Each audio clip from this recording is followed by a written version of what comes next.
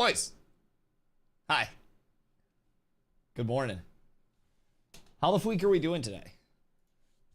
We had a weird, like, power outage last night.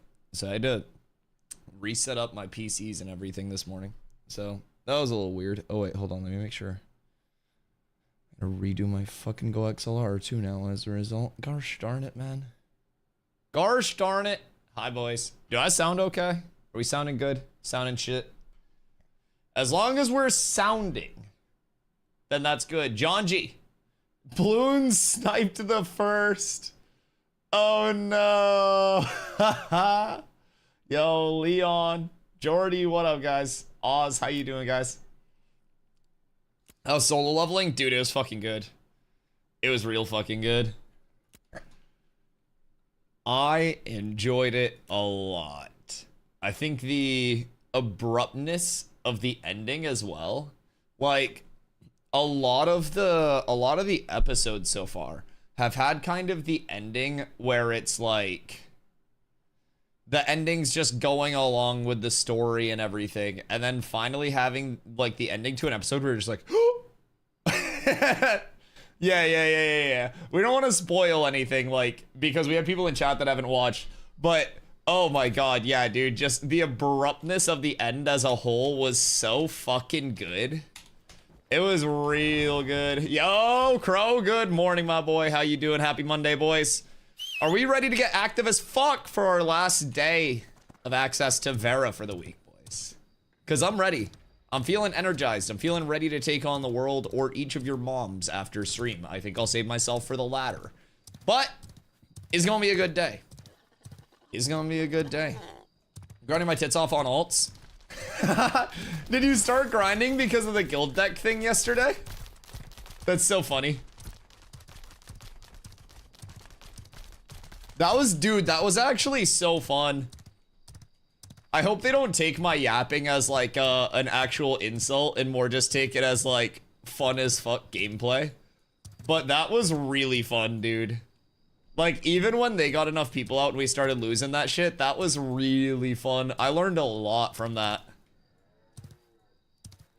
We gotta get more stuff like that going soon. And that's what I'm talking about too. Once we like kind of get our spot established, right? And we figure out where our power curve exactly is. We gotta fight guilds that are above us so we can lose. We gotta fight guilds that are, you know, even with us below us so we can really gauge where we're at, right? And I think the biggest thing there is as we gauge where we're at, we know who to shoot for next as like our step in progression. We know who we need to fight with now to kind of like get in a spot where everything's ballin'. So I'm really excited, man. I think that as a community, we've made a lot of progress in the past like couple weeks, especially. We've got a lot more active people on. Keep in mind, all of main guild is super active for the most part. We aren't just like fluffing our numbers. We aren't just like going up to 6 guilds with a bunch of inactives. I kick anybody that's for the most part outside 2 weeks without communicating just so we can keep rotating fresh people in. So my goal is to have it so we have 50 people on in main guild, like at peak. That's honestly, that's the goal. Might be a lofty goal, but I definitely think it's achievable. And as they refine the guild leveling process, I think we'll be able to actually start making some progress there too. Hopefully, I don't really know. I've been thinking about this a lot, man. I've been thinking about this a lot. And I don't really know how I would want them to go about guild progression without making it feel like an arbitrary, like you have to do this, right? Because I feel like that's a dangerous road to go down with Ashes since everything is currently so sandboxy. And I feel like the second you start really like forcing people to participate in a type of gameplay, it can go a little against like where, I don't know, where I feel Ashes is rooted. So it seems strange. It definitely needs more implementation on the guild leveling side of things. But I just don't know necessarily like, wait, is this war still going on? Bruh.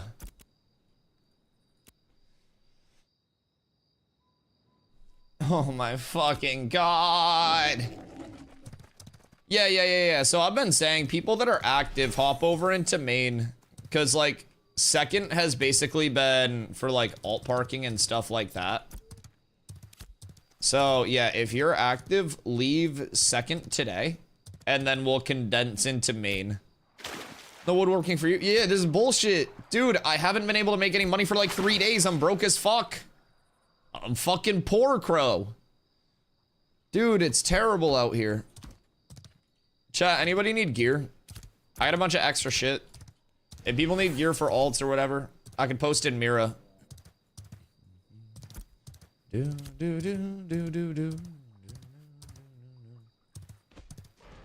you have a cooldown in between to stop people from like guild hopping. So they put the cooldown in for a bunch of reasons, but one of them primarily being so like, say someone guild decks on cats, we would all just leave the guild if we didn't want to fight, and then you'd instantly be able to re-invite people. So they put the cooldown on to kind of prevent things like that, among other tomfoolery as well. But as soon as the cooldown is done, that'll be start a next playtest phase. I can't use mounts.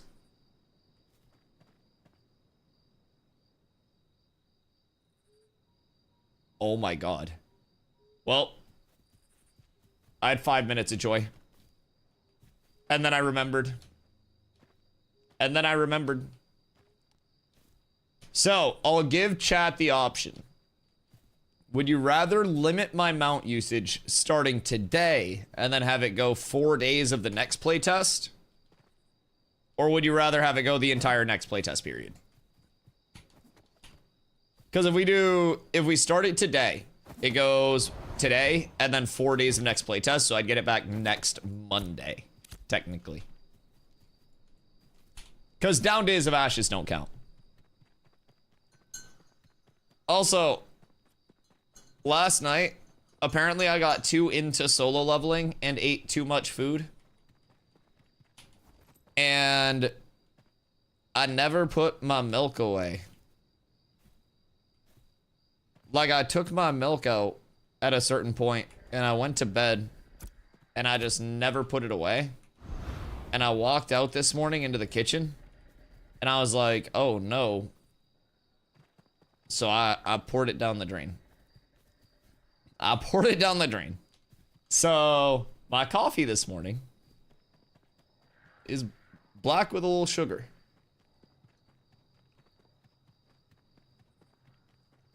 You making cheese over there? Brother, cheese is expensive as fuck. I spend like 10 bucks a week on cheese. Don't ask. I eat a lot of cheese. I like cheese. Bro, that's getting it on sale too. I'm not even buying like fine artisan shit. Like, I'm not buying like fucking Govey cheese, but like I most definitely am economically sourcing my cheese, and I'm still spending a lot of money on cheese. I've made cheese in jail. What a story. Wait, jail cheese, how? How jail cheese?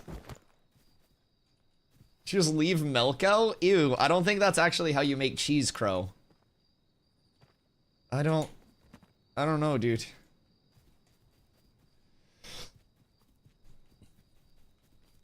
But I mean, hey, desperate times call for desperate measures, I guess. If they don't have cheese at that point, and you want cheese. It works if you do it right. You need to keep it at the same temp. Oh. And so the milk just, like, curdles and stuff, and then you just, like, take out the...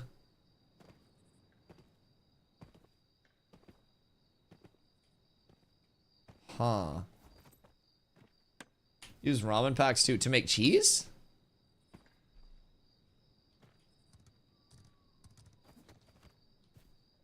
Or as like a different recipe? What are we crafting here? If 20 was max level jail cooking, what level would you say you were at? Oh, hey. I know you.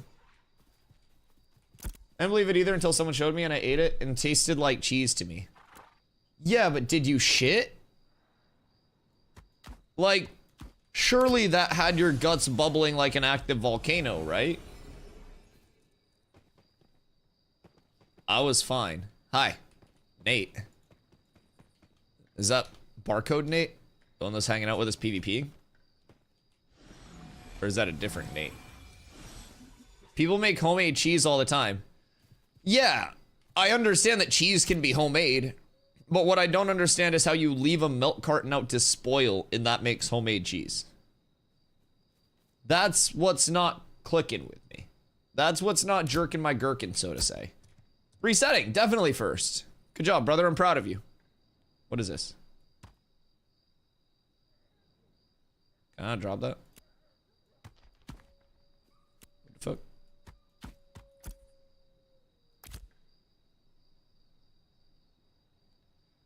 I don't think I need any of this. What is this? I just have a stuffed animal in my fucking stash. What do you think cottage cheese is? I mean, don't you have to, like, put cultures in cheese and stuff? Yo, what up, Zine? I made 5 caravans. Get out and pet my cat mountain to pass. Jesus Christ. I love that. Most cheeses, with a few specific exceptions, are made with whole milk. This can mean pasteurized milk from the grocery store or raw milk fresh off the farm. The only milk that should not be used for cheese making is ultra pasteurized. So what's ultra pasteurized milk? Is that like titty milk? Any level 10 bard gear. I'll give you a bunch of bard gear, even if it's level 20. Give you everything I have for one. Because I need to get rid of all of this. Literally all of it. Fuck! Yo, what up, Bruno?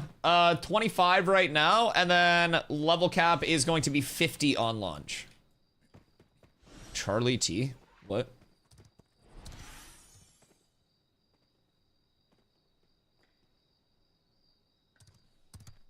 Is that the New World guy? That's... What? That's one of my friends from New World that plays on EU.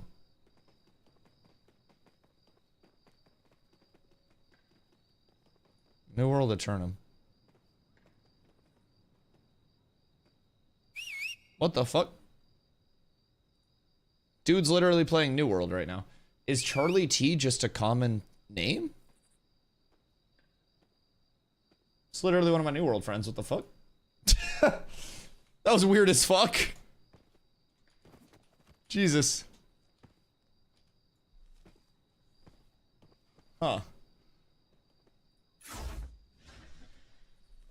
Got any fighter gear? Yeah.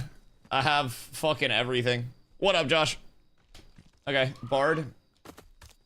Look up the most dangerous cheese. Well, that shit's like banned in a lot of places. You gotta go to like Zimbabwe to eat that shit or something like that.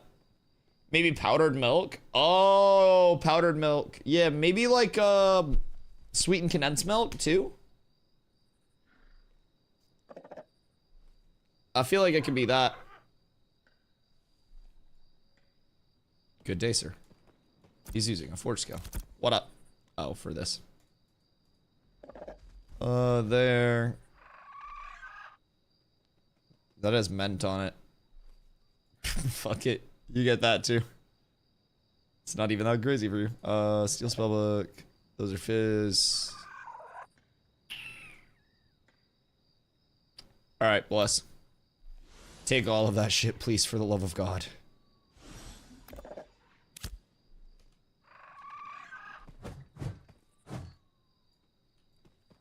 Crow needs fighter shit. Hold on. I know I have more fizz stuff in my storage. 20, 20, 20. Excuse me. That's probably better for you. I don't want to give away all of my 20 shit because if the enchanting swish hits, I'll have to refarm everything, but I'm sure the enchanting swish isn't going to hit for a bit. And it'll probably be easy as fuck to refarm by that point. Let's go there. There is a one-hander. There's a two-hander. I don't have any extra ranged on me. You don't need shields. There. Need bracers? Yeah, bracers. Oh, thank fucking God. I actually have some form of space. Yeah, fucking take those two. I have some form of space in my inventory, dude. Holy shit. We're up so tremendous now. Granted, it's probably partly my own issue because I have 4 shields in my inventory, but I like shields. And one of them was bugged, and it was like a skateboard. Okay. Whew. It's my alternate helm. It's my energy focus.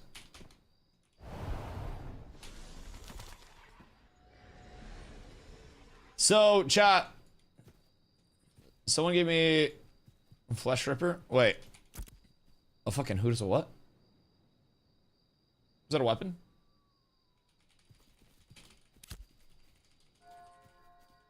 Is that juicy? Oh wait, that's the 2-hand greatsword, right? 200 level 10? Yeah. Oh, that's not too shabby. Fuck, I can't mount. God damn it. Fuck me, I hate this. I already hate this. I regret this whole thing. It is right now. Yeah, I need to get my money up and not my funny up a little bit today. So, I still have a couple pieces that I need to enchant. Like from that 10 scaling shit. And depending on what we have today for numbers. Oh, you guys are all on your alts. Right. We could do another like loop today. So maybe do like Steel Bloom, then Grave Peak. Just kind of like make our way around. Do a little bit of farming. Hello. Who dis? Is this one of you as well? Do you guys want me to get your alts into cats too? Or are you just chilling? Because I have my fighter that's parked right over here. Actually, my fighter might have some gear as well. I have another goblin mask for a caster too.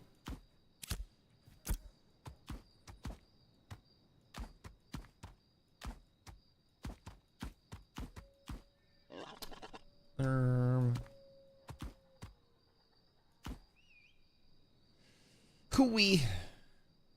Shining like Edward from Twilight. I know, it hurts. It hurts.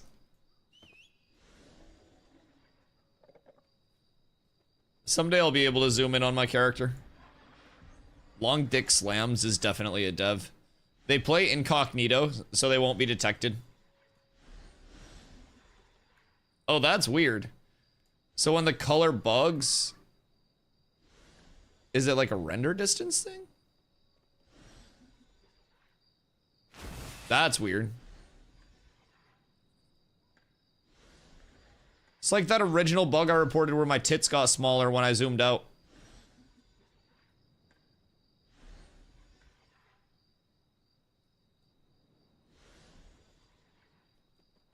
That's strange. What would cause that?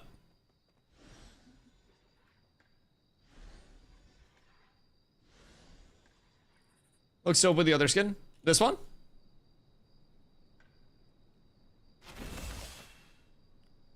This is what it's intended to look like.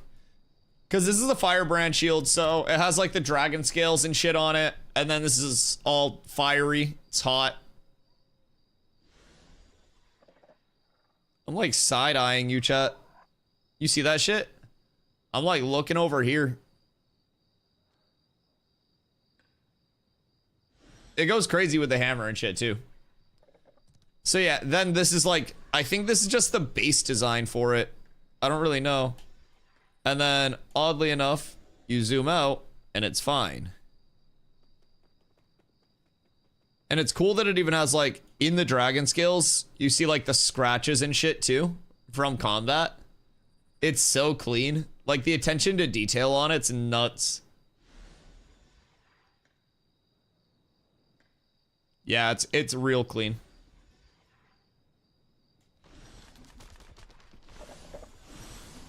Your dwarf looks dead. My dwarf looks beautiful. Then my bow and my two-hander out. Yes. Dual wielding is confirmed. You were already dual wielding.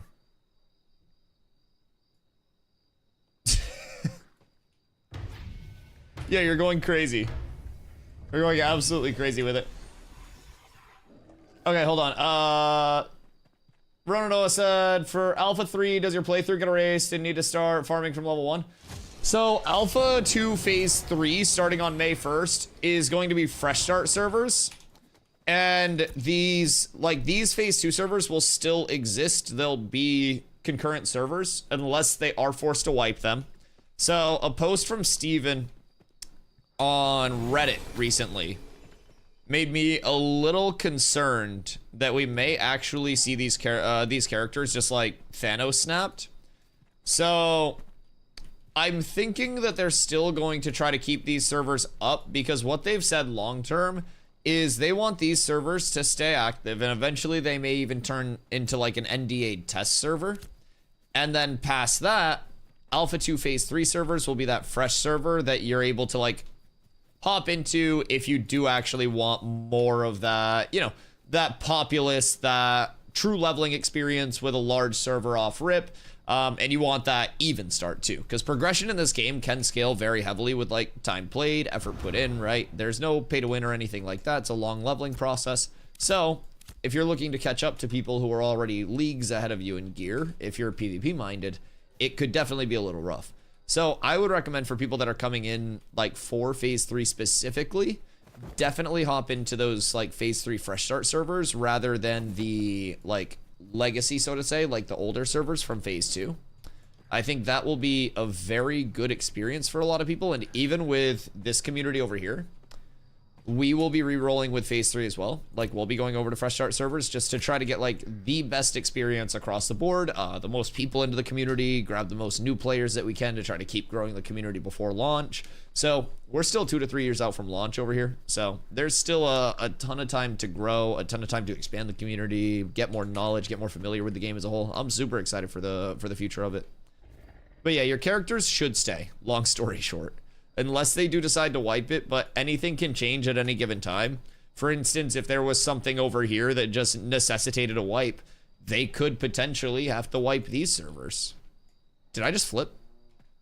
Am I tripping? No, I didn't. I thought I did, but I did not.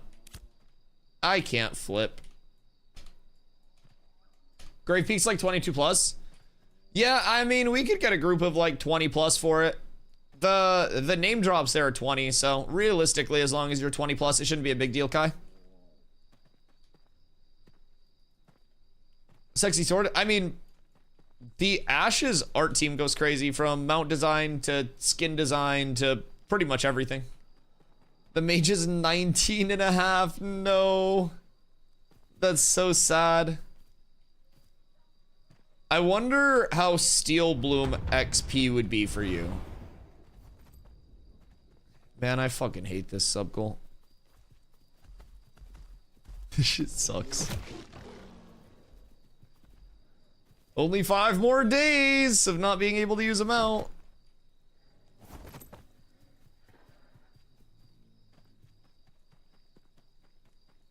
Steel Bloom's one of the ground spells for the level, I think.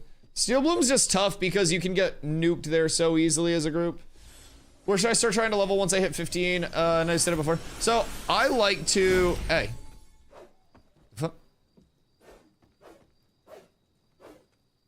Hi. I see you. I got scared.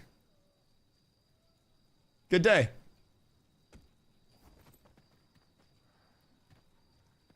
Stealing your prime subs? No.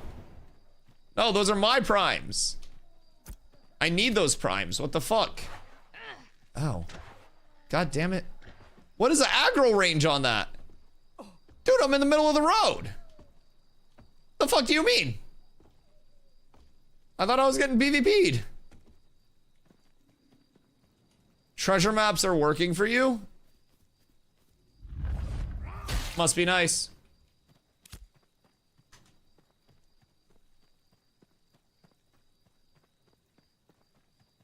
Intrepid hates me.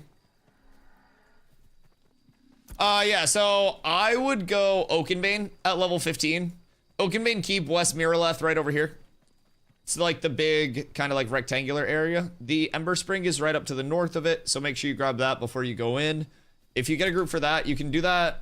I mean, I did it to like 18. I feel like optimally you probably do that to like 17 plus. And then when you want to add out from there, like say you get a really pumper group, probably worth staying till 18 for.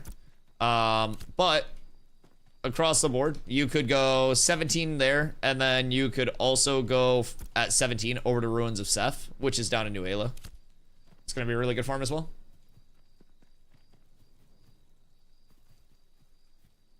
Is there a voice command when you're in a party? Like a party voice chat? No. People typically will use Discord for like party voice comms.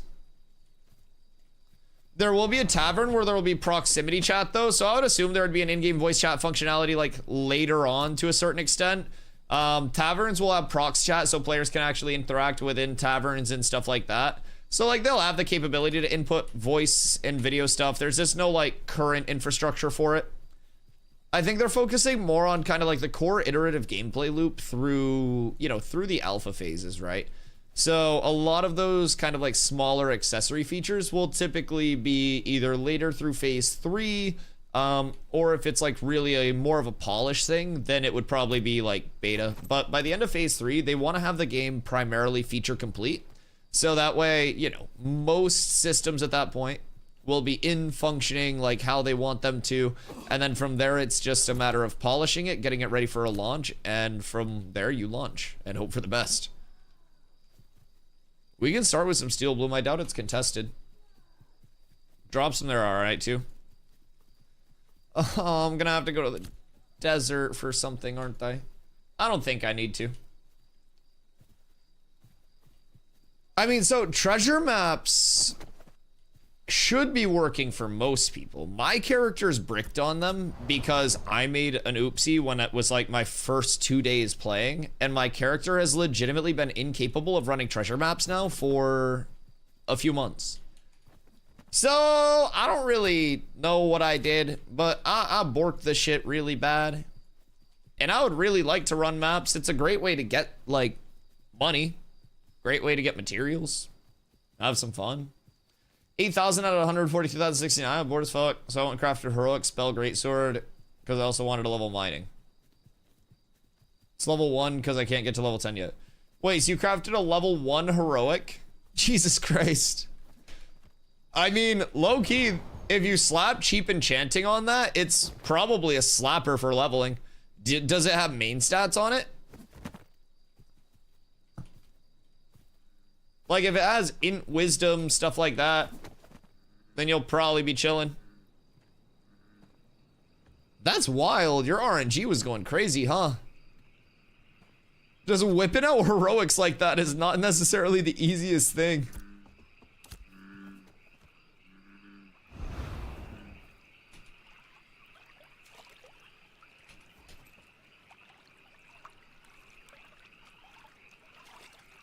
God damn. Yeah, so have you just been like grinding? Yo, what up, Alzito? How you doing, go?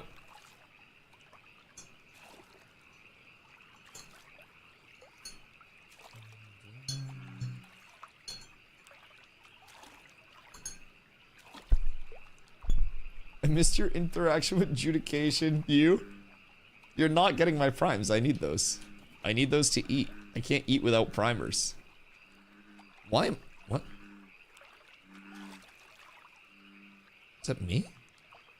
Buy a hippo?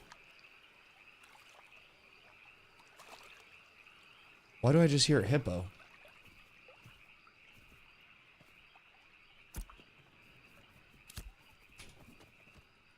You see my gold? No, I got scared. I had my maps pulled up at first. I was like in menus and shit just started going on me and I was like, oh fuck, not again. I was terrified. And Discord, hold on, let me peep. Why do I just hear hippos? One in. Oh yeah. So I mean, that'll probably be cheap as hell to enchant. Like, you just get novice enchanting scrolls, and then you can slap enchants on that bad boy for probably like monetarily really cheap. And each level of enchanting will give you +1 intelligence, which if you go into your character menu and then hover over your intelligence, you'll see that that gives you 3 magic power rating per int. So if you did 5 levels on that and you got +5 intel, that would give you another 15 magic power rating, 1/5. And so that would basically give you another 30% damage on that.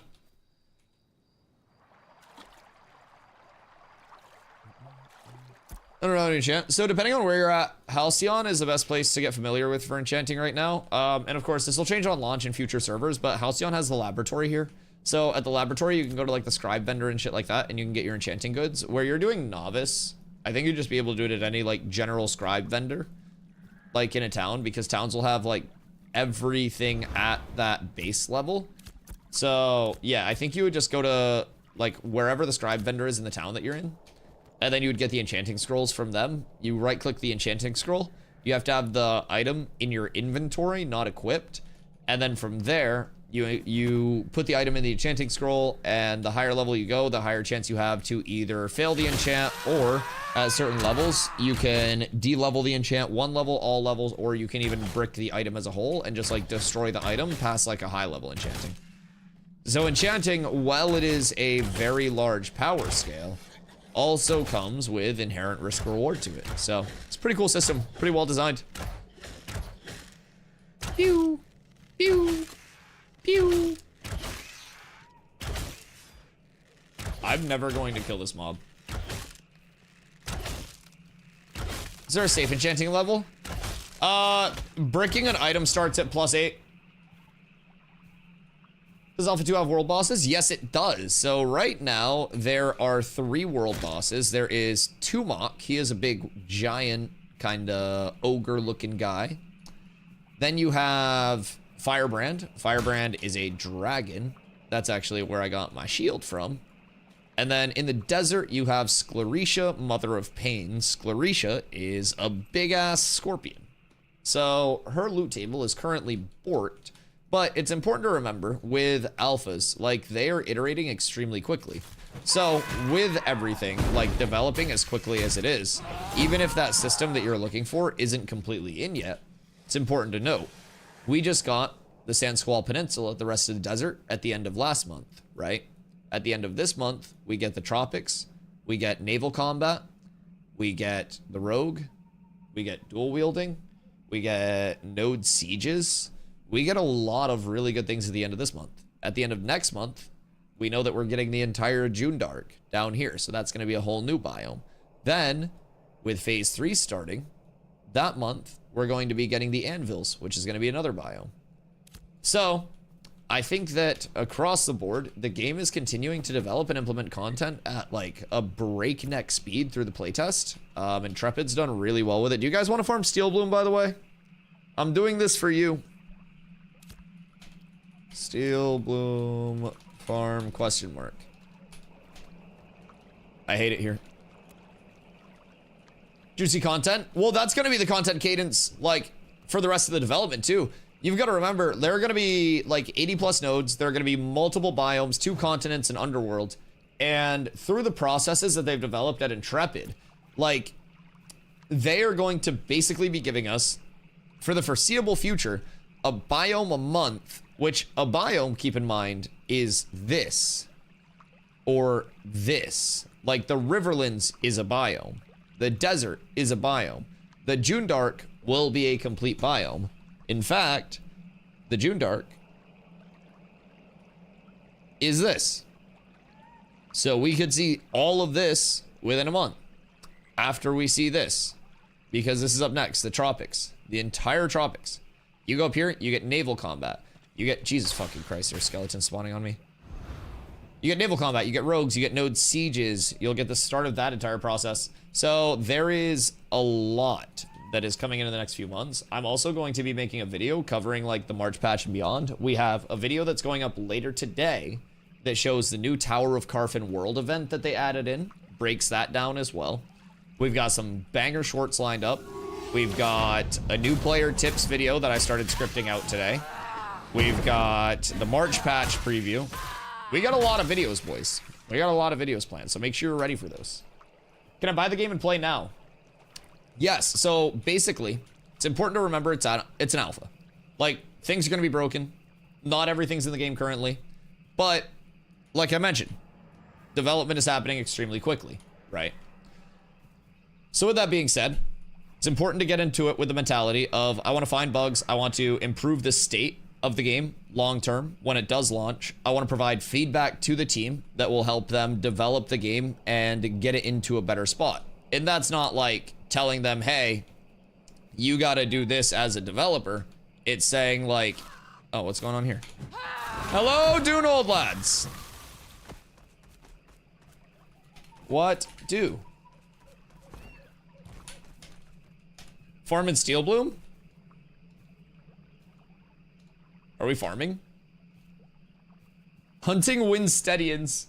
Word. But, sorry, I got distracted by our dwarven friends. So basically, if you get into it with the right mentality, I feel like there's a lot of content to be had. It's a social sandbox MMO. It's got a ton of systems that provide repeatable content. All of the gameplay loops are very well intertwined. I actually did the math, and my estimates were that I was at about 400 hours played, and it's actually closer to 450 plus because I've been playing this legitimately every day for about 10 hours a day since December. So that's kind of something to keep in mind. I have a ton of hours and I still get on every day and I have a lot of fun with the game. Click your link for the alpha 2, buy the correct alpha, which will allow me to play today. So there are a few different purchases that you can make. If you click the link, that's just a referral link basically, where if you create your account using that link, you support the stream. 15% of all of your purchases come back to me as in-game currency, not gold, silver, copper, but like the store currency. The store is transmog only when it is in the game. It's not until launch. No pay to win, no pay for convenience. So that's a way to support the stream. You create your account using that link. It's a once a lifetime opt-in and then you're good. From there, you'll see a couple of different packs. And hold on, my PC reset last night, so I have to bring this up. But we do have a very good resource here that was said to be passed down. They actually found this behind the Mona Lisa. So when they peeled back that very underwhelming painting, rumor has it, one of the first things that they saw was a phoenix. This phoenix.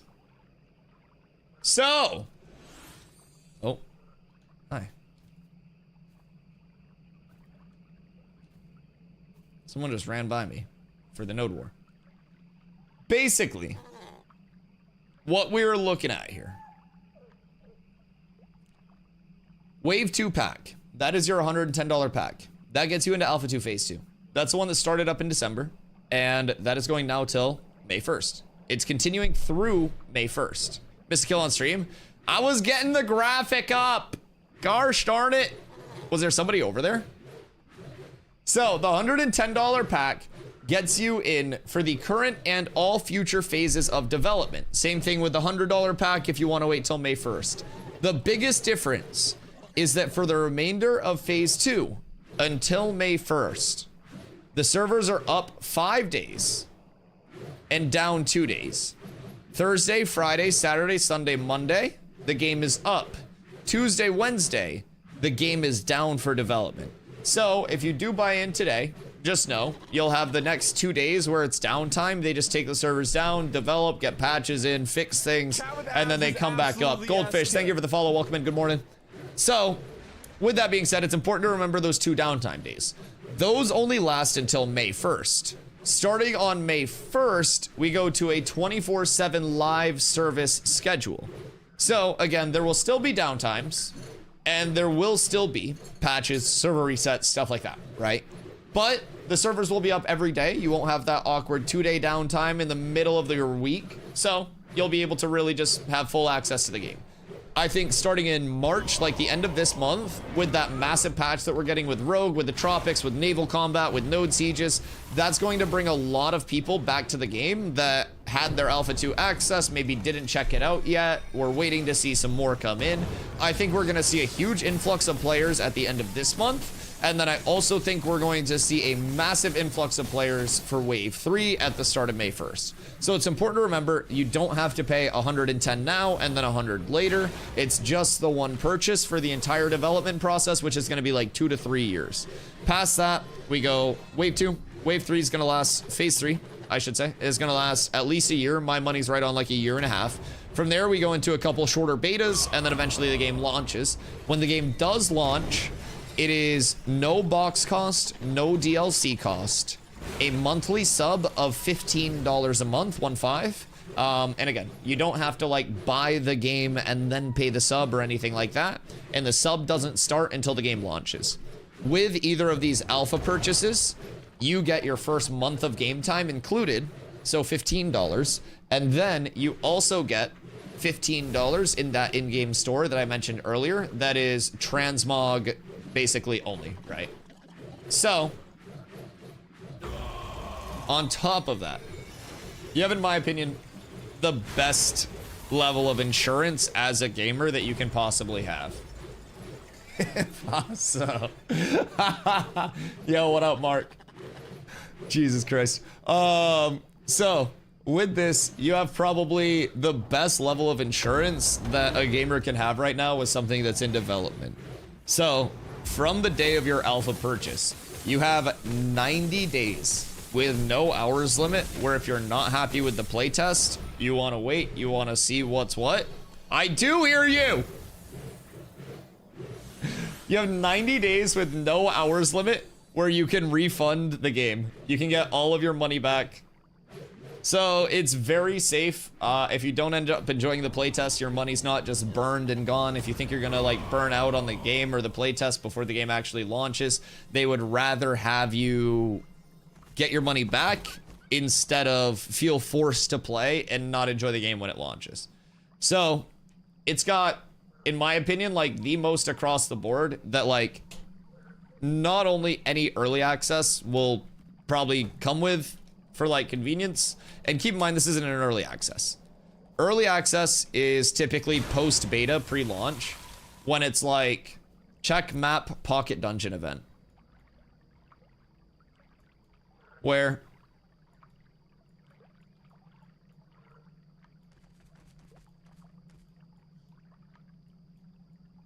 what pocket dungeon event? It's not there for you.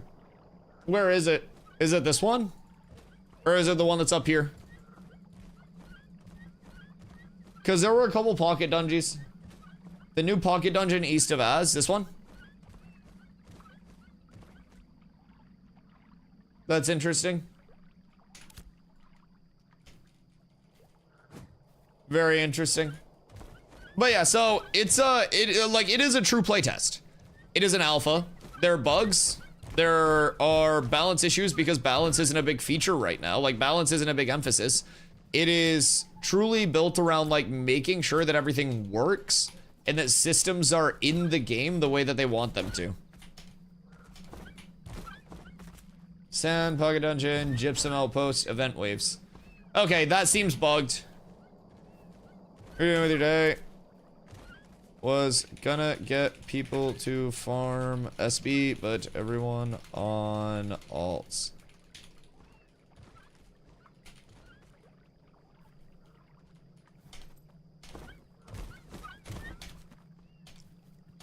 Last statement's what majority of people don't understand.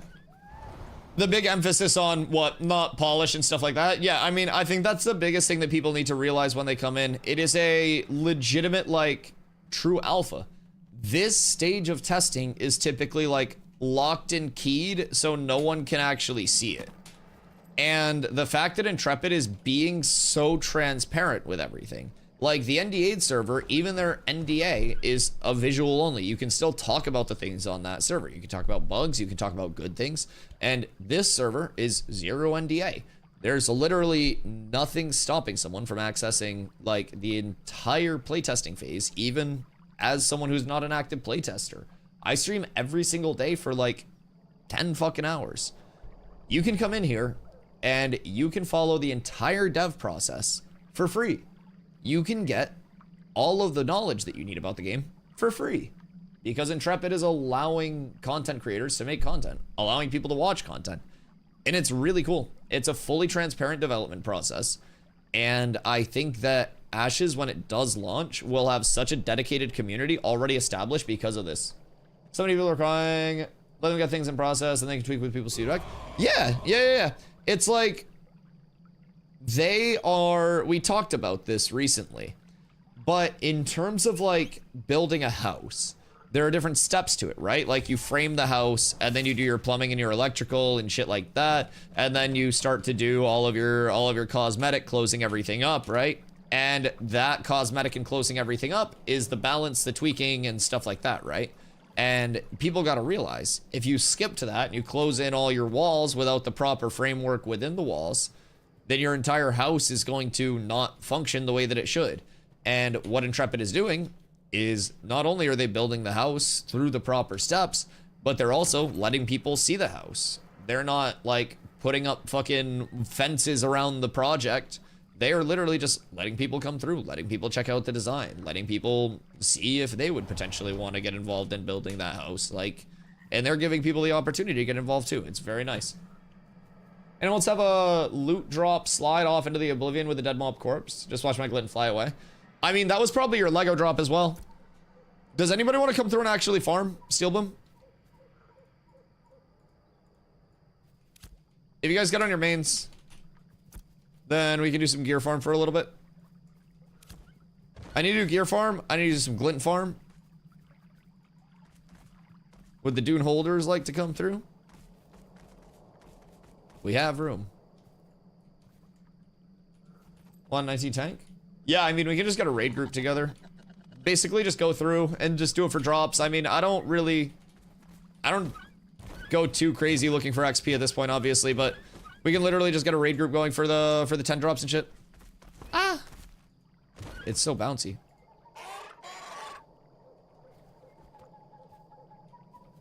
I think my character's glitched for maps now. I just use one and not showing any map marker for it. Make sure you're zoomed in enough. So it won't show if you're like all the way zoomed out like this. You have to actually like kind of zoom in to a certain level and look through the map. So that's the good thing though. Maps will have different kind of like biome denominations. So it'll be like a Riverlands map, a desert map. They'll introduce tropics maps with the tropics update. You'll have June Dark maps. And so you'll basically just have to scroll in and like comb that biome. Double check that. Yeah, it happened to somebody yesterday too. They were just like too far scrolled out, and then once they kind of like scrolled in a little bit more, they saw it.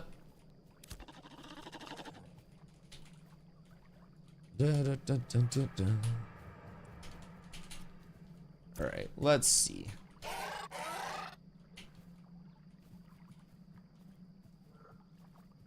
I feel like, bro, I'm not gonna lie. Every name from New World is just a name that people have over here.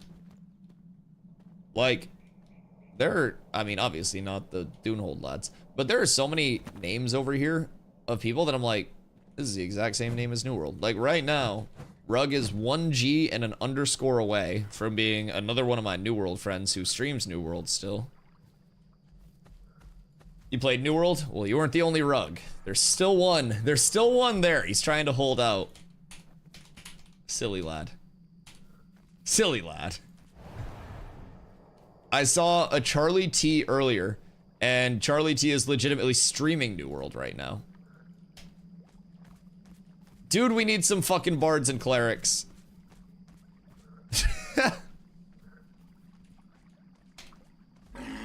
Where are all of the bards and clerics? This is so bad. Oh wait, so you got the OG Rug? Thinking about switching back to Bard? Do eat. Do eat. Give in. Absolutely S tier. Yo, Lexika, thank you for the follow. I appreciate you. Here at level 9. I mean, honestly, I might just have you pull up. Can you cast Saga?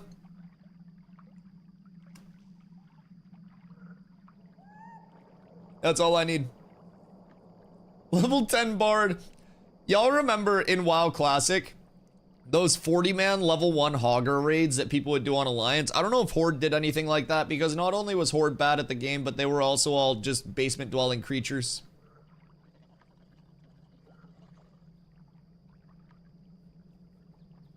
scum. But anyways, 40-man Hogger raids were very fun. We can start to run some of those. Like, launch day on fresh starts, we could try to have enough people to go to a world boss day 1. Yeah, you heard me, Token. You fucking heard me. There's a reason I didn't do OnlyFangs.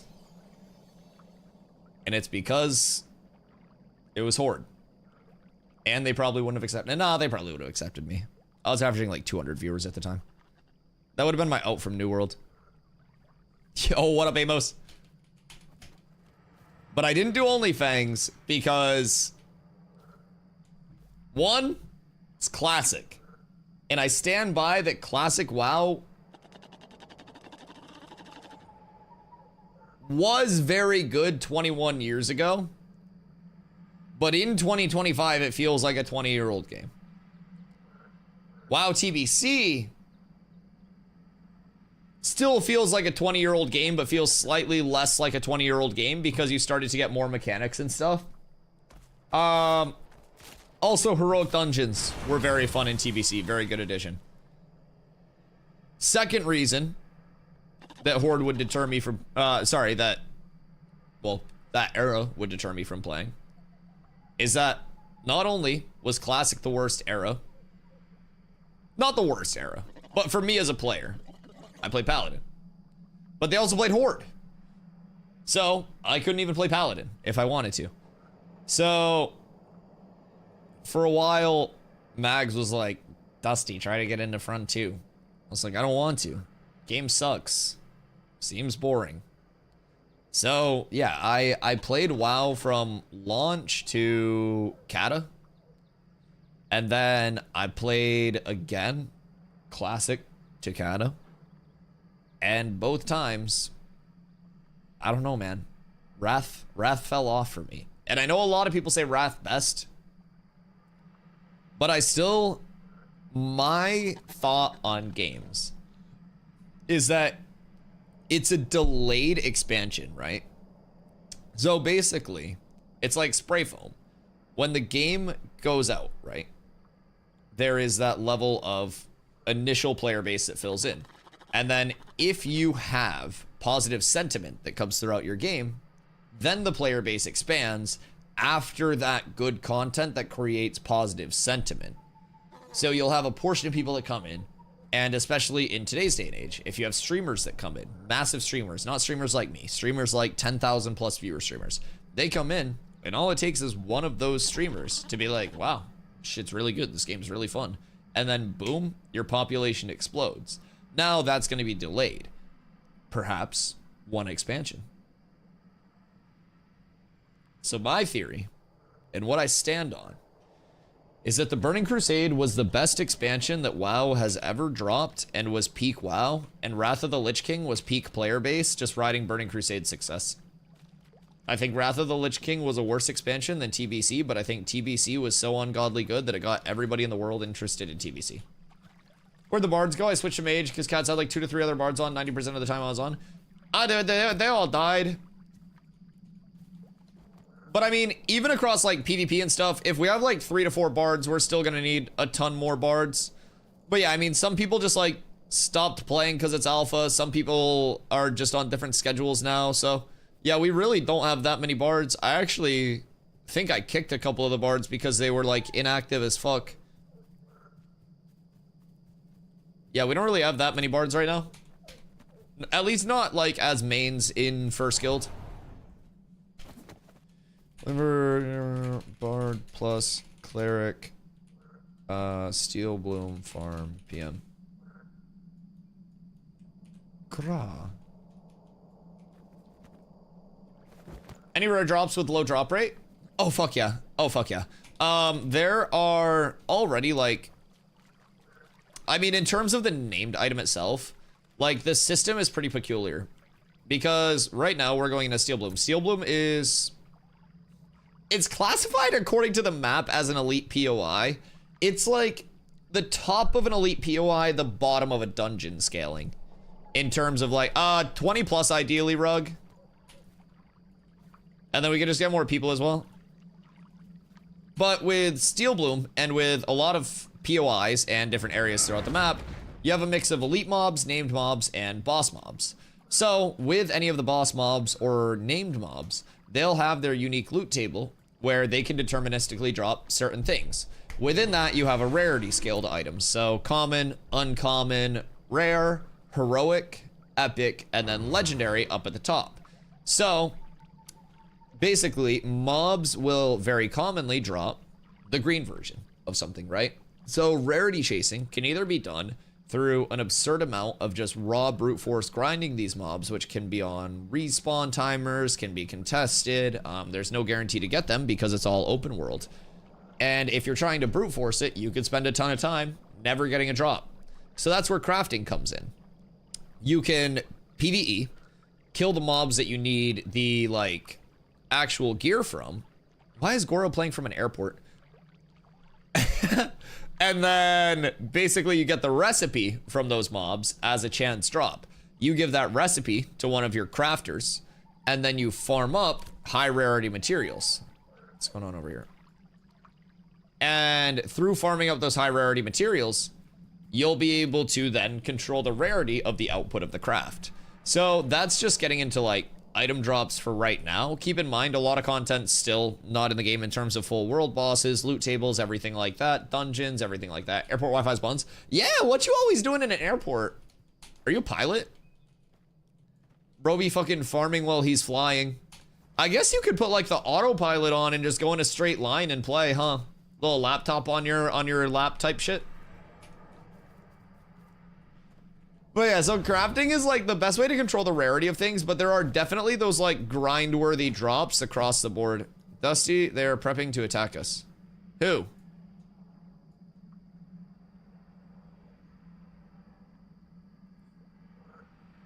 Rive.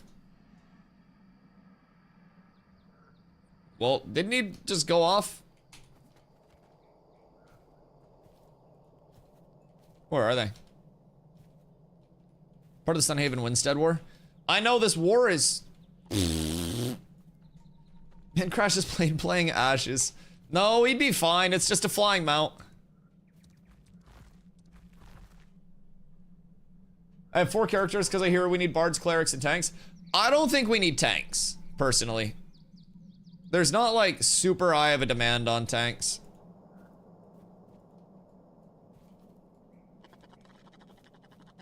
Good day, lads. Good day, friends. I am friendly dwarf. I come forward in peace.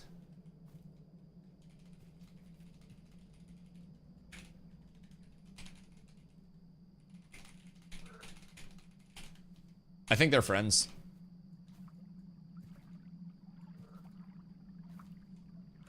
I will walk slowly.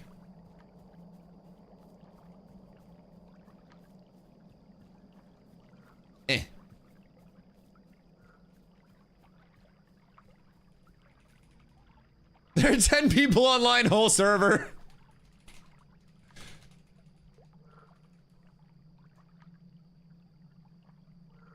We kneel with honor. He's dancing. Have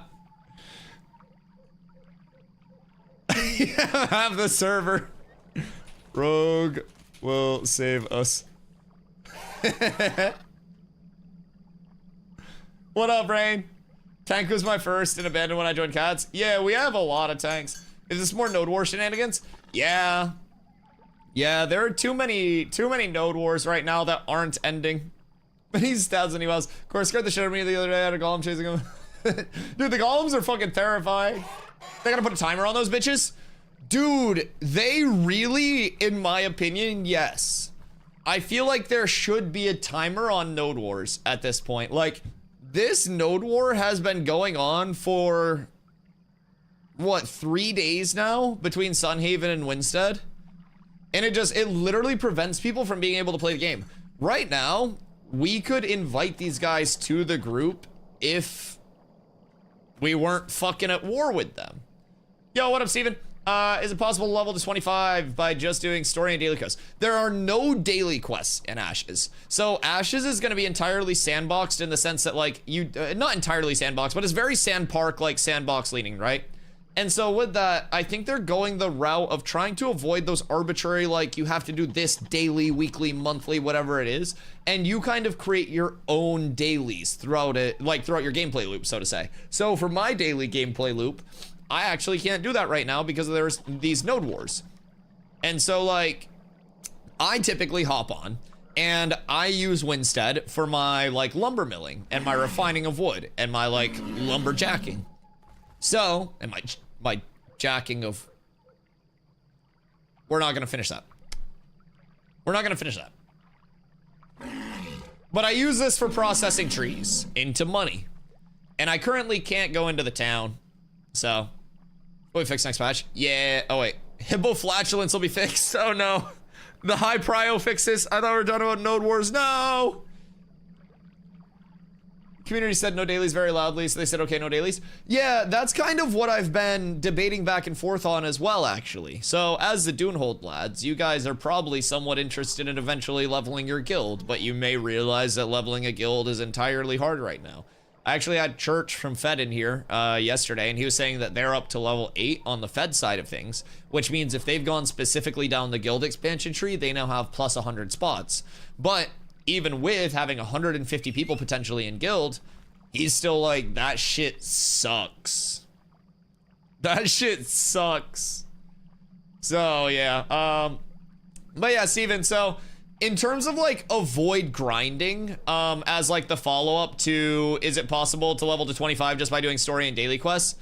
It's important to realize in MMOs and ARPGs as a whole, your entire gameplay loop is going to be grinding. So if it's like, if you're looking for something that's not going to be a grind and is going to be a little bit more casual of a pop in, pop out to play at the top end, then an MMO or an ARPG probably just isn't like up your alley in terms of the best genre. Because MMOs, especially non-pay to win MMOs, tend to be like those who grind the most and are the best have the highest power scaling, right? Whether that's grinding logging for 8 hours to get like the highest rarity wood that you can get to make the best output goods there. Whether it's grinding mobs to get the most recipes, the most gold to facilitate things, like pretty much everything, right? At a certain point is just grinding or grinding with extra steps. So I think Ashes, like, while the optimal ways are going to be grinding, you also have to remember, even in WoW Classic, your optimal leveling route includes a shitload of actual mob grinding. A lot. So I think just MMOs as a whole, like, there's never going to be that, like, avoid grinding if you want to actually level and be on, like, you know, that more competitive realm of things within an MMO, especially something like this. It is a very long grind game. Right now, level 25 is a cap. You're already looking at 125, 150 hours for most players to get to 25, in my opinion, if it's your first time playing through. And then on launch, we're looking at level 50 cap. So we're going to be looking at probably 300 plus hours at that point for newer players and for first time levelers. So I think it's important to kind of like, with Ashes specifically, know the systems that you're going into, the type of game you're going into, because it really is that long-term grind. Like, Ashes is all about the grind. So if your goal is to avoid grinding, then like Ashes may just kind of cause you to burn out if you want to play it on a more competitive level.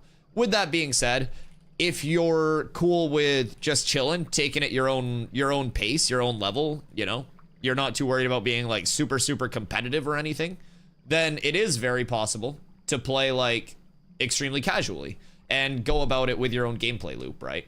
So I think across the board, like, it's possible to not grind, but you have to kind of like check where you're at and what you want out of the game. Like, if you want to play on a high level, beat people in PvP, make a lot of money, you gotta grind. If you want to be behind the curve, doing your own thing, like a solo self-farm, role-playing, stuff like that, you've got to realize you're going to be a lot weaker, you're going to be behind, but that is possible. So Ashes is really a game where you have to check yourself and you have to realize what you have at your disposal, whether you can play 10 hours a day, whether you have a job, a wife, a kids that don't allow you to do that. Those are all going to be things that, again, in this game, will impact your power output. And for some people, that'll be a push off. They'll be like, well, I want to play 2 hours a day and be as strong as the people that play 10 hours a day. Well, stop spending money on your wife and your kid and go play a swiping MMO, because that's the only way that that's going to happen. I think with MMOs as a whole, it's legitimately just like grind, grind, grind, receive power scaling unless it's pay to win. And Ashes, fortunately, will have 0 pay to win, 0 pay for convenience or anything like that. I just want to level all the classes slowly during beta. Oh, fuck yeah. Yeah, Steven. So what I was saying, like, the biggest part is, like, if you're in a spot where you're like, I'm cool with being more casual with it, I personally think the Ashes world as a whole is immersive as fuck. I think if you're someone who is cool with, like, I want to take my time, I want to chill, it's great. But it's going to be that conflict when people are like, I want to play 2 hours, but also be the strongest person on the server. And if you're a reasonable person and you're like not thinking that way and you're just like, oh, I play less, I'm less powerful, then you'll have hundreds and hundreds of hours. I have played this game 10 hours every single day for 3.5 months now since coming here, every day that it's available. And I still have a ton to do every day. If you're a casual player, you will never hit the like completion point of the game. This will be the like most immersive game, I think, for someone who does want to hop on a few hours a day, especially once the large map is out. Right now, everything's in your face. There are guild wars everywhere. There's node versus node wars everywhere. There's a lot of like massive population just crunch, right? Even with the servers being kind of like, Perry, you okay? You got a YouTube chat too? Yeah, I'm multi-stream. Just log on slowly over the next couple of years and level, come release, where there's no deletion of characters, I'll play hardcore. Yeah, that's a really good way to get into it too. Yeah. I absolutely agree. If that's what your goal is, like kind of get that baseline knowledge, get that baseline info, that's huge. That's also what a lot of the community is doing right now over here. Like, we're going at it and like playing, but our...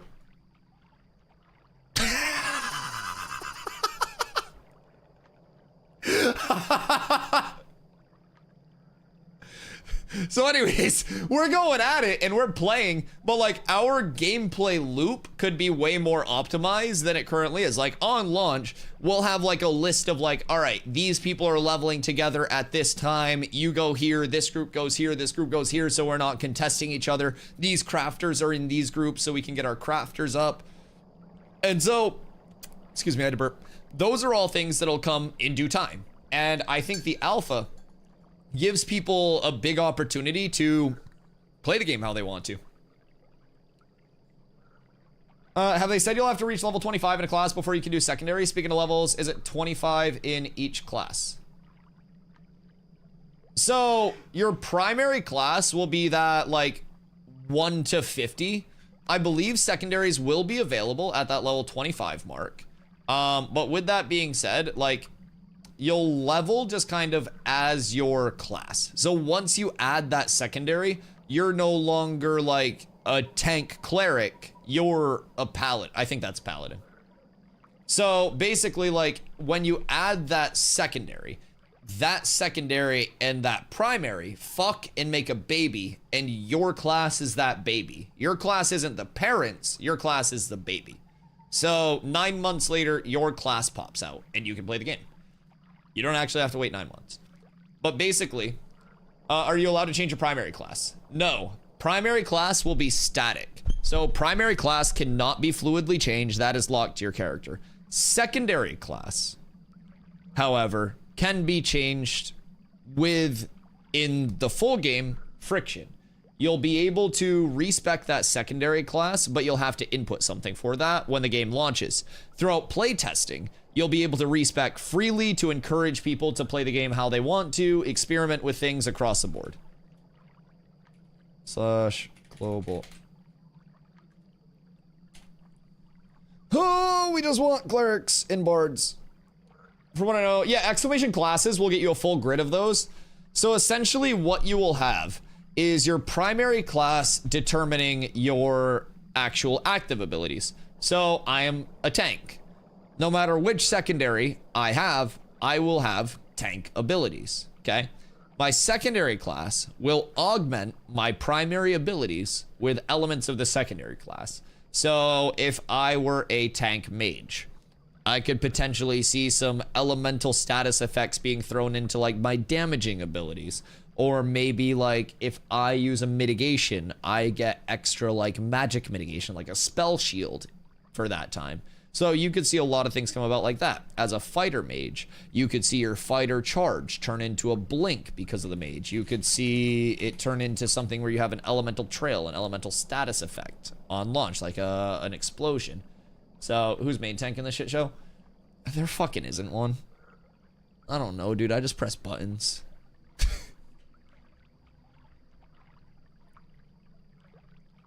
What's similar to an arms warrior in WoW?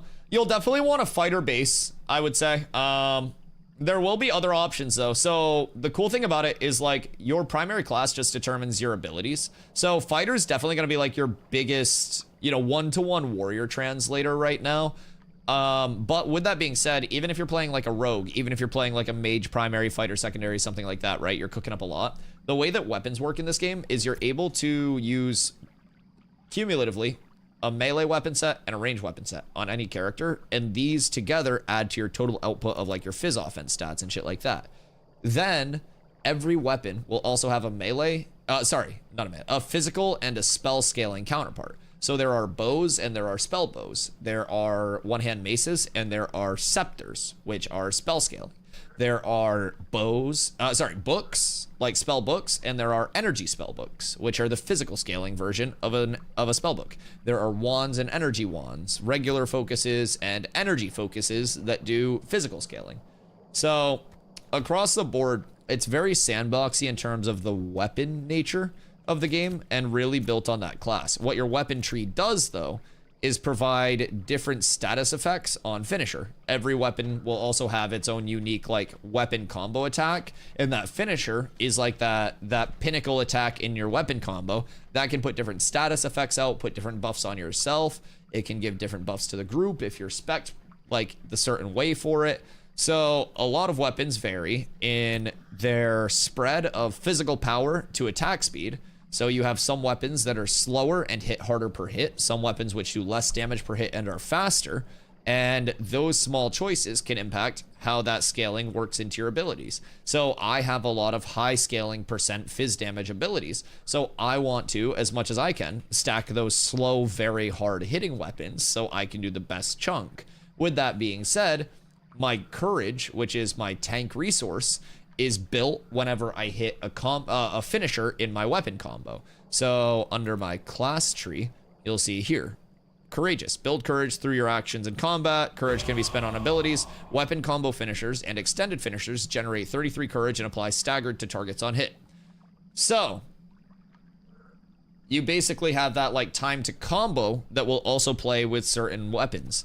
So a weapon that has, say, a slower combo could potentially be used for more throughput or something where you're building up to that. A weapon with a faster time to combo could be used for facilitating those status effects or different things like a bard.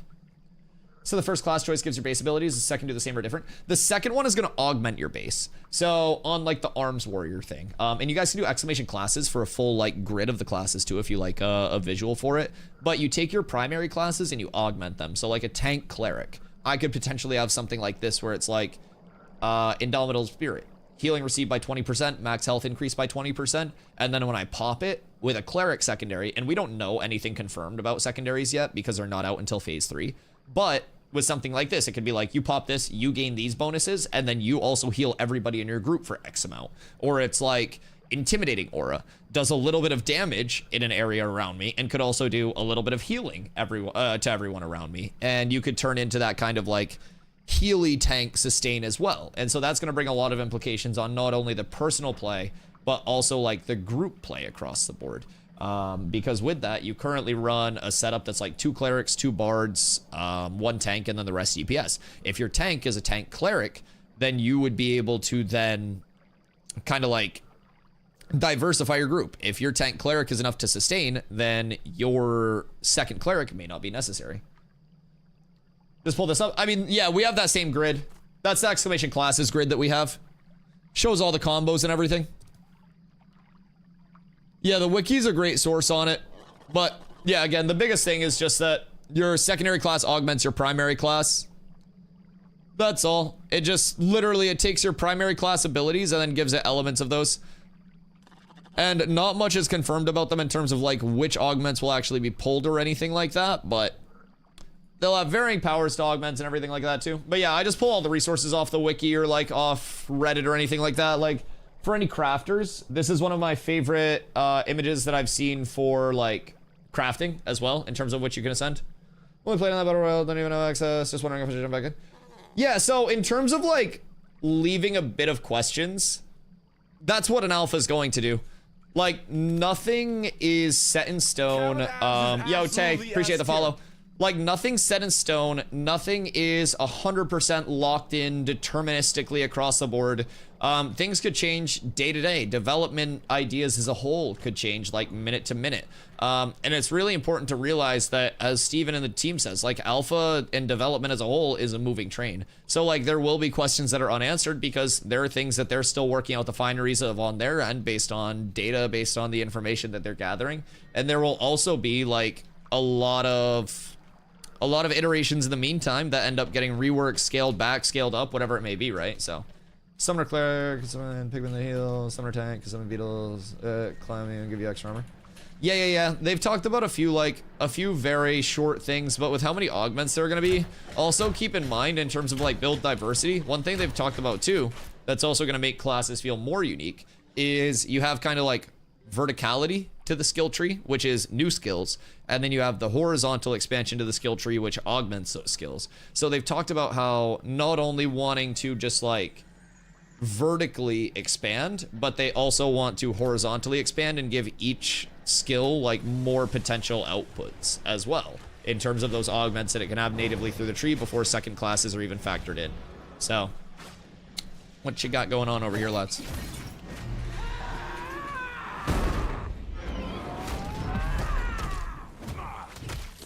The big 13 cleric, thank you for your commitment. Up tremendous. Yeah, what up, Tarv? Excited for cleric fighter. Cleric fighter and fighter cleric are interesting to me, because if you have, say, like a fighter main cleric secondary, and you have like a portion of the damage that is going out that is healing people in an area, that's going to be really good for group sustain in a lot of scenarios. I can see that being absolutely sicko mode.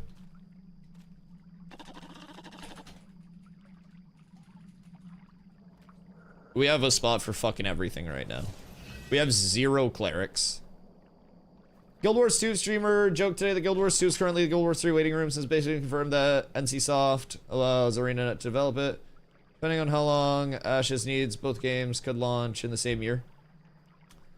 I think that they're gonna attract entirely different audiences, honestly. I think like what I've gathered about Guild Wars 2 is that it's a very, very, very overly kind of like fast process to endgame now, where you can just juice shit across the board. Guild Wars 3 won't have the same impact. TBH 2 is a big letdown compared to 1.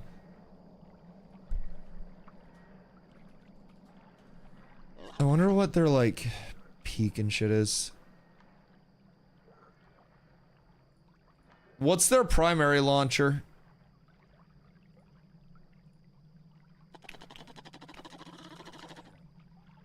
I wish there were a reputable source.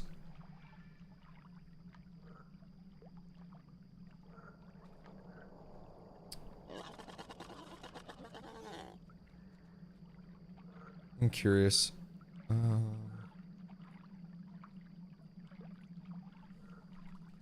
New World. I want to find MMO chart for this. MMO chart might not even have it. Okay, that's not too inaccurate. So it seems like Guild Wars 2 may have like still around 90k-ish, which isn't bad. Unreputable, what do you want to know? I was trying to find like an actual, I was actually trying to find a fucking reputable source on what their concurrent player base is sitting around now. But yeah, I don't know. I don't necessarily think like Guild Wars 2 and Ashes would really have that massive carryover of audience. I also... Do you really think they'd be like... Do you really think they'd be dropping something in 2 to 3 years if they haven't like announced anything publicly about it?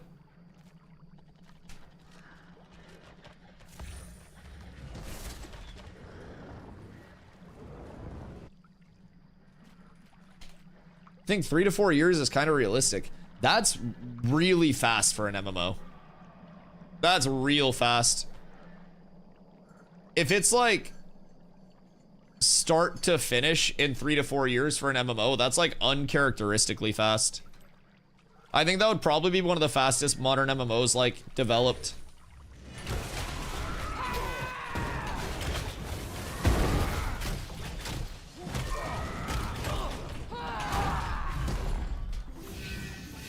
I think they're already at it for a while.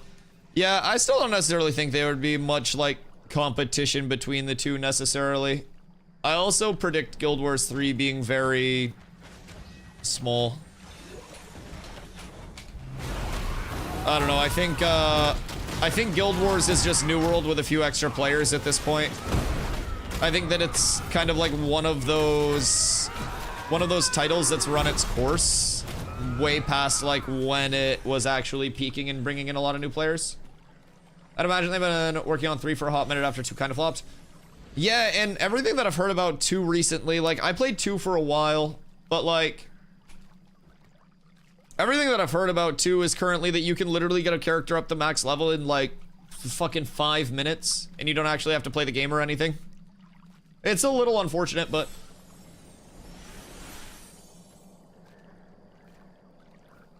I'd imagine New World shits on Guild Wars in numbers. Oh god, no, New World numbers are terrible. Yeah, New World's under like 8K on Steam. New World's absolutely fucking horrendous. Guild Wars 3 won't compete with Ashes, I think. Could be very big though. Guild Wars 2 is very popular and a lot of people remember it fondly. Yeah, but a lot of people also remember New World fondly from when they quit. I think like remembering something fondly and then realizing what it is in the proper state and like why you quit. If you remember a game, then that means that you stopped playing it for a certain reason. And I don't think if people are currently like enjoying what they play, then they'll necessarily drop it to go back to a game that they quit. It's the same thing with like New World. Every time New World relaunched, quote unquote, its population got smaller with each subsequent relaunch because people just like, they'll be like, oh yeah, I quit this for a reason, I'm not going back. Said Guild Wars 3 is in review stage, expect 5+ years, also completely different MMOs. Yeah.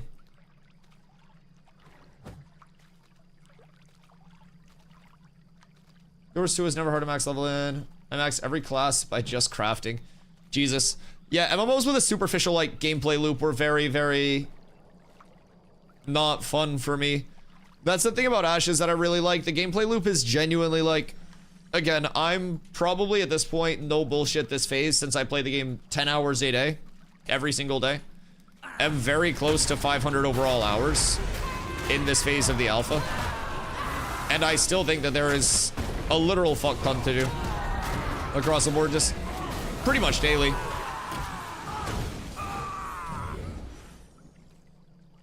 Do you think there might be portable gear repair, or will it be vendor-based? They've said repair kits. Yep.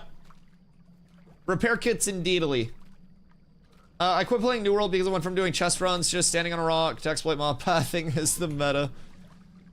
I mean, honestly, it's not even that. Like, chest runs in New World were also, in my opinion, boring as fuck, and were like, if that was the only gameplay loop, then that's naturally going to go away. I think the thing that Ashes does well is it integrates, like, every aspect of its gameplay loop in, like, every player's gameplay cycle, right? So, with all of those things being integrated, you have a ton of different players, a ton of different play styles, a ton of different types of people that are all able to come through, and they're all able to participate in, like, multiple facets of the game. Instead of New World, where it was just like, oh, I want to war, so I will just do the bare minimum so I can war. Like, if you want to actually play this game on a high level, you've got to engage in a lot of the systems in a very high level, so... I really like it. I like that this game is very, like, not streamlined. I like that it is very built upon the community interaction and everything through that.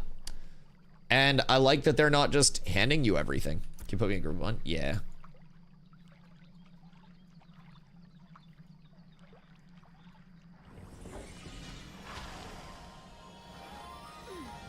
Oh.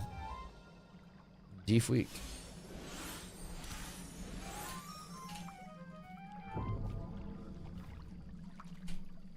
It happened again.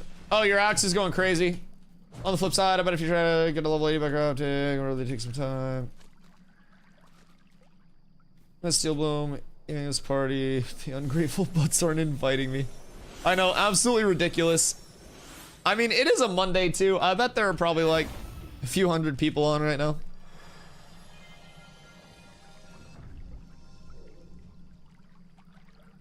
Ask Tape B if he is a DJ. Oh, because of like the other side of the tape shit. Do you have to pay for monthly game time currently if I was to buy in for Alpha 3? You do not. So while we're still looking for clerics and bards, I can show you this.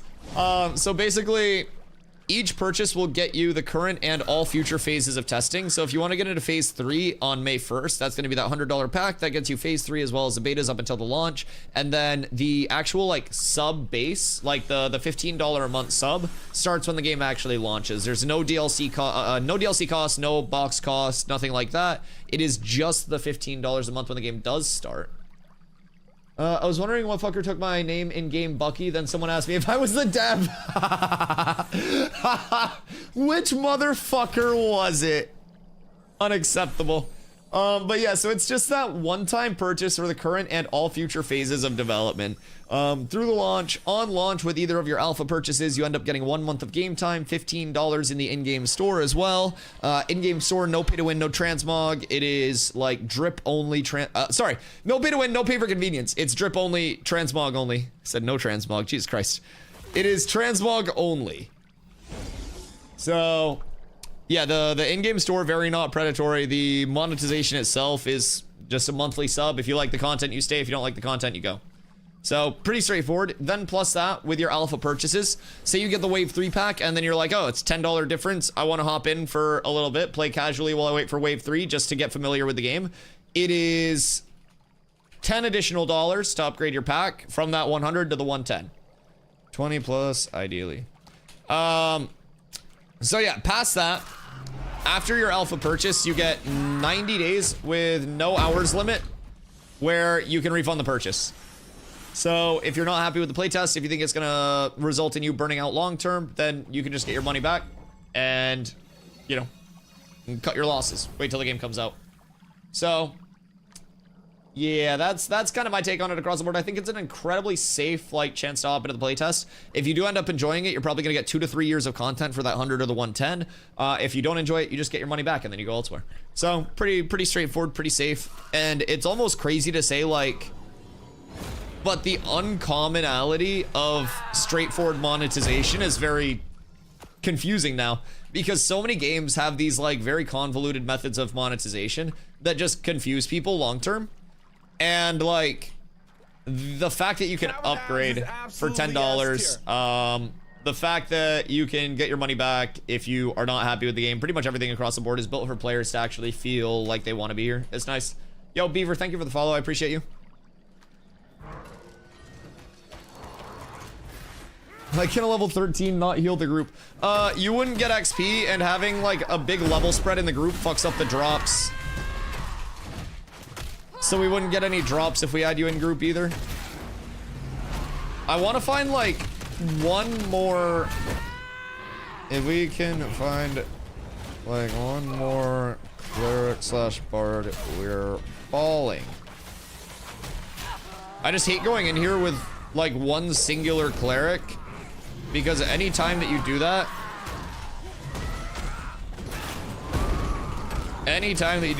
your cleric just gets fucking nuked. You're a man of timeless taste and discerning character. Level is too low for this endeavor. Good day. Looking for 20 plus. I should probably include that in the plug. Everyone's getting wrecked and Dusty's explaining monies? No, I'm still helping. I'm still helping. Oh, is Kai on? Huge.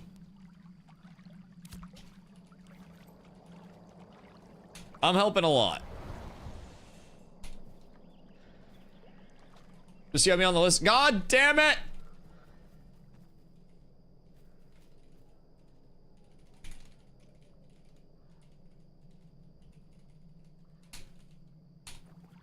That man chill. Working, so can't play. What if you just quit your job for the cause? Ignite's going crazy over in the war. Okay. I'm gonna post one more time. Don't listen to Dusty. You literally show up here to listen to me. What the fuck do you mean? Want to pay me to Bard? I can't afford to pay anyone. Maybe if we hit that sub goal. Maybe if chat stays extremely dedicated. By the way, chat, I forgot to intro this at the start of stream, but you guys were yapping about it, and I ran out of other sub goal ideas. So the gauntlet's been thrown down. Chat has said, Dusty, what do we have to do to get you in a maid outfit? It's approximately 1,111 subs. That's what gets me in a maid outfit. I'm gonna fill up my coffee. I'll be right back. Don't give subs while I'm gone. I can't thank you.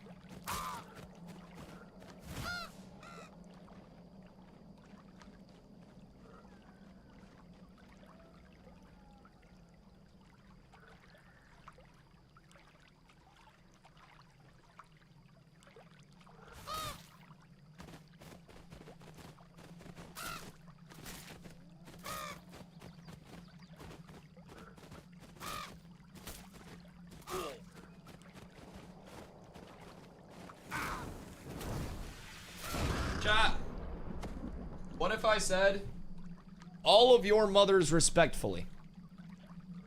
That's all. Every single one of them. I said it, and I meant it. I stand on that business. You guys are freaky fuckers. Yeah, I don't know, man.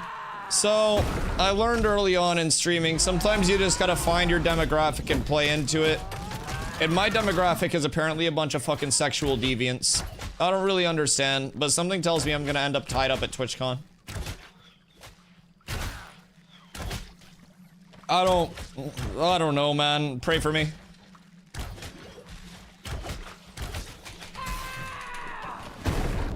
Was anyone else? God fucking damn it. / global. Please.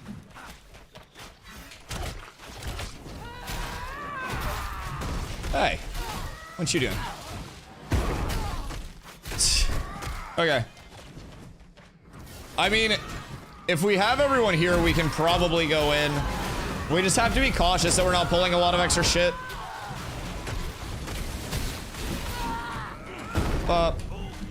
Man, where am I supposed to cut trees if I can't fucking cut trees in Winstead?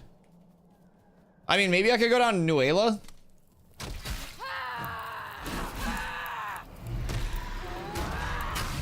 Maybe.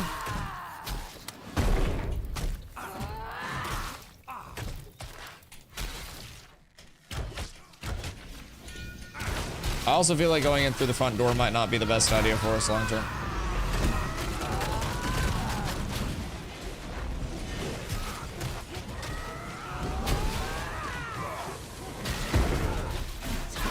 We normalize those here. I don't know about that one, man. I'm trying to make a case to the mod team to abolish them. I'm like, man, look, the average viewership is so much lower on these days. Unfortunately, it's not. It's not lower on those days. I'm pissed. It's the same every day. And we just keep growing. Struggling from success.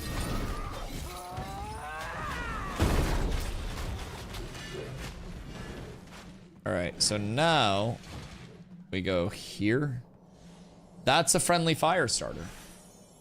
I can't do anything about that one, so let's try to just... Alright, man. Alright, man. I can't do anything about this guy. He is friend. Legitimately friend.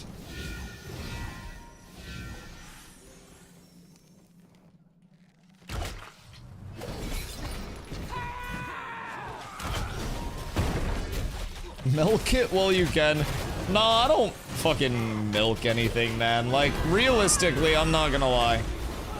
I would probably be a much more monetarily successful streamer if that was the emphasis of what I did. But, like, the fact that I'm able to pay my bills off of this is, like, a huge, like, side thing, right?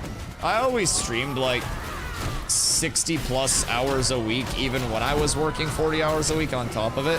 And so for me to be able to do it full time, like, it's just, you know, it's what I was doing before, but I'm able to fully commit to content and make my best content and kind of like bring all of my energy here every day. And like, I'm super grateful for that. But people have been telling me, for example, like, I suck at taking money. Like, realistically, I'm awful at it. So I've been getting yelled at because I need to put up a dono goal because we have like the TwitchCon travel, we have the IRL backpack for TwitchCon and like the Iceland trip so I can do hiking streams for you guys. And so I've been hearing like, Dusty, you gotta put up a dono goal. You gotta put up a dono goal. Like, and I haven't been putting it up. I don't like putting up dono goals. Why don't you have a dono? I mean, you can do exclamation donate, but I don't know. I'm not one of those streamers that's like, everyone feel obligated to give me money. Like, the most that I do that's close to that is like telling people to see if they have their Prime available and then being like, hey, also, you can get 10 free meals if you do exclamation HelloFresh, and if you're in the US, you get free breakfast for life. But the 10 free meals are in the US, Canada, or EU.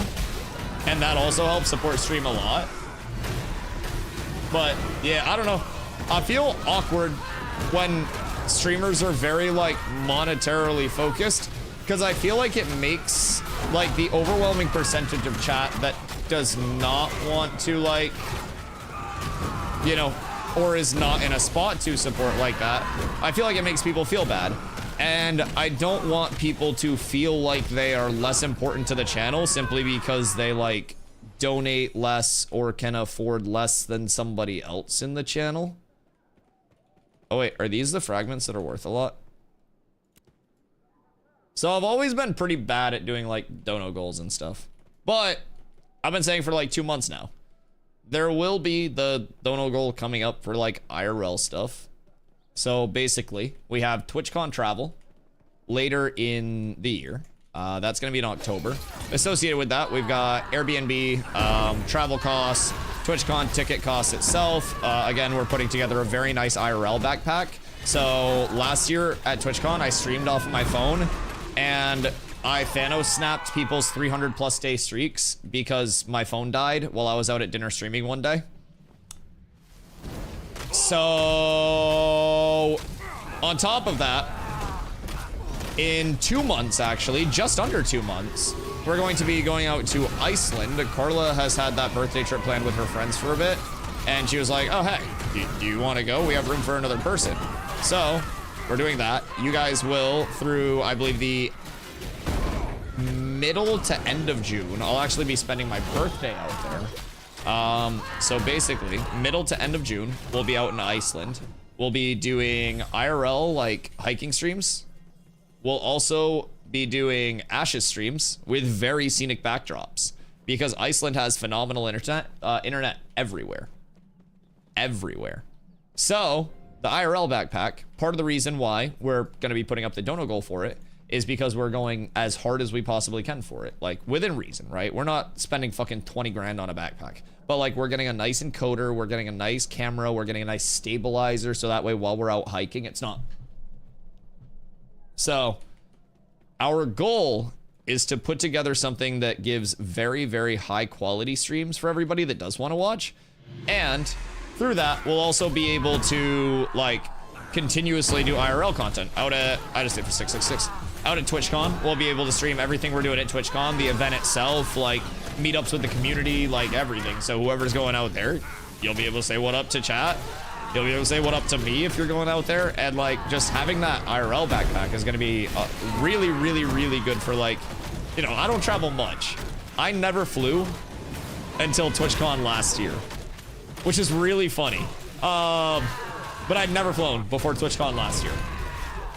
So, yeah, if I do start traveling more, you know, I don't know, I can't really afford to, but just in the future, or any IRL content that does pop up, TwitchCon each year, we'll be prepared for that, so it's really cool.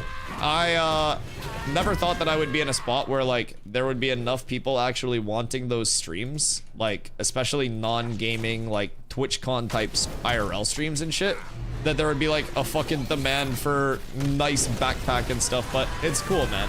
Like IRL content that isn't 15-year-olds doing 15-year-old stuff.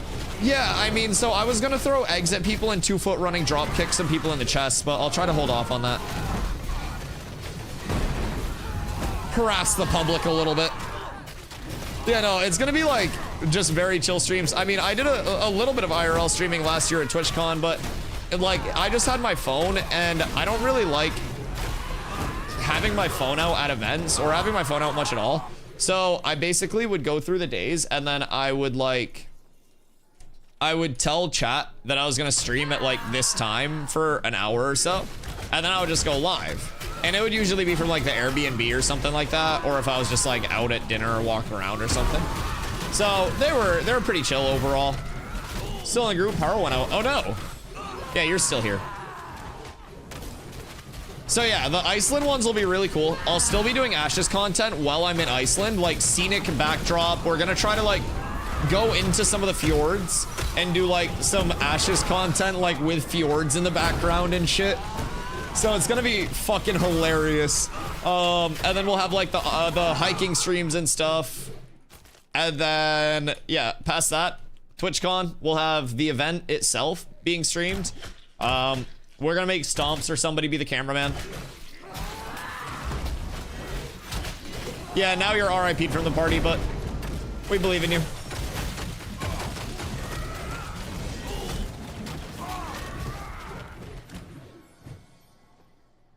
What is you in full plate out there hunting crows?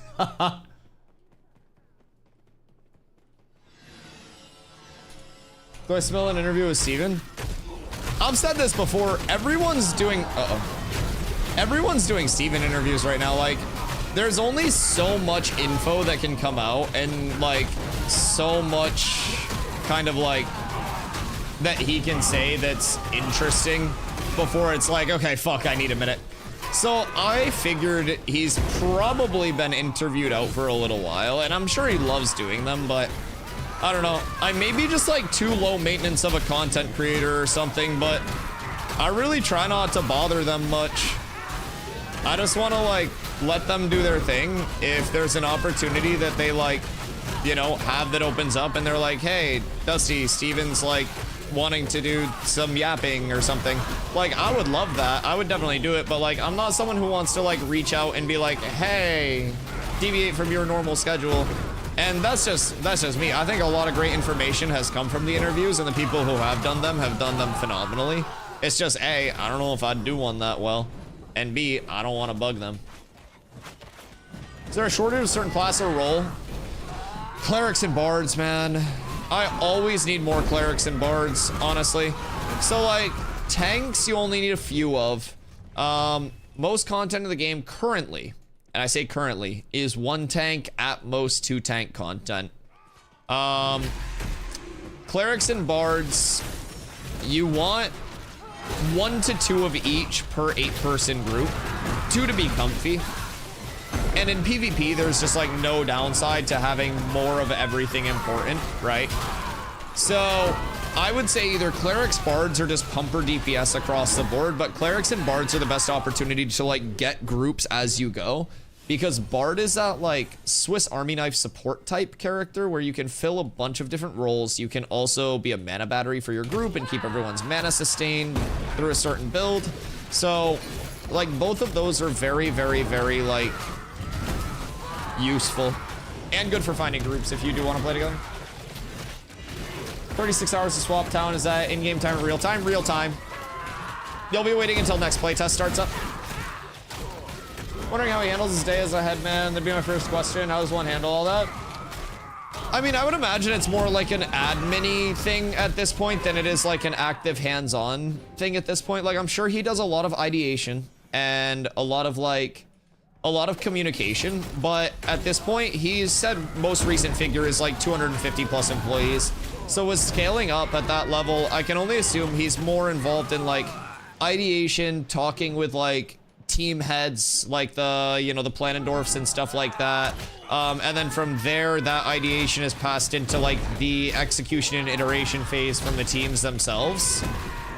But I don't know. I don't know the internal workings. Like, Steven's not a developer by trade, so I can't really speak on how much like hands-on dev work he would do. He's got a very good understanding of everything, and I think that's probably because of him owning the fucking studio, right?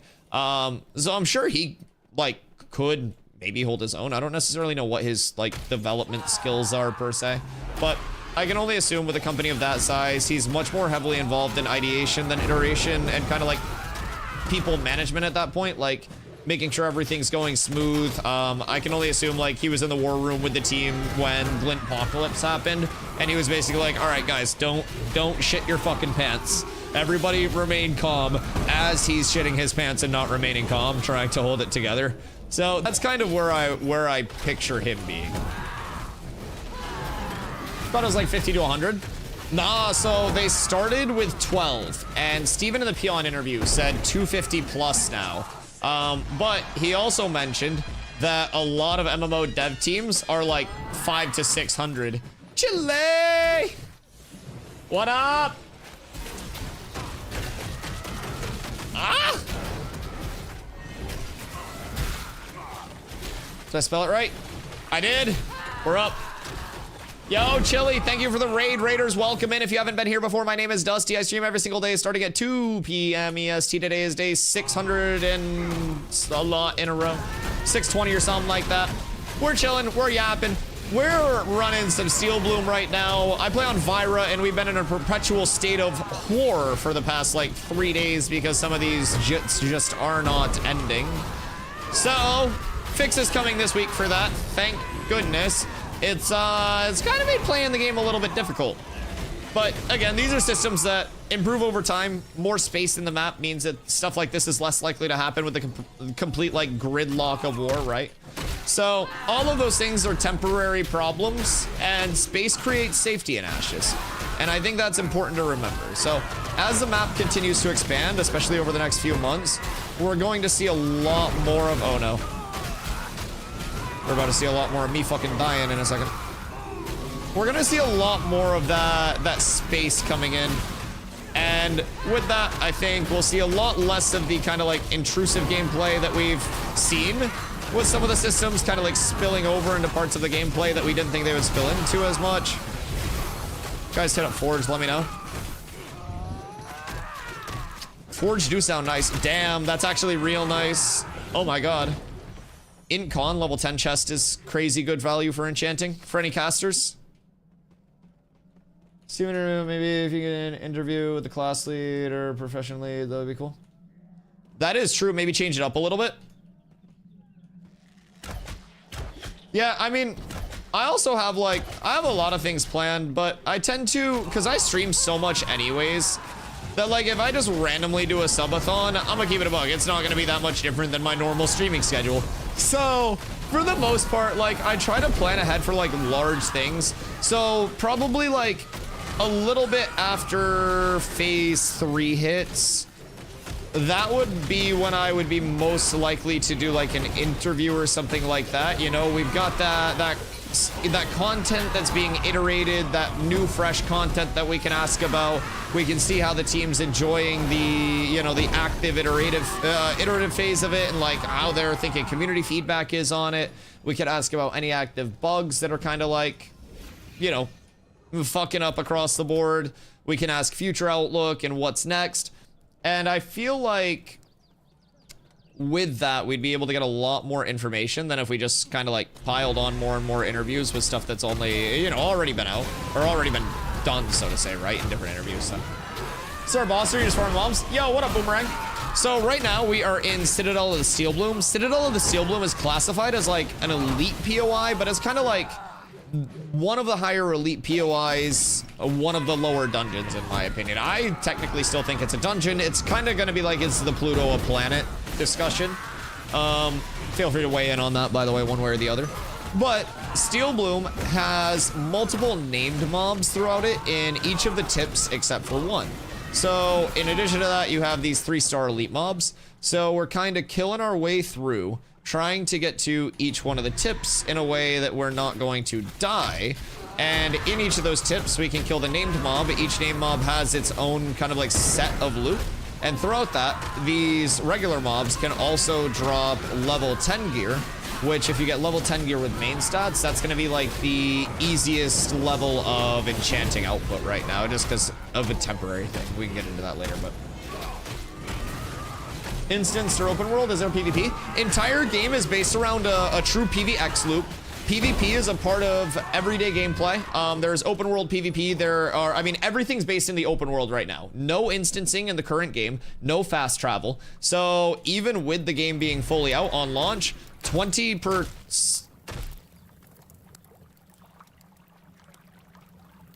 Uh-oh. I don't like the look of that. Okay, well, 20% of the dungeons will be instanced, and 80% will be open world.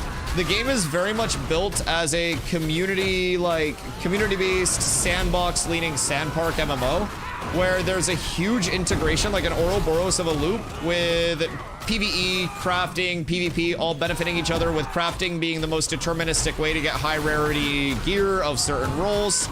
You can also try to brute force mob grind farm it and shit. But across the board, in my opinion, the entire gameplay loop between like PvE, PvP, like crafting, those accessory lifestyle systems, incredibly well integrated, man. But yeah, so right now we're going around, we're killing some trash mobs, we're finding the name mobs to farm, hopefully getting some good drops off of the name mobs, whether it's high rarity drops, recipes, or the materials to actually make their item. I have a memory leak of fucking doom right now. If we can post up here, I'm gonna restart my game. But yeah, so it's very, very, very heavily based around open world interactions, community-based interactions. There's an entire like town control system, which is called nodes. On launch, there will be 4 different types of nodes and over 80 nodes that you can control through different measures, different ways that you can kind of like get ownership. Every server will be in a completely dynamic state as well, from the seasonal cycle impacting mob spawns, mob behaviors, mob resistances, loot tables, POI entrances, and accessibility. You'll have different story arcs, they're called, which are basically limited time events that happen at certain POIs that are facilitated from things on the server happening. So you could have a dungeon that's in a story arc that has unique bosses, unique loot table, and then those story arcs will have multiple ways for the story arc to end. So while you're out questing in that story arc, you're getting that limited time loot just from that story arc. You will then have multiple ways as a server to conclude that story arc. The way that you end one story arc will impact a lot of other future story arcs as well. So if we're on 2 different servers, we get the same story arc, it ends 2 different ways. Our future story arcs could look entirely different from one another simply based on that. So it's an entire like separate timeline that can split out. So every server is unique. The lore of the server not only has the world building of Vera and like the world itself to build, but server and player actions, server progression, all of those are the true stories like within the server. Boomerang, thank you for the follow. And a lot of those are built through PvP. You have caravan PvP, where if you are escorting a caravan, you safely get it from one place to the other, one town to the other. You get a multiplicative reward on your caravan. You get a payout on that. You can make money from successfully completing that. Other players can attack your caravan along the way.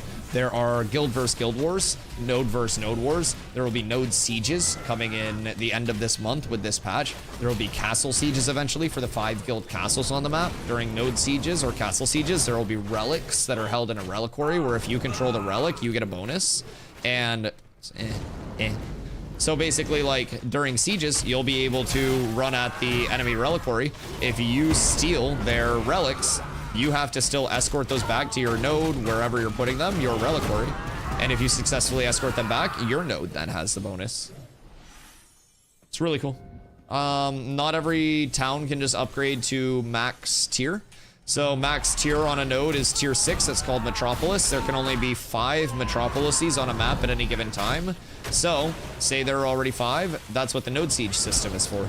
So with node sieges, you'll eventually be able to de-level nodes. So say you want to push your node up to a Metropolis. You're at tier 5. You've got everything ready to push towards tier 6. You've got a lot of people. You can try to attack one of those tier 6 nodes, siege one of those tier 6 nodes, and de-level it. Get it out of that tier 6 lockout, have 4 on the server, and then push yours up. So there's a lot that is entirely based around PvP, but that PvP is rooted in support from PvE loops, from getting to max level, from gathering, crafting, rolling the highest rarity items that you can. And it's as much like a strength and numbers game as it is a quality game, right? Like, so you can have a mass Zerg, but if your mass Zerg is 200 power per person, and you're fighting a guild that's like half your people, but they're all 500 power, your mass Zerg is probably still gonna lose because you're not gonna be able to chunk through anybody.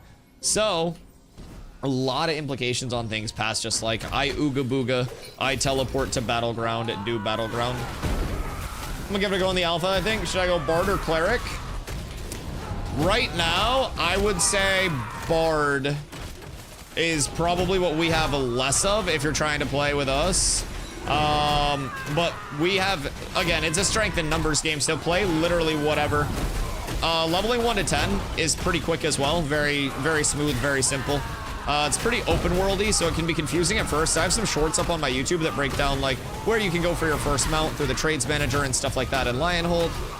So exclamation socials will get you that, but I would recommend trying everything out to like 10 and seeing what you like more. Bard's gonna be a more active, like higher APM, situational, this, that, the other, like filler class, with some good pump, good utility, good CC, good PvP viability. Cleric's gonna be that like true healer, and it's not gonna be like it's not gonna be a very like low APM playing a cleric, but Bard's definitely gonna be a bit higher. Yeah, what up, Jimmy? 1 to 9 is quick, 9 to 10 is fun. Wait till 19 to 20. So yeah, all of those pinnacle levels, like going with that 9 to 0 for that next level, those are meant to be like more XP than, you know, the next level with the 0 to 1 progression. And I can only imagine how rewarding 49 to 50 is gonna feel. I can only imagine. But with an estimated leveling process of like 300 plus hours for 50, I'm excited. For a long time, I've wanted a game that is simply just like giving you the means to play as much as you want and continuing to scale power during that time. And not having that mitigated from like pay to win means, pay for progression means, and like it's finally here. It's finally here. I love when games make the grind super long. Not just when games make the grind long, because grinds can be arbitrarily long in my opinion. What I love the most is when games have an immersive grind that is also long, right? It's gotta be a mix. It's gotta be fun along the way, and if you're not having fun with it, then it just becomes a boring, long process. Let's try to go over here, I think.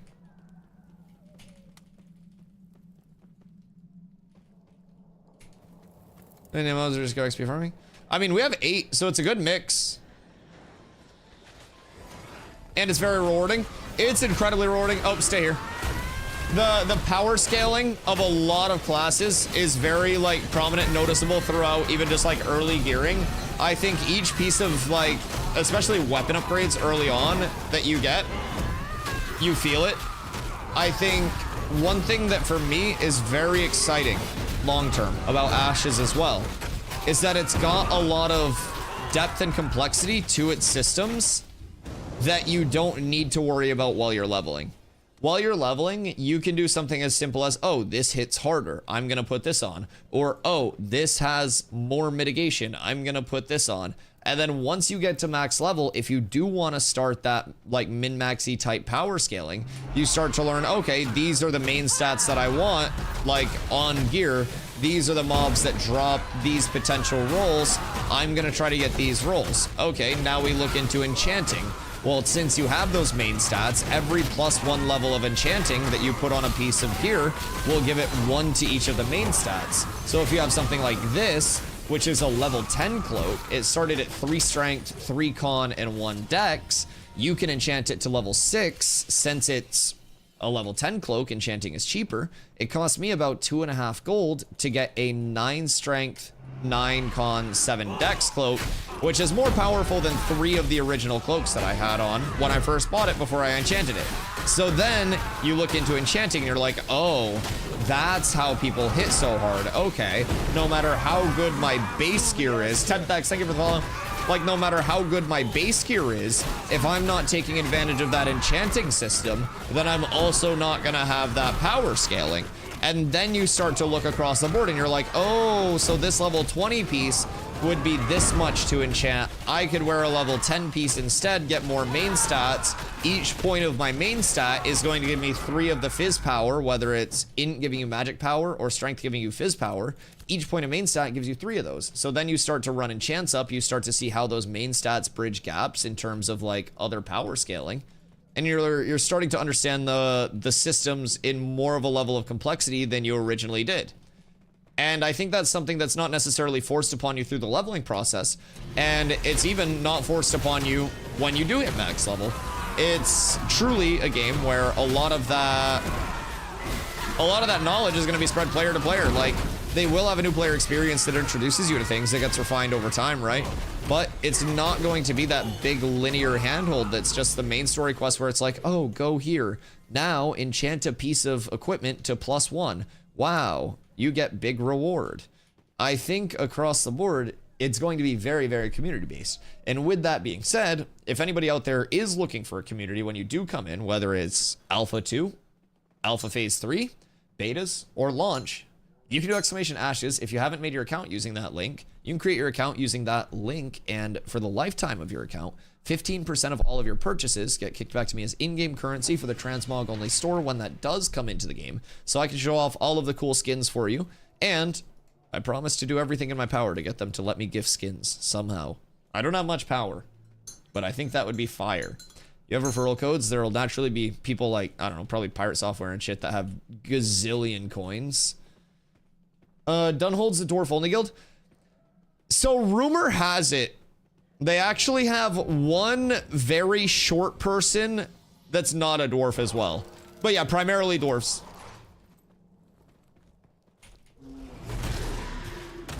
But yeah, I think they've been infiltrated by the long legs. It's just a slightly shorter long leg. I don't know if I was supposed to like... Oh, I was supposed to like expose that, but... Yeah, I think they got a long leg.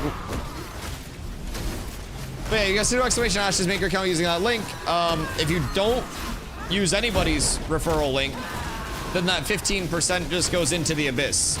In addition to that, I've applied to their content creator program. So, any of that support surely helps me long-term getting into that content creator program. All dwarves in the guild? I don't know. When was the last time you checked? I heard you've been infiltrated. Maybe Amos is in on it. Maybe Amos was the one that smuggled the long leg in. Yo, what up, Kensies? Does Ashes have enough content to be played as a main MMO? So, Ashes right now is in an alpha state. Ashes, when it launches, will absolutely have enough content to be played as a main MMO. With that being said, it's going to depend person to person on how much like long-term playability you can get out of a true alpha with bugs, with, you know, with balance not being a prio, with the limited kind of content that is in, that varies person to person. Me personally, I play the game 10 hours a day on stream every single day that the game's available, and I have fun every single day. I think there is a very near sandbox gameplay loop where you can really do what you'd like. I think all of the elements of progression are very well entwined with each other, and I think each element of progression, whether it's PvP, PvP, or like crafting based, all work very complementary to each other in the grand system of the game. So if you're someone who, thank you for the follow, Cunsies, if you're someone who really likes a big community based feel, right? You don't just want to sit in a town, queue up for a dungeon through a menu, get teleported to that dungeon, complete that instanced linear dungeon, and then teleport back to town and sell the gear that you got. Like, you'll probably like Ashes, even in his current state. If you're playing with a community and you're about the community-based systems and a lot of the systems that are in the game, they are very replayable systems. I really think so. Yo, Mackler, I appreciate that. Thank you, my friend. I appreciate the kind words. So yeah, across the board, like, I think if you're someone who really does enjoy community-based systems and you enjoy replayable content that is, you know, you make the content to a certain extent, they give you the tools to make the content within the world, and then you can really do whatever you want with it, right? There's plenty to be done. I think this game offers a lot of levels as well, from, well, DMCA-friendly mimics called Hoarders, to, again, crafting loops, PvE loops, PvP loops, all being intertwined into one big, like, holistic loop. All of those elements of the game will eventually have in-game implications, endgame implications as well. Basically, with nodes on launch, there will be 4 different types of nodes, which are, again, the towns that people can control. So the first of which is present in the game right now. So that's going to be your academic or scientific node. Names are subject to change. Same thing, though. Those are the ones that are determined by democratic election. Then you'll have military nodes, which are determined by King of the Hill style PvP. Now that mode is always subject to change for its final iteration through testing, but what we've heard so far is that they're going to be working in not only kill-based progression for that, for the point system, but also some objective-based progression too. So you'll do a combo of holding objectives of maybe various values while also trying to secure kills to claim mayorship of that node. Then, on top of that, you'll have my personal favorite in terms of its long-term applicability, religious nodes. Ooh, that's actually kind of fire. I'm gonna grab that, if we don't mind. Mine has Dex on it right now. And then I can give my Griffins to somebody else. So, religious nodes are a node that the mayor is determined by whoever completes... Let's go to the next one. Whoever completes the most crafting. Or, so, I'm so sorry. I was thinking about crafting. Not crafting, quests. I'm thinking about other things right now. I'm already ahead in the conversation in my head. Religious nodes are determined by whoever completes the most quests in the election time frame. So with religious nodes, those have a really cool upgrade system if they do hit tier 6, where you get a procedurally generated dungeon that spawns underneath your node. Now, that dungeon will also include... Screaming. It will include unique bosses, unique loot tables, unique mob spawns, that, again, won't be just present across every religious node. So, if your server has a religious node, it is very likely that your server, with that religious node at tier 6 Metropolis state and having that dungeon, will have loot and a meta that no other server in the game has, okay? So then you have economic nodes. You're a big crafter, you're a big merchantman, you want to make a bunch of money, you want to be Mr. Moneybag Scrooge McFuck? Well, you can be. Not only is the real estate system in the game based on like deeds and like an actual real estate system where you will be able to buy and sell houses confirmed through Steven, there's an economic node that is literally to the highest bidder. So, you want to be Mr. Moneybags, you can buy a fucking node. Past that, let's see. That's all 4? Yeah, that's all 4.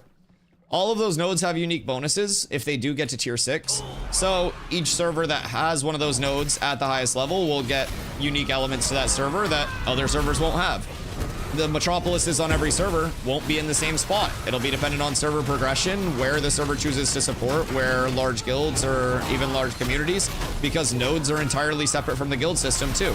So like where that mass of the community looks to settle, right? So I think there's a lot to this game that goes past just like even a guild-based system. Like New World was very heavily rooted in guilds or companies. So in my time playing thousands of wars in New World, right, we just saw certain companies that were untouchable. Nodes will always be able to be ganged up on. There's no numbers limit in a node versus node war. There's no limit on like what you can do right now. So if your node pisses everybody off, you can have every single node declare on your node, and then you might be the strongest 10% on the server. But if you have 200 people and you got 2,000 people running at you, then you're fucked. You didn't mention castles. Dude, because castles are just the tip of the iceberg.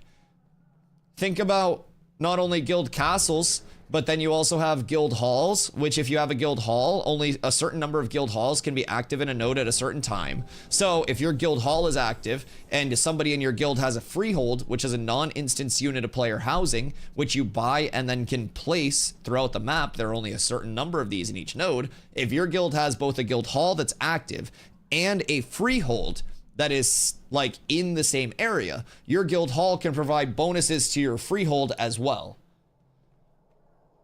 There's so fucking much, man. Like, we could literally yap for like 12 hours just about systems in this shit. It's ridiculous.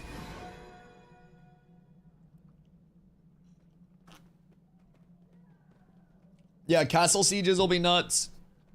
The only flying mounts that are on a server will be the 5 mayors of metropolises, those fully upgraded servers, nodes. And then the 5 guild castle lords, kings or queens. So there will be 10 flyers just from nodes. And then there will also be flyers that are super, super, super rare drops from like the hardest content in the game. And they don't drop as a flying mount. They drop as an egg or a baby version of that mount, which will then have to be like leveled and like raised by an animal husbandress to turn into the flying mount. And then that flying mount only has a finite lifespan. And then it just fucking dies. There will be very few flyers.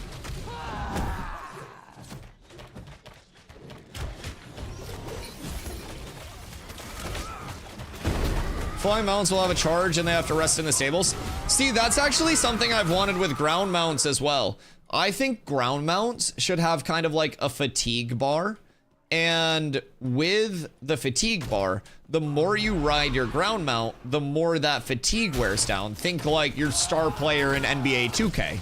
So if your star player, your fastest mount is 90% fatigued, it's gonna go down to a level where it's no longer faster than a lot of other mounts until you rest it up at the stable. And I think resting a mount up at the stable would be what kind of like regens it. It's like a spa day. Because Steven has also talked about the alternative of having mounts have a certain amount of like times that it can die before it's permadead. I think having a fatigue bar on a mount is huge. Map already feels massive and it's like 10%. What if I told you you're not supposed to play on the entire map when the game comes out? That's the point. The map is supposed to feel too massive for somebody to say, oh, I live on all of this map and play everywhere. There's going to be an overworld, there's going to be an underworld, there are going to be different parts of it. But you want to? Well, then you're going to have to get ready to travel, buddy. You're going to have to make accommodations. Because you're going to legitimately, like, if you do want to be that nomad, it's possible. But, like, you're going to legitimately spend entire days traveling place to place, right? But within that, do you think that it would be more immersive and make more sense as a nomad to just be able to ride one horse around endlessly at peak progression, like at peak performance? Or would it make sense for it to degrade and you to have multiple mounts and plan ahead? I want to go this far. I need to have this many mounts to get there. I need to be there for this long for the mounts to recharge at the stable, but the stable only has this many slots. So along the way, I got to take a pit stop in this town, as a rambling man does, as a nomad does. You don't just go point A to point B non-stop. If you want to be a rambling man, you're a drifter. You drift through a town for a little bit. You make your stay. You fuck some bitches and then you leave. You clap some cheeks and you're out. You can fuck dudes too if that's up your alley. I don't care. But you gotta lay some pipe while you're rambling. That's step 1 of rambling. If you don't have 12 illegitimate kids by the end of your trip, you're not a rambling man. not a drifter. You're simply homeless.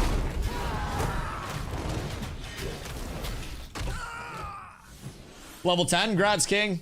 Yo, Hank, I appreciate you, big dog, I appreciate you. I think degrading mounts is maybe one step too far. We have jobs, kids, and houses to look after. Okay, hear me out. What if we flip the script and the mounts degrade us?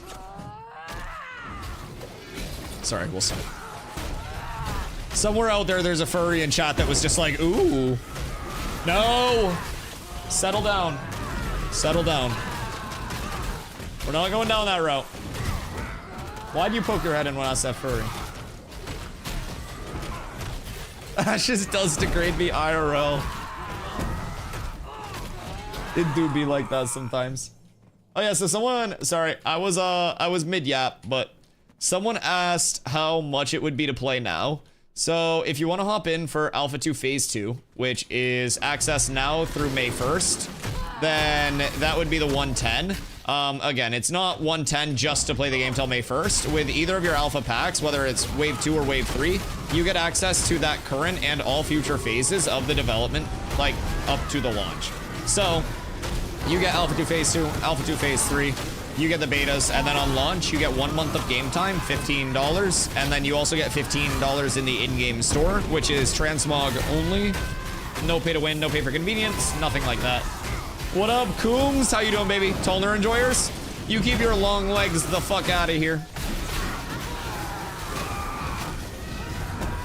So yeah, past that, with Alpha 2 Phase 2, the servers are up, again, now till May 1st, 5 days a week.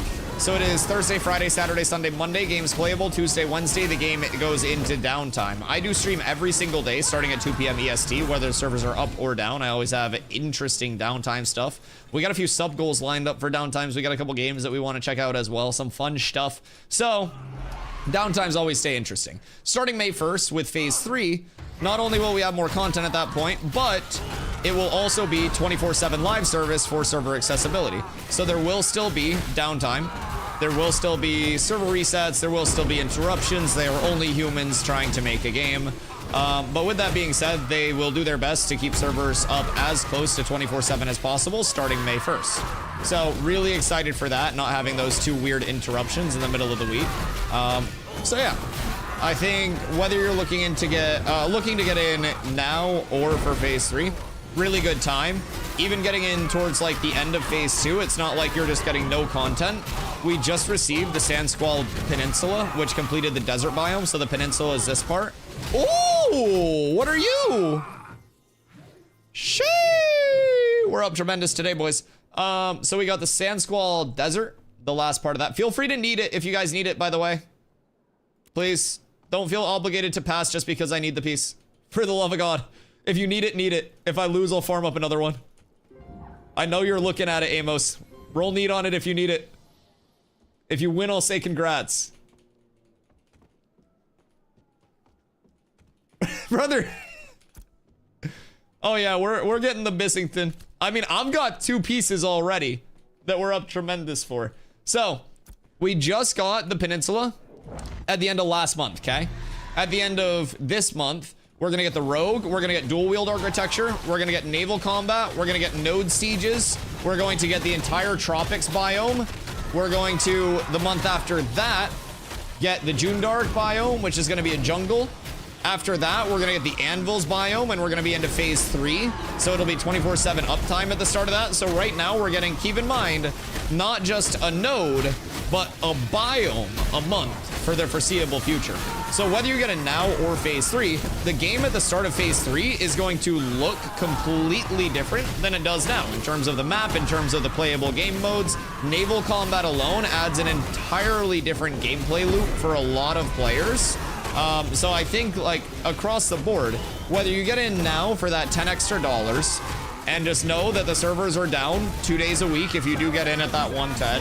Yo, Jaloha, thank you for the follow, I appreciate you. Jaloha. Clean. But yeah, if you do get in now at that 110, you're still gonna see a shitload of content coming out. You're still going to see the game continuously improving. And if you get in for that 100 for Phase 3, and you wanna wait till that 24/7 uptime, you can still just play the entire time. That's not bad if you guys need that. I'll pass that to y'all, boys. We're pumping. Naval battles, so with the tropics, who's winning it? Is it Famous Amos? Is it him? Para, we got upgrades for the boys too. L Grumpy Bad Dice. Congrats, Amos. That's a nice piece. But yeah, the nice thing about it is, I mean, I stream every day. You guys can literally watch the entire game come together now until phase 3. And if you do buy the phase 3 pack and you want to get in for phase 2, you see something where it's just like, ah, shit, I got to.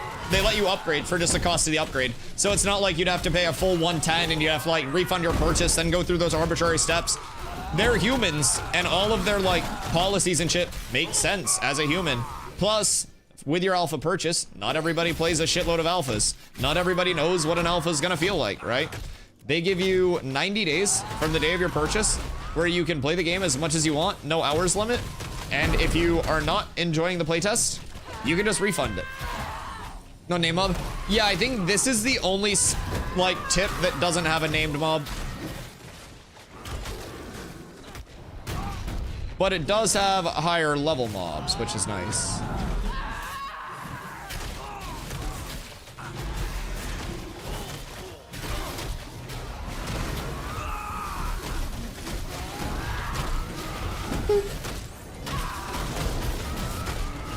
Servers are going down tonight? Yes, 1 a.m. EST tonight. Damn, I hope daylight savings didn't fuck that up.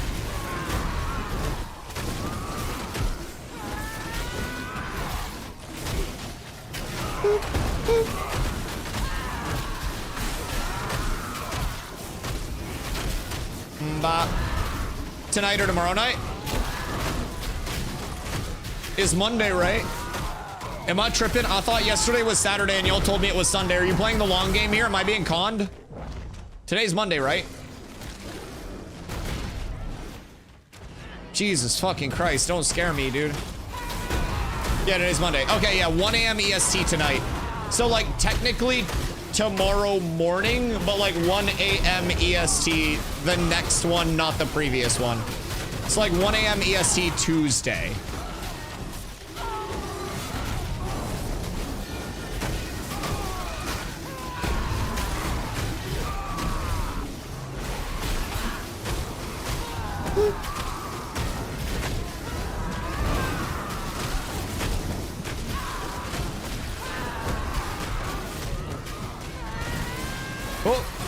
Hoppa!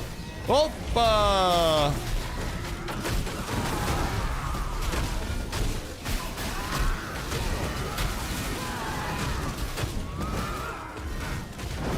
Yeah, nobody hit me during that full 3 seconds. That's fucking fine. I got 7 mobs on me and they all just held their autos for a full 3-second reflect. The mobs are smarter than players in PvP. That is ridiculous. I fight human beings in PvP that see my big ass reflect go up and they go, hey, what's this? And they hit it. Every single AI program mob just held their attacks for 3 seconds. I am disgusted. The AI is gonna take over the world, chat. They're literally fucking evolving. If mobs are holding their autos, we're fucked. Imagine what bosses are gonna do. Bosses are gonna start pump faking mechanics. Oppa! They're gonna like pump fake casts to get your kicks. Fuck me. Oh, dude, it's all over. We're gonna have like fucking actual like Arnold Terminator levels of a boss. See what I'm saying? He held it for rugs too. It's fucked. The mobs have simply come too far. Pass. Cat with abs is absolutely S tier. Yo, Gillette, thank you for the follow. I appreciate you.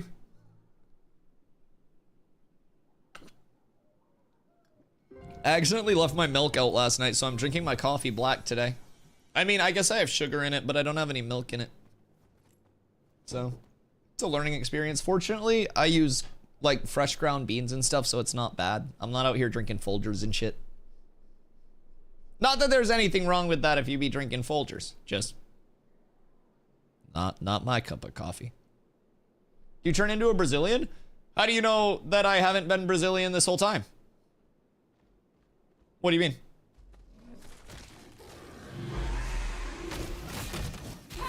Says Tuesday 1 a.m. You got baited by the 1 a.m. Tuesday, huh?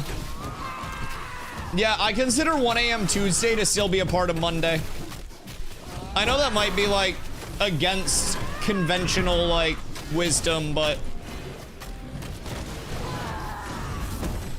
Real gamers snort Folgers? Nah, no pre-ground here. I have a Baratza Encore and I just get, like, fresh beans and then grind my beans every morning. So, like, really, if you wanted to, you could put it on, like, a super fine grind and then you could go crazy. I just noticed how OP the bleed tick is on fighter.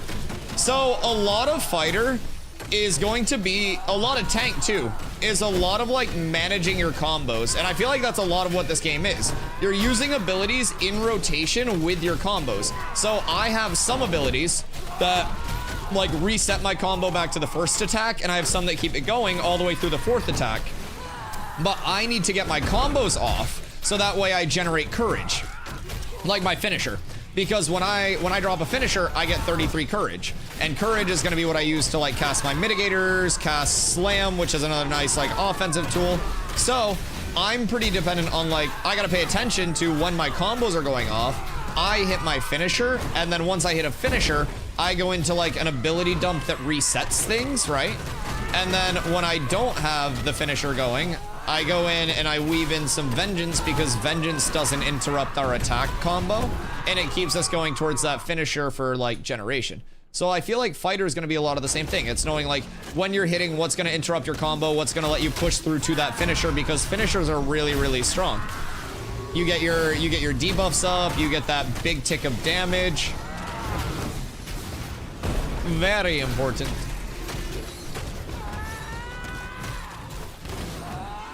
What the fuck?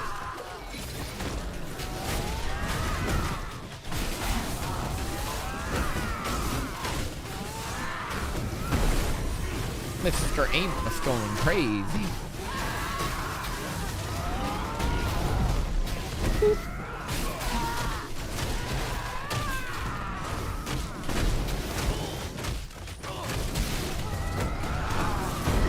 How much is your bleed tick hitting for? I'm assuming it stacks up a lot as well, yeah?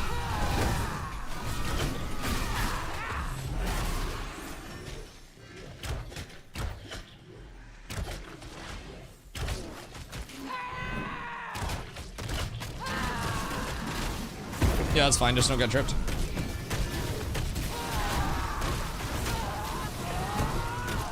Tim!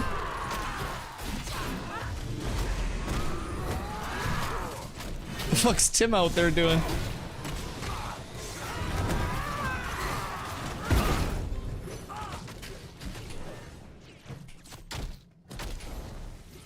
Did Tim just steal somebody's legendary, or is he just gathering? Dusty, I need a safe spot. Gotta let the dogs out. Tim!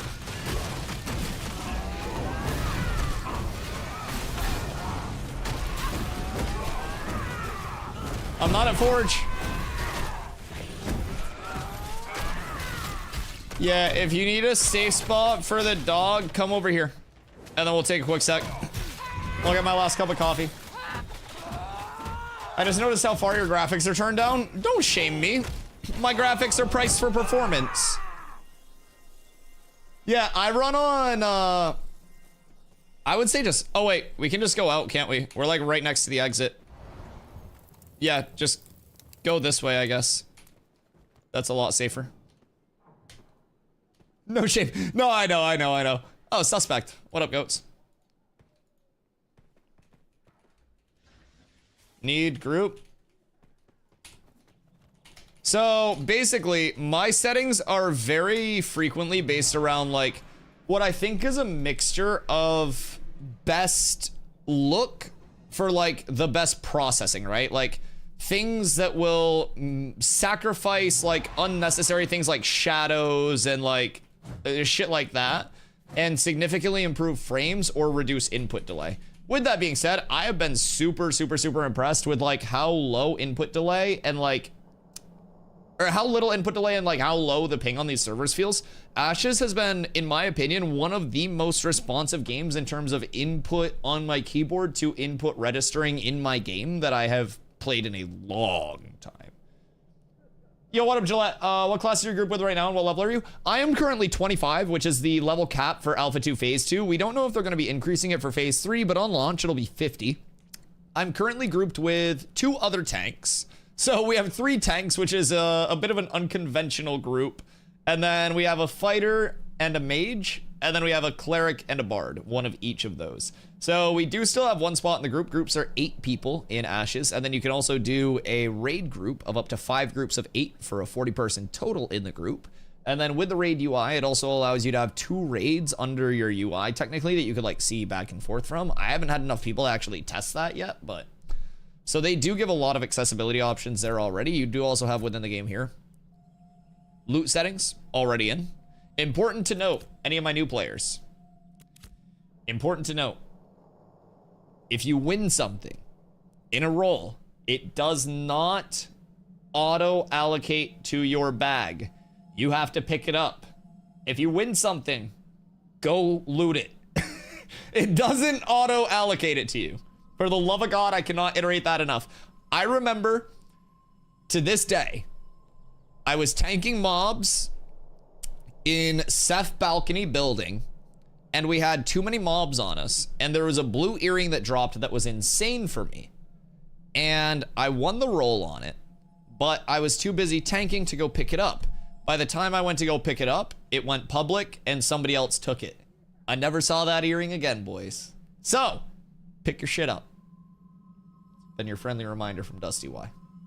Cheers.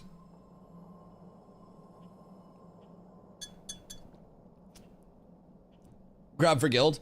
Yeah, I mean, honestly, so that's part of the nice thing about having a good community to play with. So, you know, we're friends with Doonhold. We're friends with a lot of people throughout the server already with cats. Just because we don't really, I feel like we just play the game. We just exist. So we have a lot of friends throughout already. So if you have a good community of people to run with, you can do raids with just like need or greed on. You don't have to worry about master looting shit in raids. You don't have to worry about people stealing loot or anything like. And that's the entire thing with a community-based game. People will eventually have reputations that follow them around. It's like, oh, Dusty runs really good raids. Everybody always just chills, they clear content. If I need an item, I can need it. If I don't need it, I'll roll greed on it, let somebody else have it. And if everybody buys into that vibe, then that's really good. If people don't buy into that vibe, then they get that reputation, right? And with all of that, like, that reputation following you in this social game, it's a really big thing to keep in mind, so. When you make it an alt, so I can stuff that one too full of, dude, I need to do another bank alt relatively soon. I gave away like so much fucking gear earlier today. Always a force need and greed in my groups. Oh yeah. I think like one thing that I've really hated to see is people master looting stuff in pub raids. And then once they invite people to the raid, they're like, hey, we're rolling away all of the gear in our Discord. You have to join our Discord because we don't want people stealing gear. So then you go in their Discord and you have to actively watch the master looters stream to see what they're looting, and then they post what's looted in their Discord and roll it off in their Discord. That's been something that's going crazy here on Vyra. A lot of people with pub raids will do that, and they're like, oh, it stops people from like ninja looting, right? Like it stops people from stealing the gear. And so I've joined multiple raids where like once I join the raid, they'll be like, Dusty, are you not joining Discord? And I'm like, nah. And they're like, all right, well, we're rolling gear in Discord. And I'm like, all right, then I'm leaving. Because if I were to sit here, I were to put together a raid. Like, imagine if I just had like the Doonhold guys in and I was like master looting every single thing. And I was like, you cannot physically get gear unless you are watching my stream to roll on the gear. That would be so cringe, in my opinion. Just as a streamer. There will probably be people that run that to try to like get people through their stream and stuff. But dude, I hope that if that system is popularized, that everybody gives those streamers shit for it, because that is so strange. Like, if I was just like, yeah, I'm master looting everything into my bags and then I'm gonna roll it off after the fact, and you guys have to be in stream to roll it off or you don't get anything and you can't roll on gear. Fuck that. I'm gonna use my stream to keep it on need or greed, and if somebody takes something that they don't need, I'll just be like, hey chat, look at this fucking idiot, and we'll all make fun of them. Saves me work and gives me content. Man, we got 2 people. Is everybody on a fucking alt? Where are you people? Jesus Christ. Slash global. I think we lost our bard. Any bards in the chat? Bards in this house? I wouldn't mind if you're a master looter, we all trust you. I mean, like, so master looting can be a useful thing in certain instances, right? So, say it's a full guild run later on, right? But keep in mind, I think master looting guild runs and like, say it was a community thing and we were doing like a loot distribution after. There are scenarios where master looting is good. There are also scenarios where master looting adds so many arbitrary steps when it could just be on need or greed. And I think the second you opt into hosting a public group, you throw out the right to master loot and dictate the loot system. And I think a public group should by default just fall under need or greed. That's just my personal take on it. I won't run a group where I invite people randomly from global where I would ever master loot, because not everyone knows I'm a streamer. And I'm not gonna be like, hey, you have to come watch my stream and acknowledge me as a streamer to get gear. I'm just gonna keep all my runs on need or greed. And then if we run guild runs, right? Master looting for guild runs can be really nice because everything drops. I keep it all in my bag and then we run through and we're like, we're doing this for an hour. Everybody lock the fuck in, right? We lock in for an hour as a guild. We farm, we do our loops. I pick up all of the gear, put it in my bag, and then at the end we go, okay, who needs this, who needs this, who needs this, who needs this? But again, that's guild exclusive, in my opinion. I wouldn't do that for random people. I wouldn't expect random people to do that. But with the guild, that would be a way for all of us to lock in. And again, locking in is something you do with a guild run. I think pub runs are much more casual and chill and leisurely. I think with a guild, if we're like, hey guys, we got a schedule, we're gonna farm this for an hour, we're gonna go here, we're gonna go, another tank! We're gonna go here, we're gonna go here, we're gonna go here. And just like across the board, if we're setting that schedule, then there are scenarios where like, that can be beneficial, right? But I think in a pub, it just adds so many arbitrary steps, especially since you can't currently see who loots other stuff. So if I were to loot something right now, it wouldn't just be like, oh, DustyWhy picked up this, right? You have all the tanks in Vera. I know, I might as well just get Vladis on and we'll do the tank roundtable right now since all the people that are still left playing tank are here. Someone just grabbed Sun Tzu. He's probably out in the desert somewhere running around kicking the shit out of people, but yeah, we get him over here and I think that's every tank left in the game. We got Coombs in chat, so yeah, we're balling. Everybody's here. Gang's all here. Me and my boys. We got Rallos, he's here in spirit.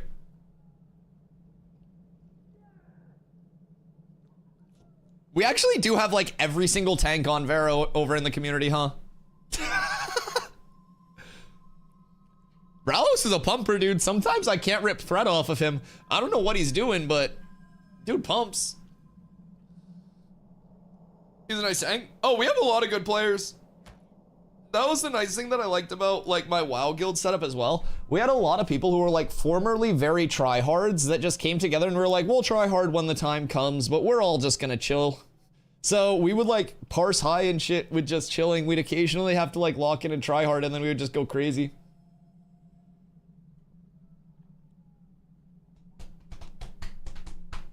Dictatorship sucks no matter what. Yeah, I mean, I also think a lot of like, I don't know.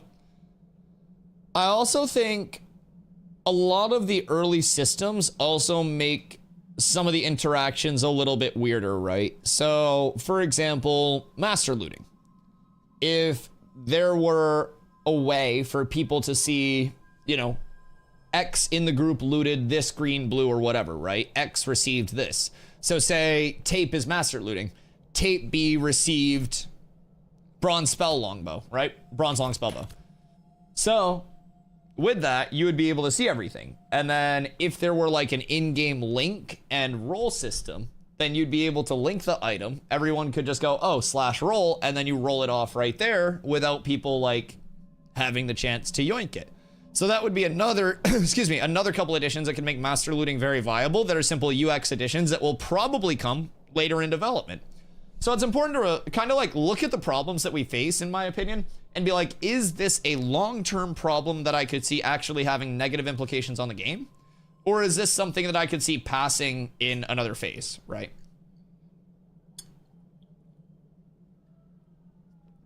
Token, thank you for the hydrate, brother. Call it dictator looting. I think dictator looting is loot counseling, honestly. I think master looting is just like keeping it organized and streamlined if master looting is done really well. I was one of those New World chads. Yeah, I spent way too much time in New World, bro. I spent way too much time in that shit. Good fucking God. So Twitch recently did a thing where you can't have more than 100 hours of highlights on your channel because it takes up too much space. We had legitimately hundreds of wars highlighted that we had to delete a shitload of. A shitload of. So, yeah. I have 7K plus hours in New World. I've played well over 1,000 wars. Fucking 0.0% war achievements and shit like that. So, I played that game way too much, man. One thing that I really like, though, I talk about this a lot from just a simple like content perspective. In New World, I put out bruiser build guides, and people would come to me in chat and they'd say, Dusty, what do I run? And they'd be like, tell me what gear to get, tell me what abilities to run, and tell me exactly how to play. And that would just be the one cookie cutter thing that bruisers did. Every bruiser geared the same off of my build guides. So, over here, there will be so many variables, so many options, that I talk about the distinction a lot between guides and overviews. A guide would be me saying, oh, sorry, my hair just hit my face and that made my cheek itch. I hate how long my hair is getting. I need a haircut. But yeah, so the distinction between a guide and an overview is like a guide is me saying, you run this, you use these abilities in this order because it is mathematically the best possible combination. An overview is saying, hey, here's how the class as a whole works. Here are some options. Here are some typical combos that you can use in different situations because there are so many different situationalities, so many changes in build, meta, gearing, everything like that. So an overview, I kind of give you all of the info, more of like an encyclopedia, and you go, oh yes, I know this now. And then you make your own decisions off of that with your final gearing. So personally, I'm leaning a lot more towards overviews, like instead of build guides with this, and I'm really excited for that. I said I was gonna go fill up my hydrate. Fuck me. Or fill up my hydrate. I'm losing my mind. Fill up my coffee. I get coffee. Sorry, was yapping. One sec. I'll be right back. 30 seconds. I'll sprint.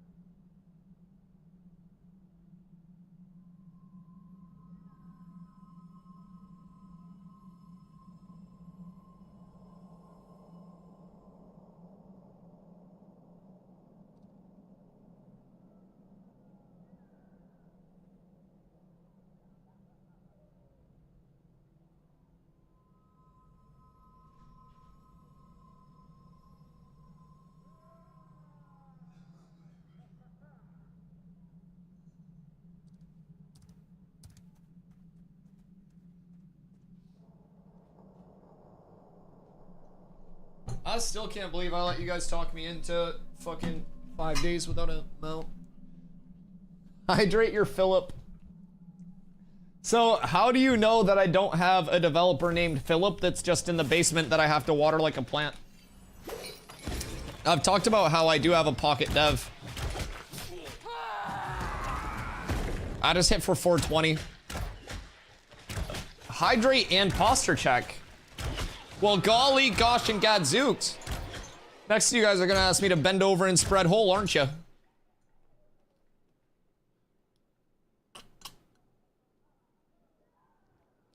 Cheers. Chat, what would be an appropriate amount of monkey bucks for that? Like 100?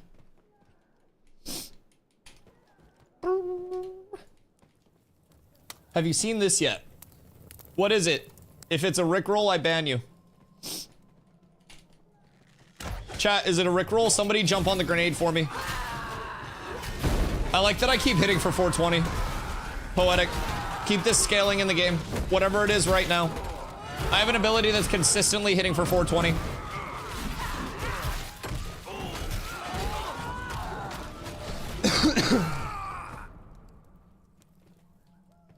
It's a nice video. Oh, is it the one where he like applied for the combat lead position? I watched a little bit of that while I was taking a shit this morning.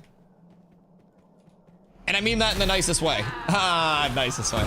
I usually catch up on content and like scroll Reddit and stuff during my morning poop. Yeah, nice to smart, dude. I checked it out a little bit because it was a long video, so naturally I didn't have the time to like invest in the entire thing, right? Is Dwarven Law friend or foe with you guys?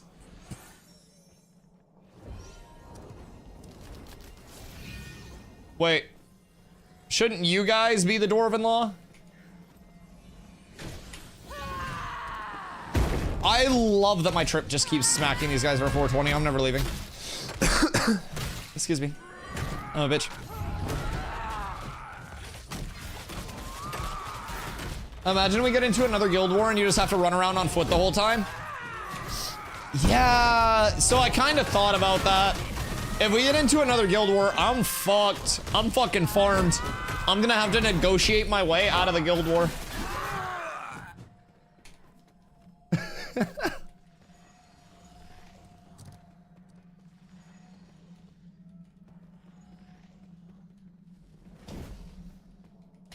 Whoops. I can't remember how I got up there yesterday, but I got up there yesterday. Is it that one that's all buggy? One of those is fucky.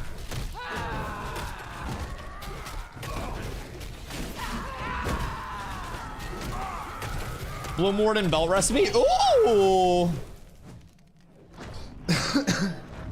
I think we could grant special wartime mount powers if that happens.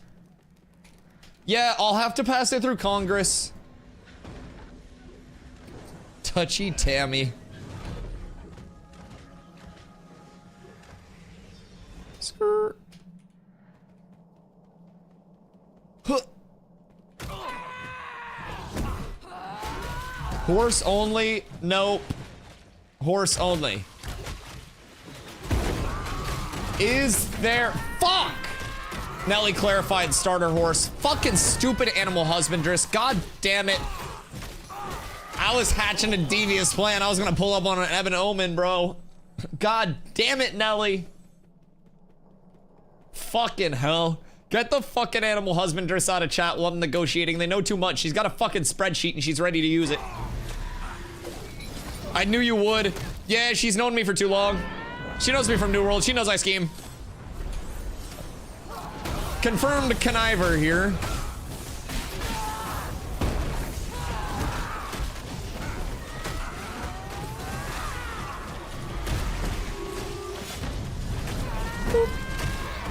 No.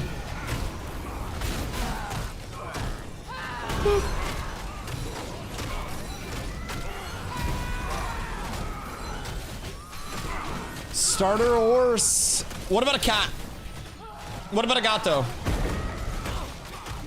Gatos con abdominales.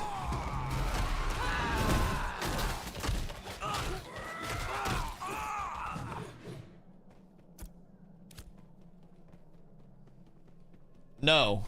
Starter horse or walk. Well, shit.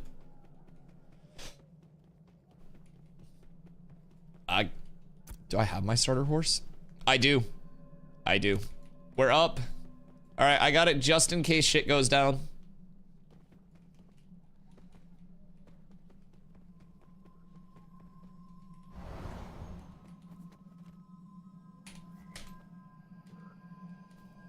We must get our friend.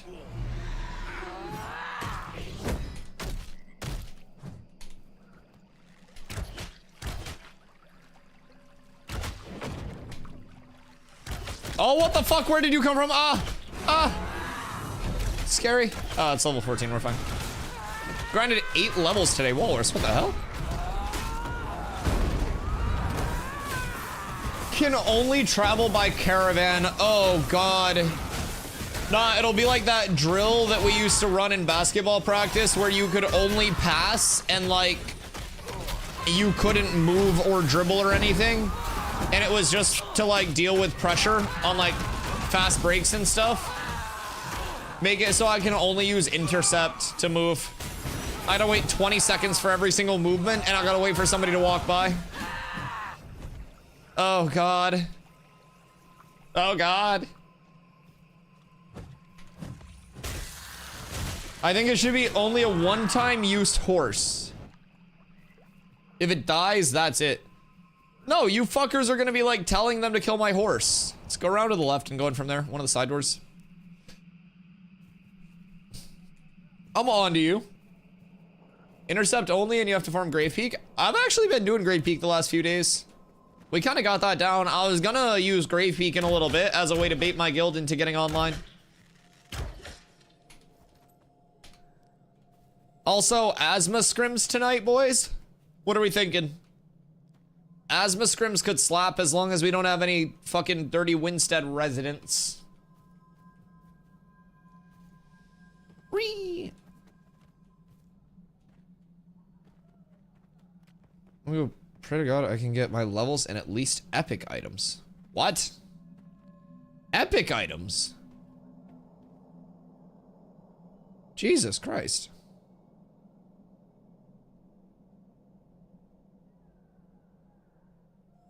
Dude's trying to get epic?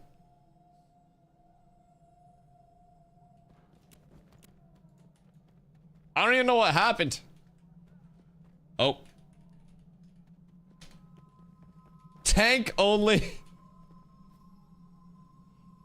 I think Shoal Skipper only would be a good option. How much health does a Shoal Skipper have? Ground speed less than 135. You guys could go the extra mile and just try to get a dev to give me one of the mounts that are like below base move speed.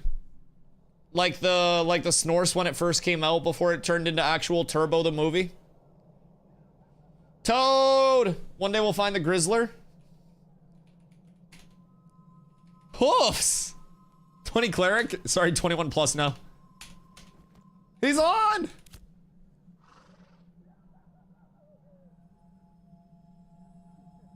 Been sitting in my chair for probably 2 months straight. Just watching stream. Haven't left, even offline. I sleep in the chair waiting for Dusty to stream. I fall asleep in the chair when Dusty ends stream. 700 HP and it's definitely less than 135. Fuck me. Man, the 700 HP is the hard part. Because I was gonna try to negotiate one of the fast scorpions because it's only 700 HP. Oh, Walrus has one. Yeah, that looks terrible for me. Really want to start doing more PvP practice. Be down for scrims if it's at a decent time. Usually off on weekdays by 8:30 or 9. Okay, let's do this then for a little bit. And then let's do Grave Peak maybe for a little bit. And then we can go down and run scrims in Asthma. If we get people on.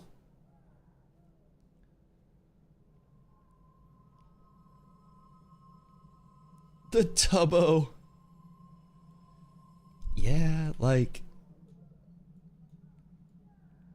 He just be ball. Oh my God, wait, his eyes are soulless. Oh God. The reflection in the eye makes him, oh god. Makes him look like a fucking zombie. Like the eyes make him look undead. What happened?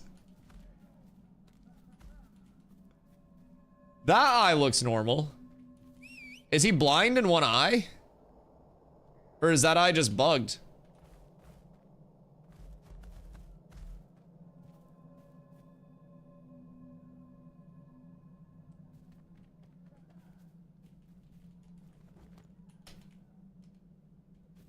The fat blob. Wait, be nice. Jesus Christ.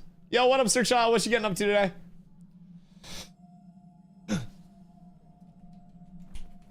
Oh, wait, Steezy. Is he in group? Invite. Y'all got room. Yes. We just don't have Bard, but... I think he's actually blind in one eye. It's Milky. Yeah, that's what I'm saying. It doesn't have, like, the other eye. I think he's, like, blind in that eye or something. Or it's just bugged.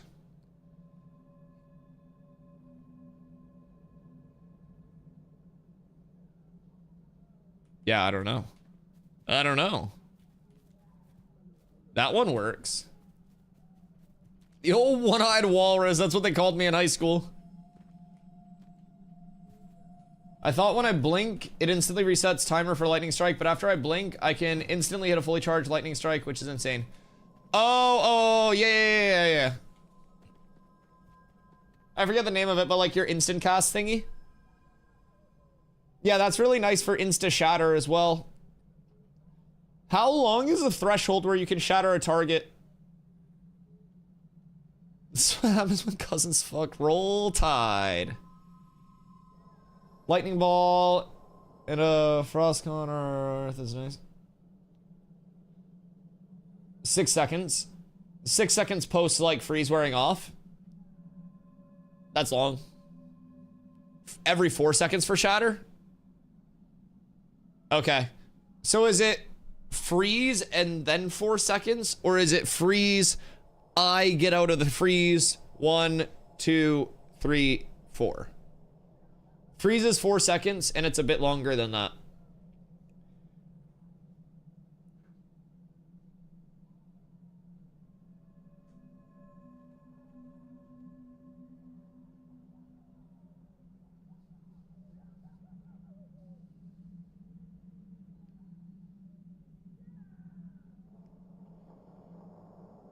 Shatter ICD is 4 seconds. Okay, so you can't be shattered more than once every 4 seconds. What's the threshold, though, do we know from, like, freeze wearing off to shatter eligibility? Because shatter's just a recently frozen target. So, like, not like the ICD itself, but, like, you know what I mean? Like, I get frozen, I use shake it off to get out of the freeze, I'm no longer frozen. How long do I have until I can no longer get shattered?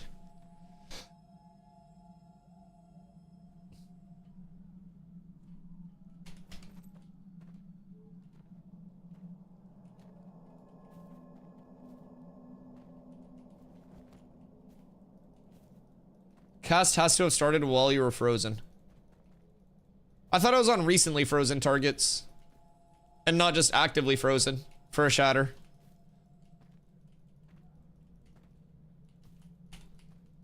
I don't play mage though. So I could 100% be wrong on that. Can't be shattered once you break freeze. Okay, Biss. Frozen or chilled. Hold on. Wiki. Wiki, Ash's wiki. Chill doesn't shatter.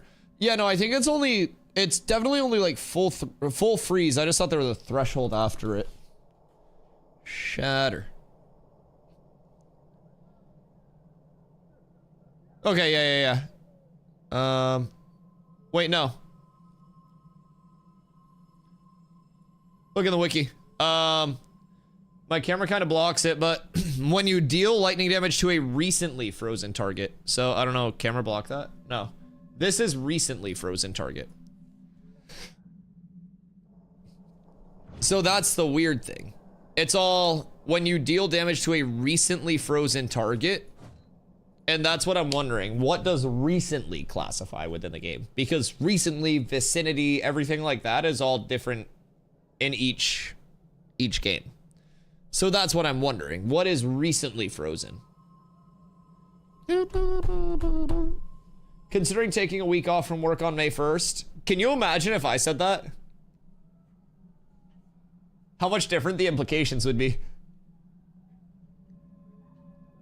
Company in shambles. Everybody's leaving the guild. The Discord's dead. Tried it once. I seen the ice break from their feet. It won't shatter. Wait, let's just test it real quick. Because we're still waiting for hoofs to run over, I think. Promote. Leave. Alt F. Okay, so freeze me, and then once you freeze me, I'm gonna shake it off. And then once I shake it off, try to like lightning me. Wait. Oh, fuck. We can't fight because we're defenders. Steezy! Steezy. Steezy, I need your help. Hey. Hey. Can you hear me?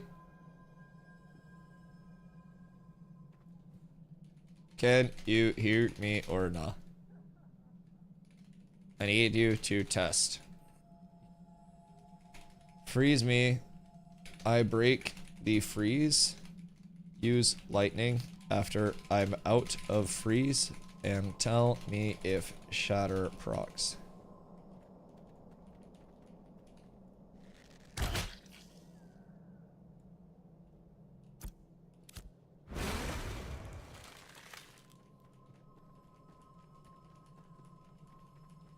I must be full frozen.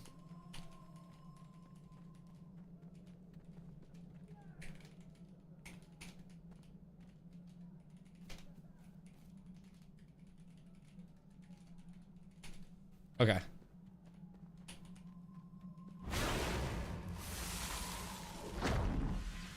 All right. That didn't look like a shatter.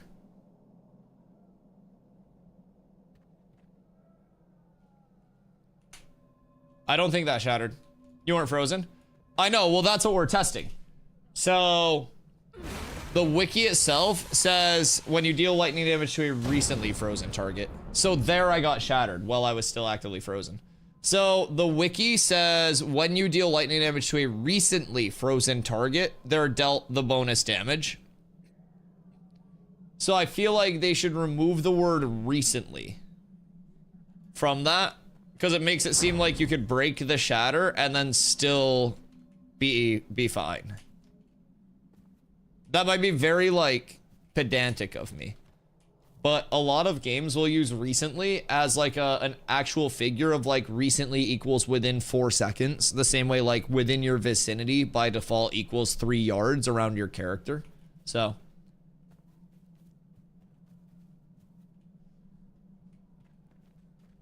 Okay, one more. Freeze, then cast lightning again.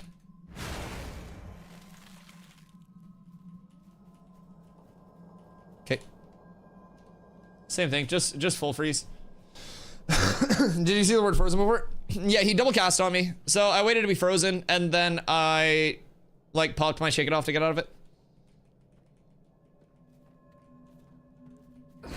Alright, 1, 2. Interesting. So if you start the cast, also, ow. If you start the cast during the freeze, you still get the shatter. I did break out. That was the thing. Yeah, that was with Shake It Off.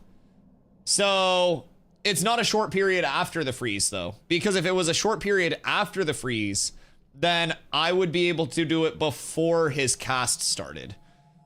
So basically, what we're determining here is the recently is like if you start your cast, freeze is 4 seconds. How long is the freeze, chat?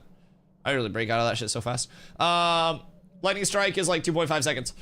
Right, but it seems like if the cast itself is started while your target's frozen, it screenshots the status effects on the target. So I think of this as kind of like the interaction of Gravity Well in New World. So Gravity Well in New World was an ability on the Great Axe where you threw your Great Axe, and when you threw your Great Axe, all of your damage modifiers were screenshotted at the time of throwing the Great Axe, right? So when the Great Axe hit, you could have way less damage than when you threw it, but as long as you threw it, snapshotting? Yeah, snapshotting, sorry, not screenshotting, snapshotting. When you threw it, it basically like took all of your damage modifiers in. When it landed, it still had those original damage modifiers from when you threw it. It doesn't matter like what happens when it pops. Its damage is like snapshotted, as host said. I was calling it the wrong shit. Like when you actually throw. Other things like detonate. Detonate was a heart rune or like an ultimate ability. I popped my detonate, I charged up for 3 seconds, and then I exploded. With detonate, it took my damage at the time of the explosion instead of at the start. So you would pop your detonate, you would build up what was called empower for increased damage, and then so you would basically like empower, throw your gravity well, pop your detonate, go back in, get your empower back up, use another ability, and that was your whole combo. And because of the screenshot, the snapshot, you'd get your initial bonus damage on the throw. And so it seems like it's a snapshot of the status effects that are on the target when you start your cast.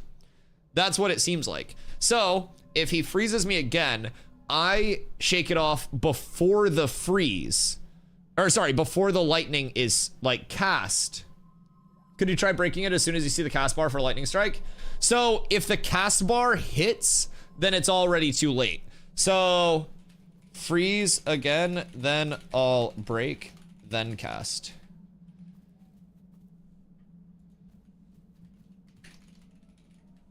So once I'm frozen, he'll double cast and then I'll instantly break it, and then he'll cast his lightning again and it won't shatter, okay?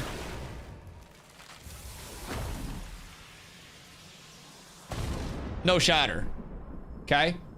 And that was with the cast right after, and I popped my shake it off right after the freeze had come through. And I think the reasoning is that because shake it off takes off all CCs. So it takes off the chill, it takes off the freeze, right? But do it again, and then I'll shake it off once I'm actually once he casts, like as soon as he starts the cast. Ready?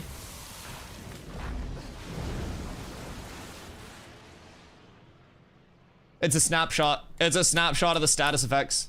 So as long as you start your cast and finish the cast, yeah, it's a snapshot. That's all it is. There's a shatter. Yep.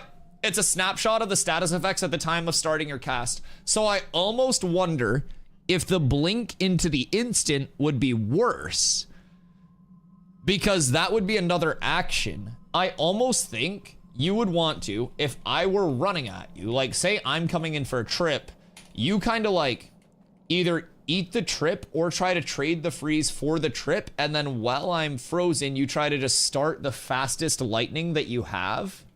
Does ball lightning way faster cast? Right, but I still broke it during the cast timer. So here, again, but lightning strike.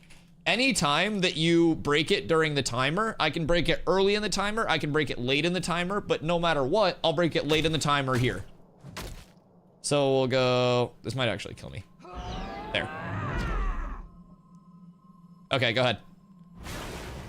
So I'll wait. Shattered. Broken late in the timer. It is not based on the actual cast time. It's a fucking snapshot of your actual status debuff effects, your debuff status effects, like while you are being casted on. So at that point, break it at the instant of the start of lightning strike. Okay. Hi Claire, I hope you're having a great day. We're doing some testing right now, actually. So we're seeing how the interaction of shatters works right now. So I'll break it right at the start here.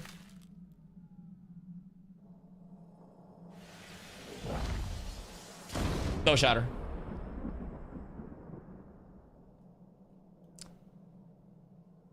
But I think that that was too late. Faster. I think my freeze wore off. It seemed like my freeze wore off there. So we'll food up.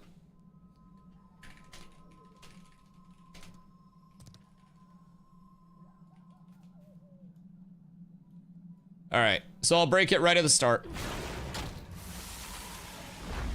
Shatter. Yep, like clockwork. Like absolute clockwork. Stay away from me, Willow.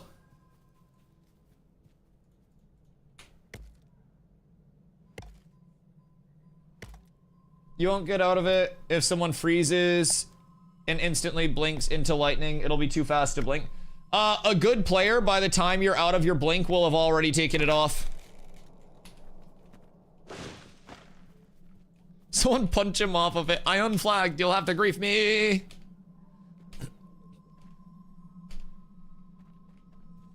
Okay, so freeze me, then blink, then insta cast lightning strike. Excuse me. Because you can just get this off way too quickly, because you have to have, like, the actual freeze indicator come through. So, like, he has to cast twice on me, or he has to previously have something on me. What the fuck? Wait. What the fuck is the interaction there?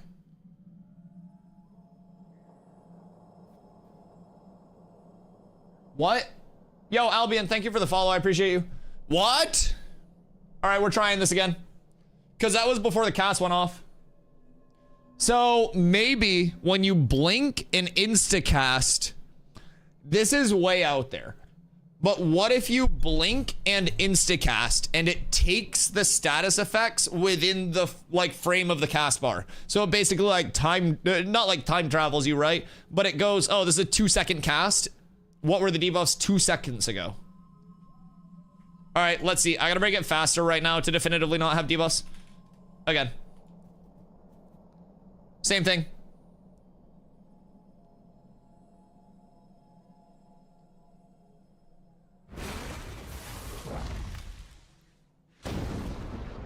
Okay, not that time.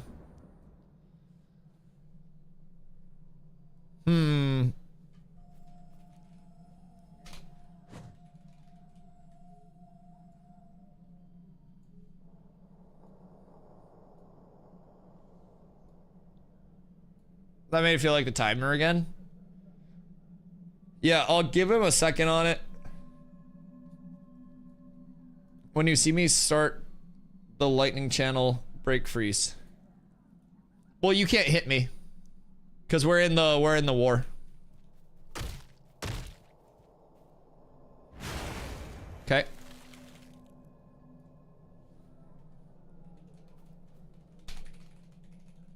So, what's the cast timer after the blink? Is it instant?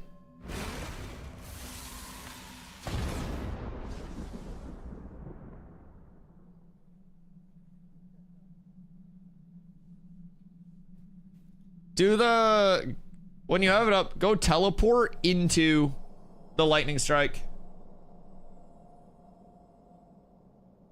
Do the full channel after freeze instead of blink, instant charge it.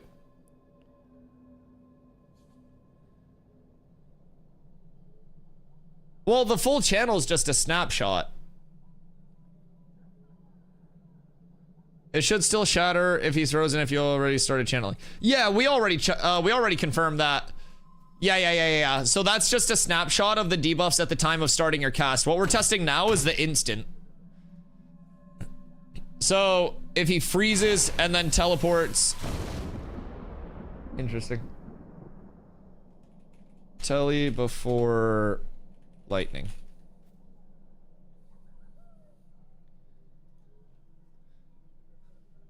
Freeze, telly, light.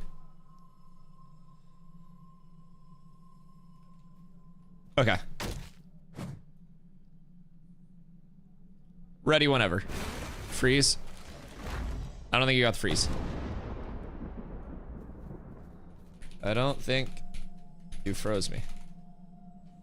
Man, hit the hit and run. How do we end up doing Steel Bloom? Because Steel Bloom's fucking sick. Yeah, Steel Bloom's actually like big titties on display levels of good. I, today, have already got 2 more pieces.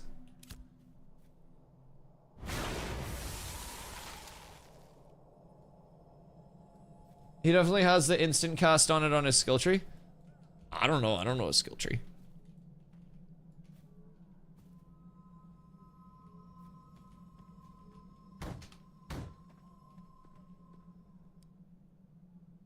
I don't know any mages that are gonna blink lightning most of the time anyways. On our wait, you can't say, wait, what? What can't you say? Is that a bad word? What? What does that mean? What swear even is that? Yeah, but like, what, is that a bad word? Is that a slur? I know like what it's supposed to be, but like what is the, why can't, you can't say E-B-A-L? I think they just missed the ball on that one. Nice.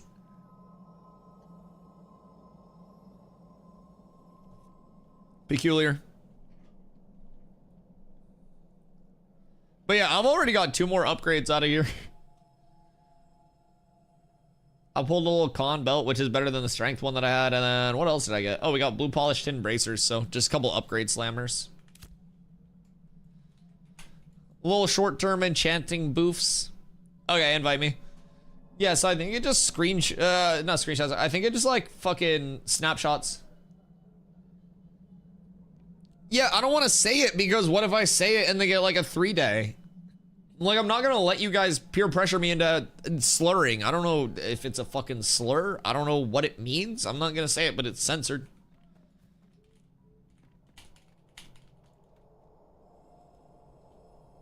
I said it in global.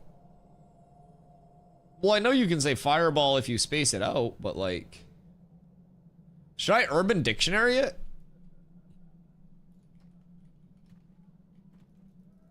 I need an invite.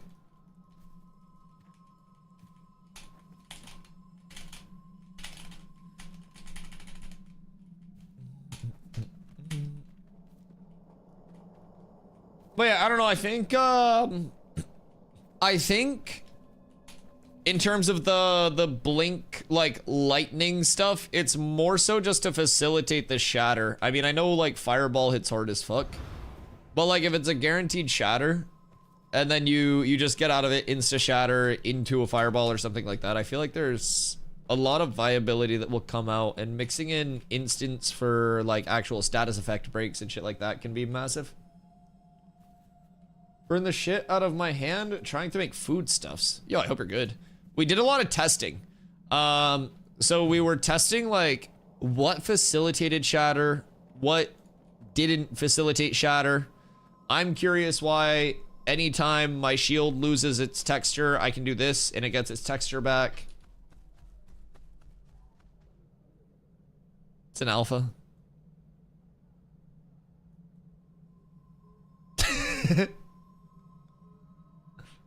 I don't really know, man. It's a cool shield, though.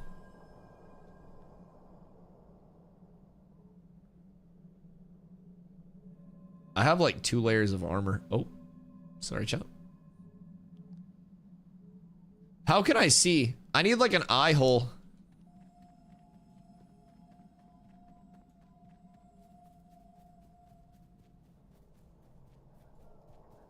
Where's my group invite?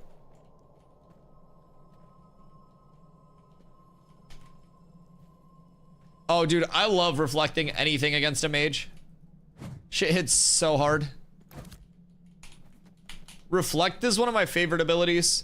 I've actually been using it as a, like, trying to use it as a bit more of an intro as well. So I was previously kind of like gap closing into a grapple or into the trip if I was close enough, and then going into the combo. But if you open up with a reflect and you kind of like hit the reflect, you got the trip, roll, and then you hit your pulverize, because that's going to take you the rest of the way to the target. If they're recently tripped, it's a guaranteed crit. Then from there, you save the rest of your like active trips, and using that, I don't know. I've found using a kind of like an initiating reflect can be super strong. How's that shield smell? It's pretty nice, pretty fresh. Kind of like campfirey.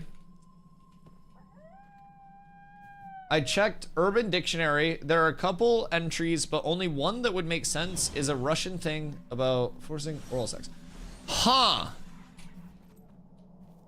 Yeah, I don't know. I don't know. Maybe they just meant to hit ball? Maybe they just went through Urban Dictionary and took like the most searched terms or something.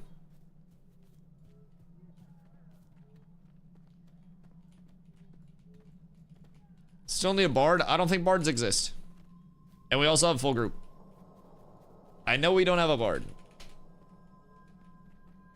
We need any level appropriate. Everyone's on alts, dude.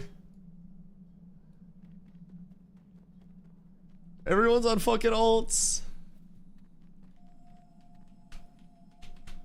Tank DPS, best DPS? It doesn't matter if the tanks don't have any mana. We have a fucking actual mid-sized European country worth of tanks, but we don't have a single mana battery.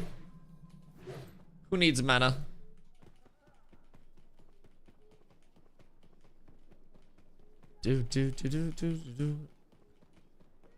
Excuse me, random hill. Rumor has it that hill was placed there by Eterna herself during the 4th siege of Steelbloom Citadel. So this hallway saw a lot of action, and as a result, Eterna the goddess came down from the skies and decided to influence the battle by placing quite possibly one of the most OP peaks in human history. Hey. Look out, man, there's a hill there. Hey. What are these lads doing? What are you doing? Where'd they just come from? What deep week? You shoot disgustingly consistently. That's so funny.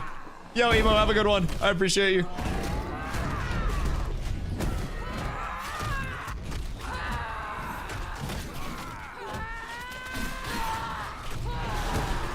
Yeah, we definitely need to do more testing on that and figure out like if there are thresholds, but it definitely seems to be a snapshot of status effects. We need to test more with like the decisive, like the full instacast lightning into the shatter and stuff and see what timings apply on that, but for the most part, really good test. Somebody please win that.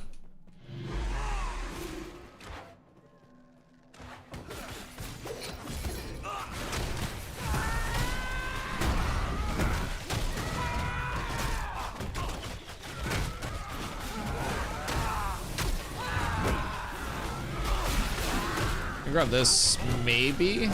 Ah! We're fine.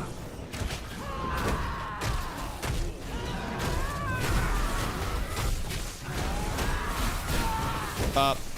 Pop.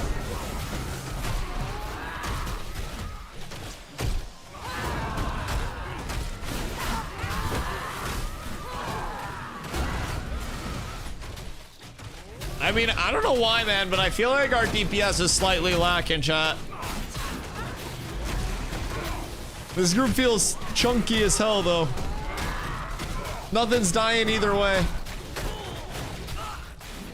Oh, what if we had a cleric? Not a cleric, bard. Look at a guy on DC. I know. He was the pumper of the group, too. He was doing all the damage. Like, we're just fucked without him. I don't know what our next steps are.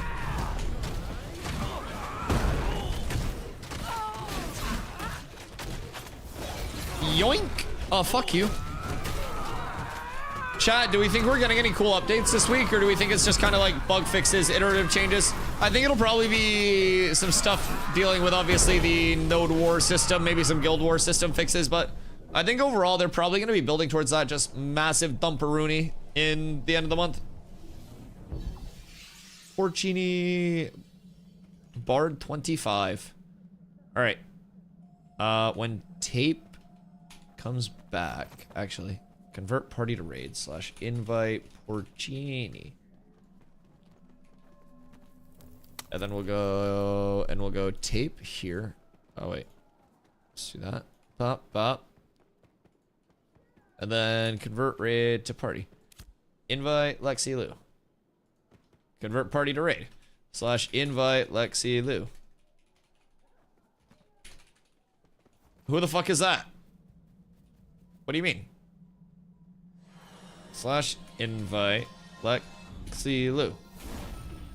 That's not a person. Why are you making things up?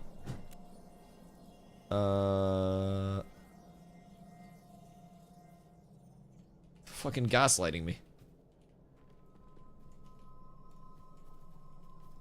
Bonk. Do I have any caster gear in my inventory? No. Oh, senior goblin mask? Nah, you kind of got gear, huh?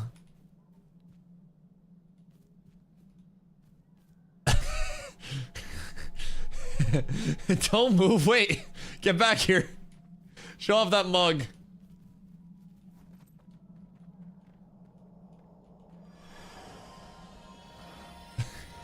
Embrace it. Say hello to stream. Be proud to show your face here. Look at that smile. Look at that smile behind the veil. He's just a little shy guy.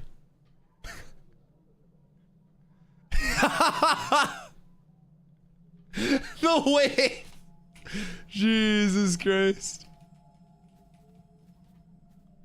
That's so good.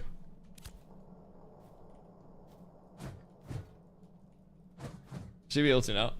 Okay. Invite Lexi Lou. Sick. Ooh. More cleric. Alright. So I hate to break it to you, but Rug, you're going in group 2.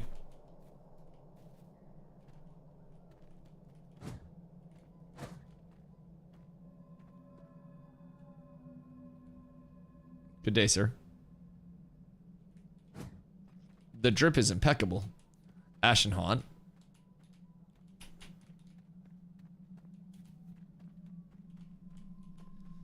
What shield? Oh, I know what shield that is. Fuck. I had one of those in my inventory. That is the forge one. That's not the forge scale. Like, that's the... What the fuck is it? No, what's the set called? Is it Forsaken Shield? Oh, wow, it looks the same as one of the forge ones. I think Forge Guards or something? One of the shields in Forge looks the same way. Recycled ass mogs. That's the desert one that drops from Brood Pit. From the Pocket Dungeon. Shield drip is very important for tanks. I think across the board, like, the value of a tank is partly just in their shield. I kept 4 shields in my inventory just so I could change drip accordingly. They were all relatively the same, but...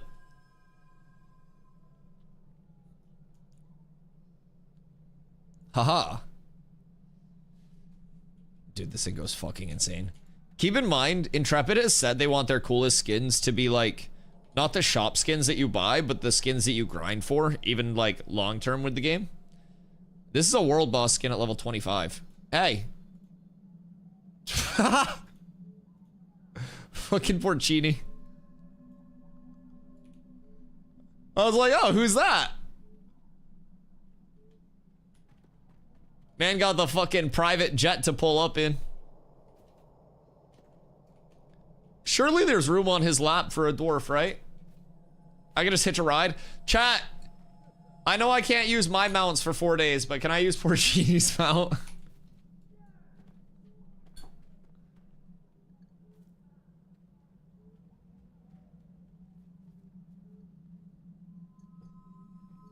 It's a reasonable offer.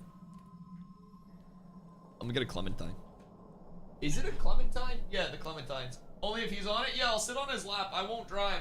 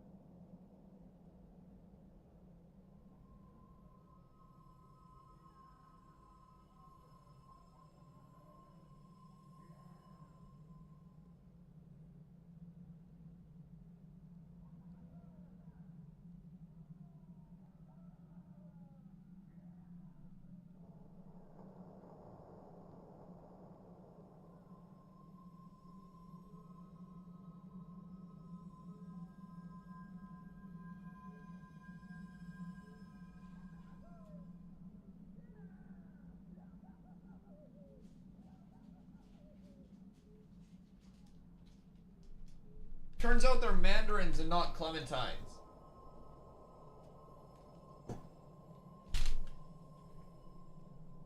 What's the difference?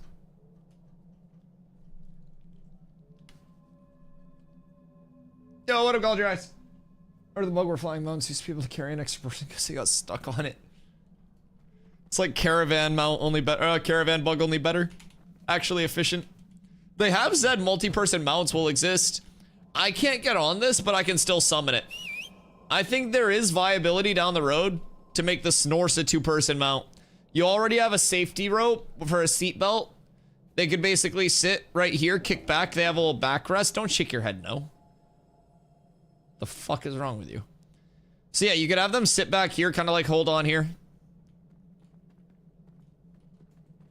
I'm not allowed to ride a mount for 4 more days because of a sub goal.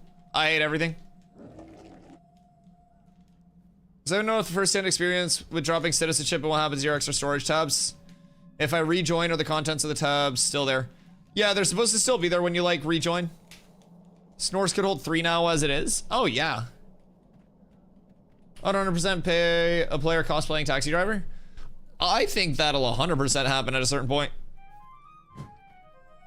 Absolutely. All right. Is everyone here?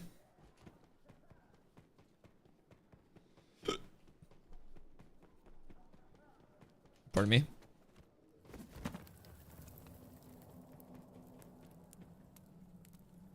All right. We're gonna start over here, and we'll bring it around town.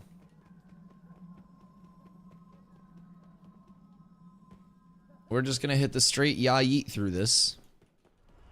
We'll yoink this guy.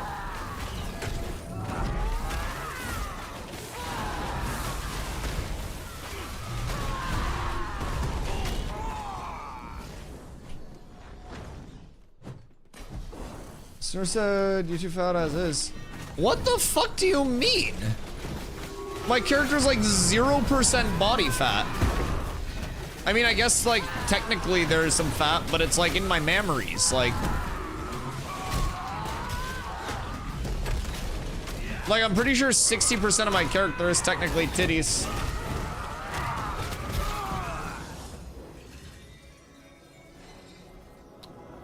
Oh. Gotta get down to that birth weight. I gotta slim a little bit. I'll try to stay active on the cardio. I mean, honestly, these next 5 days will be great cardio for me, considering I can't fucking use my mount. Thanks, guys. Appreciate you. Twitch Prime.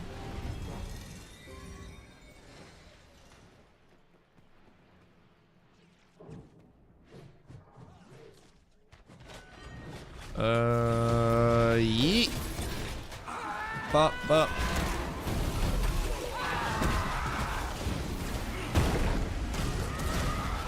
Snorse on holiday? Oh, he's vibing. He's vibing. Where is the name mob in this one? Oh, wait. Yeah, we have to go this way. Shut up. Don't make fun of me. I'm not very good directionally. I always tell a story about how my brother AMC trusted me to navigate one time. And instead of taking us to Quincy Market in Boston, which was the intended travel destination of the day, we ended up in Quincy, Massachusetts. Because I'm a fucking idiot. So I'm not allowed to navigate anymore for family trips. I shouldn't be allowed to navigate anywhere. It's like the weakest part of me, just in any of my senses. Never trust someone named Dusty. Whoa, whoa, whoa, whoa, whoa, whoa, whoa, whoa, whoa. What are all Dusties doing? What the fuck are all Dusties doing? Not all Dusties.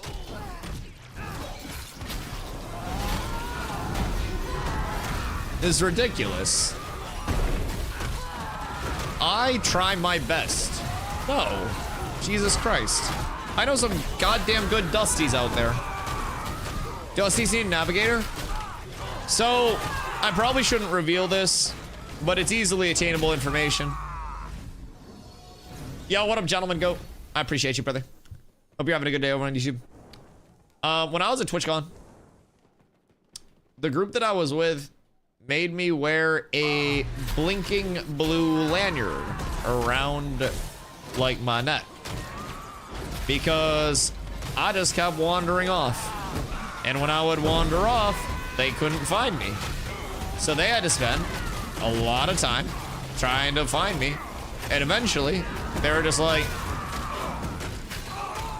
Dusty, just put this on. So, I was walking around TwitchCon, my big 6'5" ass, rocking that blinking lanyard the entire weekend. I was not allowed to go out without it. It was how I was found. You need an air tag? I'd probably lose the air tag. The only reason I didn't lose the lanyard was because it looked fucking sick. Yeah, it had different modes, so I kept like flipping it to different modes and shit.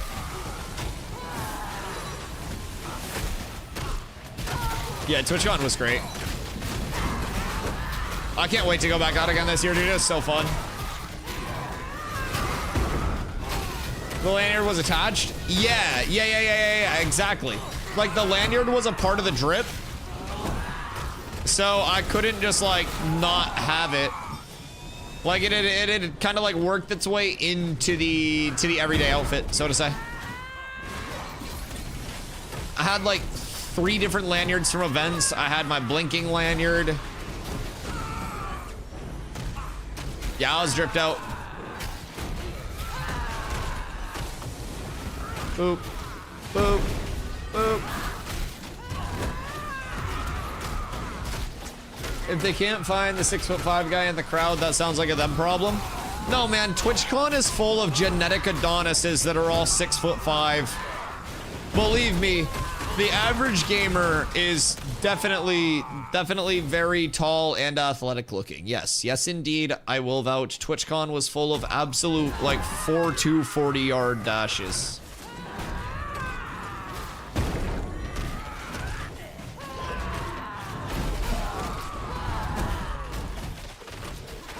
So it was actually kind of funny.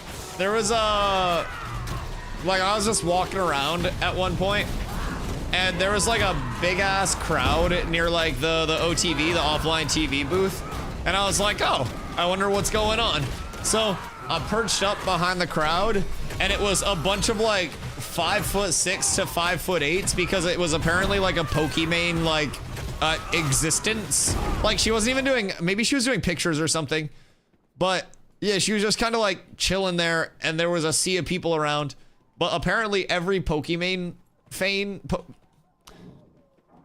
every Pokimane fan is apparently like 5'6" at most. So I just kind of like walked behind the sea of people, and I was like, oh, cool. Had a great view of everything. We were chilling. We jumped down. Finn. Finn? Why do you go to the corner? What up, Zombler? Good to see you, brother.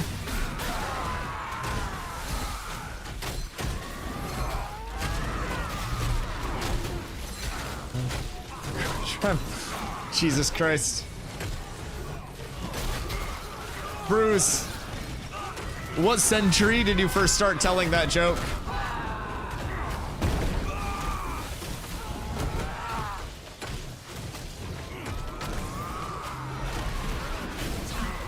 Keep getting faded maps. I can't use maps anyways. 3000 BCE. My man's been through it. Reincarnated from court jesters to Twitch chatters. And it's all led to this. Pee pee poo poo. Wait, what the fuck just happened?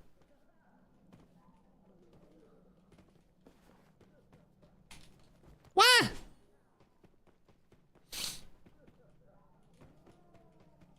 Huh. Huh.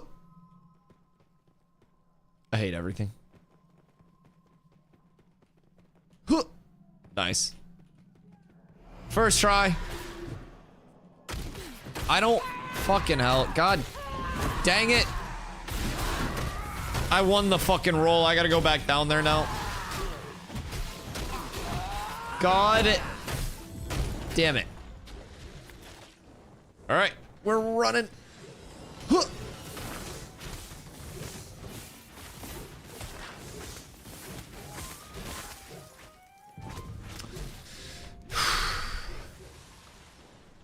And we're running. Huh. I'm gonna lose my fucking mind. And we're running and we're jumping.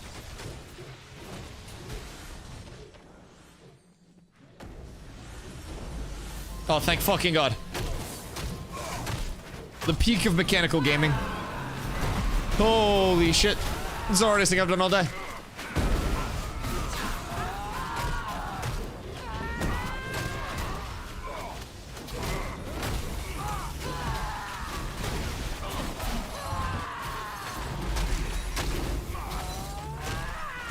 Bop.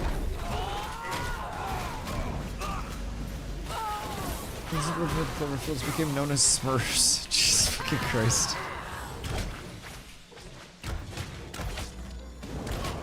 Zombler, are you grinding? Are you not grinding? You cannot avoid me, I am inevitable. Pass. I bet polished tin higher rarity would slap though. More main stats, best main stats. We just need more strength. More strength, more attack power, more scaling, more fizz power. More life, God, dude.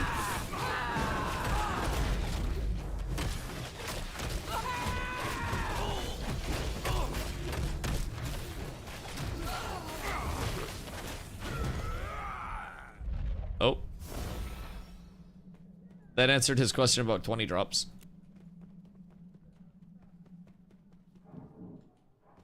Let us grab you, because fire starters are assholes.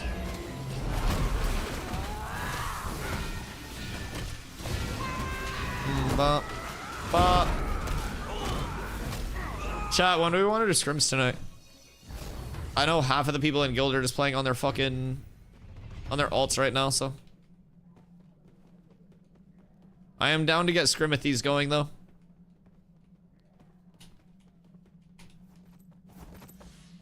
Nice. Well executed, Dusty. Very athletic. Peak athleticism and gaming. Nice. Alright, so we'll bang a Louis. Actually, we'll kill these just because.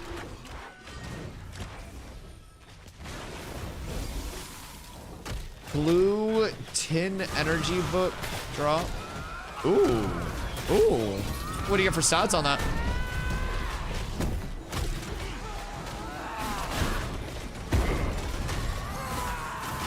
Walrus is underground. Oh no, did Walrus? Did Walrus fall into the trap? There's one area on the map that's just full fucked. It's like right along here. And then you just boop. Like if you hit it just right. I found it yesterday. There's also, if you get up onto... Fuck. Yo, what up, Carl? How you liking endgame content and Ashes? I'm loving it so far, man, and we're nowhere near having like all of the systems. So I think already having so much to do, in my opinion, and so much to kind of like go after. I'm really excited for more systems to continue to come in. Like at the end of this month, we're also going to be getting the Tropics, the Turquoise Sea, like that full expansion, including naval combat, including like literal piracy, because you're going to have treasure maps that are in the Turquoise Sea, in the tropics, that feel like actual fucking treasure hunts. Like you will get on a goddamn boat. Like there's so much that is coming to the game very quickly. So with already, like I said, having as much to do as I feel like I do right now, I am at a point where I'm like super amped up to know that we're getting an entire biome per month for the foreseeable future, in addition to all of the other updates as well. And dude, it just makes me super happy. Super happy. I'm really rooting for Intrepid that all of the implementations go through smooth. And, you know, naturally there will be bugs and quirks along the way, but if there are those, I hope that they have, like, good success with troubleshooting those, and we're able to provide good feedback to make all of the content as good as it can be. Because it's going to be expanding fast, so we'll have to make sure that we, like, butcher Skinwalker. Skinwalker meat. Interesting. Okay. But yeah, I'm just like super excited. I hope that all the content comes in smooth. I hope that we're able to get them good data on the content, so the people that aren't playing it quite yet come in and it's even better than it is when we get it. So really excited. I think the entire community's in a super anticipatory spot with some of the updates coming up. And I think like the lack of current players are just primarily because people don't want to burn out long term. And you know, if you play this 10 hours a day, it could lead to a lot of burnout. Me, I'm having the time of my fucking life.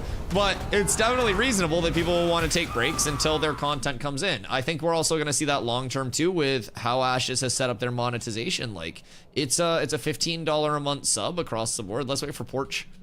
$15 a month sub, no box cost, no DLC. So if the content's good when the game's out, you want to play it, you play it. If you're like, this content's not hitting for me right now, you ain't got to play it. It's really nice. Spot the alpha upgrade for my cousin for his birthday. Was telling his testing phase is actually more stimulating and fun than game launch because of the anticipation of all the content. Dude, and you get to see it all come together. It's so nice, I agree. So much to look forward to. A game launches and it's all there. We get it leaked out to us. Yup. And we also get to provide feedback and shape the future of that launch too, man. It's really cool. Like, if you're someone who's very passionate about like questing, for example, I say this to a lot of people in chat because they're like, oh, isn't questing like way slower than like just mob grinding? And while questing might be like slower, right?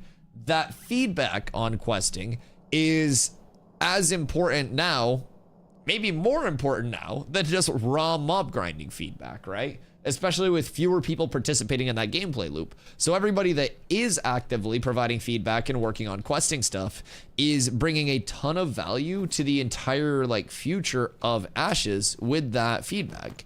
Same thing with people who are doing lifestyle skills, professions, like every aspect of the game. Getting the level of feedback that it's been getting from the community just make sure that the game long term will be so much better.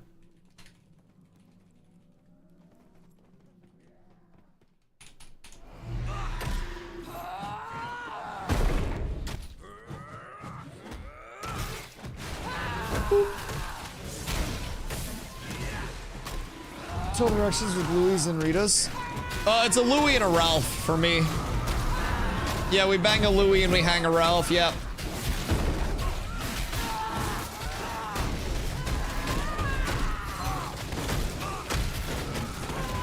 Wow. These bears are beating a fucking Dusty. Jesus Christ.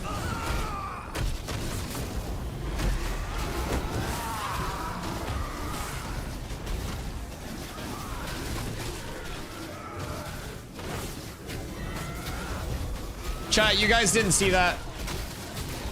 You guys didn't see shit. I didn't say anything. I didn't say a goddamn thing.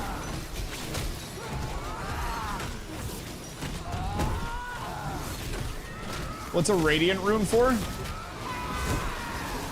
Is that one of like the green crafting mats? I think there's the enchanting things, right? Like one of these bad boys.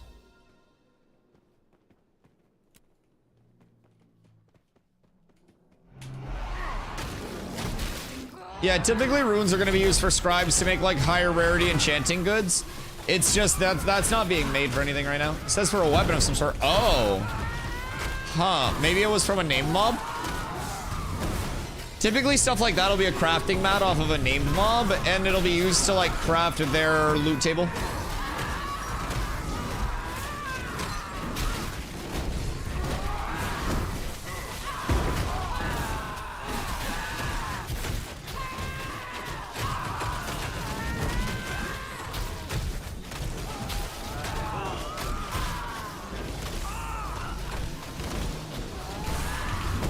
Where the fuck do you come up with this, Bruce?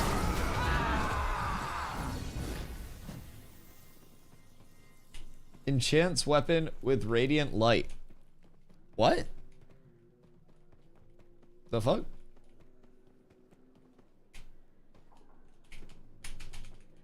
One guess? Considering you're old, I'm gonna say a Facebook algorithm. I'm gonna say Facebook memes. I feel like most old people source a lot of their material from Facebook memes. Why does that pole look more populated than the walled city of Kowloon?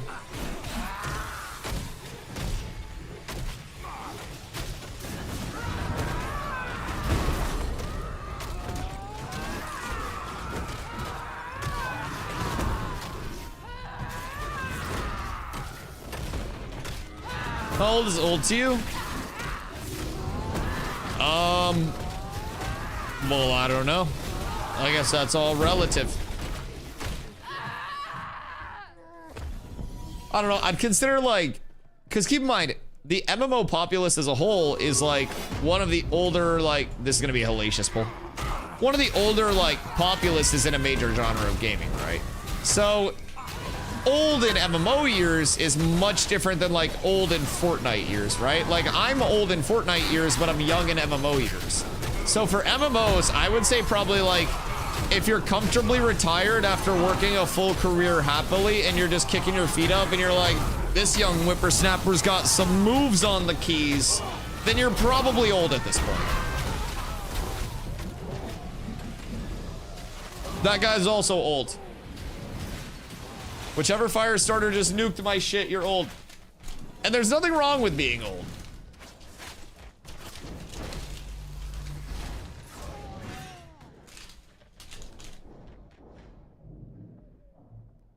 Alright, so I'm assuming we're not making it out of that.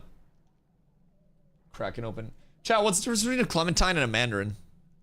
Clementines are bigger than mandarins, right?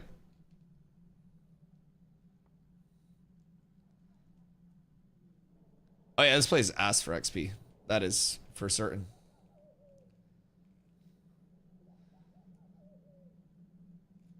Stat that's massive. XP stat dampening is overrated. Even if you have 5% stat dampening, if you have like 80 of an attribute, it's like 3 stats. Like 3 actual stat points. XP that's a myth. Your power went out? Welcome back. So did our HP bar.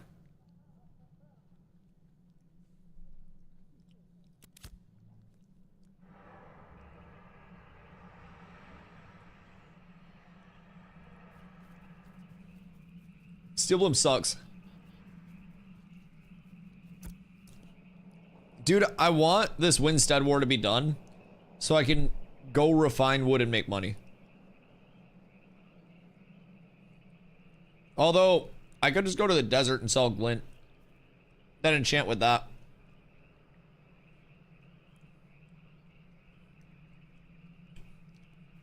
Oh yeah, you can go farm if you want to, Walrus. You're chilling.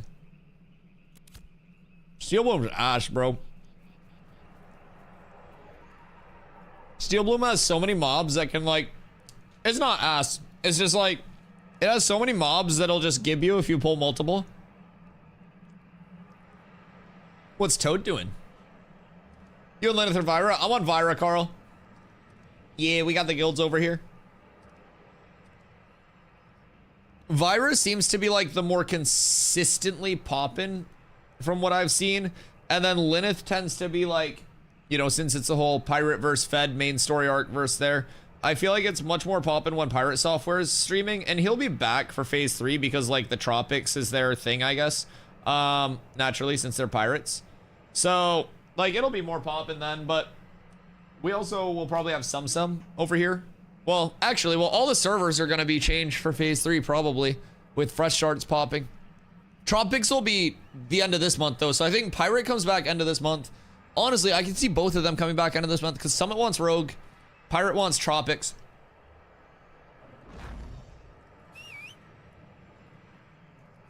Rip.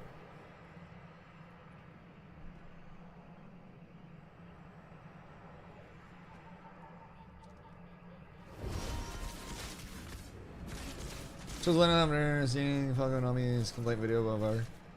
Fire is not that bad at all, in my opinion. Oh god, Hoofsy.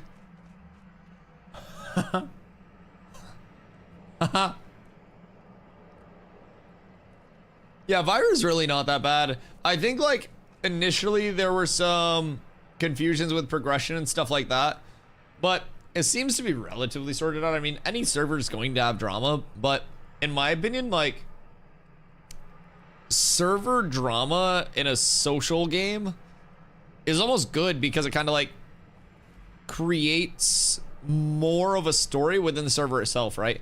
Like you have your world building that's within the world of Vera, and then you also have your story arcs that develop like player to player and shit throughout that.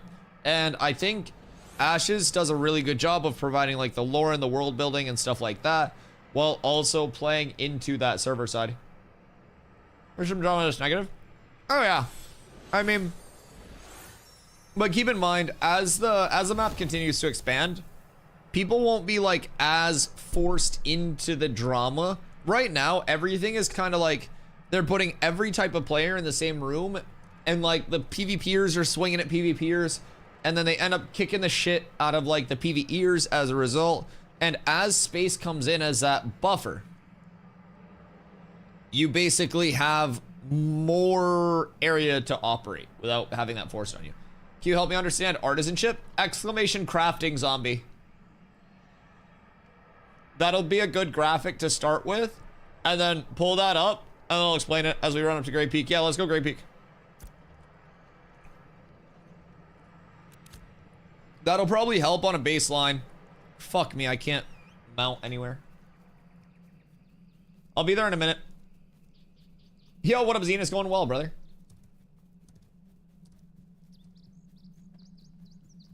I faced a joint and knocked. Weak. Weak. Dude, I wish.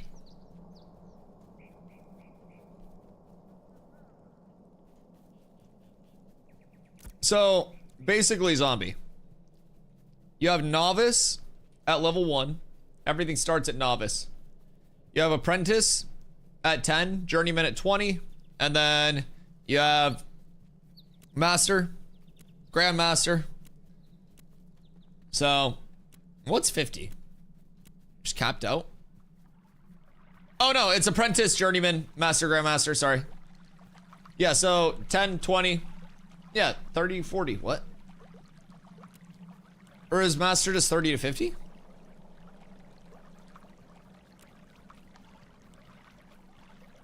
Weird. How much do legendary daffodils sell for? I have no fucking idea. Oh god. Grandmaster's 40 plus. Okay, so there's nothing at 50 that's just like, go outside. Do I have to elect which one I want to put XP in? No, so basically like, I crafted so many shoddy bricks that gave no XP. Did you pick them up? Because your XP is given when you actually like grab stuff from the tables. But you should get XP for like refining stuff.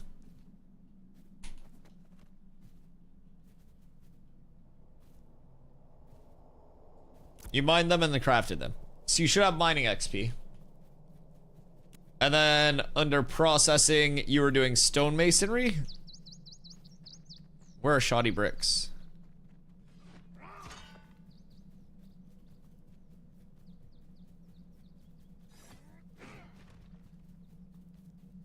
Where were you doing the mining? Are you doing it in Lionhold at the starting XP? Or at the starting area in town? Oh, yeah, you gotta go out of Lionhold's like the tutorial area. Yeah. So you'll want to like go out of Lionhold and then make your way to one of the towns. Mining around Lionhold is cooked. Yeah, if you want to start mining and stuff, there is an interactive map if you want to go that route on Ash's Codex. But honestly, I would recommend, depending on what level you are, just kind of like heading outside of Lionhold, mining around here. And then when you're waiting for stuff, kill here, because this little bridge area is a bunch of like humanoid mobs.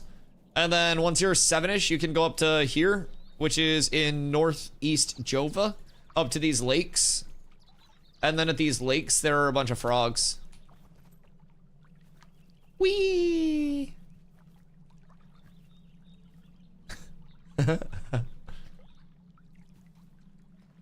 Man, I can't believe I agreed to no mount. You're confused? Yeah, I was wondering when you said you got no XP. I was like, that's either a bug or you're doing something wrong. Hoof's fucking Thuman up there. Look at him go. Look at him go. And then the important thing to remember is if you get legendary stuff, run it to a bank immediately. Don't tell anybody you got legendary until it's banked. How's the walking? It's good. It's good. I proposed the final sub goal. And I say final because that's a goddamn gauntlet. And I don't think we hit that before the end of the month. I think that stays right there for 3 weeks personally. So I'm safe. So that's up. You guys have your opportunity. The gauntlet's been thrown down, but we're up tremendous. What up, Kanko? How you doing today? Yeah, I figure if I'm facing this level of punishment anyways, might as well just embrace it.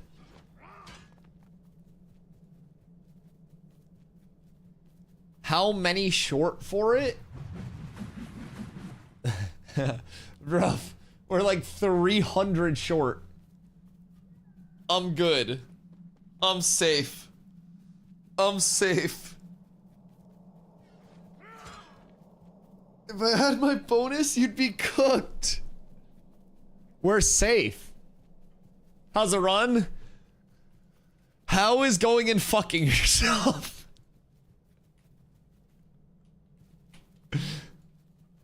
Man. It's 20 days left in the month. It goes till the end of the month. Grab the bloodied wolf on your way. Toad, where is that?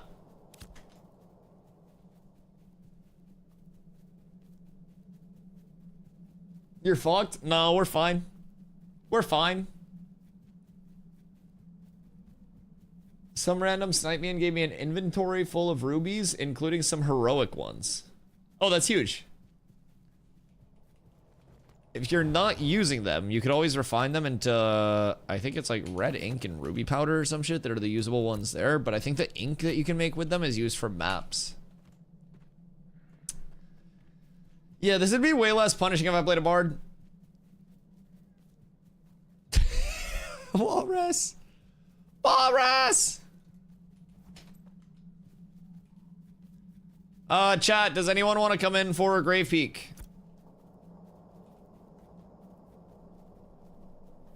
Grumpy, do you want to do Grave Peak? Oh, fuck. Scared the shit out of me. Jesus Christ. To your right.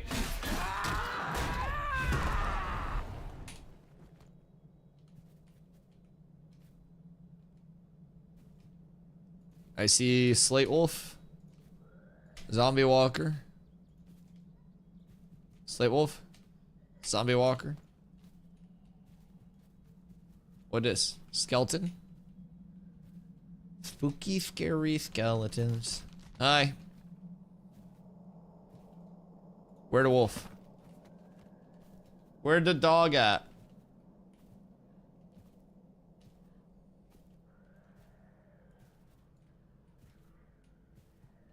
It'll be a blackish wolf. Do we know that it's up? What's the respawn on it?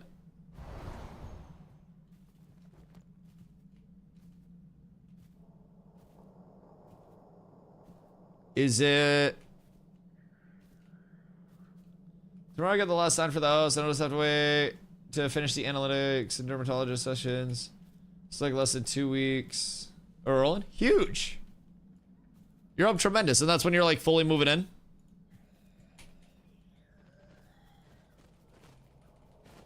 Can we pick different mounts for you to use for a week at a time?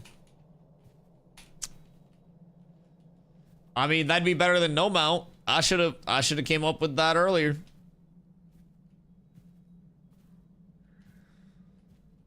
I don't think it's up. Invite. Oh. Core. Oh, he said disregard. Gotta finish this first. Well, I can't back out of this. Hopefully when we get the big update this month on the PC. Oh, that's massive. That's very massive. What's the first thing you're doing when the update hits? Are you trying to tropic it up?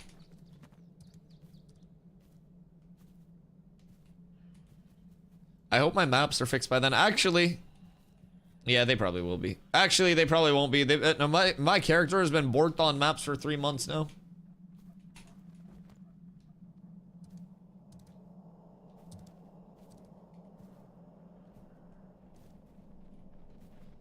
I hate this. I'm so slow. I feel like such a peasant. And it's gonna last so long. What's scribing for? Scrolls, like consumable scrolls, as well as enchanting scrolls.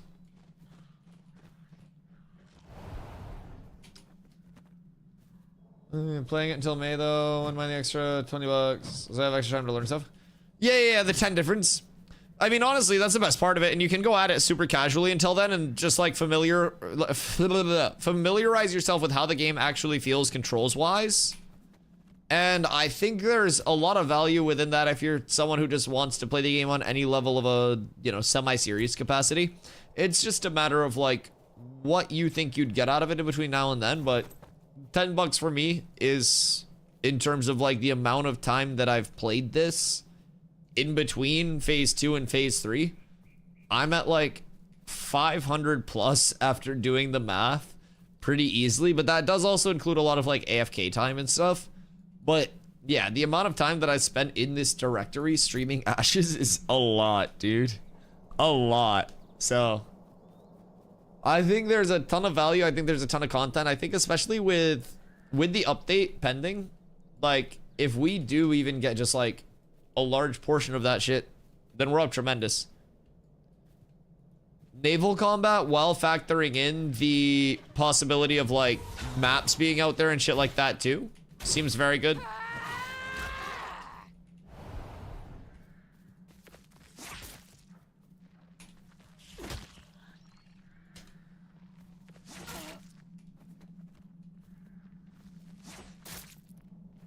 I respect the jump from a populated game to a new one where the community built this for. I mean, it's not even like it was a populated game long term, and that's kind of why I was so comfortable like taking the jump. But before I was leaving New World, I was very confident that like where we did end up, we would end up growing regardless, because I do have, even before I came here, I had a very solid like core community who was very active, who would always be yapping, always be chatting, right? Just because of like how the, you know, how the community itself is. I'm always yapping, chat's always yapping, we're all pretty positive here, we just chill and shoot the shit and enjoy video games. And so like New World for a long time had been on its way down. So October, for example, the Eternum launch, that was the big relaunch of the game that was like bringing it to console, you know, the big chance to save the game and shit like that. So that was the culmination of like 3+ years of cope of like Amazon will save the game. They'll figure out what to do. And it wasn't like fun excitement along the way. It was this level of stress. It was like, is the game that we love going to die? And the entire time it was like, it was working its way down. It was always on its way out. And so Eternum hit with the relaunch, and everybody that was like hoping that it would be big was just supporting like crazy, right? So that's how I ended up getting to like some streams 300 plus average viewers. I got to like 1,500 subs. No, it was like 1,600, something like that. It's the highest subs I've ever had on the channel. And just across the board, like that was literally like an entire community's like last ditch of. They sold to Amazon. New World's always been Amazon. Yeah, Amazon Games. They were the developers of it. So yeah, like New World was always kind of like on its way down. But for a while, it was that level of comfort, right? As a full-time streamer that's not massive, if you're at a point where you have a large enough community where your ad revenue is very consistent, then that can make paying monthly bills a lot easier, right? So, a lot of the people that are still over in New World, for example, are... What did health bars lose their 4 quarters? Mob health bars? I don't think mob health bars have had 4 quarters, right? Weren't mob health bars always just like real time, and then player health bars were the 4 quarters?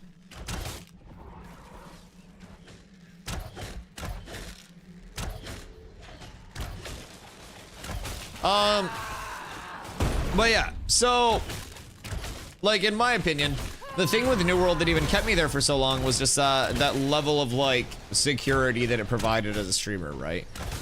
New World's gameplay loop was a bit repetitive. There was very like one thing to do only. Yours is real time too. Wait, what? Yeah, wait. What were allies previously quartile bars as well? Wait, what? Wait. Did they put real-time bars in just casually?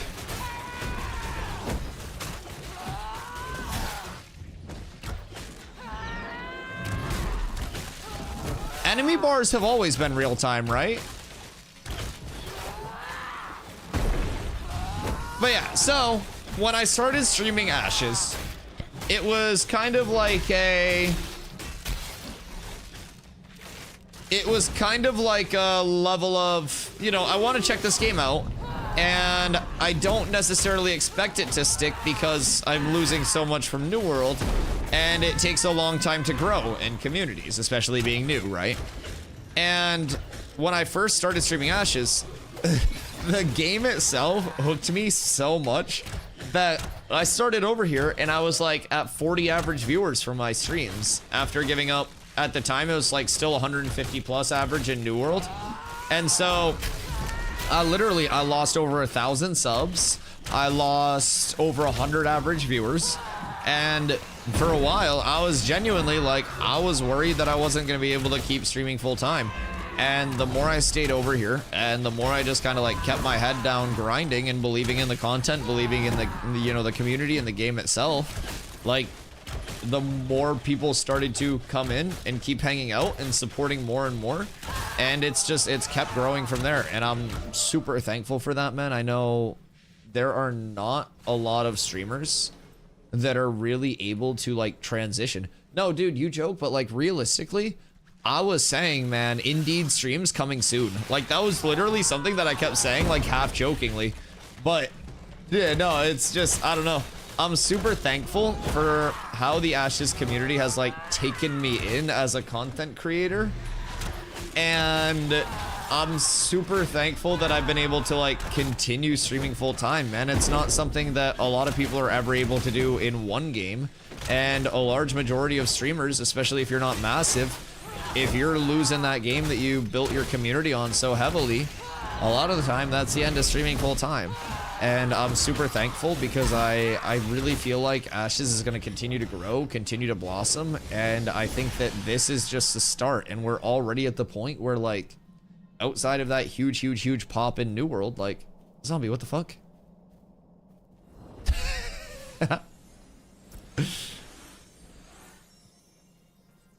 Here, for your efforts.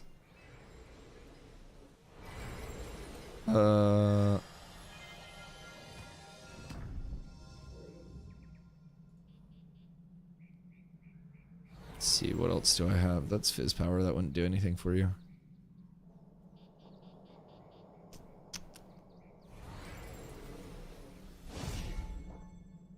Okay. Yeah, you're chilling. Oh, here. Take those, and then with those, you get an excavation kit, and it gives you a treasure hunt. But yeah, man, so I know like a lot of content creators just aren't really able to transition out into other games, and I'm super thankful that I've been able to. Can you talk about a bit about the game? Buddy and I are interested in picking up, but it doesn't seem to have a lot of traction. What's driving you to play? Yeah, I mean, I think the first step there is kind of like, what's your level of traction that you're hoping for with the game? They haven't spent a single dollar on any marketing related things, like $0, 0 cents across the board marketing wise has been spent. This game's in a true alpha. So like the building traction, so to say, I think in terms of a mass scale comes a bit later on, right? So this is still a phase of testing that is typically NDA'd, typically not visible. And the entire like premise of that alpha test is to across the board make sure things are functional. And I think with the current state of the game, not only are things functional, but a lot of the aspects of the game that people interact with on a day-to-day basis are performing way better than most people would expect them to at this state, myself included. I think one of my favorite things about the game, just on a baseline level, strip away all of the big system, you know, goals, everything.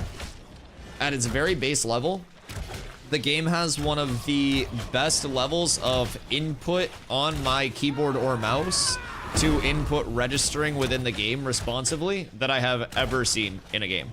I've spent thousands of hours in different games of different genres playing competitively, and the actual server side, like how good it feels to simply press button and have that response instantaneously happen within the game with low ping, low input delay, quick responsiveness. Very understated part of the game, in my opinion. Then we think about the ramp up of content recently. So if you haven't really been following, you know, very closely the past year or so, then you may still be in that era of kind of like, oh, Intrepid is pumping stuff out really slow, right? And originally that was the case because it was a lot more like back-end work. It was building the systems that the content would be based upon and not iterating that content yet, right? Like it was a lot of planning, it was a lot of ideation, and getting everything in a spot where they'd be able to start building on it. So with that being said, we've passed that spot. Now they know where they want to go, they know what they want to do, and it's in the phase of actually doing it. So just as a quick preview, last month we got the final parts of the desert biome. So we got the San Squal Peninsula here. At the end of this month, we're getting rogues, dual wielding. Hold on. Rogues, dual wielding, node sieges, piracy, the entire tropics, as well as a turquoise sea, which is going to be massive. I actually have the full map pulled up right here. So at the end of last month, keep in mind we got this. End of this month, we're going to be getting all of this entire biome with naval combat, with node sieges, with rogues, with dual wield, with a ton more additions to gathering as well, lithium to start making batteries. Month after that, we get the June Dark.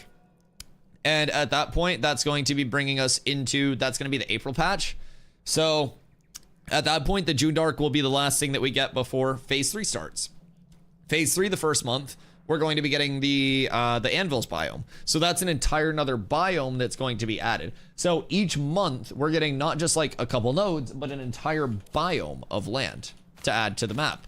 So the game is expanding very rapidly. We're going to get Rogue again, the end of this month. Steven told us recently that Summoner is about 3 to 4 months out as well. So that'll sure up like the primary classes. All 8 of them will be available at that point.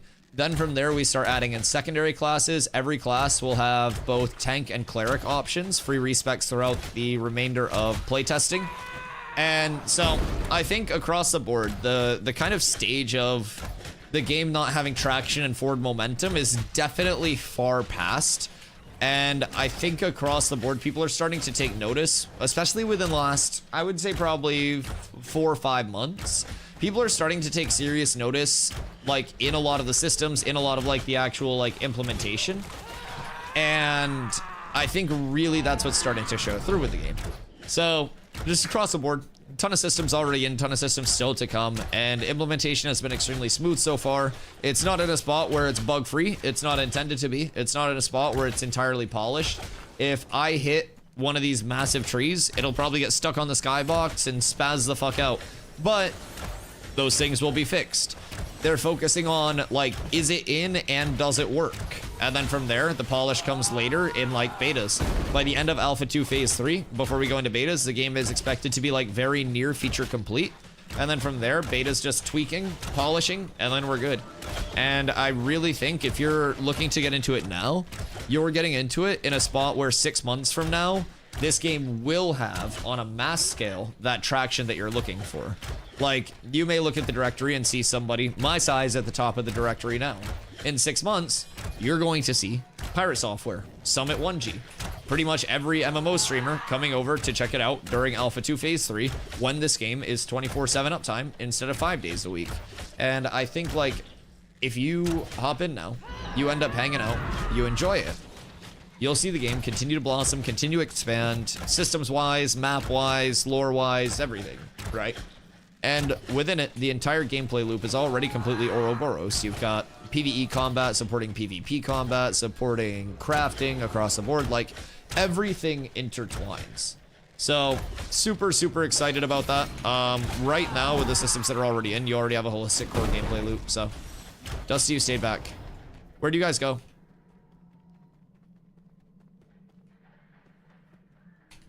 Sawi. Good afternoon, Shock. How you doing, my friend? I usually forget tropics are even larger than the riverlands and the desert. Yeah, it's a lot of like island hopping and that naval combat too. And on top of like naval combat, there's also going to be an entire like ocean PvE combat system too. Like the ocean is going to be a force flag lawless zone. So it's really going to be like the entire ocean in itself is fucking PvX too. It's nuts to think about. Long day of work, excited to Ashes for a bit. I love that. We're doing a little bit of gear farm right now, and then I was thinking we could maybe go down to Az, since there are no god spikes up tonight, and try to do some scrims again. Because those were fun. Where are you guys at? The crow guy? What's this interact?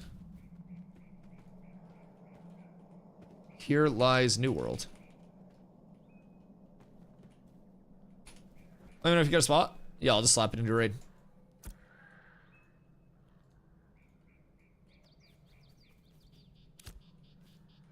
Okay, Kalzi. Up. Oh. Okay, Kalzi's pumping. We're balling. Where'd you fucks go? Ah. Uh-oh. Oh, it's Jover. It's Jover.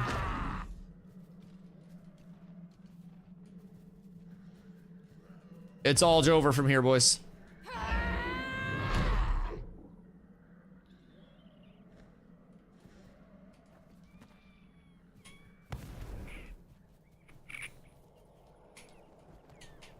I think I'm actually chilling.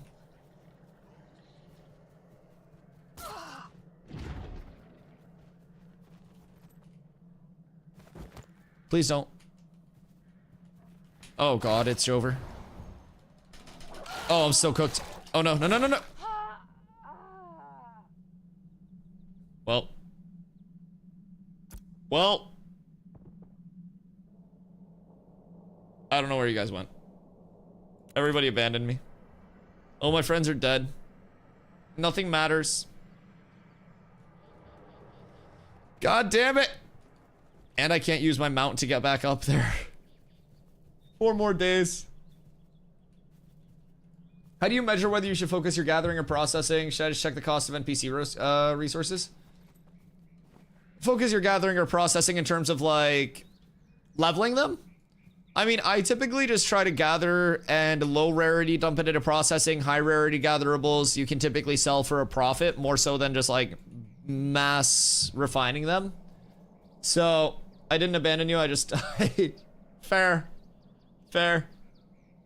But yeah, I think across the board, like, while you're leveling, especially keeping in mind how important processing, crafting, everything like that is,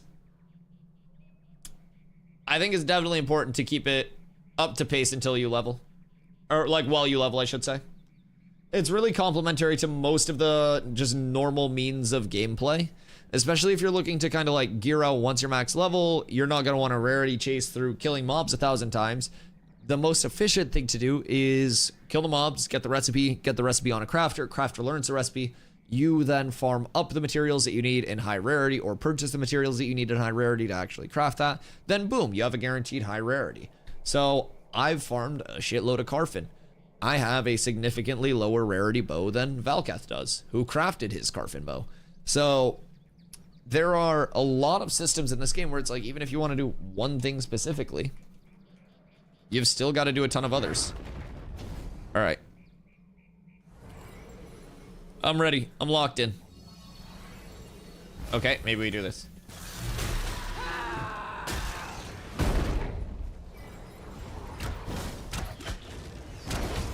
I'm actually more excited about underwater combat and underwater content since we'll have dungeons and bosses. Yeah, I wonder how like underwater combat's gonna work with the current breath system. Because with dungeons and shit, it's not like you're going to... Not like, maybe it's just like you swim underwater to the dungeon and it's like a cave. Like the Zangermarsh dungeons in WoW TBC. Oh yeah, I could actually see that. Just steal the Zangermarsh dungeons. It's pretty reasonable.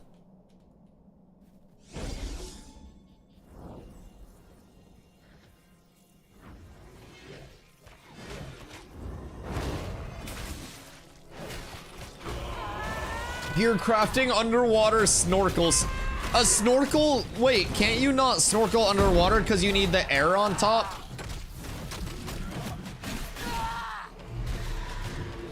Because your snorkel needs to like vent, right? Or are there snorkels that you can use underwater that are just like fish gills?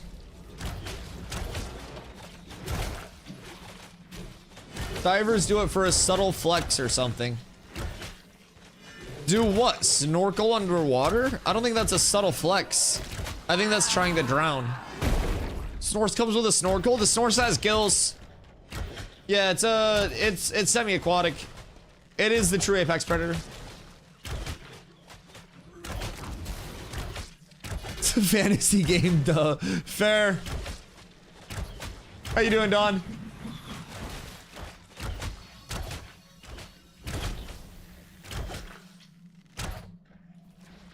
Swimming in between air pockets? Yeah. Imagine there's a mount that helps you breathe underwater. Like the little baby scorpion just like attaches to your face and then you can use it as like a swim mask.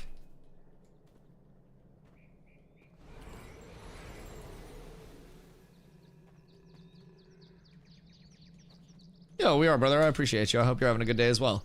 We're enjoying our last bit of server uptime until Tuesday, Wednesday has us question everything, so. You can just mouth to mouth your mount. So this leads me back into a system that I originally thought would be really cool way back when I first started playing. Allow us to face scan a mount into the game. Like take a picture of ourselves, submit it, and then that just goes on like a humanoid looking mount. Yeah, I'd be down.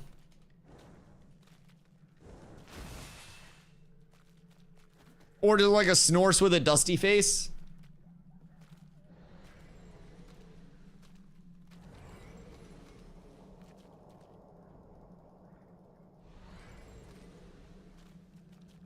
We're doing Lumberjack, apparently. Barcode ward us. Oh, Barcode ward you guys?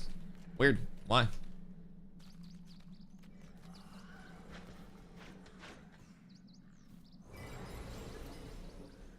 We have like two guys on, we're both at peak. Huh.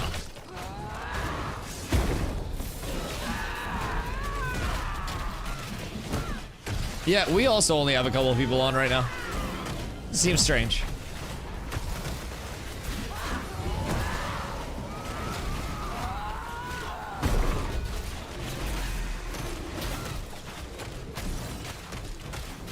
Didn't they say that when they should have biblically accurate turtle years ago? Wait, what do you mean a biblically accurate turtle?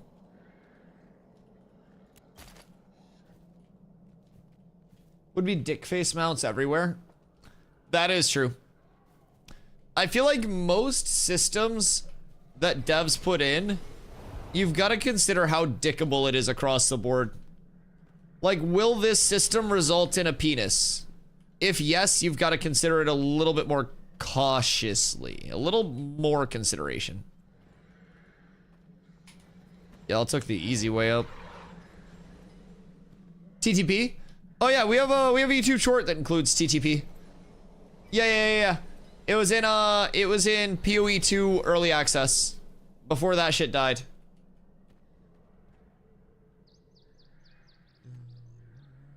I believe it would be cool to see that every content creator can have a custom skin if they get X amount of people with the code.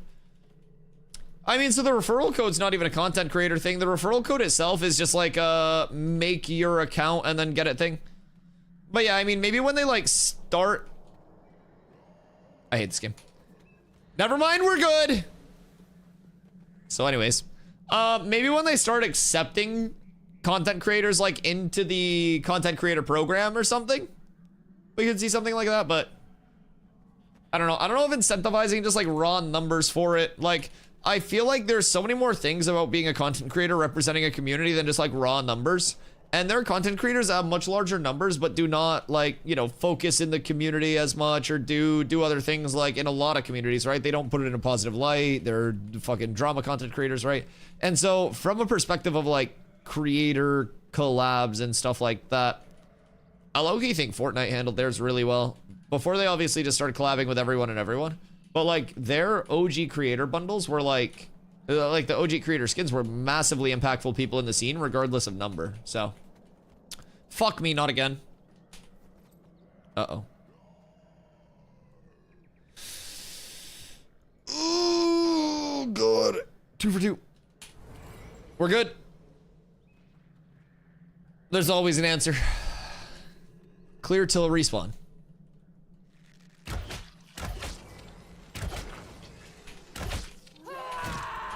Do you get uppies? No, I am the uppies. The launch was crazy.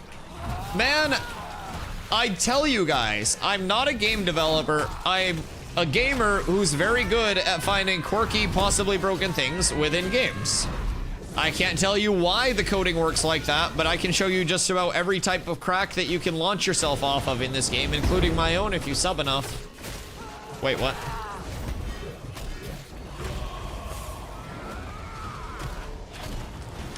So, with rock seams and stuff like that, you can typically use them with your dodge to, again, momentum carry. Because if you're not touching the ground, then you're not decelling. So, you just momentum carry your way up. A lot of areas that, like, people get stuck in, it's a really easy out of a lot of those areas because you can just momentum carry with your dodge. So, like, down here, it's easy. So down here, you want to look for seams like this, where 2 rocks come together, and they have like a little bit of a generous angle. So providing this gives me that little bit of a launch and keeps me like rolled in there, you can start out, jump into the seam, and then roll. So the biggest thing is like jumping up into the seam and then rolling once you're in the part of the seam that goes like this. You can do it on pretty much any terrain as long as there's momentum carry.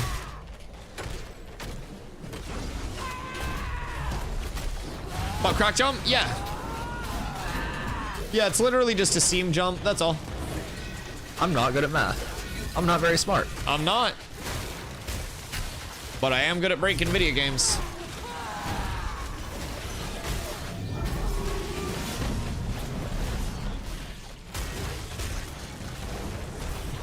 Minus 1.5k. Oh, the turtle. It's the watermelon they gave to Thor a while ago. It's like a turtle mixed with a plesiosaurus and has a shit ton of fins. What the fuck? I didn't get that one.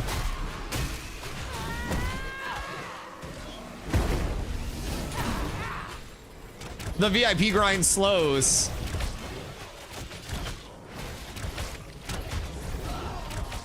Tide Snapper? Tide Snapper, I barely know her. Sorry. I'll be here all night.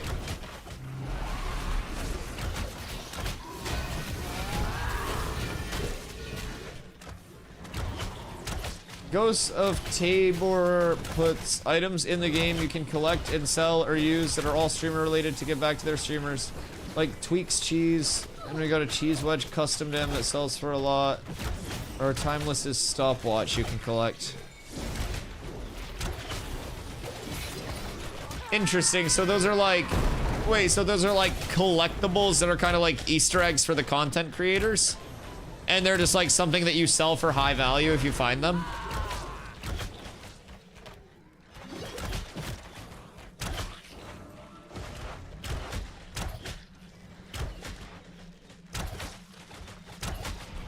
Excuse me.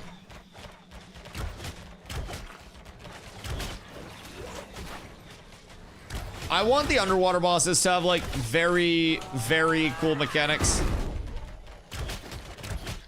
Like, I hope that they're not just like regular bosses. I like a lot of environmental mechanics in addition to like actual boss mechanics. Like, if you have a good boss environment that plays into the boss mechanics as well, and you have a mix of both of those to figure out, I think it just adds so much to the fights. Then if you have like different events within your boss like environment, so safety dance and WoW, like once you learn, you know, what to do, the pattern's always the same. You do it twice and then it's the easiest fight in history. But if you've never done it before, it can be hard. So what if you go in and manage to make it so pretty much every time it's a new safety dance?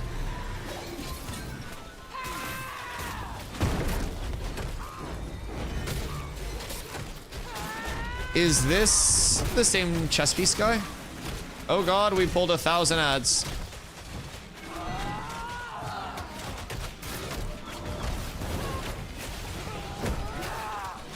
We're fine.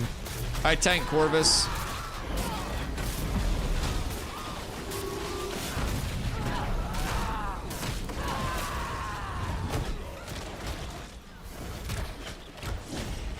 Did Porcini just roach on his flyer so he didn't die?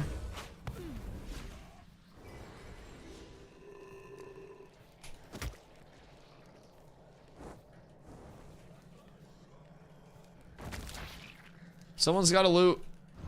I'm staying here until the loot's pickable.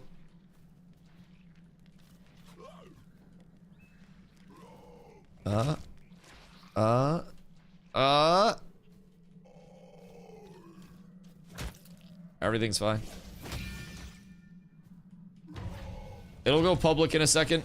I don't know how long it takes to actually go public, but anytime now. This is gonna be the heroic as well. We're getting high rarity chest here. I'm feeling it. The summoning ritual is almost complete. Did he just T-pose for that ability? Oh, this is a cloak one, not the chest one. Oh, we got a cloak.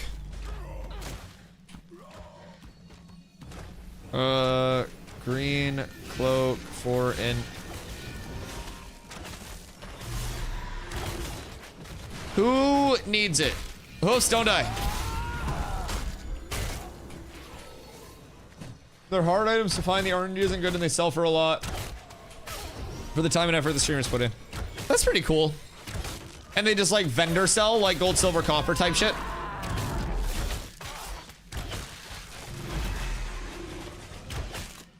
Uh-oh. Oh no. Oh no.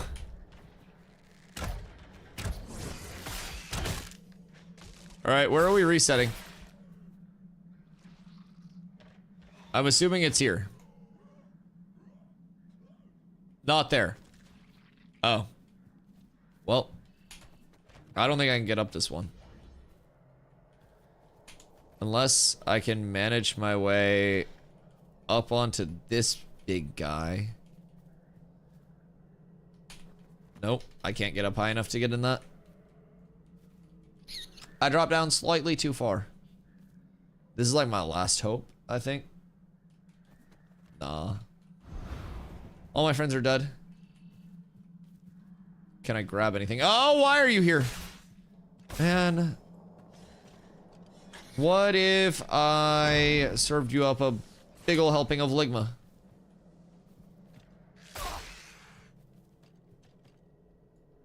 Okay.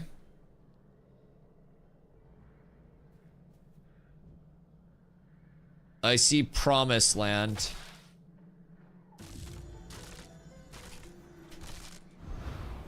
We're up. I'm the master of movement.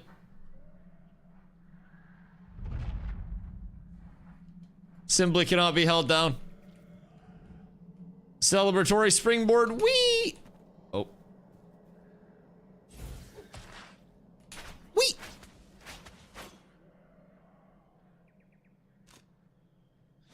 Wee! Alright, we're good. I thought I lost it for a sec. We never lost it. Okay, next guy. I'll follow you.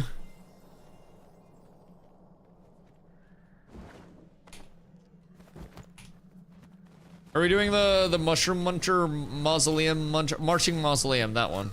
Marching Mausoleum. That's just, I don't even think that's a name mob, is it? Like, I think that's just a regular elite that roams.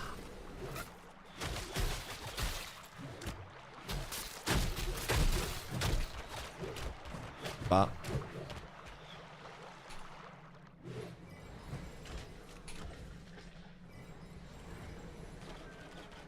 Take them onto the map like Tarkov and sell the vendor for some fat dollars. Best shooter VR. A shooter VR. Interesting.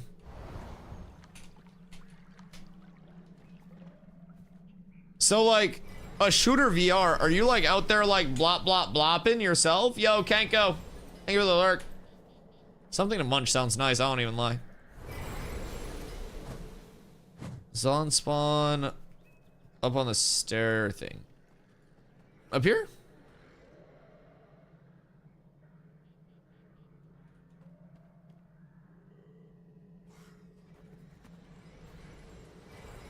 I don't think he's up there. Maybe I went to the wrong stairs. He's not up, he spawns in front of the angel. Okay.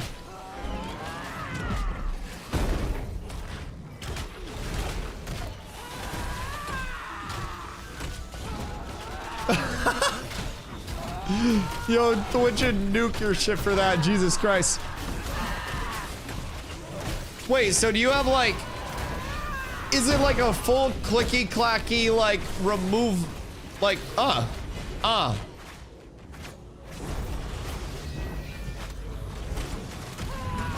like remove mag, insert mag, like does it go that deep?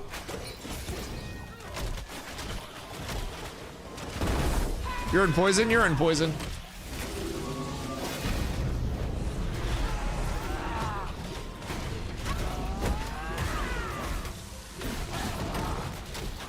Mbop. So do we need to kill this invoker or no? We literally just wait here for him.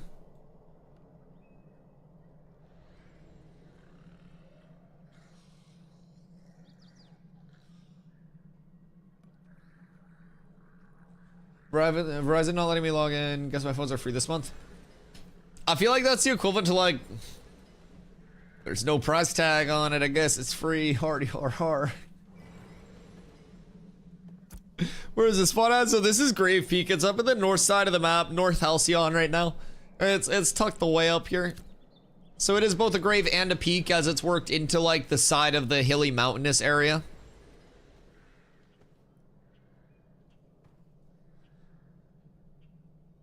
Pump it like one. I know all that. Someone can, but take it apart. What the fuck? Huh. That's pretty cool. Climbing the mountain at the moment. Other side. Okay, bet. Bet. I think we need a soda. We'll wait for this respawn. Yeah, I want a soda. I'll be right back. Soda time. Chat, soda time.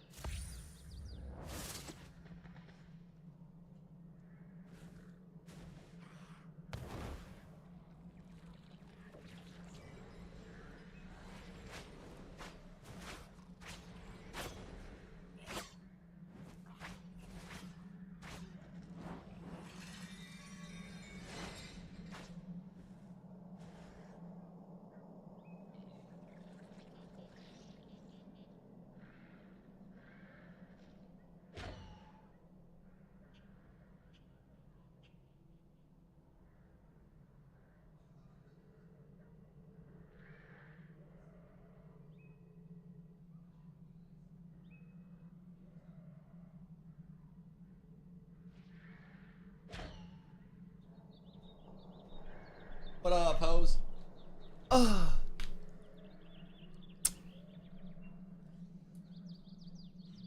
Chat, what's the best soda? What's your... Oh, God. Everyone's dying. I'm so sorry. Baja Blast. Dog, Baja Blast too sweet for me. Diet Peppy. Diet Pepsi makes my burp smell. I think it's the aspartame.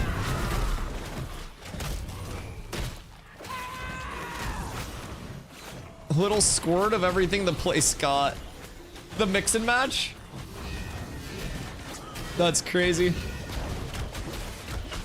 Yeah, Baja Blast is too sweet for me. Can't go wrong with Sprite. If you're a Sprite fan, where do you rate normal Sprite versus McDonald's Sprite?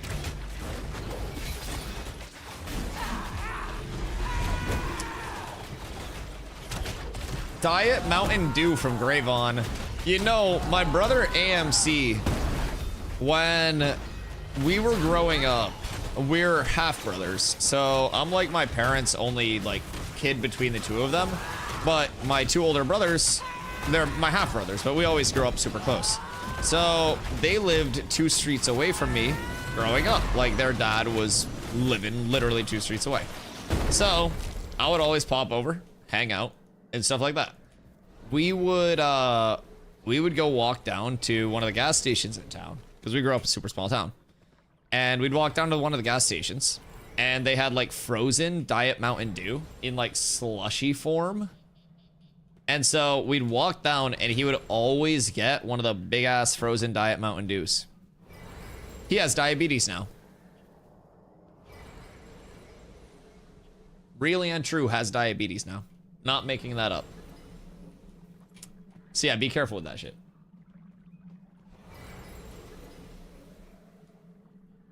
Story took a turn. He's healthy. He just has red hair and diabetes. So, like, be careful. He had the red hair before the Diet Mountain Dew as well.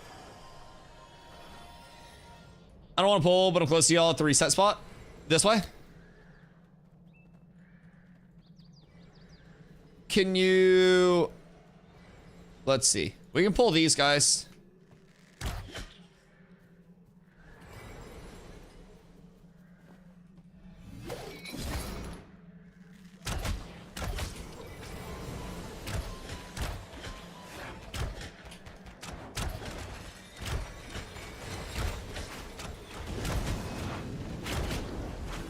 Hello, crows. How are you, my friend? I can't use the snores. Chat. Who in chat knows my take on the best soda in the goddamn world? Surely. Surely y'all know the meta.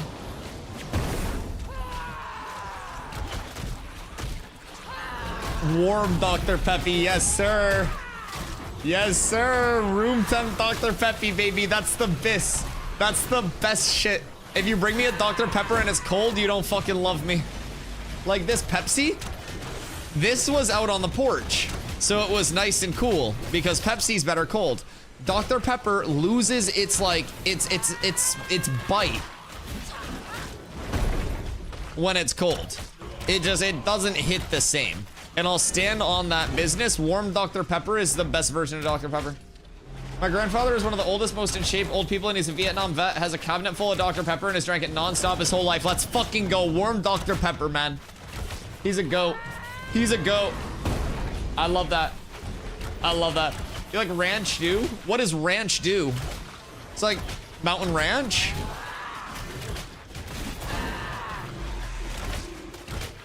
W Pepper. Yeah, the warm Dr. Pepper is also going to be easier for your body to process because it doesn't have to like warm it up to body temp.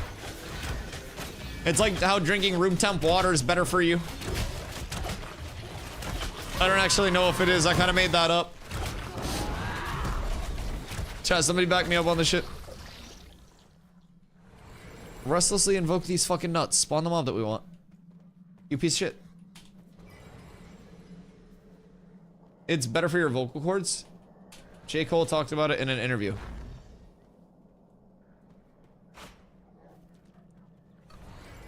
What the fuck, Hoofsy? I was taking a drink of water. Jesus fucking Christ. Get that Raven, this one.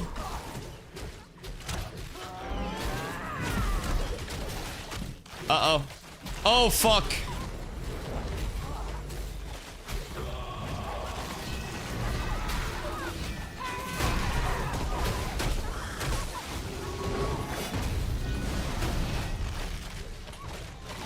I'm dead. Dude, they hit so hard. They hit so hard.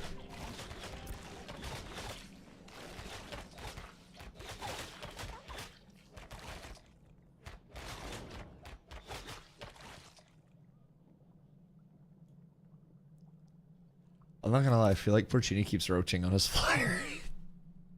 I feel like he just keeps dipping on his flyer as soon as we pull 2 mobs, dude. Zine, thank you for the hydrate, brother. Probably the most nasty shit I've ever heard someone drink. What? Oh, fuck, I can't use my goddamn mount.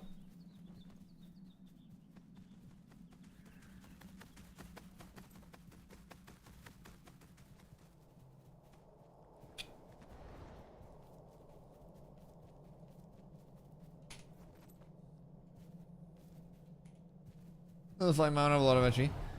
Yeah, flying mounts are jacked. They super strong. GG's, Para. We need people on their mains. Toad. Alright, now we're up. Now we're up, boys.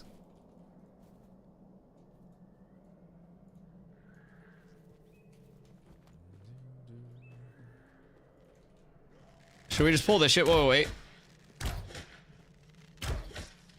That's all we want. Oh, no, that's okay, hosts. We need the heals, too.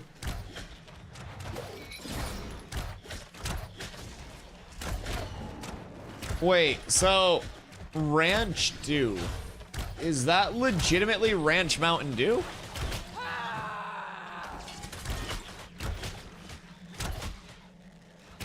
Because that sounds fucking gross.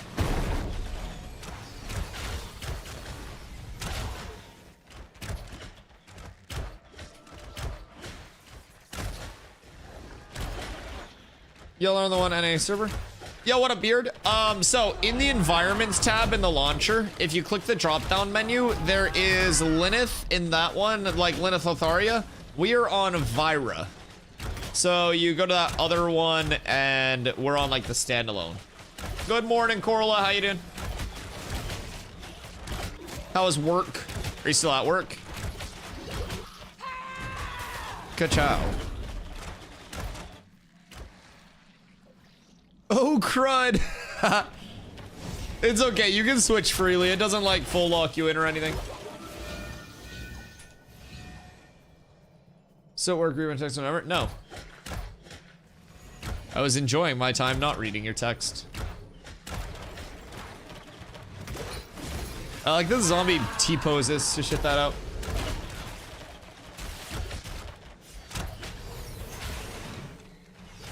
What do you say in the text? Why are you going to quit?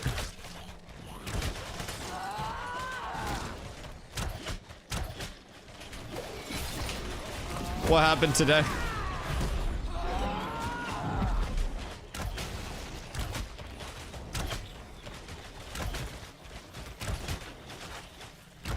W bait. I'm more intrigued in the story.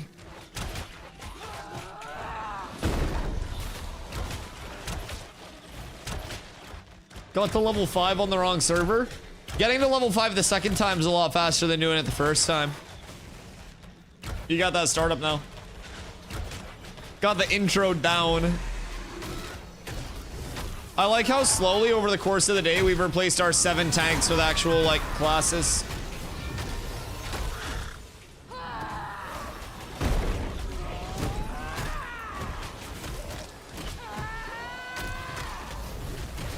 Took me 5 hours less, just farm that goblin shit. Yeah, either do goblins or just go down to this like first bridge that's to the southwest of Lionhold down here.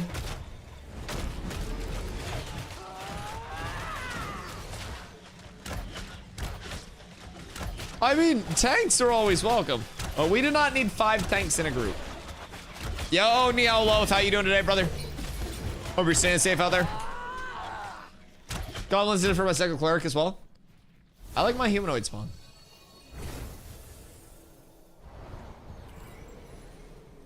Just doing goblins at lock. Oh. Yeah, I feel like gobs are the popular startup. You can probably, if you really want to just go at it, goblins into frogs. Like, I really don't think solo leveling a character would be that difficult across the board, chat. I know it might be like solo mob grinding, but I really don't think it's that wacky. And that's also without a lot of the solo leveling systems even being in. Story is, some creep wouldn't leave today. He kept trying to hit on me, so I asked my manager to come in because I was actually scared, and he just said to call security. So I tried getting him to tell me more info, and he just said he was busy. Then he called out, and I'm still at work. That's... You should probably talk to your, like, district manager about that. That seems like a large concern. That seems worse than him just being like a shitty manager.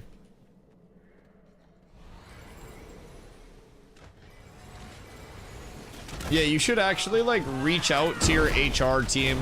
I'm not even kidding. Like, you should escalate directly to like, if you have a corporate HR number, you should.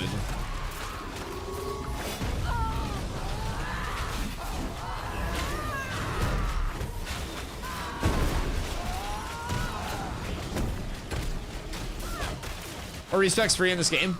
Yes, so through development, they will be, like through all the playtesting and stuff. When the game does launch, it won't just be free respects. But for the time being, like to encourage people to play the game how they want to, experiment with different things, they are allowing free respects, and they will through the remainder of development as well.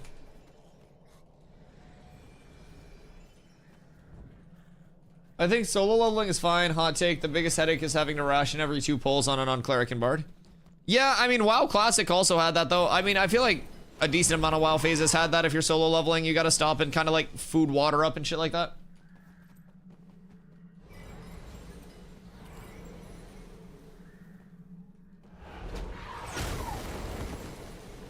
But yeah, I mean, solo leveling is gonna be very frequently, like,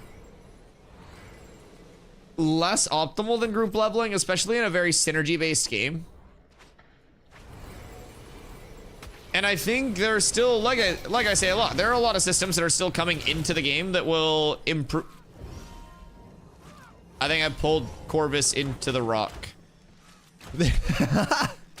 There's still a lot of like systems within the game that will make solo and small group gameplay a lot better. I think combat pets are just a huge thing. That's one thing I haven't heard a lot about lately that I'm really excited for, and I'm assuming it's phase 3 since we haven't heard a ton about it. But combat pets within animal husbandry will be so nice for solo players. Just being able to have like a dedicated tank or healer, or, you know, an additional DPS if you are a tank, like.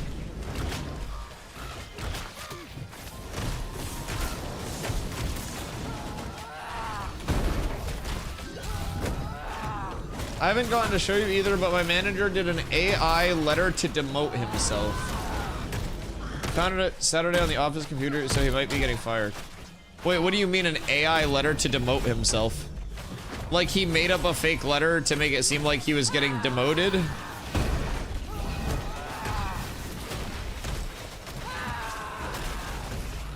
Is this dude like role-playing at his job? The fuck?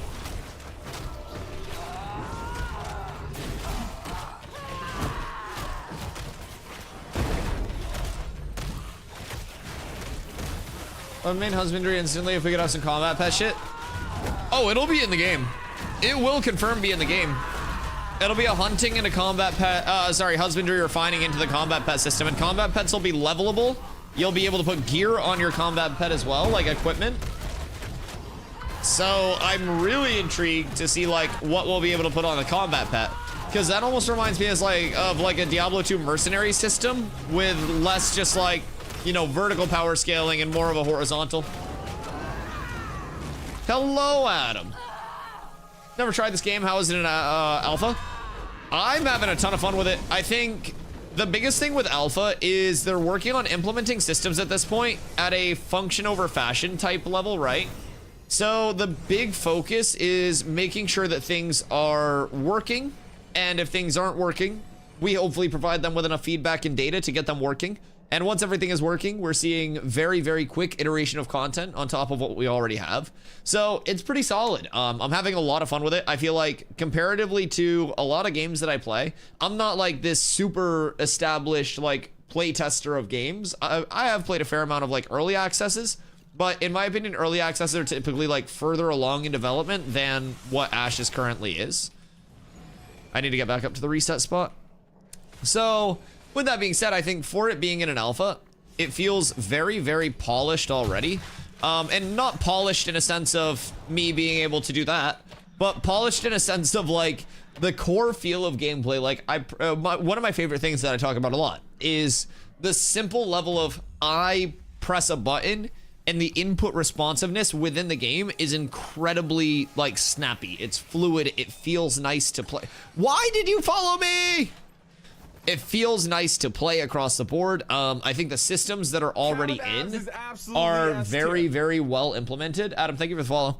And I think that the communication from the development team is some of the best that I've seen from a development team in recent times, especially coming from New World. So I have basically, since I've been here, thought this shit is like too good to be true in terms of a like having fun making content and playing the playtest standpoint. And I'm extremely excited to see what the next like 2 to 3 years up until launch bring. And then I think in between now and then we see a lot of multiplicative jumps within the player base, right? I think we see a big jump again once the March patch hits. We get the tropics, we get naval combat, we get rogues, we get dual wielding for every character. After that, we go into May 1st is going to be the next big thing. April patch, we get the June Dark. May 1st, we go into Alpha 2 Phase 3, where we go to 24/7 server uptime, as close as possible. Then from there, at the end of May, we're going to get the Anvils, which is a new biome entirely. So, even people that hop in Phase 3, they'll see that rapid implementation. And there's still so much that's coming. We get node sieges in March, but we don't have the node death yet. So, we'll get node death at another point to add another level to node sieges. Where do I have to go? I'm gonna load up in Dwarf Cannon over to you guys.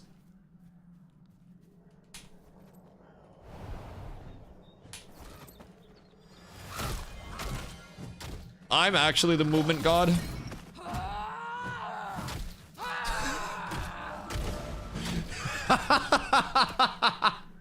Wait, that's so good. We're getting new movement tech every day, boys.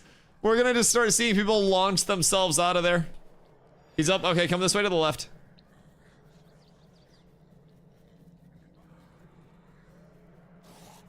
Uh-oh. I fucked up, chat.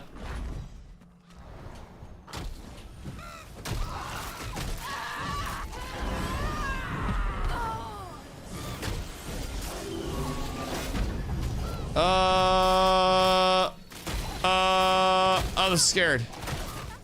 I'm very scared. I think I'm gonna make my way back to the reset. I live this.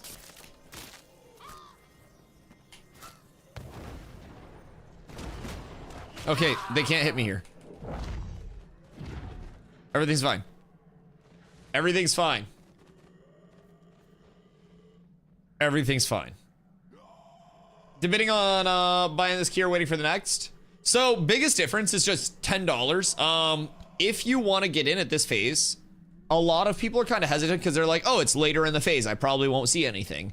We have each end of month major patch bringing in an expansion to the map with an entire biome, more progressive content, class implementation, refining of current systems. So even if it's like a matter of I don't really want to hop in now because I'm going to be behind per se, I think overall it's an alpha, so being behind should be kind of like the last of anybody's concerns, because that matters more when launch hits, right? And that's even if that's your concern on launch. But I think for the most part, being able to familiarize yourself with some of the systems on a baseline, because Alpha 2 Phase 3 will have fresh start servers, and the community will definitely be rolling on those fresh starts to have a nice even start with everybody else. So in my mind, it's like, if you do want to play Phase 3, and you're someone who likes to take games a little bit more seriously, you want to be on the side of like working on power scaling and endgame testing and stuff like that, it may be in your interest to spend that 10 extra bucks to check out the game, or the playtest, I should say, like in between now and May 1st. With that being said, if you're in a spot where you're playing something that you're just really into still, you're having a ton of fun with it, and you're like, I don't really want to give that up for a little bit. You got 2 more months of content. No shame in waiting until servers do go up 24/7, because again, it's still Alpha 2 Phase 3 at that point. It's not like that's launch. It's not like those characters carry over to launch. The only thing that changes is your familiarity with the systems themselves, and with Intrepid not NDAing the actual like play test as a whole. Oh, that's pretty nice. With Intrepid not NDAing like the play test as a whole right now, you're able to see so much of the content and kind of like learn everything through just absorbing content the same way you would if you were playing. The biggest difference is, you know, you don't become as familiar with the controls, the actual feel of the movement and stuff like that, but you can see legitimately everything associated with the game in the meantime. Loki, shouldn't have bought 2 right in the middle of my college semester, but I'm injured, so I have delays on everything. Injured and milking it, by the way. But yeah, if you guys haven't checked out Ashes, anybody that is lurking, can someone throw an exclamation Ashes in the chat for me? If you do want to support a stream when you make your account, whether you're checking out Ashes for this phase, any phase in the future, or even on launch, you can make your account using that link, and 15% of all of your purchases for the lifetime of your account get kicked back to me as in-game currency for the in-game store. That in-game store, when the game does launch, is transmog only, no pay to win, no pay for convenience. So I'll be able to show off some Drippington for you guys. And hopefully, maybe someday, try to get them to let us gift skins. Wink, wink. That'd be nice. Made my account like 6 years ago, or I would have. I know there are 2 things that I would really like. And that is like posthumous code adding to an account, like a one-time switch on the code. Say you're a content creator like Narcs himself, and you don't really want to support Narc with all of your lifetime purchases, then you would be able to take that code off of your account and switch it with a real content creator. So I think even if it's just like a once-in-a-lifetime swap, it would be cool. Carla sent me the picture of the letter. I'll look at it in a sec. It's separate keys? Nah, so it's just one key. Whether it's your Alpha 2 Phase 2 key, your Wave 2 key, or your Wave 3 key, either of those keys will get you access to that phase and all future phases up until the launch of the game. So either of those, you get that phase, you get the next alpha, say you get into the Wave 2, you get this alpha, next alpha, betas, and then on launch with either of the alpha packs, you also get $15 in that in-game store, 1.5 that I mentioned earlier, and then your first month of game time is included with your alpha pack. So there are a couple kickbacks to you as well. On top of that, you have 90 days with no hours limit where you can refund the alpha purchase if you end up not being happy with the playtest, you end up wanting to wait, you know, something pops up and you can't play as much. So they give you 90 days, like literally zero risk, no hours limit or anything, where you can just get your money back.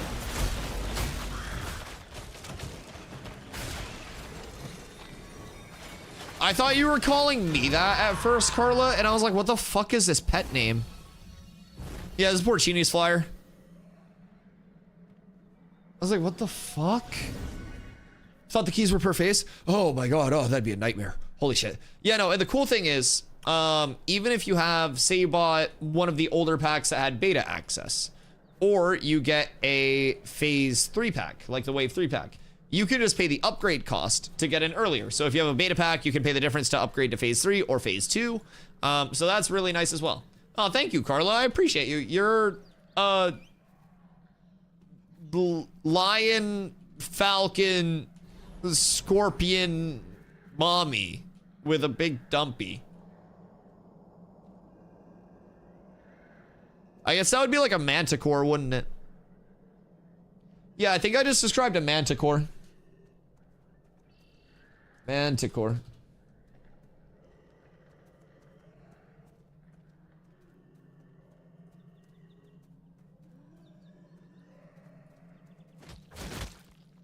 Yeah, that's literally a manticore. I mean, more bat than falcon, but... Thank you, Heroes of Might and Magic. Strong units, those were. That's you? Yeah, very ferocious. Howl at the moon. Hey, welcome back, Kanko. What do you get for food? Let's see, I'm trying to get someone's attention. Yes, sir! Remember that little 12 healer, the one at LB is now level 16? What the fuck are you abusing for tech? You're pumping. Oh, God. Chat, everyone make sure that when stream ends tonight around midnight or whenever we end it, right, you get your proper howling at the moon in. I think it's an important thing. Everybody needs to get their daily howls, their daily ows, and if you don't, it just doesn't feel right. It's important to remember. Where are we supposed to go? You guys want to go grizzler hunting? Yeah, we can go grizzler hunting. Did we database it to see where the spawn's supposed to be? I'm Oakenbaning with a full party. Dude, Oakenbane is my favorite farm spot on the entire map. I swear, honest to goshness. Some kiwis and some oranges. Whoa, careful with the New Zealand slurs. Holy shit. Yo, Porcini, thank you for the raid. Brother, I appreciate you coming through. Your flyer is adorable. Got a raid, remember, have fun. Hey, I appreciate you, big dog. I hope you have a fantastic rest of your evening. Raiders, welcome in. My name is Dusty. I stream every single day starting at 2 p.m. EST. As you've seen, if you're just watching Porcini, I do tank over on Vira. I run a little guild for my community called Cats with Abs, and we hang out, we play video games, and we have fun with them. So, if you guys haven't been here before, I do go live every single day at 2 p.m. EST. And I know that Porcini might have a flying mount, but he's not the only one with wings. I didn't have my charge up. I meant to charge off the mountain very cool like. All right, here we go. Oh, we're so up. I don't know if I was supposed to go down yet, but that was cool as fuck. Uh-oh. Uh-oh. Uh-oh. Oh, I got the grave tender here. Ka-chow. Can't go that way. Can go this way. Can't go that way. I'll have to turn right, but not too far right. We'll get the ravens. We'll go this way. Avoid the dog. No doge. Okay. Boys, I have a present.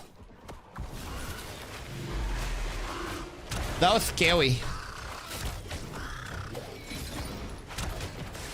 Bro's drunk. He just ran into a fucking pole.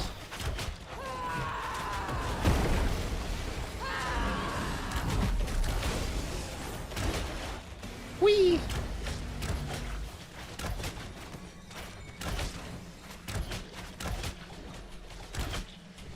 Do we know where Grizzler is supposed to spawn?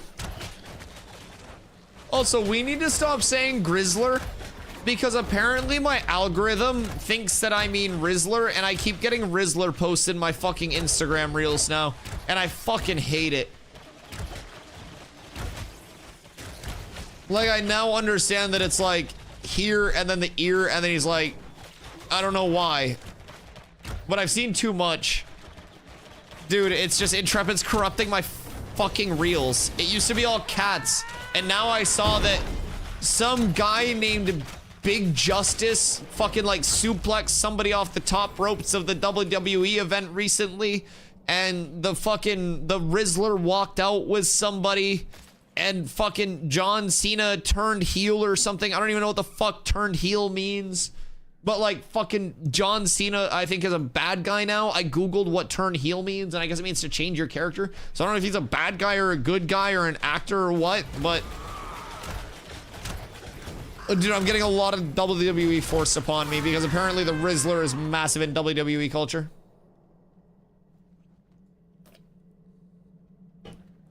Turn heel means re-rolling into a healer. John Cena the cleric. Uh-oh.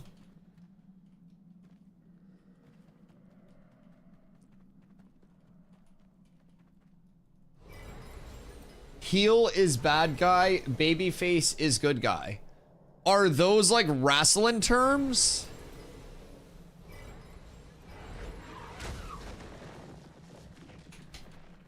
So is he gonna grow a beard now? Since he's not babyface anymore? Since like forever. Listen, I haven't followed wrestling too closely for a lot of my life. One thing I do know is one of the first titties that I recall seeing was at a wrestling event. My dad took me to one, and there was a Divas match, and a titto popped out. And from that moment forward, I remember that wrestling event. I don't remember shit. I don't remember going there. I don't remember going home. I don't remember what we did other than that. But I remember a solid 1 minute snippet of one of those matches. And there was a titty present in that entire minute. Some things just sell to people, man. Skirt. Oh. Alright, where's the Grizzler? Is he supposed to be here? I don't think the Grizzler's here. Do we have... Toad, did you look it up? According to Codex, it's right where this tower is.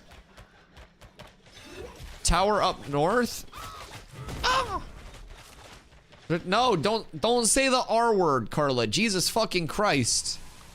No saying the R word in this chat. My lord. Holy shit. I'm trying to protect my Instagram reels. I like my fucking ooh-ee-ah cat. For a while, it was literally just like mythical reel pulls of the cats of Instagram. I was getting into like the musical remix side. Like all of the ooh-ee-ah remixes of songs. I think this might be the end for me. Toad! I need a doctor. I missed a trip.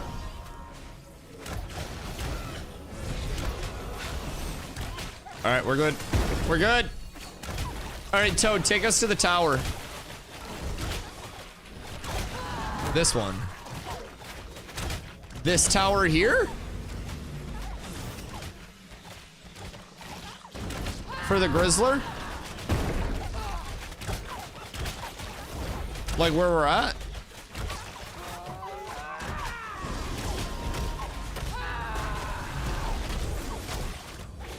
I mean, what if we have to kill stuff and do like a mini event to summon it?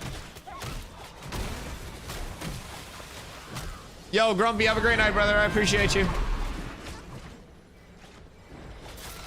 Like, what if we have to kill these mobs? It's this tower, supposedly.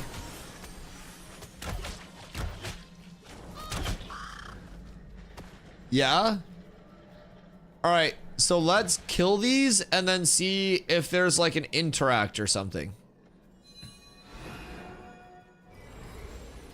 The Quizwa. Carla's ODing right now.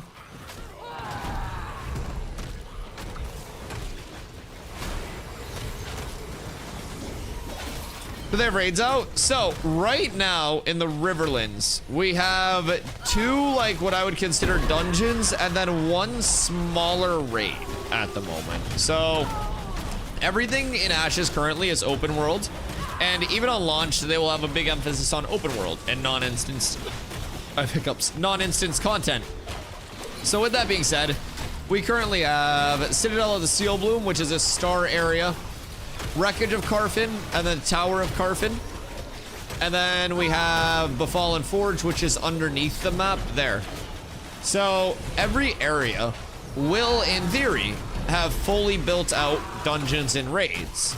Right now, in the desert, there are what are called pocket dungeons, which are like better than regular points of interest, but smaller than fully built out dungeons like the ones we showed. So, with that, one thing that's peculiar about Ashes is there are a lot of events on the server that are facilitated by different things happening just throughout the server. So there will be a system called story arcs where certain things happening on a server can put a point of interest into a certain state. And in that limited time state, different mobs can spawn, different bosses can spawn. You could have a unique loot table. You could have quests that are only available during that specific story arc. And story arcs can have multiple ways that they end. The way that each story arc ends can influence how other story arcs are going forward on your server. So if server 1 chooses option 1 to end it, server 2 chooses option 2, not only will that end that initial story arc in a different way, but it could impact all of the rest of the story arcs or some of the story arcs that they see. On top of that, there are a lot of areas in the desert that still seem to be sealed doors that we just don't have access to because of progression and the server state being locked right now. So I'm confident that eventually every biome will have a very large and unique build out of not only smaller like grind areas, pocket dungeons, elite areas, but we'll also start to see more dungeons, more built out raids, more world bosses. Currently there are 2 world bosses in the Riverlands biome. That is Tumok as well as Firebrand. Tumok is a big troll ogre guy, and Firebrand is a dragon. Then in the desert, you currently have 1 world boss with Scleretia, and I can only assume that eventually there will be a 2nd world boss that populates over in the new part of the desert. I feel like that would make sense.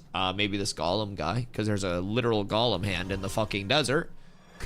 So then we'll surely have tropics bosses and everything like that as well.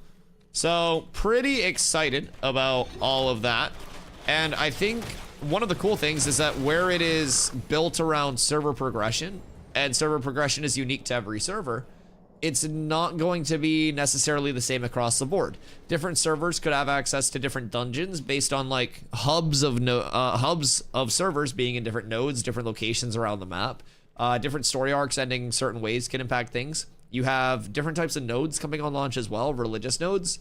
If you get a religious node on your server to tier 6, Metropolis, which is the highest tier of node, there can only be 5 of those on a server at any given time.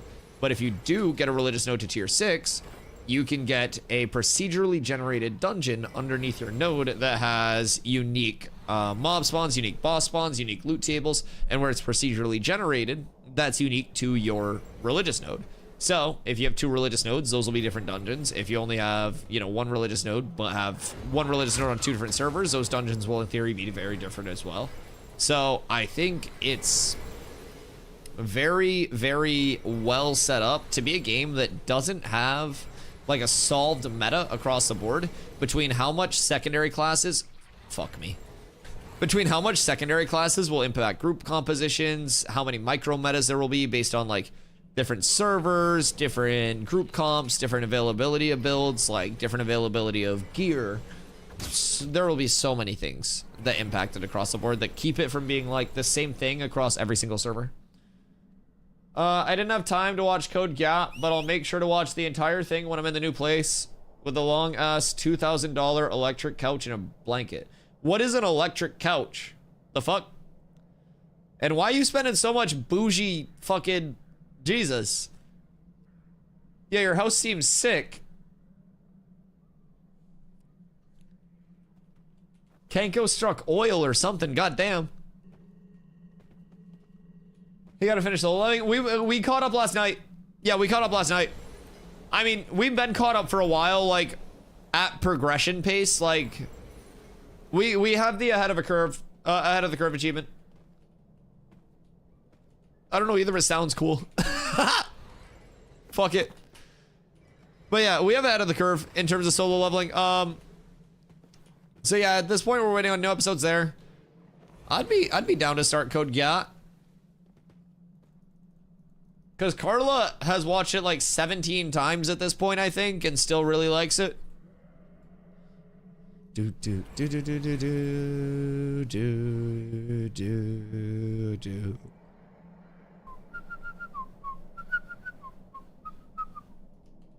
All right, where are we going now? Tree points this way. Oh, I follow Toad.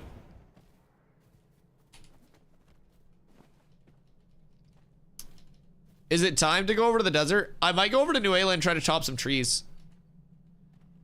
Fuck, I don't want to run all the way around the map. Or we could go try to hit Forge or something. We just have to be decisive.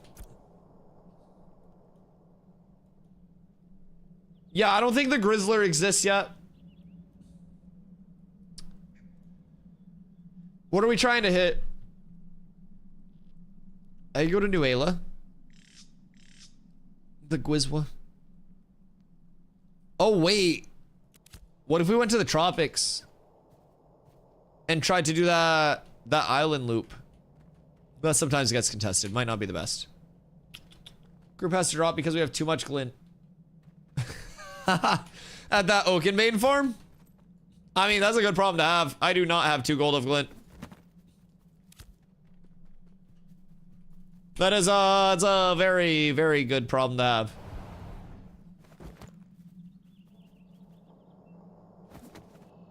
I have 25k to spend in furniture and the stuff for my room. Jesus, good for you. My mom wanted a really good Chase Lounge couch. Yeah, that sounds like it'll do it. That shit probably like massages your butt while you chill on it. That sounds nice. Make sure you get a good air purifier for your room. Don't just get a bunch of cosmetic shit. Get things that will actually like improve the quality of life of your room as well.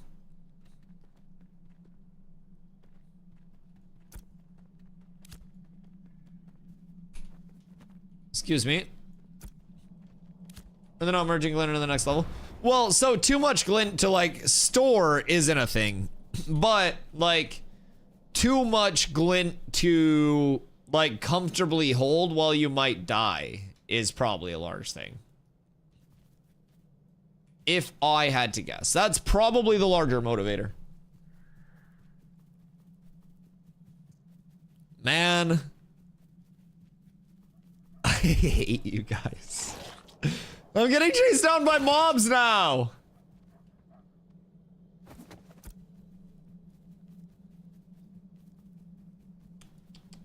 What's General got poppin'?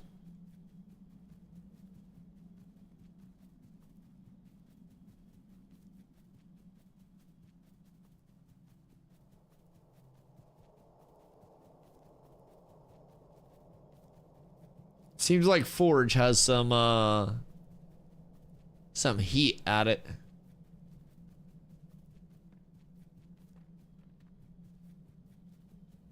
I think global is just people arguing.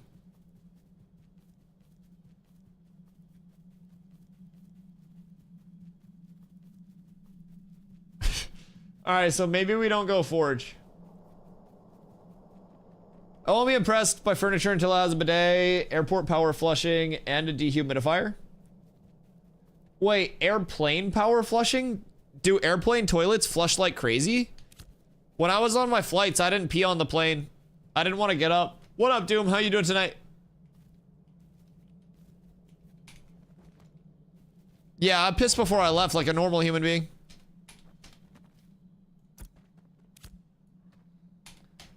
I did forget though, I brought a refillable bottle and I put it in my carry-on.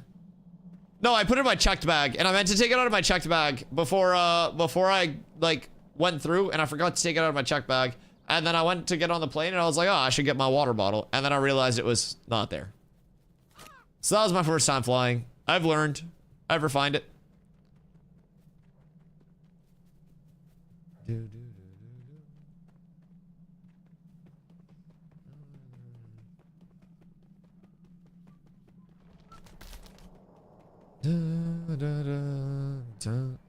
When you do PvP? I actually did PvP quite a bit the past couple days. I was seeing if we were gonna have enough people to go down to the desert tonight as a guild and do what are called scrims. So basically you'll pull a caravan out to an area on the map that is near a respawn, and there you can PvP without like experience debt or anything accumulating. So those can be very good across the board for getting practice, but we've done a bit of PvP the past 2 days. So far today has just been some chill mob farming. Seems like the servers are a bit more quiet despite the yapping. What if my Grizzler location is crazy? So I think across the board, people will probably be waiting for like that rogue to hit, the tropics to hit, node sieges, and I think like once those things do go live, we're gonna see a big portion of the population come back in, and I think in the meantime we'll probably see people continue to chill out, do their own thing for now, and servers will probably be in a pretty chill state. And I really think once the tropics hits, it turns into a madhouse again. So I'm excited for that. But it's been a pretty quiet couple days lately. Do you give out your exploits and scripts to guildies? Wait, what is that? Who the fuck is accusing people of exploiting and scripting now? That's a wacky one to throw. Global is going crazy. As soon as groups stop forming, Global just fucking goes delirious, boys. Jesus Christ. Get a new phone too since my shout out for euthanasia. I have a phone that is... Carla, how old's my phone? Like 6 years? Yeah, I've had my phone for a long time. Some old school Barons chat. Yeah, the hope is that it doesn't go like fucking P word out of crazy. Or out of fucking just pure craziness. I feel like global chat's been okay for that so far, but you also haven't had the Asmongler coming in. So, we'll see.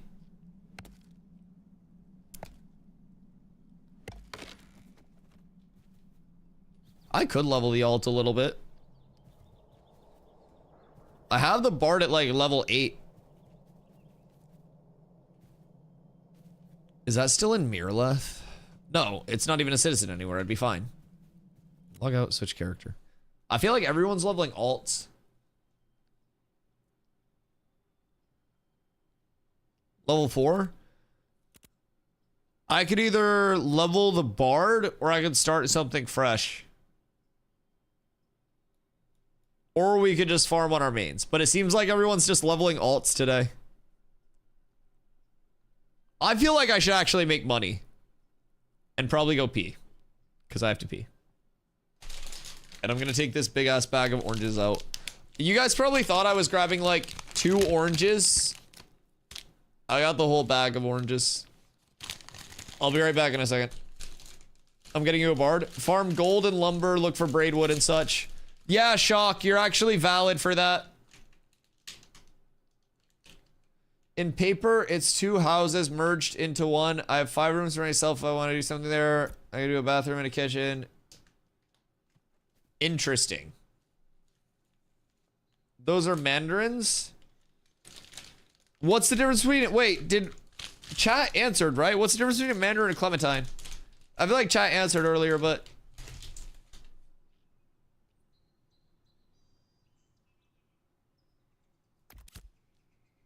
I'll just become a citizen again next week. Woo! Be right back.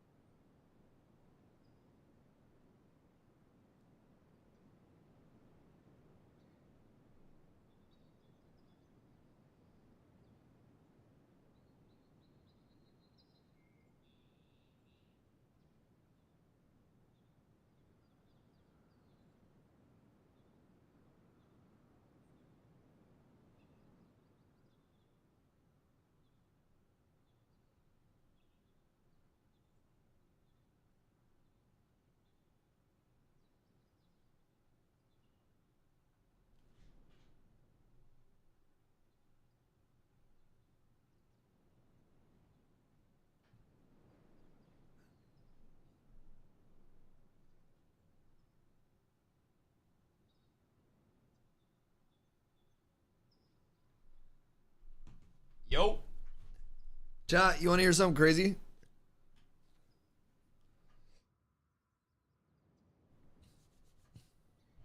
Your mom. That's all. Happy to help. Pop. Pop.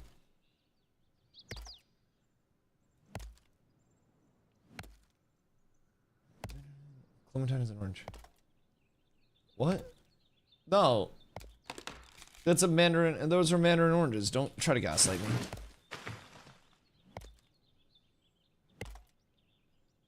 Mandarins are small, have thinner peel, and are usually sweeter, but that depends on the breed and everything. Oranges are just huge and usually need a knife to peel. You can peel a regular orange with your thumb, just don't be a bitch. Yeah, what do you mean? Hey, Manny. I'm a big fan of you, dude. What up? How you been? I hope you're not still trying to play New World. Free yourself from the torture. What kind of deranged lunatic peels oranges? You're right. I'm missing out on a lot of the fiber. I'm not trying anymore. I'm just stuck here. Dude, just come fucking play Ashes. What do you mean? The entire game of Ashes is just more fun. The PvP is better. PvE is better. Crafting system's better already, and it's a placeholder. Game looks better. Game's more fun. I see you cutting down trees. Imagine me actually going out and doing professions. Now keep in mind, I've already done a decent amount of this. I'm also extremely grumpy because there's an active node versus node war.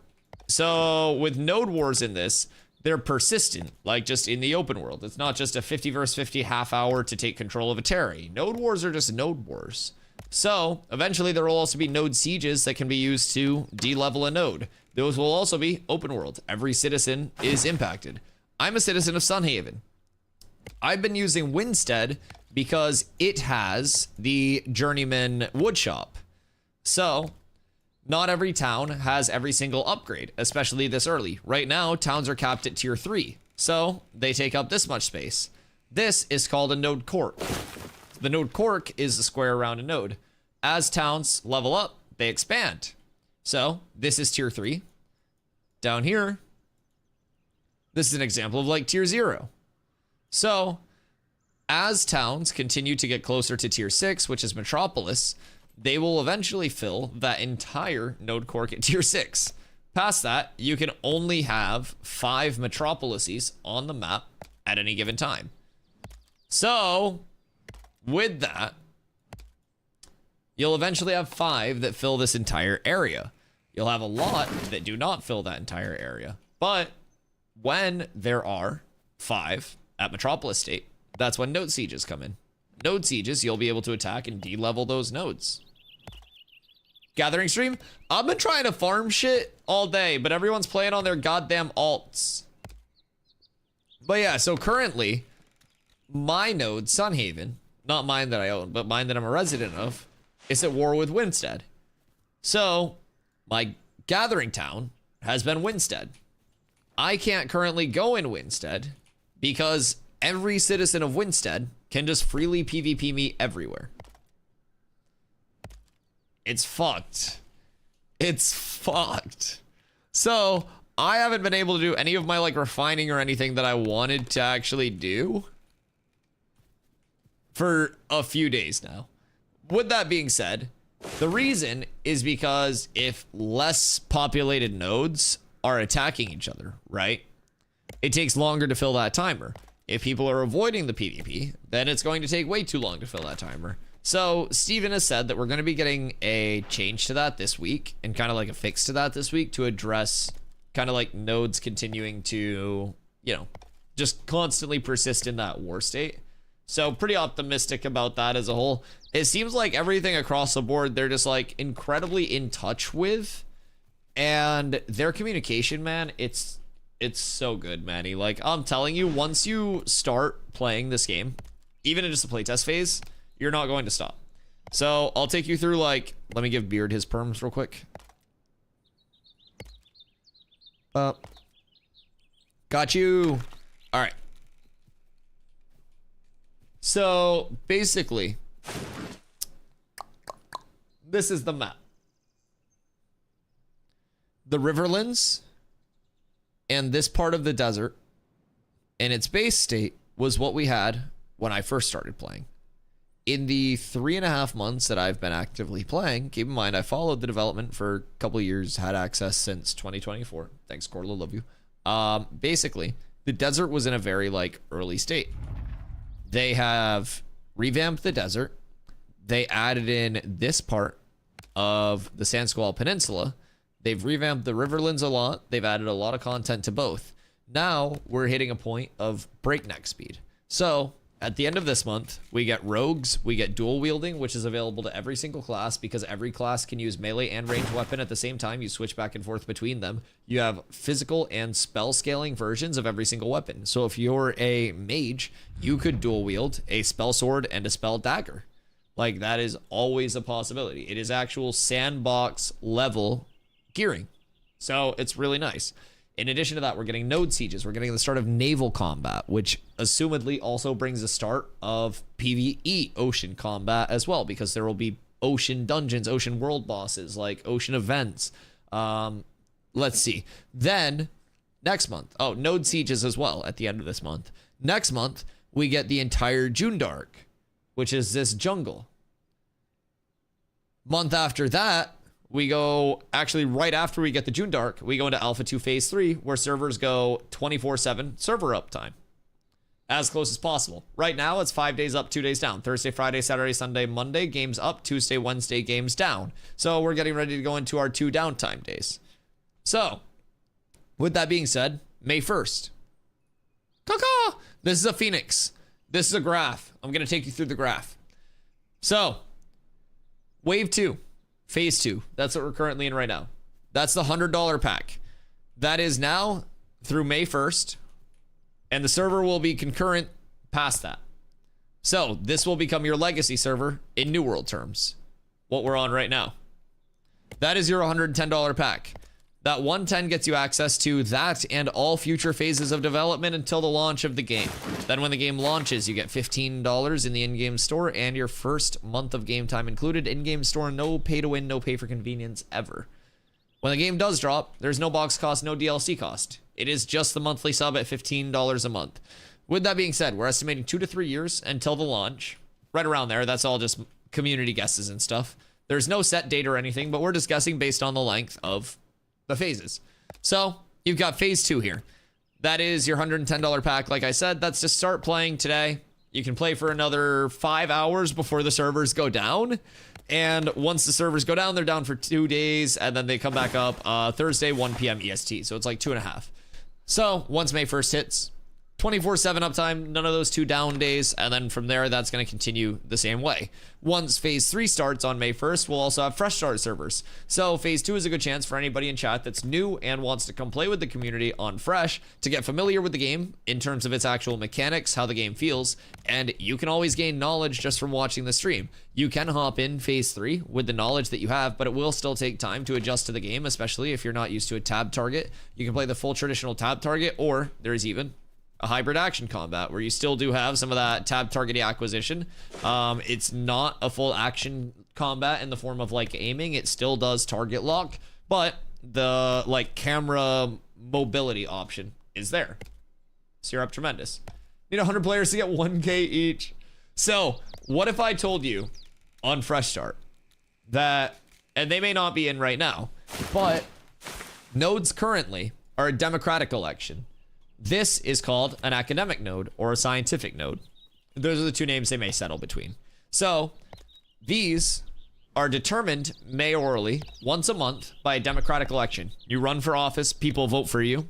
Voting will eventually be 1 per account. And from there, whoever wins that election is mayor for a month.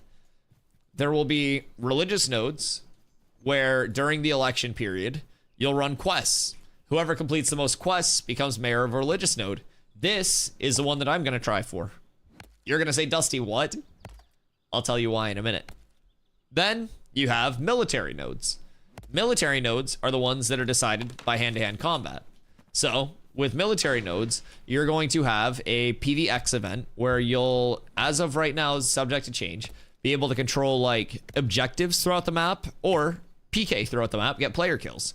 And the highest like combined point total at the end of that period wins mayor. Then you have economic nodes. Economic nodes, the mayor is the person, the highest bidder.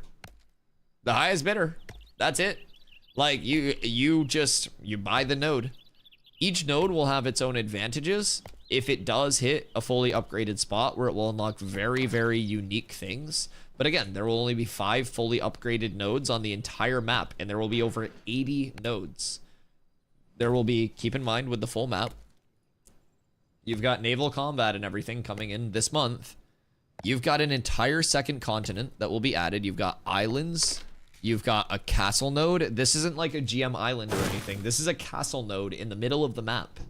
This is a guild castle node that you can own with your guild. In the middle of the map. These islands, all accessible. There's an underground as well. There is a legitimate underworld underneath this entire map. It's insane. So, there will be so much to do. There will be like huge city areas within the map where it's completely bustling. There will be areas on different continents where you have like peak points and like, you know, more suburban areas that are like less of a hotbed for PvP action. There will be risk reward with everything in the game, from where you post up in an area with your community to the type of node that you post up near to the alliances that you make, because it's a complete social sandbox. There's no instancing currently in the game. Everything is out in the open world. This game could have 200 players on a server and feel more active than New World does, because every single system in New World takes you off of the map that they spent so much time designing and just puts you in an instance. It removes you from the community aspect of the game and just throws you in an instance that nobody else can see. Right now, everything in Ashes is open world. On launch, dungeons, 80% open world. Ooh, 80% open world, 20% instance content. So even on launch, it is a huge emphasis on open world. Current PvP that exists. You have caravans, okay? You have a full open world PvP system as well. Somebody could come up and kill me right now and corrupt. They could swoop down on me, kill me, and whoever gets the last hit, if it's non-consensual, would corrupt. They turn red. If someone comes and kills them, they can drop pieces of their equipped gear. That's the only time you drop pieces of equipped gear. But every death, whether it's PvE or PvP, you drop things from your materials tab. So we'll start with that. So basically, materials tabs can be gatherables, but mobs will also drop glint. Glint is a resource that you can sell to get gold, silver, copper. You don't drop gold, silver, copper on death. That's your secured money. Glint, however, you do drop on death. That's in your materials tab. If you sell it, you secure the funds. If you have a bunch of glint in your bags from farming and you die, whether it's to a mob or a player, you drop 25% of everything in your bag on your ashes, your body. Then you drop another 25% into the void. It's just completely gone, okay? Any wars in New World tonight? Dude, I haven't played New World in months, Manny. I full quit New World. You goober.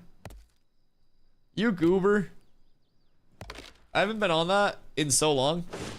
That's way too punishing? I don't think so. I personally think, because you have to remember, in PvP, if you flag up and it's consensual PvP, you lose less. So death is punishing when you either don't fight back or you are doing content that's like too hard. The random deleting is too punishing. I think it's like, if you can just pick it up, then it doesn't really incentivize anything. So the whole risk reward associated with that is meant to make sure that people aren't just like face rolling into the hardest content, and you have to do content that's appropriate to your level. It's a power check within the game, and it also adds increasing risk reward, right? So like, if you're out farming and you have 5 gold worth of glint on you, any pull at that point could instantly cost you glint. So that's the risk reward that's being established. If you die and somebody else just grabs your loot off your ashes and then runs back and then trades it, like sells the glint back and then trades it, then nothing is really like lost on death, so to say. So I definitely understand, like, death is punishing. Death is meant to feel punishing in this game. There's experience debt for a reason. There's that drop for a reason. And that's entirely intended to make death feel bad. Like, you're incentivized to not die. And like, one of the core tenets of Ashes is risk reward constantly. So like, the more you have in your mats tab, the more likely you are to die. If your correct content as a tank and your healer's best up and you die, you're being punished by someone else's mistake. Welcome to group play. I played Dota 2 for a long time. I played a support. There were a ton of games where I did everything I could to enable my carry and they simply didn't come online. Welcome to team-based games. What up, Ragnar? How you doing, brother? If you're a healer and your tank fucks up, that can kill your DPS or you. Everything in MMOs is like, if one person fucks up, then something else falls out of line. That's all what Ashes is about. And then as a solo player, that's a cognizant decision of like, I need to do content where I'm not at risk of dying on repeat so I can actually profit from this. Because if you're just trying to do too much like difficult content as, you know, a solo player and you're dying, you're gonna get XP debt, you're not gonna profit anything. And it's that like, it's that pace check, it's that power check, so.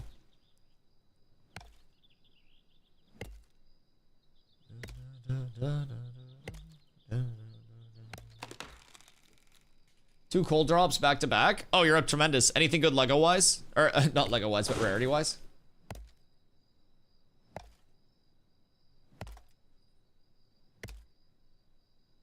It's not even too much though. You can be grinding for 10 hours and die once near the end and lose 2.5 hours worth of grinding and loot. I get that you should go back and store, but it's just too punishing. It's not too punishing because you should go back and store frequently. Like, you literally just acknowledged it. If you're grinding 10 hours nonstop, that increases the risk reward. That's just a direct scaling of risk reward. So that's another decision loop for you to make. It's not too punishing. It's only too punishing if you have too much stuff. So if you're doing content where there's a risk of dying, and B, you have a lot of goods on you, you then have to weigh the risk of, will I die with this and lose it, versus should I keep going? And if there's a chance of dying, you run back, you store in your bank, and then the risk is mitigated, right? It's actually completely eliminated. So it's not that it's too punishing, it's just forcing you as a player in this game to make a decision, where it's not just like this autopilot, and even to the point of, oh, I can't just recall home. Oh no, I might die with this on the way home. Good. You've got to plan your route if you have a lot of stuff in your bags.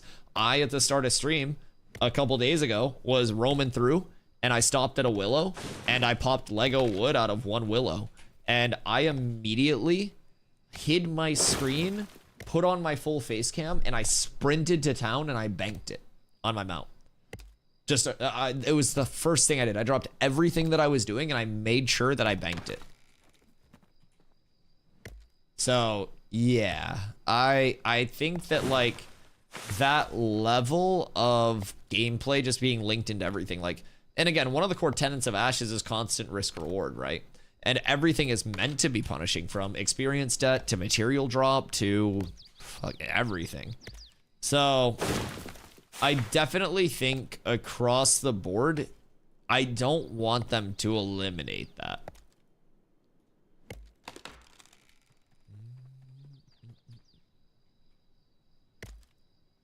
What?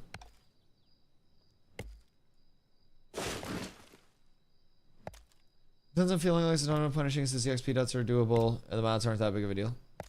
Can you remove a poll? Why?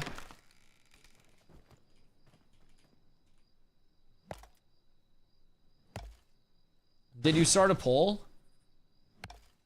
No, you put a prediction.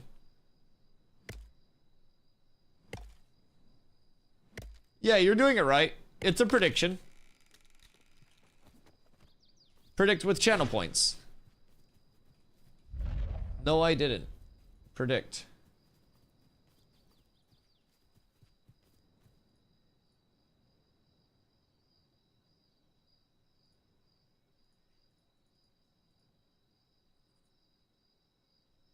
Yeah, you have a prediction up. There's two things up? Oh. Wait, what the fuck? Okay, apparently Carla started to predict on whether I'll get heroic mats or not in the next 10 minutes. Because she wants to stimulate the monkey buck economy. So, take out your monkey buckaroos and hit the predict. But yeah, I don't necessarily... Like, I like the level of risk reward that's in the game.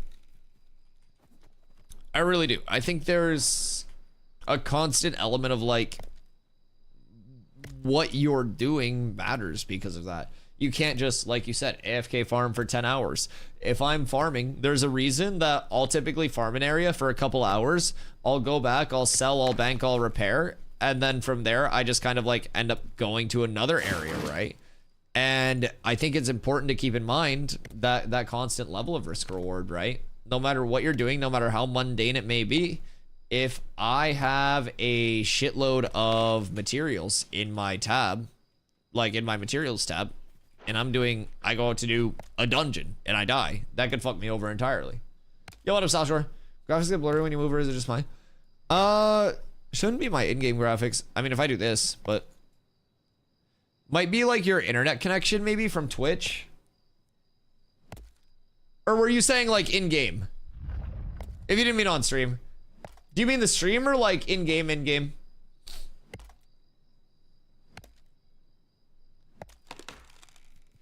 In-game. Oh, okay, cool. Mine don't tend to. I have frame gen off, low latency you can put on plus boost. It just visually resets to off. But I go particle density high. Make sure you have disabled motion blur, maybe checked. Because if you don't, then you'll kind of get like a lot more blur with it. So yeah, definitely disable motion blur. Oh yeah, he was an agent sent in here. Yeah, I gotta keep chopping. I'm sorry. I'm sorry.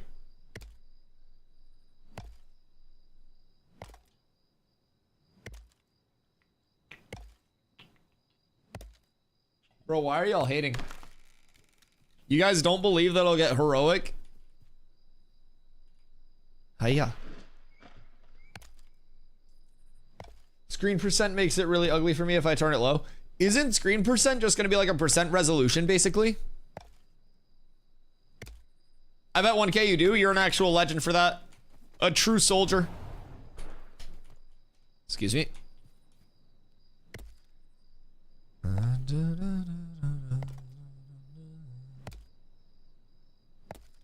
Chop. I'm chopping. I'm chopping. I'm going. How far in are we right now?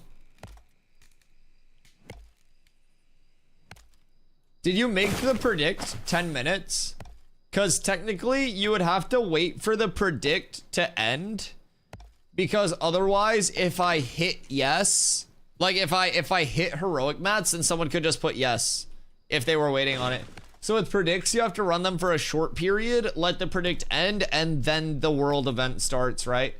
Because people have to lock in their predicts. Because people could just hold it until like, say someone put in like 150K on yes. They could just hold all their no's until it got later on, if we were doing it right now. We'll just let it run down.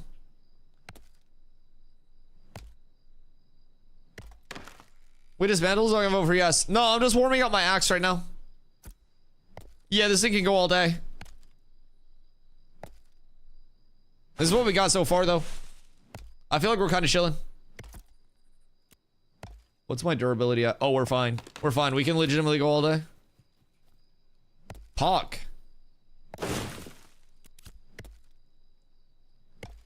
I'm just chilling in the middle of all of these trees. How many do we have on guild? Okay, we actually have a couple of people.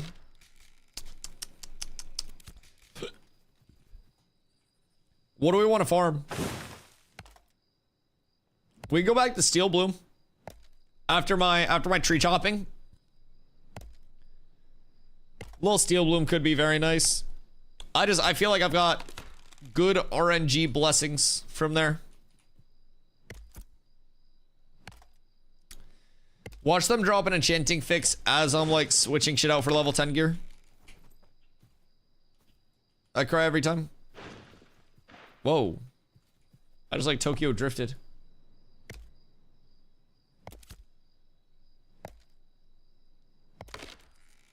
Is this even Bardcore anymore, or is this a mix? This one is apparently classified as a medieval style gone wrong in the title. I didn't even notice it until you said something. I was just kind of vibing. I was just for the first time. Steel Bloom? Steel Bloom lighting was very, very, very nice when they did their initial like dev showcase of it. Steel Bloom has always been very pretty, but I think this game as a whole is going to be very like aesthetically good when it launches. All right, how long do we have until this starts? Excuse me. What deep week? What deep week? I was punching trees? It's good. We're apparently gambaying on how good I punch trees because Corla decided it was time to. She wanted to stimulate the monkey buck economy for the hopeful VIPs out there. Oh shit, we got scrims? Is it Nova versus Nova?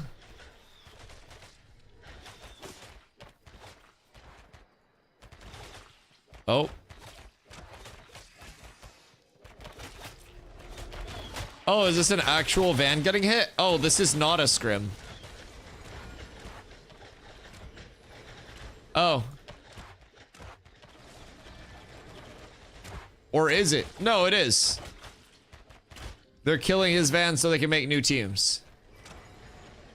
The fuck is going on over here? Why are they so far away? Huh. Hello. They're vibing. Got all your lumberjack gear on? Yeah, I'll even pop a buff for this. I'll get active. Lumberjack rarity, lumberjack health. That's lumber milling, lumberjacking. Okay. All right, predictions ending. It's time. It's time, boys. What if I just one-chop this? So 10 minutes from now, 8:26, I'm a free man. And then we go back to Steel Bloom. I can even see the predict. I blame Carla. Yeah, yell at her, not me. Carve third floor tank and bard replacements.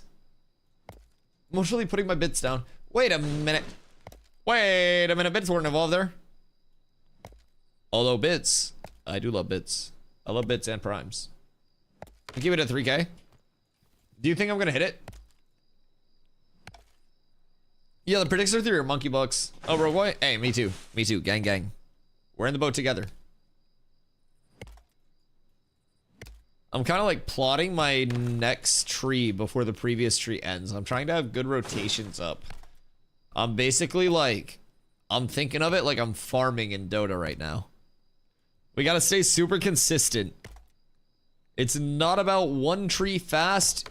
It's about a lot of trees smooth. So that's the play. I'm trying to find adult trees as well because they do significantly less like durability damage to the axe per log. So we try to chain. I think I have a good chance to get heroic though. I'm feeling pretty hot. Plus the fact that I popped the buffs for this, we're most certainly up.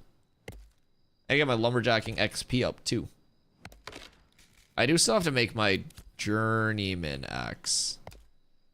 I'm rocking the adolescent one right now, so adolescent, Jesus Christ, I'm thinking about trees now. Oh, I'm rocking the apprentice one. The trees are consuming everything. I'm gonna turn into a lumberjack. I'm gonna get on stream tomorrow. I'm gonna have a fucking flannel. Holy shit. Gonna have a flamel. Dude, I'm actually losing my fucking marbles doing this. Oh my god. Chat, the gathering's gonna make me have a fucking stroke. My brain's melting. What the fuck is going on? Whew. Nice and smooth. We're gonna have a flannel and a big lumberjack beard. Like just overnight. Az might have already taken down the journeyman lumberjack station. Oh, so no more axe? That's fine. Need a fidget spinner to calm you down? It's just sometimes my brain works, but the mouth and the words don't work, you know? Also, Carla, didn't you have like that? What was it? Was it like a rock themed fidget spinner or something that we were looking at that one day?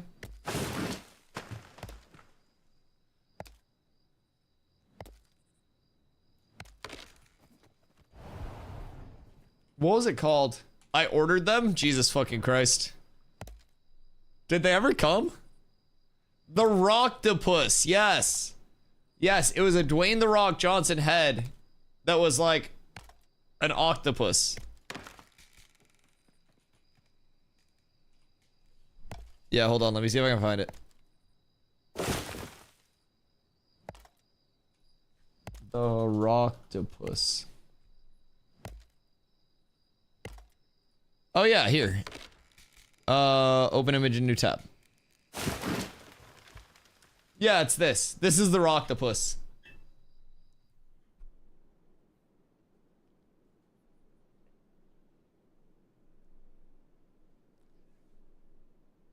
So yeah, they come in a bunch of different colors. So we have those coming. I tried to sell Carla on like me doing an I let chat spend X amount of money on Amazon, and then we came to the conclusion, and it was a very humbling one, that I simply don't have enough money free to spend on Amazon to make that interesting. I have like a gift card. I gotta save up.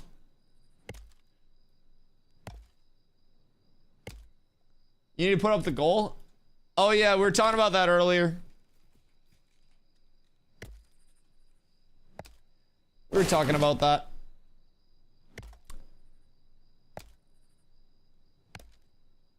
Right after the trees. Did you end up getting like a full budgety for everything between the backpack and stuff? So I know what to put the goal up for. I can move it up? Okay. Yeah, try to do like TwitchCon-y stuff too if you're able to. What do you mean everything? Like IRL backpack, TwitchCon funds, stuff like that. Just knock it all out so we can have it up for fucking 8 months and not worry about it. Actually, 7 months! Jesus, careful. Final Destination type shit with that tree. Holy fuck. Green. Chat, the rarity's getting higher. It's only 3 months for Iceland. Well, we'll just make it like a big concurrent one. Yeah, we'll just make it like a concurrent because it can just be an ongoing thing for everything. I'll just put it as like a total up. Those are already in the inventory.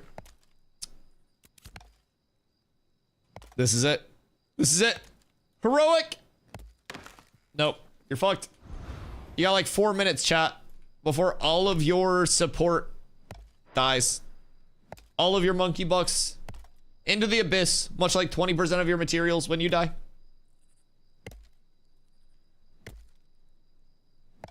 It's mid phase 3. Yeah, we're doing Ashes streams from Iceland too. So in addition to like, we're getting the IRL backpack and we're putting in like a lot of effort to the IRL backpack, right?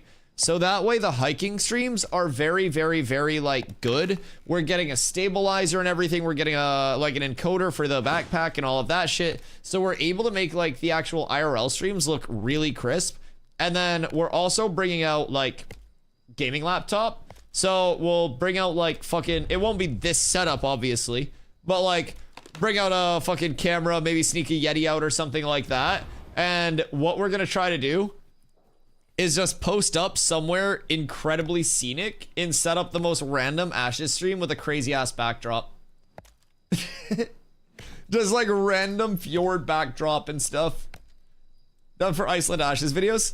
Yeah, it's gonna be fun as hell. So thankfully, Iceland has a lot of internet throughout the entire country. So basically, the IRL backpack with the encoder and everything, the encoder's purpose is to reduce the amount of like bandwidth that's needed basically to put out a good image. So the encoder covers like the net end of it, and then we're investing in a really good stabilizer, so that way when we're walking and like hiking and shit, the picture looks good. So between those two things alone, like those are a good chunk of the IRL backpack itself, because we have like the phone and stuff that we'll use for a camera, because thankfully Carlo works in like mobile retail. So we got the plugging kit there, but yeah, overall it's quite a process to get together, much more than my TwitchCon setup, which was me pressing go live on my phone and my phone dying. Just gotta cop my passport within 3 months. I just got my passport recently for the first time, because my first time ever flying was TwitchCon last year. So yeah, I just got my passport for the first time ever. Found this 4-mic portable clip-on mics that are super high quality for the price. Got it for $130. Oh wait, that's not bad at all.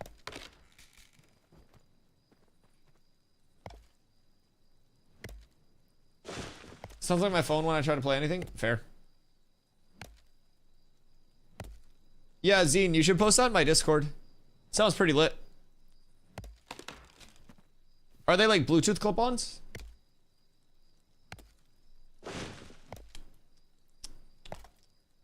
I wonder how we'd set that up to the IRL backpack. Because I mean, like, we'll technically be streaming through the phone, and then the phone will be on the stabilizer, so we would just Bluetooth the mics into the phone? Yeah.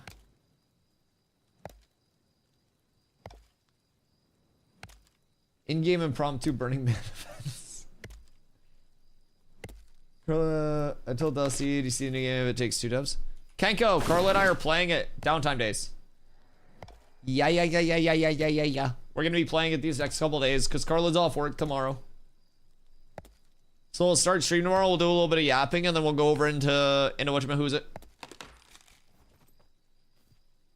There's a chance that station is still up. I think the talk was taken on right before the servers go down. If you can make the axe, you should go do it. I need a weapon mold. I need a slate weapon mold. I need to get a loot so I can do real bardcore while crafting. Just start actually producing the bardcore. All right, chat. It's 8:26. I'm giving it another 3 trees as a buzzer beater. 3 trees. Do we believe? Do we believe? 0 for 1, chat.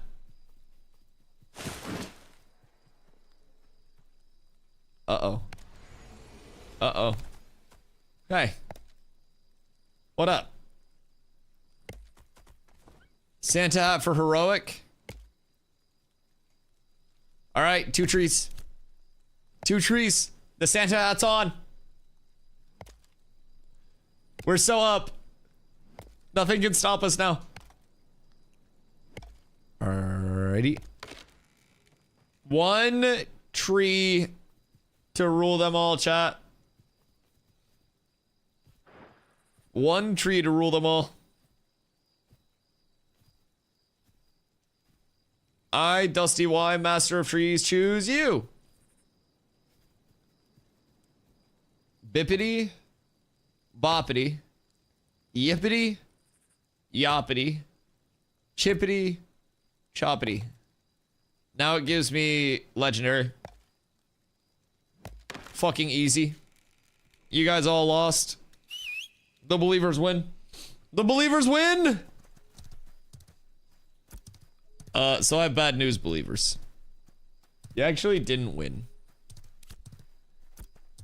Some people may or may not have lost all of their monkey buckaroos currently.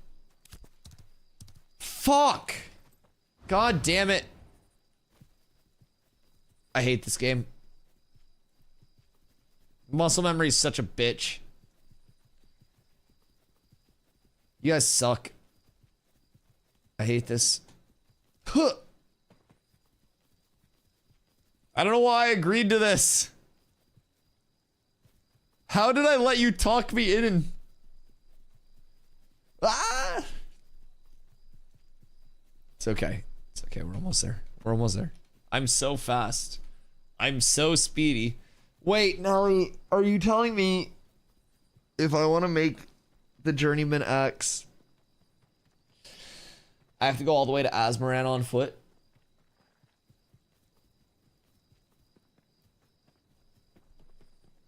Nelly.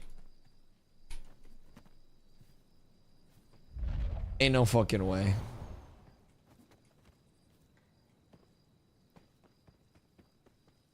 Ain't no fucking way. There's no shot, man.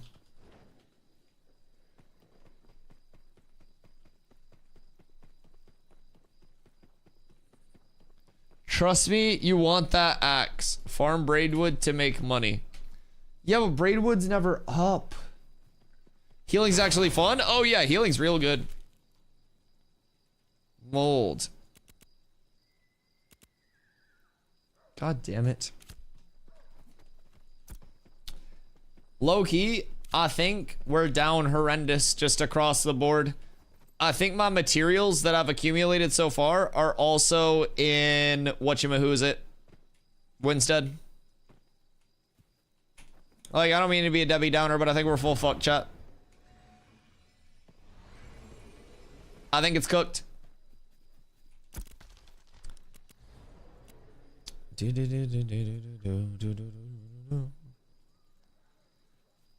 I could at least start, let's see. Might as well while I'm here, right?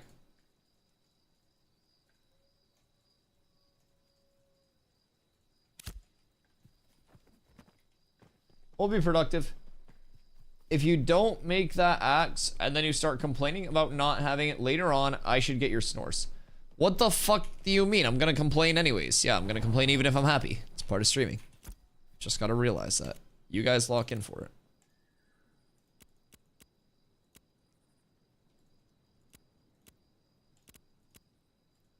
Mbop. Or up. What? Go make the damn axe. I don't want to make the damn axe. I don't want to go all the fucking way down to goddamn fucking stupid Azmoran. I'm not going to Azmoran. I'm at like the furthest fucking point away from Azmoran.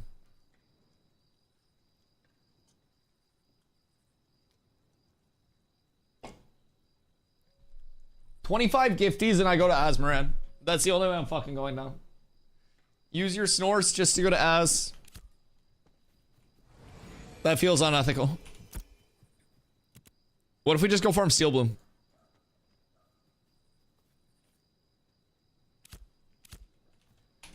What's blue called? The tropics? The tropics are kind of going through some shit right now, I think. Good day, Fupo. How are you? City? Blue City? Miraleth here? Your materials are in Winstead? Yeah, but I can't go to Winstead. I can't go to Winstead because Winstead's at war still. Can you go to Miraleth? I want to go to Steel Bloom and farm. Steel Bloom Bis. Oh wait, I need to buy mats while I'm here. Or scrolls, at least. Who do we have in guild who already has the Journeyman axe? Oh, that's a good question. Yeah, somebody should just give me their axe because I'm the streamer. Yeah, no, Nelly, I'm picking up what you're putting down. I really like that, actually. I support that. Fubo, what you getting up to tonight? Knocking some things off shelves and whatnot? You can't? You can't trade them. They can't do that. What the fuck is wrong with this game? What the fuck? He knows he needs to go. I don't want to go. What if... Hear me out. Hear me out. Lazy Peon got every single class leveled to 25. What if I just get a really juiced lumberjacking axe as consolation? Like, I know they like me less than Peon. But, like, what if I just get an axe? I don't think that's too out there. I know Peon's the favorite. I'm willing to accept that. I know my place. I'm like top 25 maybe.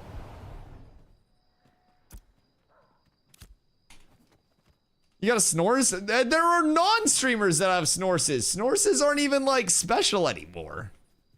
Goodness gracious. Goodness gracious. All right, I need apprentice scrolls. Add quantity 40. What the fuck is wrong with you? Let's go with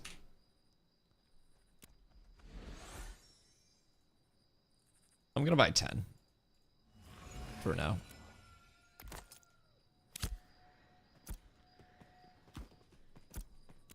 Please, enchanting squish, don't happen for a little bit longer.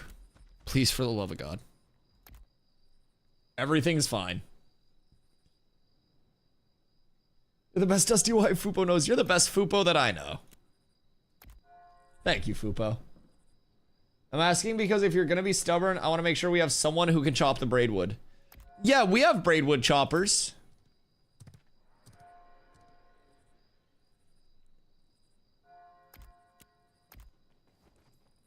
We're up tremendous. 5 strength already on these bad boys.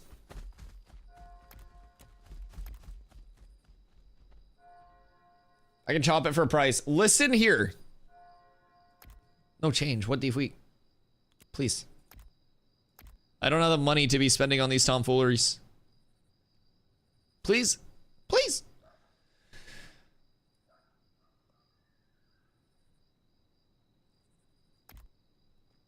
Maybe I fucking stop. Maybe I just chill the fuck out. Everything else is just gonna be more expensive though. Like that's 38.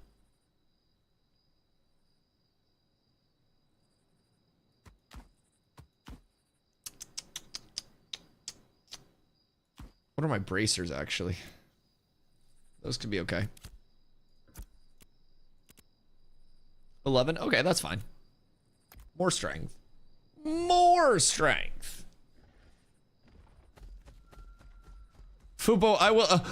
I just bricked to 90%. Why? Dude, I'm so cursed. Oh my god, I'm so cursed. What the fuck do you mean I bricked to 90%?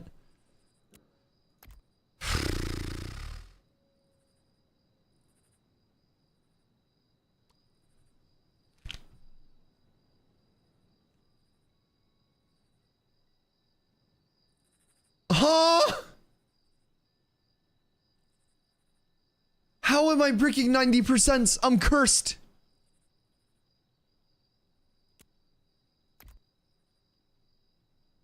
Surely the third time's the charm? Oh, thank fucking God. Oh, thank God. Oh, my Lord. Whew. Just nice and smooth. Nice and smooth, please. Please. Thank you. Thank you. Oh my god. Wow. That was awful. So that's 19 silver at this point. But it's a chance for a level loss. I feel like enchanting to +6 is still relatively chill, but... Okay, so just within that, I spent 1 gold, 50 silver, and I gained 6 strength. It's pretty easy peasy. Oh, I don't even have that on, but that's not gonna add any damage. I need a strength scaling helm. We need to find one of those bad boys. Fupo loves salty tears. I know. I need to keep them away from you. If you get too many, your power grows too much. And then the eye patch comes off and it's just... They don't want to know. Chat doesn't want to know Fupo. We must not tell them. They don't know the enrage timer on the Fupo. Who wants to go farm Steel Bloom? Steel Bloom, or I tell the devs you were exploiting. I'm gonna start running. Take your time, guys.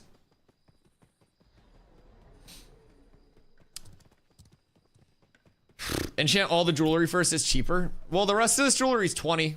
That's kind of why I want to go back to, Steel Bloom. Exploiter, I tell the devs you were steel blooming. Listen, so when I exploit, I just get to say that I'm doing science and trying to get it like troubleshot because it's on camera. So it's like, I could commit murder and I'd be like, oh, I'm just doing science on how murder impacts the economy like over the course of everything, right? So it's just different levels. You, on the other hand, you don't have an alibi. You have no say. You're powerless, voiceless. And me, I live to step on those with no voice and exploit you for tier 3 subs.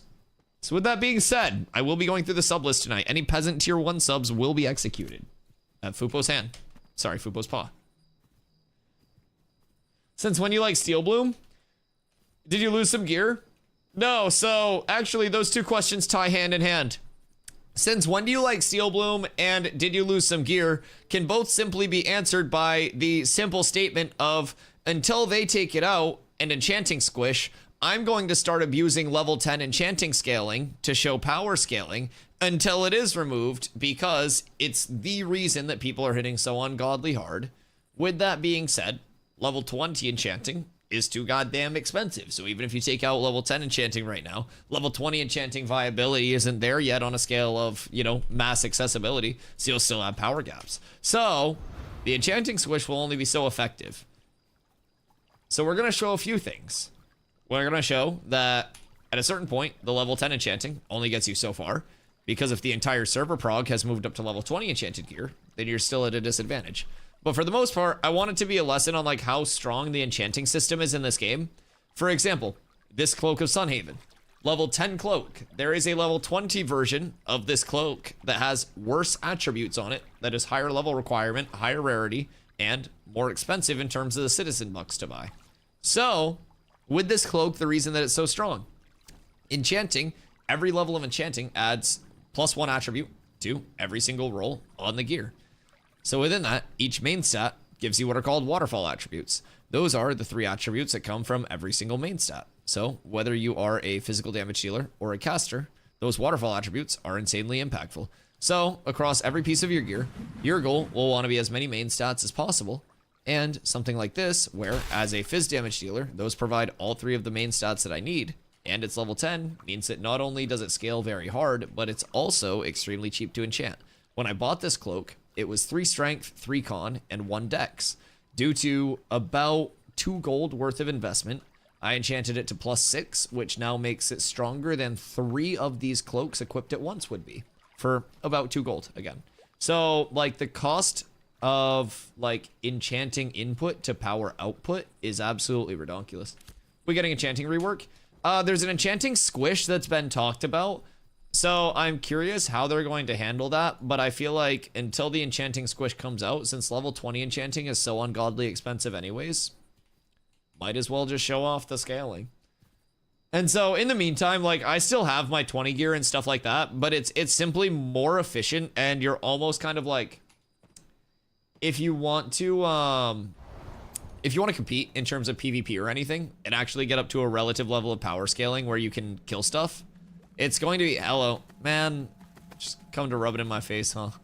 It's going to be in your best interest to do what you can to get that higher power scaling. So until the enchanting squish does come and the potential enchanting, like, wipe comes, it's, unless you're just Omega rich, which we can't do caravans to get Omega rich because we don't control enough on the server,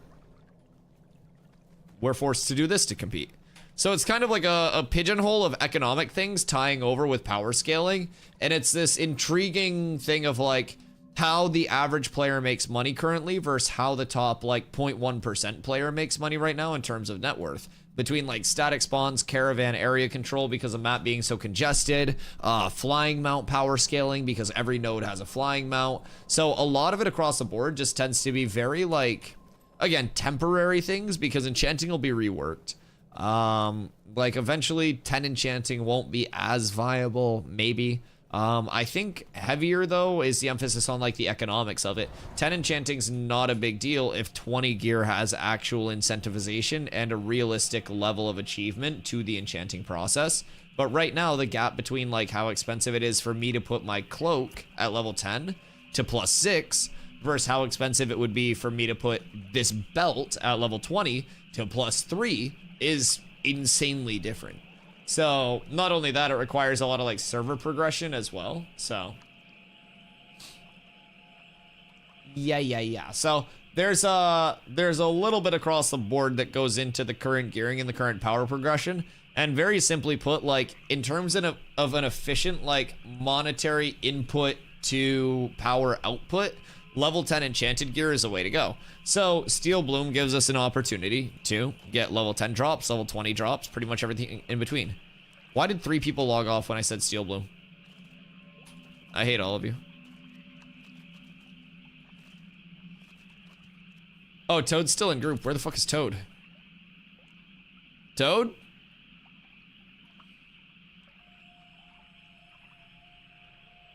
Been following for 6 years. I just not sure if there's a thing or I'm getting crazy. Oh, yeah. So that's one of the things that made people think that Steven said that he was going to wipe characters. He said there would be 2 wipes coming to potential systems. The first would be like a definite wipe to freeholds with the estate system coming out.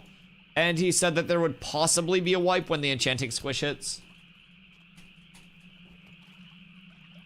So yeah, those are the 2 wipes that he's actually talked about, like in some form of definitive action. And I could definitely see the viability of that. All right, so what's going on over there? That's just one. Invite. /Pete Toad question mark? He said he's gonna wipe Dusty, no one else, just Dusty. I've died to him 4 times.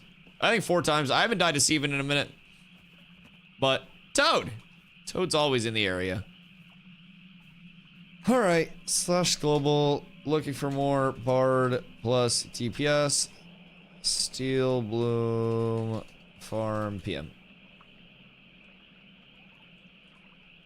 He also made a comment on Reddit that the data they're getting is helpful enough for no wipe right now. Oh yeah, 100%. And I think like across the board, their goal has always very clearly been to not wipe these existing characters unless needed, to the point where they've talked about the potential of the Alpha 2 Phase 2 servers eventually becoming like an extension of the ND8 test servers. So it's important to keep in mind that like their goal is to keep this concurrently for data, even in the sense of Phase 3 comes around. Fresh servers hit for Phase 3. These Phase 2 servers will serve as an early access to them getting endgame data if they do expand the endgame more. So people on these servers will be more exploratory. People on these servers will be branching out to the new territories, doing tropics maps, doing naval combat, doing caravans in the tropics. People on fresh servers will be getting info on those leveling improvements. So then you'll have that simultaneous level of like, okay, we have this iterative like feedback from, you know, Phase 2 servers on this new endgame content. Then we can make changes to the Phase 3 servers according to that content. And as a result, you know, that endgame content is more fluid and it's a better transition for those players that are coming up through the processes, right? So I think having both of those options provides a lot of data. I 100% see that. But certain systems, like I could definitely see them just nuking certain, not nuking like getting rid of certain systems, but like things like enchanting scaling. I could definitely see them resetting enchanting scaling across the board just because of like the economic impact that it does have, but we'll see. Anything can happen. It's important to remember that in development, it's literally just like, not that it's all for naught in terms of progression, right? But what the fuck you bringing them over here for? Okay, I'll help. But it's like, you know, I think playing an alpha or any form of a playtest with like a progression first mindset and like being afraid of wipes and stuff is just a way to set yourself up for failure. Wait.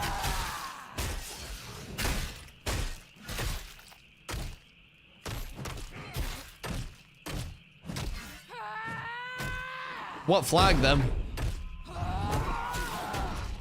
What flagged them? Did healing them flag me? Or did they try to like flag? Wait, am I flagged? Weird.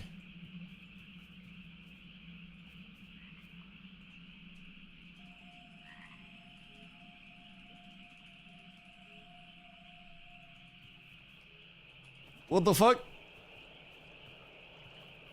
Is it whenever they heal me? Uh-oh. Always prepared to start fresh. It's an alpha. Oh, yeah. Yeah, 100%. So I'm not flagged. I try to heal and can't unless I'm flagged.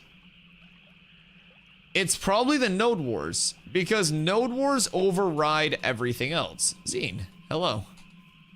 Node Wars override everything else. So, yeah, that's weird as fuck. Oh, it's because I'm a participant. It's because I'm a Sunhaven citizen. We are in Winstead War right now.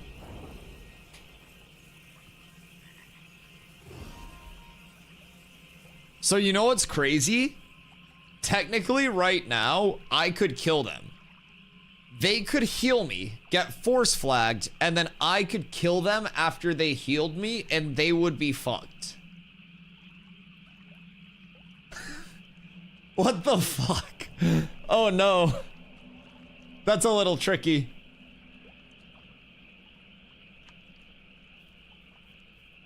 Because this is being caused by changes that they made to stop outside event people from healing people that were in events. So now if you're outside of the event and you heal somebody in the event, then you're auto force flagged.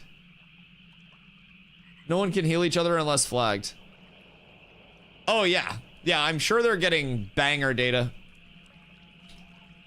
These are some very peculiar interactions. Because the force flag response was put in a few patches ago to deal with tanks and healers healing for people that were outside or inside the event while they were outside of the event.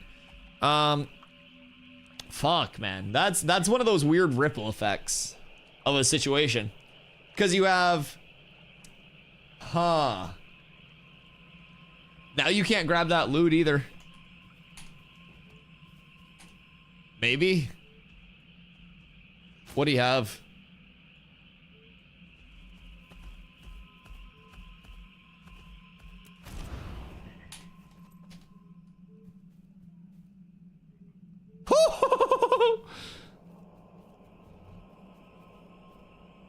Oh, that was scary. Oh, that was scary. That was very scary, boys. We're up. We're fine. Did you kill him? No. So he had mobs on him. And because they are a part of... No, sorry. They had mobs on them. I went to tank the mobs. Because I'm a Sunhaven citizen and I'm in Winstead participating in the Winstead War.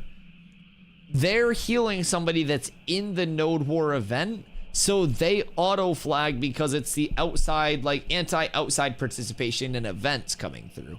So now whenever they go to heal me, they have to be force flagged and they can't go near an Ember Spring or they will be full farmed.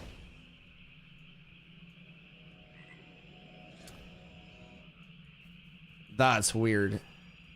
So if they were to be standing like on that Ember Spring and healed me right now, they would flag and then die.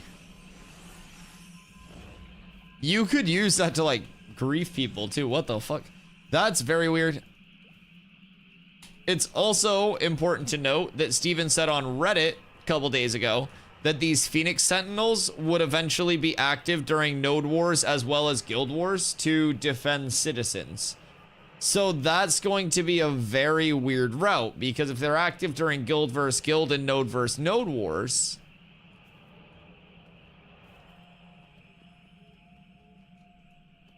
Are you not going to be able to respawn? Like, I'm kind of confused on the wording on that, but that was a Reddit comment that Steven made. Can't hold nobody. Well, not even that, but like, in a Guild versus Guild War, if Phoenix Sentinels are attacking combatants in Guild versus Guild Wars, you respawn. I mean, I guess when you respawn, you have 50 seconds of protection. So it wouldn't fuck it up too hard. But I could also see people just like... I don't know. I can see that getting weird.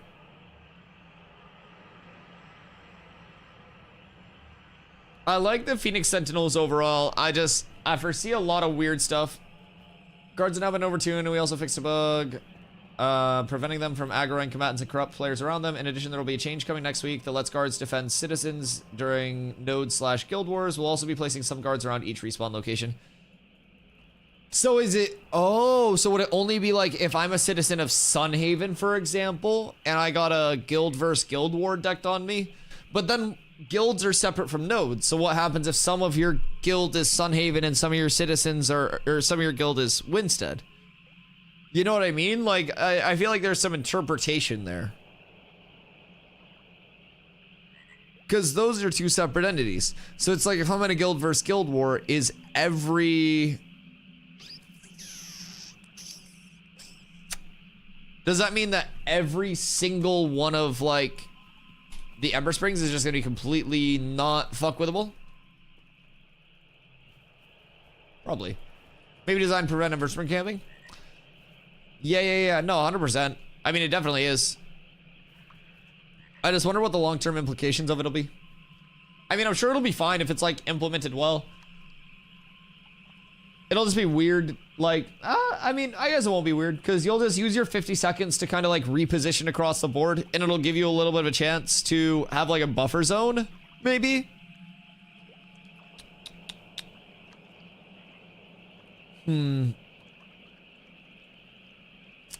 That's strange. I could also see big bard plays where, like, bards will get off the stage people, like, back into the guard areas. I can see that too.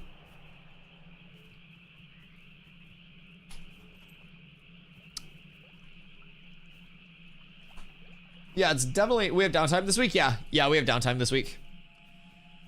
As sad as it is, we absolutely do. We're gonna miss it a lot. I miss my mount a lot. All right, so are people just PvPing?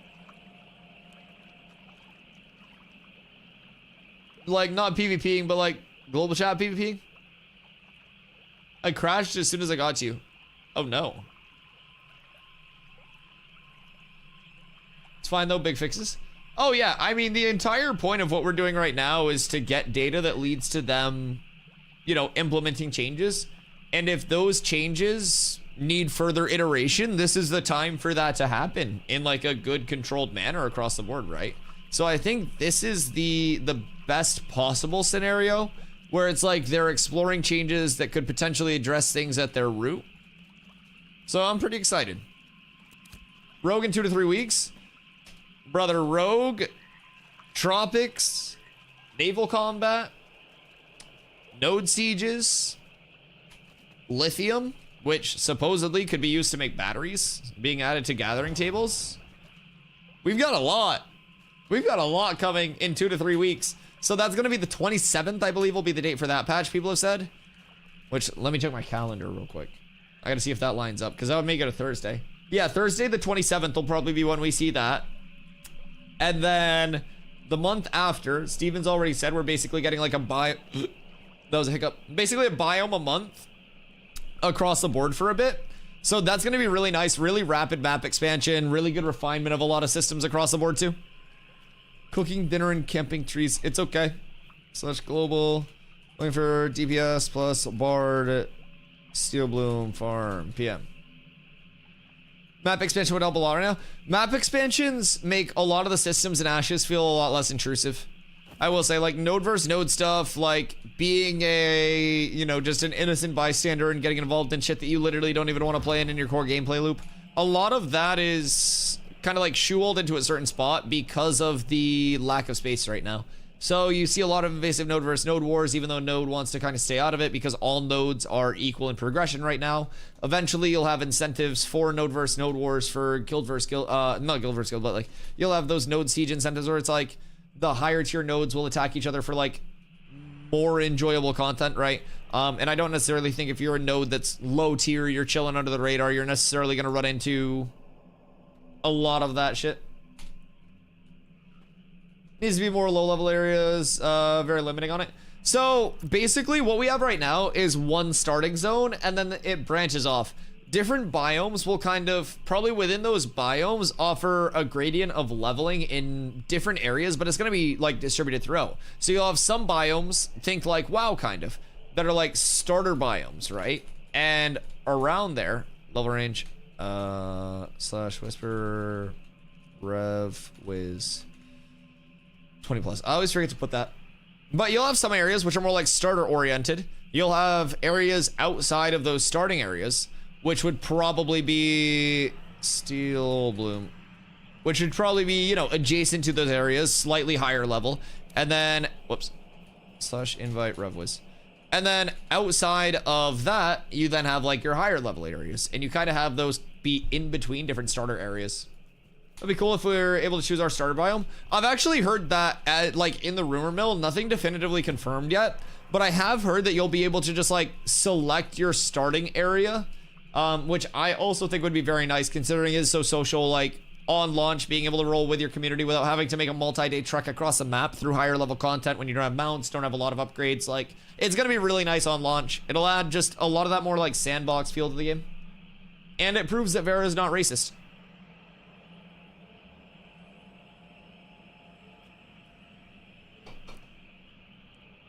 I hope they had a biome that you could just beeline on character creation, get a better start, if you make it alive, but a really hard travel.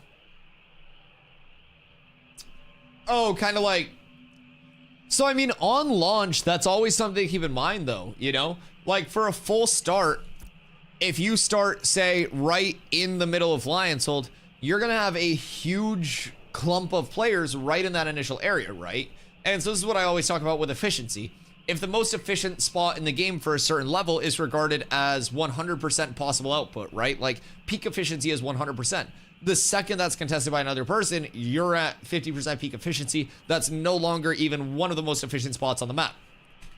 Let me post again, hold on.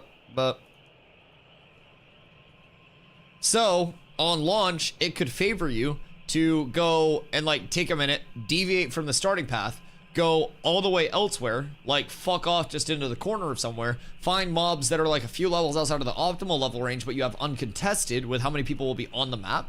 And then from there, you end up getting more XP than the optimal XP spots are because they're so contested that people there are competing for mobs, they're PvPing, they're competing for resources, space, everything, right? And it's just more chill for you. I think right now, everything's extremely clumped. I think within the next few months, getting a new biome per month between this month, Tropics, Turquoise Sea, month after, June Dark, going into phase 3, and then month after phase 3, we get the Anvils. Those are 3 whole biomes. Those are supposedly going to have right around 5 nodes apiece. Like, seems like most biomes are going to have 5, so. Yo, what up, B-Miller? What server did I start on? We are on Vyra, if you want to come through and chill with the gang, the squad, the coolest kittens in all of human history. You know we got room for everybody. Invite partners in Crim. This. Oh my god, a fucking bard. Bard, woo! June Dark gets me hard. You like jungles and shit? You want mountains too? I mean, so I would have to assume based on the differences in what's available in the map right now, you'll probably have, just call me to, I fumbled the bag. I was gonna say just call me today, Sergeant Stomps, but I'm sorry I fumbled. Sorry, Poppy. But yeah, I mean, June Dark looks like it's gonna be right up your alley. Then if you want like mountains and jungle, that's legitimately this. You might also like this entire area. Like this whole strip looks like it's just gonna be insanely populated with trees and like environmental clutter and shit. So like this area through the frost gray, through like this strip, you've got kind of like a Montana looking biome here. This kind of looks like, I don't know, autumn trees, little lake in the middle, which I assume maybe would be like one of the ways into the underworld or something. I don't know, this looks peculiar. Or maybe this would be a starting area, but this looks like it'd be more flat. Other continent's gonna be sick. With how big it's gonna be, no way they don't add some sort of fast travel. It's intended to be large to the point where you're not interacting with every part of the map. So that's the big thing that you gotta remember. There will be different like parts of the map that are more populated, less populated. Like They do not intend to add fast travel past those fully upgraded like scientific nodes. So across the board, like, it is meant to be, you base yourself out of a region. Different groups of players will be in different regions. There will be more populated regions on a different server, less populated regions, and those aren't necessarily going to be the same regions on every single server. One region, you could have your first metropolis hitting the Riverlands. So you have this big area, top of Riverlands, and then it kind of like spreads out into a suburb here, and then it gets really scarce here. And then you have the Dwarven capital in the Dunes and Kill Mountains. And then over here, you have another metropolis, and then underground, you have another 2 metropolises. And like, there's just going to be like, so much across the board that requires you as a player to cognitively think about like what you're doing. It's not intended to be that like, I go here, then I go here, then I go here. I've gone across the entire world. I do this in Frostgrave Fells, then I do this in the June Dark, then I go over to Pelagora and do this. Like, it's intended to be like, I am committing this week to the June Dark. All right, community, this week we're going over to the Frostgrave Fells and we're going to check out Frostgrave Fells. We're going to gather there. We're going to bring it back home after. We're going to base ourselves out of there. Then we'll get as many mats, as much gear out of the fells as you can. In addition to that, you'll have people who are planted. So you may have the #1 crafter in Frostgrave Fells farm up all of their armor sets and weapon sets, and then for a day, they make the trek all the way over to the Sand Squall Desert, which is going to be a long haul. Then you have the exclusivity of like, I have the Frostgrave stuff. So word spreads like Frostgrave Fells crafter is coming through. Not only are those sets exclusive to the Fells in terms of like the exact stats and stuff that they roll, but on top of that, you're going to have the aesthetic of each of those biomes with each of their armor sets. So you'll kind of have that different level of feeling like the different parts of the world are unique. Like, you may have another alliance with somebody that is entirely across the world, and you make that alliance because they have access to materials that you don't normally have. So you guys meet up, and like, we bring fucking June Dark mats up to Dunehold, who's in the Dunes and Kill Mountains. And we meet up here and we do a swap off and just trade and trade. And so we each bring mats back from the other person's node. Like, it's meant to be that social interaction, that actual feeling of like separate areas. Like, it's not like I am a citizen of all of this, right? You are meant to base yourself out of an area and utilize the social aspects of the world. If I want something from China, I can't just go to China and then bring it back in one day. I either have to plan out a significant trip, or I've got to have somebody over there to send it to me. Same thing here. If you want to go across the entire world, you've either got to have that alliance to hook it up for you, or you've got to plan out a definitive trek. No, Intrepid hates me specifically. It's my fault. Sorry, somebody asked in party if sewers were back, and I said it's not back because Intrepid hates me. Moving forward. Yeah, it is really meant to be that. Like, the entire point of the game is built on like, and the wiki also has the core tenets of Ashes, but one of those is always the risk reward, right? And within that, there is the cognitive decision making of like, what are the benefits of me becoming a citizen here, basing myself out of here? What are the, like, you know, what are the drawbacks of being here instead of here? Do I want our community to be named, oops. Do we want our community to be an area that is like very hotly contested, where people are trying to push the highest tier nodes constantly, right? Do we want to be in a more chill area of the map where we face a little less like player-to-player PvP, a little, you know, fewer node wars and stuff like that? And that's all within the decision-making process of Ashes that they want integrated into the game. Also, we have one of everything in this group right now, so that's kind of cool. Oy, my game literally broke as soon as your name popped up on my screen. I grow stronger. Can't get back in, recovered and everything.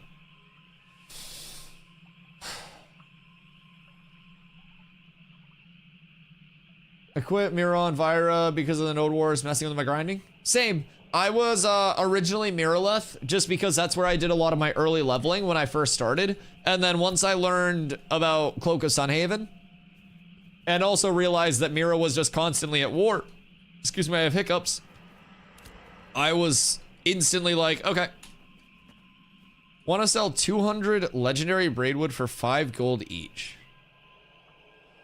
We'll take it all out at once as storage while your guild surrounds me.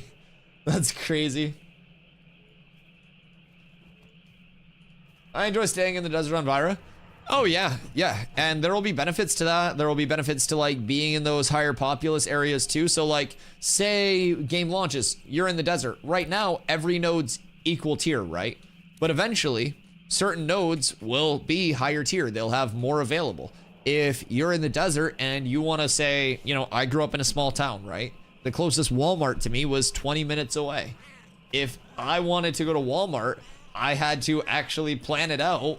Like, we had to make a trip to Walmart to have the accessibility to everything we didn't have in our small town. It's the same fucking thing. Is there good endgame PvE right now? Yeah, absolutely. PvE is extremely fun. It's also extremely necessary in the kind of like gameplay loops that Ashes presents. So Ashes is a true PvX, and with that, you're not able to just kind of like avoid core aspects of the game if you want to play on like an efficient level. Crafting is integrated into the best like gear acquisition method. It's the best monetary method in terms of making money. So it's how you make the best gear. It's how you make the most money. It's how you get the coolest shit. But in addition to be like, in order to be able to craft, you need to level, you need to get the recipes fed to you, you need to get the materials. So there's a lot that goes into that where you can't just be a crafter leveling up your crafts, hitting a certain level, and then like you unlock a bunch of new recipes. You've actually, if you want to farm and craft, say, a long sight bow, you've got to do Carfin to get the recipe for the long sight bow, to get that to your crafter, to then farm up the high rarity materials, refine those, and then make a high rarity version of this long sight bow. So very, very, very cool integration of every step of the game. With that being said, PvE right now, it's entirely rooted in open world. So you have kind of like smaller dungeons, high like elite POIs, smaller dungeon type things. Citadel of Steelbloom, one we're outside of right now, is like, in my opinion, as small as you can be with being, or sorry, like as large as you can be with being considered a POI, and just like the tiniest dungeon, right? So I technically consider this an early dungeon. So I say there are 3. So you've got Citadel of Steelbloom, you've got the Wreckage of Carfin, the Tower of Carfin, and then you've got Befallen Forge. So Befallen Forge is the closest thing that we have to like a raid right now in terms of, you know, a built out area. There are also world bosses that spawn. So right now we've got 2 world bosses in the Riverlands with Tumok and Firebrand, 1 world boss in this part of the desert, which is Sclerisha, Mother of Pain. And I'm assuming we're going to get another world boss in this part of the desert probably sometime soon. The Tropics is getting added soon, so we'll probably be getting more world bosses then. We'll get fully built out raids eventually. There will be some instance content as well. Roughly 20% of dungeon content will be instanced long term, 80% being open world. So it's definitely that big emphasis on like open world gameplay. Zine's dead. We'll remember you, Zine. Oh, the other studying the music in the jungle, listening. Yeah, the ambient sound of the jungle will be nice. Will you stay on Vyro when Phase 3 comes out? We're gonna roll on Fresh. Keep in mind, since there'll be more nodes, they might just do 1 server. Nah, they, like... So you have to remember, Steven has already said that they've had 130,000 plus, like, unique logins for Alpha 2 Phase 2. On top of that, at least 1 server peaked at 6,000 plus, like with a full capacity. So that's just Alpha 2 Phase 2. On top of that, a lot of people are going to be rolling Fresh. Like, a lot of people will roll Fresh just for that new experience, that parodied like level. The people that don't want to deal with the current scaling. Nectar's so handsome. Oh my god. So like, if you don't want to deal with the current scaling, being behind in progression, stuff like that, rolling Fresh is your chance to get around that. So not only that, but a lot of people will be trying to bring their communities over to Fresh so they can expand their communities, us included.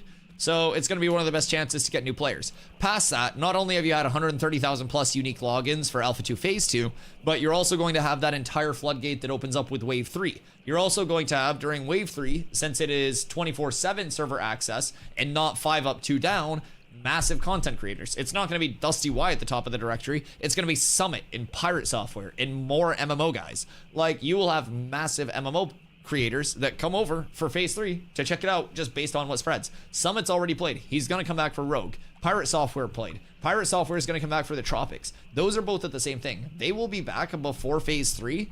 And if they stay playing until phase 3 hits, it's 24/7 uptime, they may very well make it their ongoing main game on stream. That alone brings in 18,000 plus average viewers.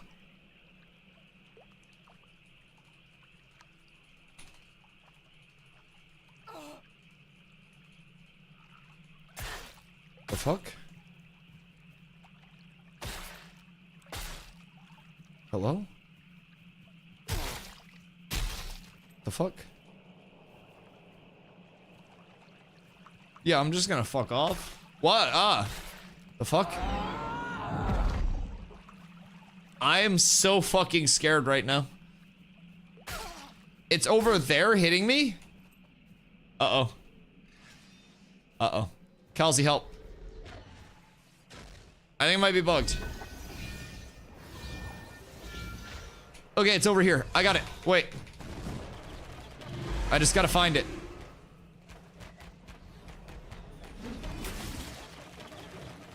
Is this it?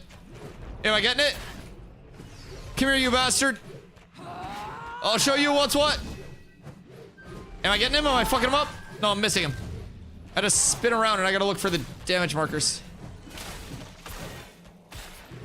Uh-oh. You stay away from me, you rat bastard. I'll show you.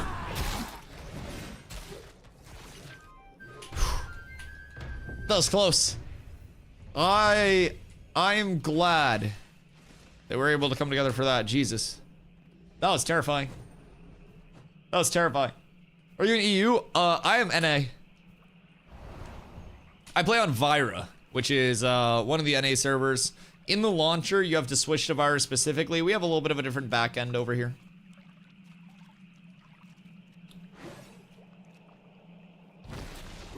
That was unique. It can happen sometimes. Like, Rogue's getting ready to come into the game, so they've been previewing. What? Not again!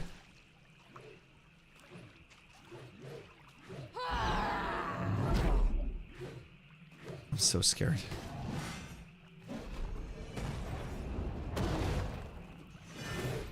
I'm so scared.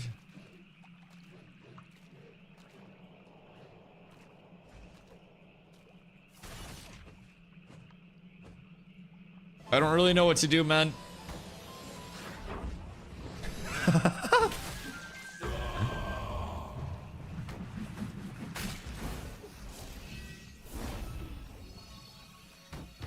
Okay, we're good.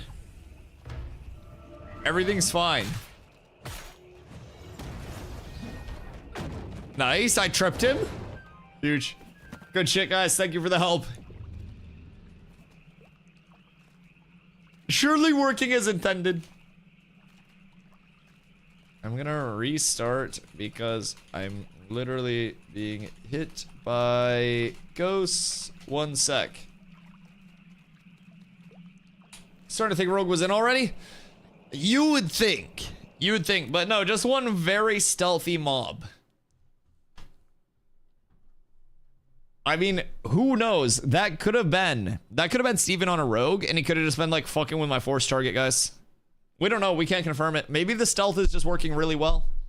Also, for my stealth enjoyers, while I go pee real quick, let me know how you think, or like what you think about this.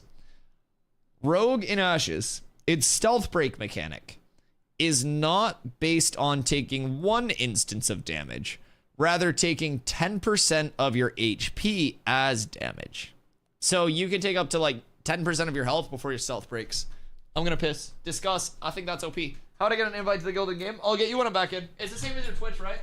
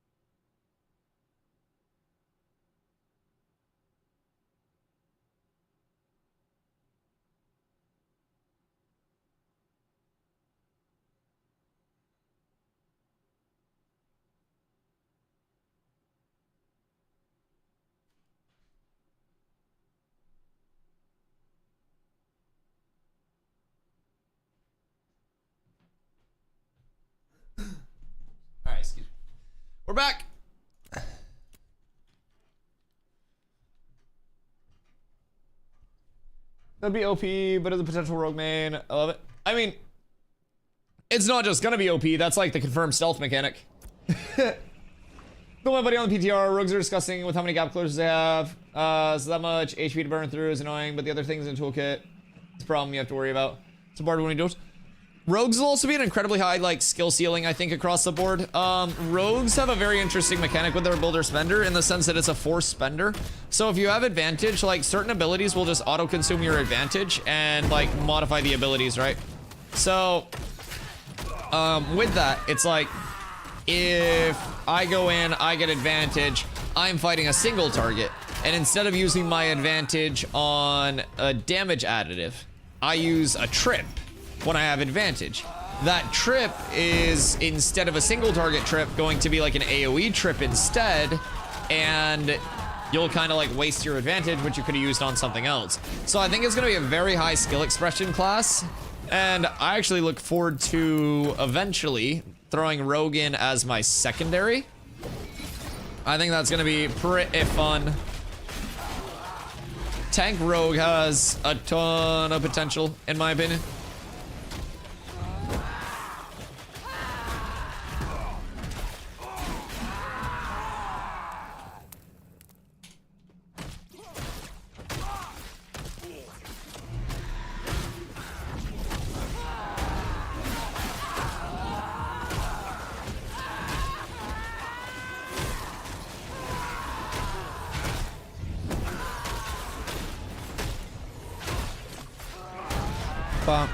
Ah, my trip got fucked.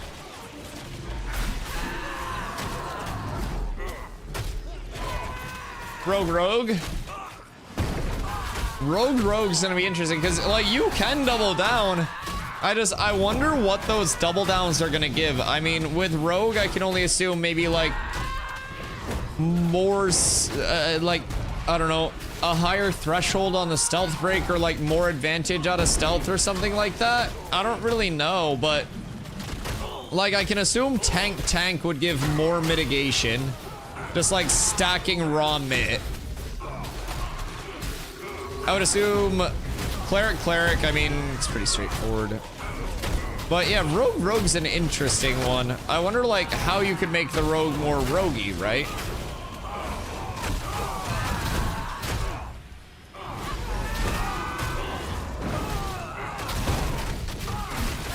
Rogue being referred to as assassin. Backstab? Well, they got backstab.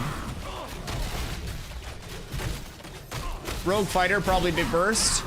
Rogue fighter will be large burst. It's important to remember too, though, even just like across the board, you could run a two-hander on Rogue without any special secondary. So like, depending on how you actually have like the advantage builder through abilities going, like if you can build advantage through ability usage consistently enough to like fuel your build, you may end up going with a two-hander instead of two one-handers.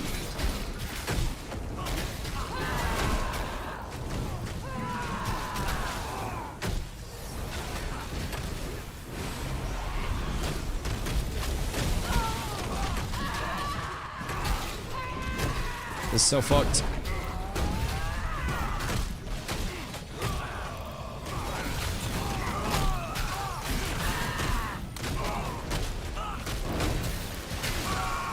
At least our damage is good. Yo, Jordy, thank you for the 15-day streak. I appreciate you, brother. Huge. Big payout, too. Always gonna be a two-handed fighter. See, I'm actually kind of excited for other weapons to come in to see how they impact tank. Tank is very cool to scale just like raw attack power on to hit harder, but there's a certain point where it's also like, if you have a weapon that's absurdly fast and it's time to finish her, then your finisher is what builds your courage. So if you can get to that last hit really quickly, you could potentially have a much faster courage build than on other weapons. And as a result, even though that may be like less, you know, damage per hit, a little bit less scaling and abilities, you may have abilities more consistently from those finishers to the point where it works out to a net gain. But it all works out on like, do you want to be burst focused? Do you want to have your focus on throughput? Do you want to, like, just so many changes throughout. It's really cool. We need flails. I'm sure we're gonna get so many fucking weapons. Cool thing is too, every weapon, as long as it follows the current scheme, which I'm quite certain that it will, every weapon will continue to have a physical and a spell variant, which is pretty cool for sandbox accessibility. Gives me an idea for Battle Mage with a dagger, shield, and two-hander. Well, you would have to have like one melee, one range, but yeah, you could like switch between the two.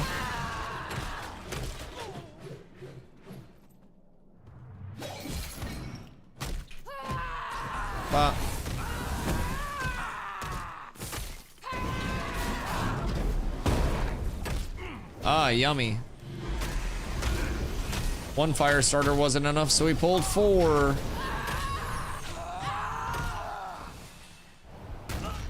Why are there so many mobs here?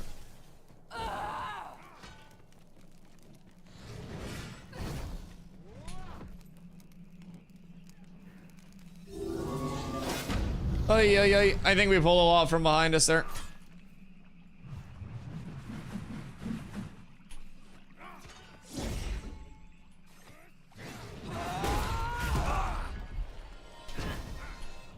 We're chilling. Careful, Toad. Don't go near the guards.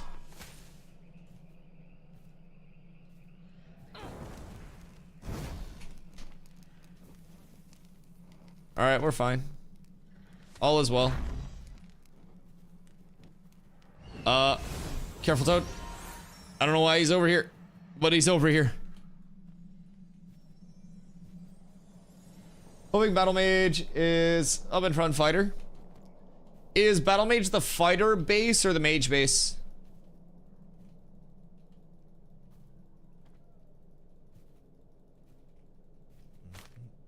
Oh, what the fuck? Jesus. Poiple. I guess we're in the right spot.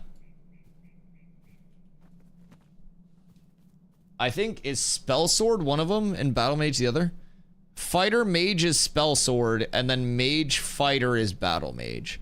So I would say Spell Sword is probably going to be your more like active up front of them. And I would have to assume that like Battle Mage will be more like a, I don't know, more like a mage with maybe some like fizz augments or something like that. But I don't really know what the fizz augments on a mage would be. Maybe like some of the fighters CC in certain mage abilities.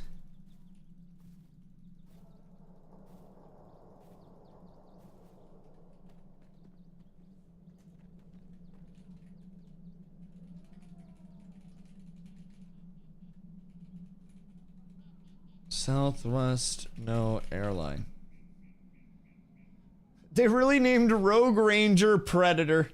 That's fucking insane. The first Rogue Ranger that's walking around named Drake just wins the entire game.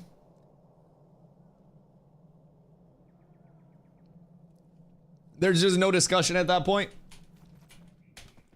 All right. Mark. There we go.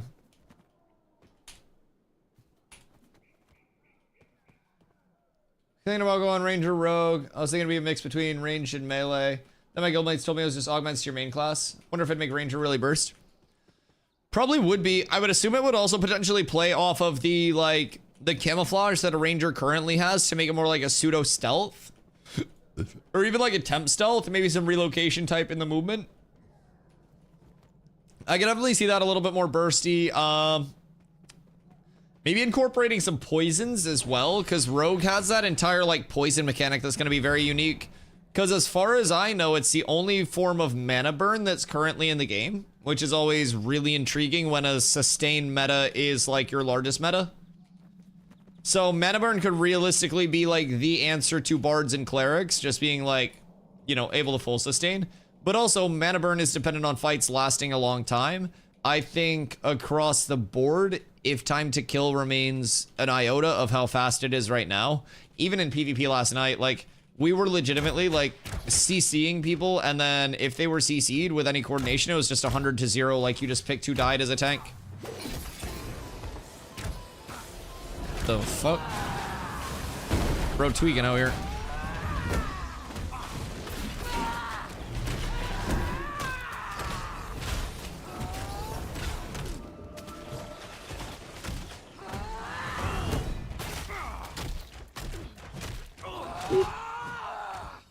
Alright, so he is one of the name mobs. From there, we'll go out this way. Because this will just be a couple trash mobs and then we'll be fine. Yo, what up, Vader? Sprained my ankle today getting out of my work truck. Oh, God. Yo, I hope you're good, big dog. That does not sound very fun. I sprained my ankles a lot when I was playing basketball, like, throughout, well, my entire life. So, I relate to that shit, bro. Sprains can fucking hurt. Sue the truck, true. Get your compensation, king. Actually, yeah, if it was at work, shit. I hope you're getting paid while you're out. Sprains are the worst too, because they're not bad enough for you to like actually milk them for sympathy, like a break. Like if it was like, oh, Dusty, like my entire leg got eaten by a hippo while I was at work today, we'd be like, oh man, that really sucks. Like that's so tragic. But like a sprain, it's like, you'll be fine. Some ligaments. A bad sprain you can milk. No, because saying, oh my god, it's so ouchies, I sprained my ankle, is like, it just doesn't have the same impact of like, oh, I broke my ankle, you know? Like, breaking something is much more impactful than spraining something. And I stand on that business. New World looks different. Yeah, it's an update to my entire life. I haven't played New World in months. That shit full dead. Hi, son. I had a sprain that tripled the size of my foot. Yeah, but it's just like saying I have a sprain is like you lose credit for that. You know what I mean? I had a thing across the board. That's the larger issue. It's like maybe in your weak ass jobs. I had sprains while I was playing basketball. Yeah, you can't milk that shit. Till it turns black and blue as well. Soft. Soft.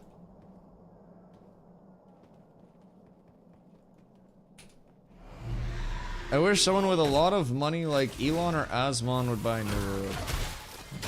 Brother, New World does not need somebody with money. AGS has money. New World needs someone with a brain and with passion. And unfortunately, that ship has long since sailed. New World as a title is just like forlorn to now forever. Like it'll forever be tainted. I never plan to play New World in my life again. I am entirely in on Ashes for the remainder of development for the future of the game across the board. I full switched my entire communities over here now, and legitimately, I don't even check the New World subreddit anymore. Need to fire Scott Lane. It's not Scott. It's Christoph Hartmann. It's the CEO of AGS. It's the fact that you have a former 2K executive at the helm of AGS trying to make MMOs.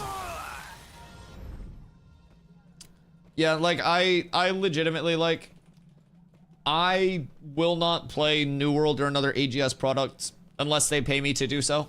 I wouldn't touch it. Like, Ashes of Creation is absolutely going to be a very, very impactful MMO in its respectful space, or in its respective space. And it checks a lot of the boxes that I very much enjoy. So, yeah, absolutely, man. If you're wondering about Ashes and you do want an MMO that's actually, like, going to execute on its potential, and in addition to that, once you learn about Ashes, you realize that New World is literally just like a light version of Ashes. New World is like Ashes mobile with more gotcha, more pay to win, and less actual vision and execution. Like, Ashes is genuinely so refreshing to be a part of. Also, hi, Big Cap. How you doing, baby? How's a shield? Shield's good, man. I've been loving this thing. She nice and chunky. I mean, the shield as a whole, shit, we can talk about that. But Firebrand shield's pumping for me. I'm loving this thing.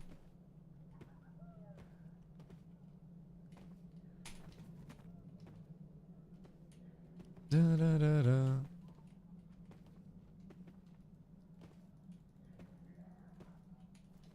What's pay to win about New World? I mean, when looking at it from a standpoint of every other MMO comparatively, it has a lot of similar features where it's more along the line of like a pay for convenience, pay for progression than a direct pay to win. But New World in its cash shop and in its paid battle passes features advantageous things such as booster tokens for different professions for leveling. Granted, those are only viable for so long because professions have terrible like actual translation to the end game. But they quite literally sell double XP tokens for different aspects of the game in their cash shop and include that in their battle pass. Then most recently, most recently with their PvP only servers, they said with the launch of those that if you had the paid battle pass, like the paid season pass for the PvP only server, as well as hitting max level in the PvP only server, then you got a bonus item on your live server characters that was a housing item that gave you bonuses. So they essentially, for the first time, were like, hey, those that actually pay for our season pass will receive more rewards on the characters that don't even have this season pass. So now you're incentivized to not only buy the one premium season pass for bonus materials, bonus crafting goods, both endgame progression and everything else, but now you're incentivized to buy two. Who knows? Who knows? But while New World never went the route of like full direct out there pay to win, New World did feature systems that were pay for convenience, pay for progression. And just because New World system was so poorly like intertwined with itself, that those features provided little to no impact on the actual game, like, it doesn't really justify it.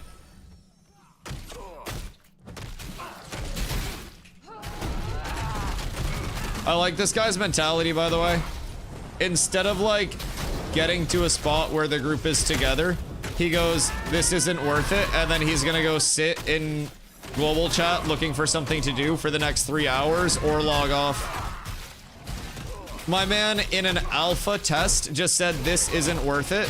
And chat, I implore every single person that's in my chat right now, if you are getting into an alpha, please realize that nothing you're doing is quote unquote worth it because your entire character will get deleted very soon. If you are getting into an alpha with the intent of your time invested and progression being worth it, you're gonna disappoint yourself just like that guy is.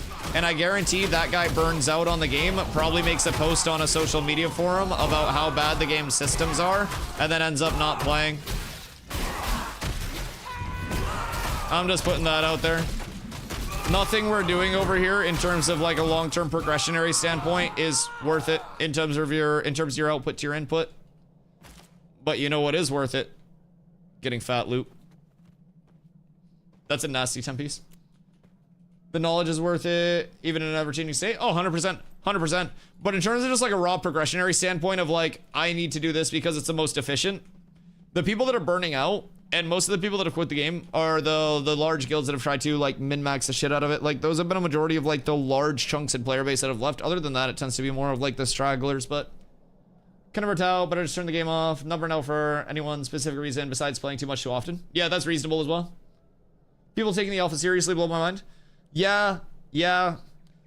I mean, I have a very simple take. Like, there's a part of the community that wants to take the alpha seriously because they want to actually test the min-maxing and power scaling and stuff like that to provide, like, better input on everything.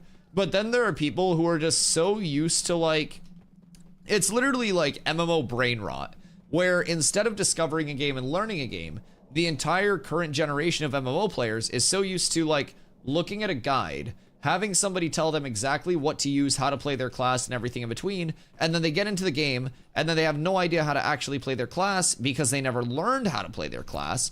And as a result, they end up being pee-pee poo-poo at the game. They end up not being able to actually like do anything for themselves. and it just results in them not enjoying the game thoroughly. Doing Steel Bloom. Except I think we have everybody right now, but we have Ralos, Toad, Bristle, Gora. Okay, cool.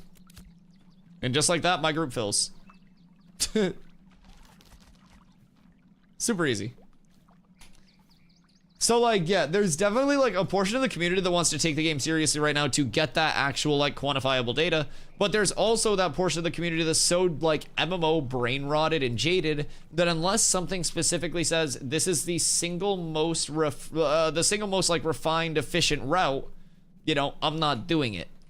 Unless somebody tells me exactly what to play, I'm not playing it. Unless it is deterministically said that this is the highest DPS, I'm not DPSing it. And Ashes just takes all of those players and says, and I fucking love that. I love that. If you can't play a game without a guide, you're really gonna hate Ashes. I love that shit. That's why I loved Ashes. I love theory crafting. The theory crafting only becomes more diverse as the game continues to. Wait until every single server has unique loot drops that are not available on any other server, between like story arcs, between religious nodes being metropolis eventually, between seasonal cycles impacting which servers have which dungeons available for how long, which dungeons are open on which server in the first place, because certain dungeons will require certain node progression points to actually open.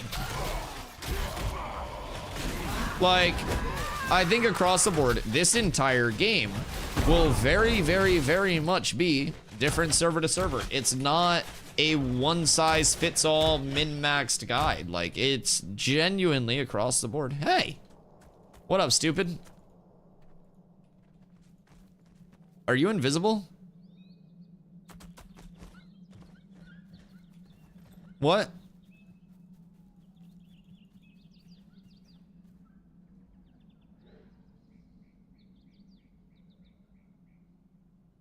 What?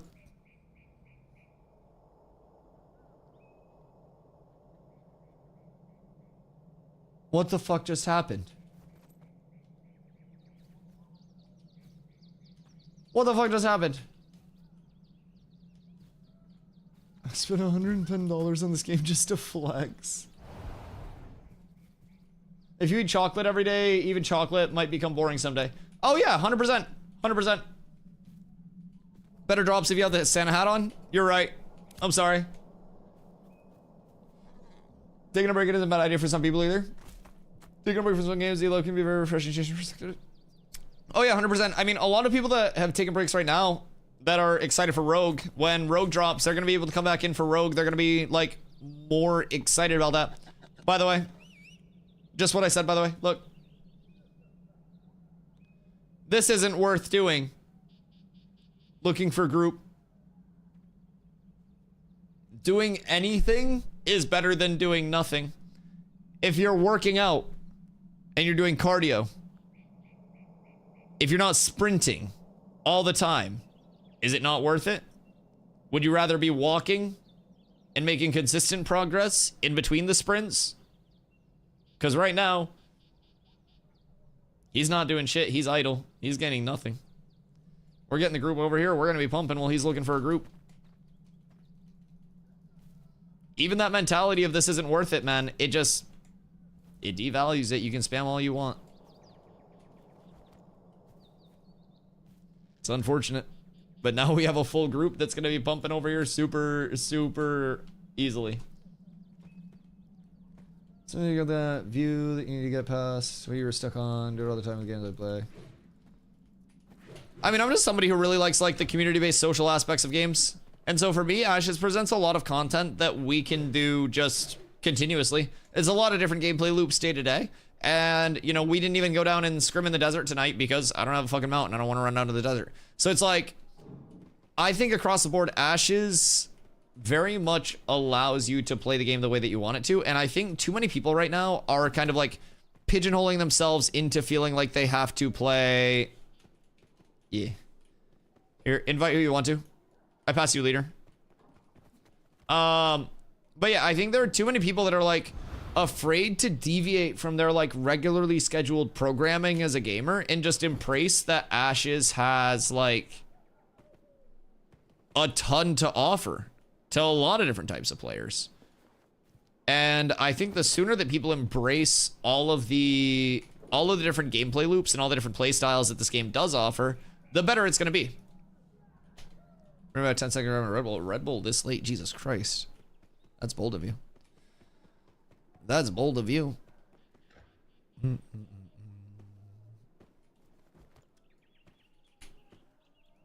Breaking up the train of thought alone, increase the joint.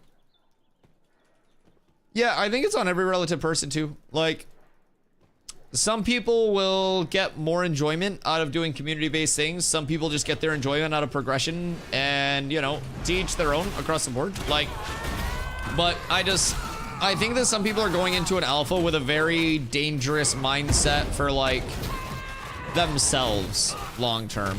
And I feel like some people are going into this with a mindset that's only going to be conducive to them like not enjoying the game in the state that it's in.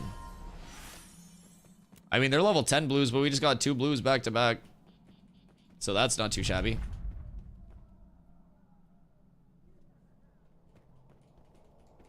Kelsey. Huge. The big 2. I wish that had main stat on it for you. Did we already kill this one? No, I don't think we killed this one.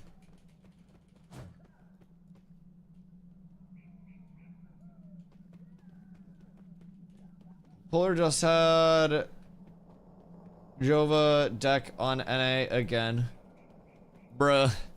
So you guys are like perma-locked up. This game is an investment to me. If it goes into hell yeah, but if not, I'm not gonna cry over it. But that should be.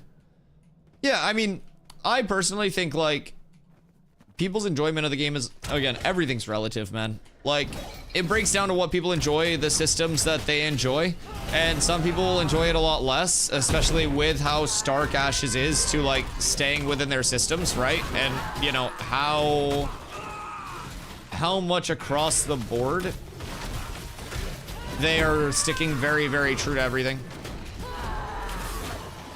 So I think certain systems, like parts of the player base will look at it and be like, this isn't necessarily for me, right? And I think other parts of player bases and other parts of their potential community will look at all their systems, will see the intertwinement between all of those and say, holy shit, this is the most holistic game that I've ever seen for my interest set, right? And when that does appeal to somebody, it's gonna appeal to them in a very large way, right? And so for me, I always talk about how this game combines so many things from not only different MMOs, but just across the board different games that I enjoy. Just different elements of a lot of different systems combined into like one very, very, very well thought out, like iterative gameplay loop. And I really like that. I think it's extremely refreshing. I think it's extremely fun. I've put in way too many hours already. Way too many hours.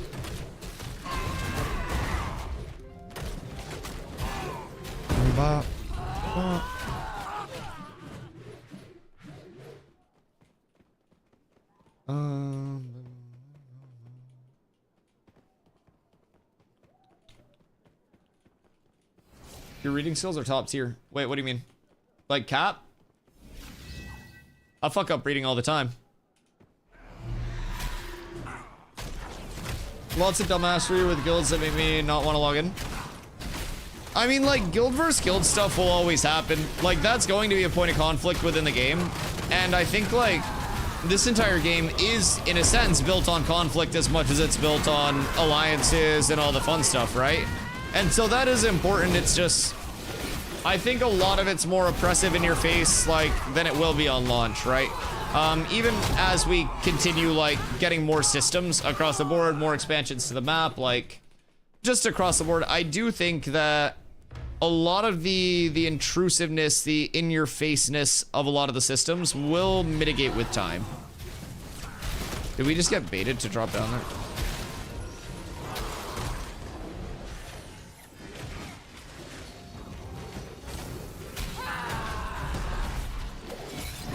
Like, space is safety in Ashes, it really is. And if you're in a spot where, like, certain guilds are in certain areas, you don't want to fuck with them, you can just go to a different part of the map eventually. Right now, there's not really that layer of, I'm gonna go elsewhere.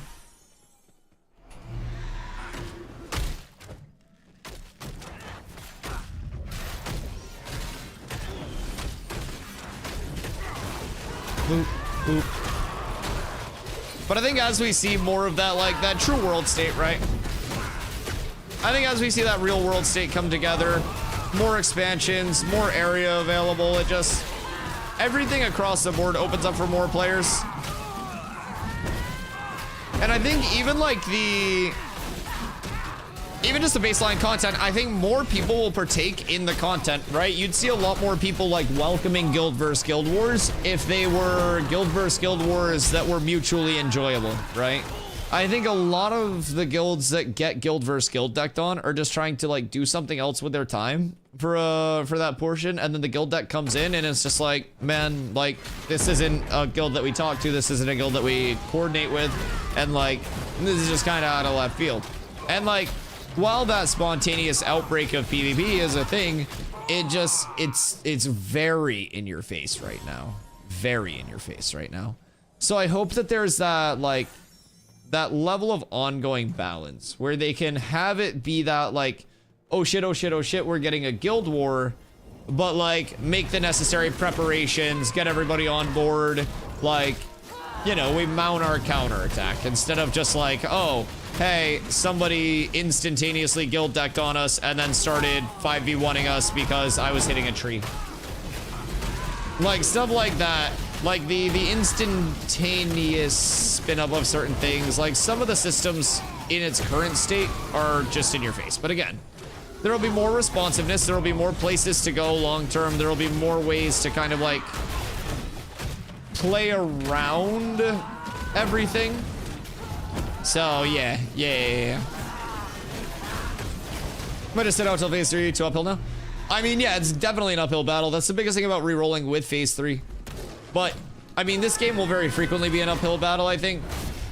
Because, like, this is just a pure, like, a pure high-scaling MMO, right?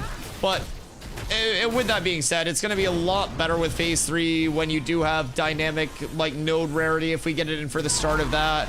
If we do have things that just prevent the same people from running every single spawn, right? Dynamic node rarity, dynamic node spawns based on the land management score. So instead of a fucking oak being an oak every time an oak can respawn as a willow or something like that, I hope they full wipe. What would be the advantage to them full wiping other than losing an entire possible data set? They're already starting fresh start servers. A full wipe would just be arbitrary and would lose them an entire potential data set of late game. Full dynamic gathering nodes would be ideal. I have 3 steps with full dynamic gathering nodes that I think solves it. It's just step 1 is a dynamic respawn timer where it respawns in a window and not just like on that set time. So then from there you have a dynamic like actual type of node that spawns. Not like type of node, a tree is always a tree, but within those trees you have different tiers and types of trees that can spawn based on the node management score. So different like nodes, this tree is a tree, but this tree also has a smaller % chance to spawn as a different tree, right?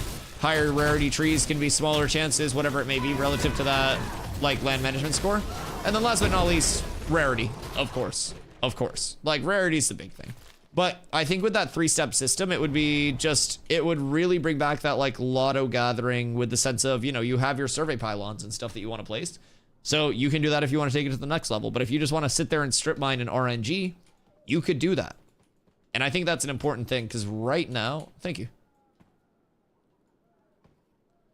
I think right now, everything is, you know, with the static respawn timers, it's extremely predictable, it's extremely controllable, it's extremely manipulatable.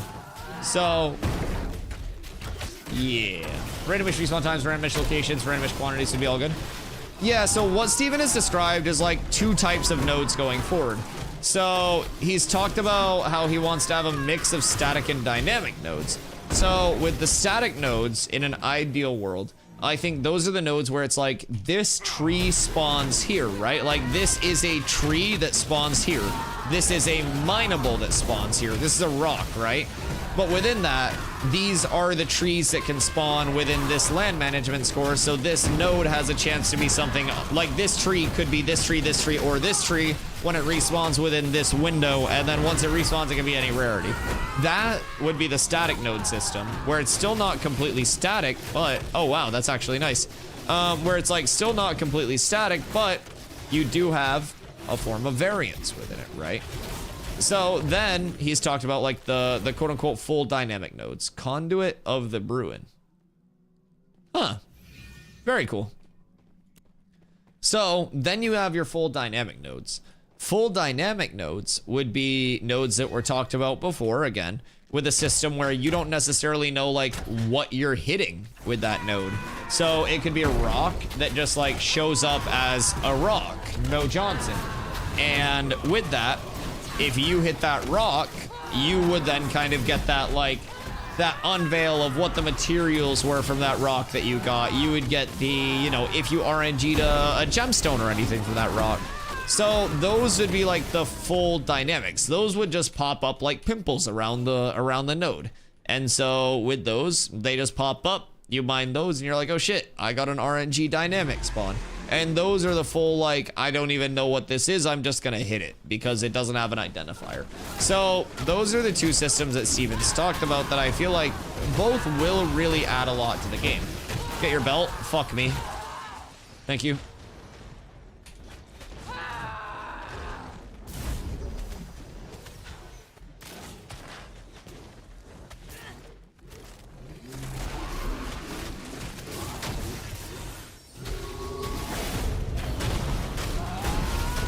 Sometimes you just gotta bring all the mobs back a little bit.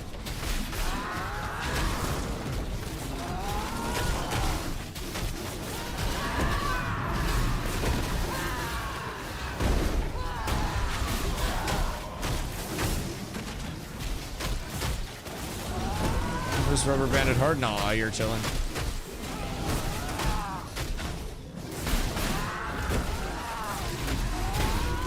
Oh, maybe one, but we're balling. This isn't even bad. These bears are not bad, though. I bet these probably get pretty solid glint.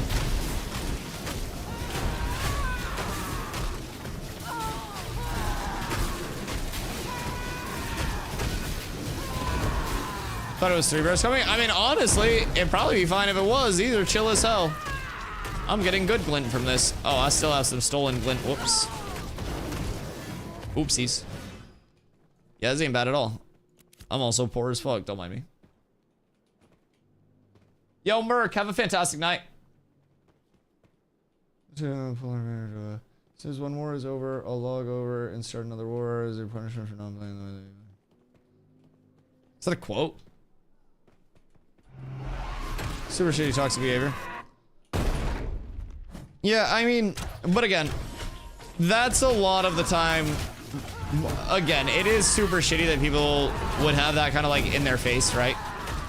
But all things considered, like a lot of that is temporary just because of the state of everything within the game, right? There aren't a lot of those checks and balances. There's not that mass consistent player base. So even if you have that like that super oppressive force who's the few up top, right? Like even if it's the top 5% of your server in an alliance, if the entire server, and it's a 10,000 pop server, decides, hey man, we're just going to chain like node siege you with every single person on the server, every other alliance in mass until your node is entirely de-leveled because you're a piece of shit, that's going to be something that's within the long-term social sandbox much more than it is right now, where you're going to have a few active communities. And the entire map is extremely small.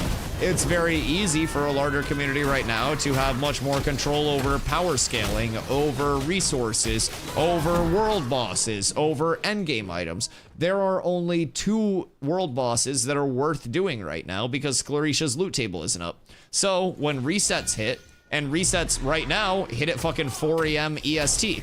So you have guilds logging on at 4 a.m. to control those 2 world bosses. When the game comes out and there are world bosses around the entire world, And it's legitimately too much for somebody to cover every single world boss spawn throughout the day or throughout whatever it may be. And hopefully they figure out a system that's much better than a 4 a.m. spawn every 4 a.m. because that's kind of rough, but 4 a.m. crowd's wild because it's a free advantage. It's legitimately, if you get on at 4 a.m. and you kill the world bosses during that mega downtime, you have fewer people to compete with, and you get the highest scaling loot in the game.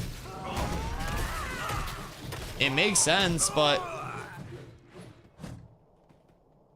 when a guild decks on another, and an hour later, the other guild surrenders, and then the first guild decks again.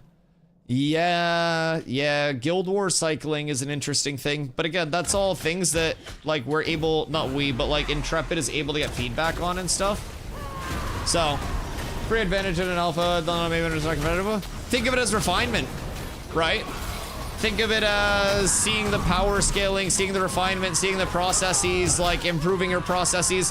Fighting a world boss at level 25, while it may not be what a level 50 world boss will be, will still show you like the social interactions of how that world boss will be. Because of world boss fighting, people have learned about the importance of trying to force resets to get that extra 10% kill credit. Hi Zaytree, hope you're having a good night, brother. So like within that, it's not necessarily how like impactful it is in the short term, but it's about like learning the processes of like, okay, this is what we need to do for world bosses. This is when it's contested, how we're gonna go in and handle this kind of like adjustment period. And like those small tidbits of knowledge. Even something like we're doing right now, where it's like, hey, we're trying to get more knowledge so we can get efficient leveling groups and start off on a better spot. Like, it's all just that level of knowledge. And a lot of people who are doing world bosses now were the Alpha 1 testers who have been here long enough to have that leveling knowledge, that enchanting knowledge and stuff like that before we did. So they started Alpha 2 Phase 3 with the knowledge that we'll start Alpha, they started Alpha 2 Phase 2 with the knowledge that we'll start Alpha 2 Phase 3 with. So they were essentially like an entire phase ahead on knowledge. Not to mention, in those guilds, you have quite a few people who are also going to be playing like the ND8 PTR, where changes are going to be coming through first. So on top of that, if you have a good amount of people that are committed to the PTR and getting information from there, you can then translate that into another like, you know, informational advantage to help prep. So there are a lot of things right now that are simply like, they're in the information gathering stage, right? And all of that information that you gather helps prepare you for a more successful launch. Hey, what the fuck, Toad?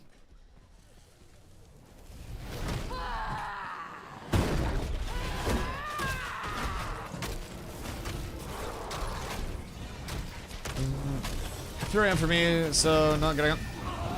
Yeah, I hope that they don't just make every world boss respawn at 4 a.m. like long term. I think like the percentage of world boss kills being like so heavily skewed towards the couple of guilds that are like controlling it at 4 a.m. is probably a concerning matter for them. I would hope, at least, because if you have gear that is truly that strong and that impactful, and you physically have to get up at the slowest time for your game and an unnatural human time for most people, then that's a system that's naturally restrictive and can be iterated upon.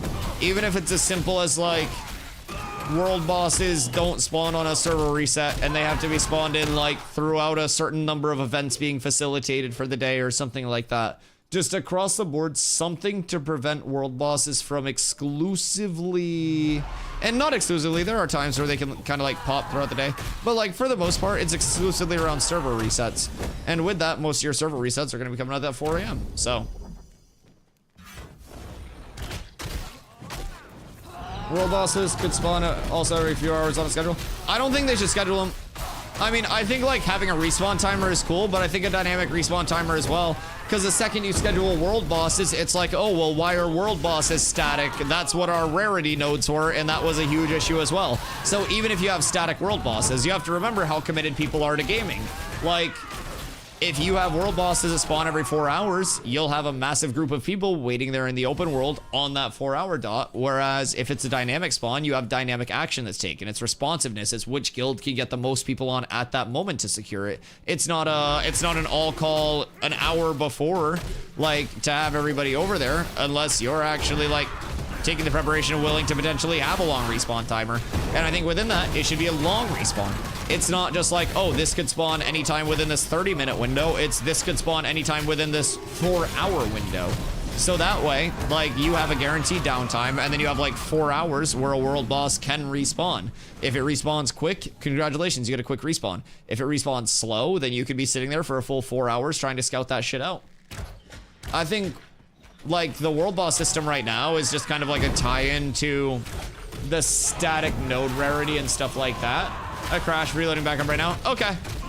But yeah, like, the world boss system right now just seems to be another kind of like thing tied into static rarity.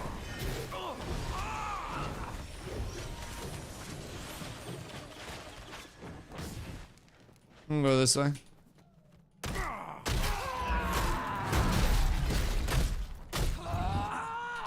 So, hopefully with that, I died typing Ola. Oh no, wait, that means I'm gonna die too.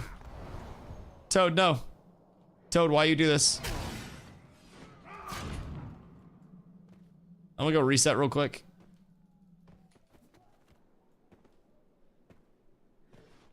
Having a dynamic spawn system with a cooldown over a few hours has a similar effect, but fits better to the game. Yeah. And I think, like, the soft schedule for everything's gonna be natural, right? Like, eventually people will figure out, okay, this is a 4-hour no spawn and then a 4-hour possible spawn. So once 4 hours goes by from the time the boss goes down, we'll have scouts go over and check it, right? But within that, you don't just have a guaranteed, all right, it's been 3 hours and 45 minutes, everybody go over here and we're just doing this one thing. Like, it's plays into the risk reward. It plays into the dynamicism, the explorative nature of the world. It plays into the anything can happen at any given time. And most importantly, in my opinion, the risk reward tie-in. If you want to go over and you want to be the first to have a guaranteed shot at that world boss, you've got to be over there way ahead of time. Minisoft schedule connected to an event chain. Yerp. Yeah, I think the event chain would be really cool. There are so many things that are like tied into event chains as well already within the game. So a lot of the reason that we don't have like big server dungeons, or not big server, sorry, big desert dungeons that are like fully built out past just the pocket dungeons. You could need certain events to actually facilitate those dungeons and like unblock the doors of the dungeon. So we have a lot of doors in the desert that are just currently sealed, and we just may not have done like the server event necessary or the point of progression necessary to actually see those dungeons active. So like there are so many things that can be tied in like that with world bosses as well. Really intriguing. They could just like, I don't know, a certain number of fucking kills or events completed in this area could make it eligible to spawn after a set amount of time. Like, so many different systems that I think could be better than just like server reset. World boss always exists as soon as server resets, and then 1 to 2 guilds compete over world boss every single time. I just think that that is an equally exclusive system to the static node rarity, and honestly more exclusive, considering that's like a dictated time frame that's so unnatural, right? But again, I think players that do put in more effort should be rewarded more, but that's kind of an unnatural ask for a lot of people in the MMO scene. All right, one sec, I gotta pee real quick, and then we go back in.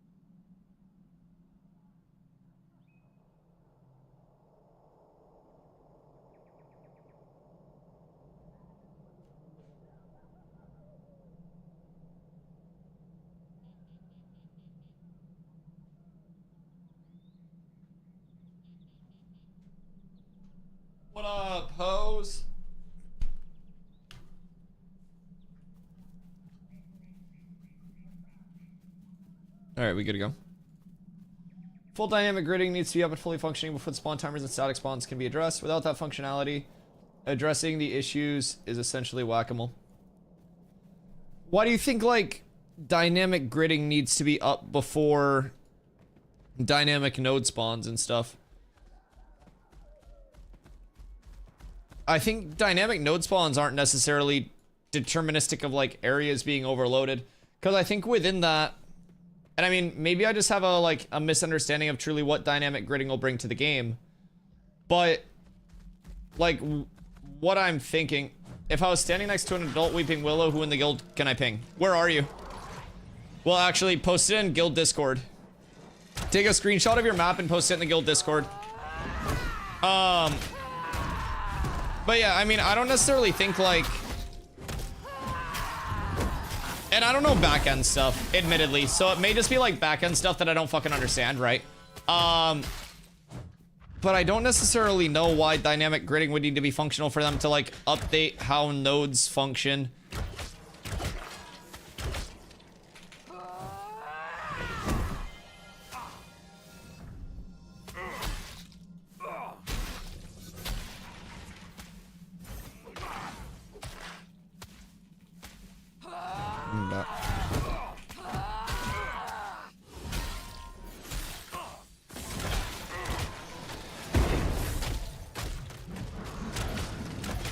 I mean, like, so dynamic gridding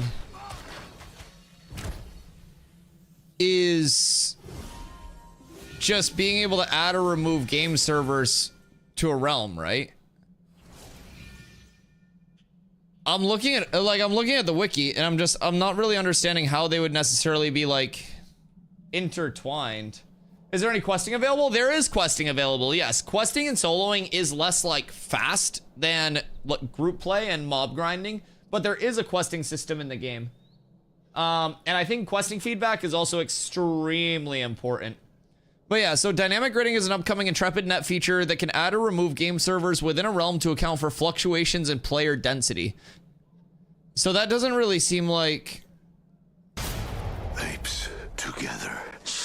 Yo, Adam, thank you so much for the primer. I appreciate you. So, dynamic gridding allows us to adjust the server grid in real time based on the server load. With dynamic gridding, we'll be able to spin new servers up and down on the fly for a specific zone if it's under heavy load, essentially further subdividing the existing region. The difficulty of this task is that we need to move all the affected players and the rest of the state to the server to a completely new server without any player realizing it. However, it allows us to handle the higher player densities no matter where they pop up in the world, so it's worth the effort. So, if anything, this would be a system that's, like, antithetical to them having the set, like, static spawns. Because with this, currently, say you have a static spawn that this is always a willow. On server reset, people will always go to your most congested willow spawns because they'll be there. If it's, you know, then you would actually need dynamic gridding. If your spawns are random and spread throughout, then that actually reduces the need for dynamic gridding because you'll have more people that are spreading throughout different areas of the map. So yeah, dynamic gridding I don't think is really, like, intertwined with the spawns at all. That's just a server stress thing. So it's like in mass scale, say the server, like, say the realm that we're playing on or the server worker is, like, hypothetically this island, right? And too many people are on that island for the server to handle it. It could then grid it so it's like this top of the island is one server and then this bottom part of the island is another server, and it splits them off without the players realizing that they've been split off into that, like, separate grid. So it would basically, like, dynamically add more dense server workers and support for more players to allow basically, like, a maximum player load within an area before it, like, amoebously splits into two and splits that load into two, right? Because if a server can handle so much, but you're at that point where you're at capacity, you create another server, then you're smooth. So that's essentially dynamic gridding. To my knowledge anyways, as an idiot. Personally, I think I am an idiot, but that's what I understand about dynamic gridding thus far. Whoops. And in terms of, like, dynamic nodes, really all we're asking for is them to make it so, and this is already something that Steven has said will exist. So land management score is basically a value that's assigned to a node based on that node's activity and completion of different things. The higher node's land management score, the different tiers of nodes that can actually spawn. So what we're basically asking for is like 3 things, at least on my end. Step 1, this oak isn't always an oak. This oak could have a chance to be an oak or an ash or a smaller chance to be a higher tier. And those chances in those brackets could then be influenced by the like land management score of the node. So again, completing activities, completing quests, shit like that, mob grinding in the area will all impact that land management score. Gathering will also impact that. So you have dynamicism within what can spawn where. So it's not always, oh, these are the willow spawns.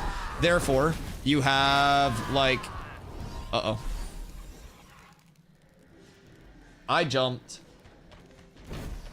I don't really know what happened. I think I pulled too soon. I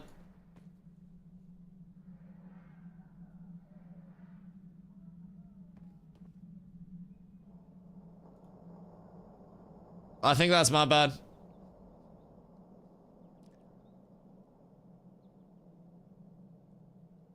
I think that's my bad. Dynamic resource quite common in other games. So yeah, it should be quite possible. Yeah, and we're basically, like, on my end at least, I think it's just a 3-step approach to, like, actually making the dynamicism in nodes feel noticeable. And it's, like, different types of nodes spawning. So, like, I cut down this tree. It's going to be a tree again in this spot, but it's not necessarily, like, this same tree, this same rarity, at this same time. I cut this down, and anywhere from 3 to 4 hours from now, this tree can respawn. This tree can also respawn as an oak or an ash, or it has a small chance to respawn as a willow. If it does, then great. Within that, the rarity also changes every single time that it spawns. I think, across the board, it's a very, very nice addition that will be here for a portion of the game. Like, it will be here eventually. And I think that that alone adds a lot to the game in terms of, why am I doing that? Look at my character animation. When I go through here, is this a server worker? Sometimes I go through and I kind of like stumble forward like I'm shit-faced. I look like I'm gonna hit. Almost St. Patty's Day and you still have your Santa hat? Leon, they've supposedly done multiple runs through removing Christmas cheer from the game, and they can't stop me. I'm so cheerful. I am the most Christmas cheerful lad.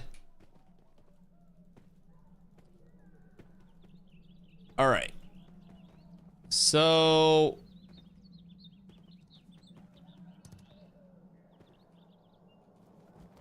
add Baldurin to replace Toad since he's going to bed. Toad. Wait. / invite. God damn it! Baldurin. Maybe I should go to bed. What else do we need? Another clerk? 2 clerics would be nice. Can I join Step Farm? Yeah, damn it. Tarvo, have a great night. Yeah, it's late for you. How's the crafting at the moment?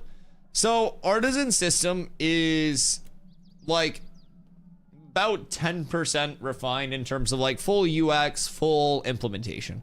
The functionality is there, though. Like, there is a gathering, processing, refining, gathering, processing, crafting loop, right? And within that, crafting is massively important in the game. Crafting is going to be your #1 way to decisively control the rarity on a drop. So, we're doing PvE right now. And through PvEing, we can get different recipes for craftables. So, say, this Lumadon earring. If I, who am wearing, like, I'm wearing a Lumadon earring, if I wanted a higher rarity one, my best, like, most efficient route to that higher rarity one would be to give that recipe to my crafter, have them and myself farm up together the materials for that earring in high rarity, and then from there we craft a high rarity version of that earring. Other than that, you would have to grind over and over and over again, just looking for that, like, super high rarity across the board. So crafting is definitely a huge thing in the game. It is definitely the #1 way to control, like, high rarity output on things, and it will continue to be the best, like, most controllable way to actually get, like, best in slot gear long term. Steven's exact quote on it is crafters will be able to make the best shit. So. Ah. Is this mine? Nope. I didn't die, did I? I'm smart. Could all be mine, realistically.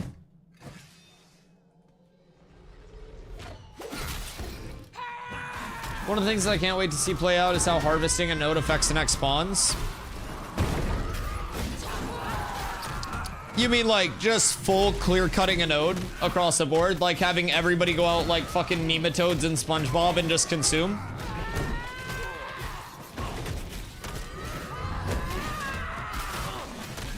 I like that. I picked up Lego Poo the other day. Lego Poo is worth some money, Grandpa Poos. Yeah, that's some poolah.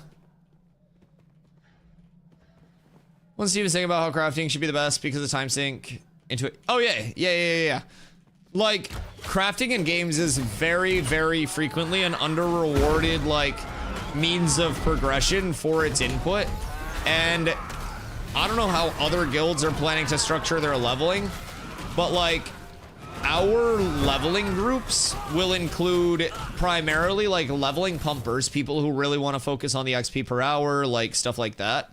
And then we'll also have 2 to 3 dedicated crafter slots in each of our leveling groups, so we can ensure that we're getting that like crafter XP, crafter recipe, crafter integration. Because freeholds are another very important part of crafting. They give you your own uninstanced plot of land. There are only so many freeholds that can be purchased in each node. But if you do have a freehold, they give you your own uninstanced plot of land that you can like plant shit in. You can completely cultivate it how you want to. And that gives a significant bonus to your potential as a crafter, gatherer, refiner. To get a freehold, as of right now, it's level 25 and 100 gold. On launch, I'm pretty sure it's going to be level 50 and probably more than 100 gold. So I really look forward to having our crafters in tow, like, with us while we're leveling. It's not the trope of, oh, haha, you're a crafter, go sit in town, ha ha ha ha. It's like, oh, you're our crafter, please get in these runs with us so we can level you, so that way your experience is better, so everybody benefits more. Like, the guild supporting their crafters, the guild spreading the word about their crafters. I mean, I've plugged fucking Nelly infinite amount of times as like the Vira mount person. And so like we're trying to build up like our crafters as well, because the more crafting and selling Nelly does, the more we all get access to better stuff as well. And the more it furthers everybody's progression. And that's just our animal husbanders. Wait till we have weaponsmiths and tailors and armor smiths and leather workers and oh my God. Think the game will launch? Oh yeah, the game will absolutely launch. The game is funded through like, the Kickstarter funded the initial part of it, right? Got it off the ground.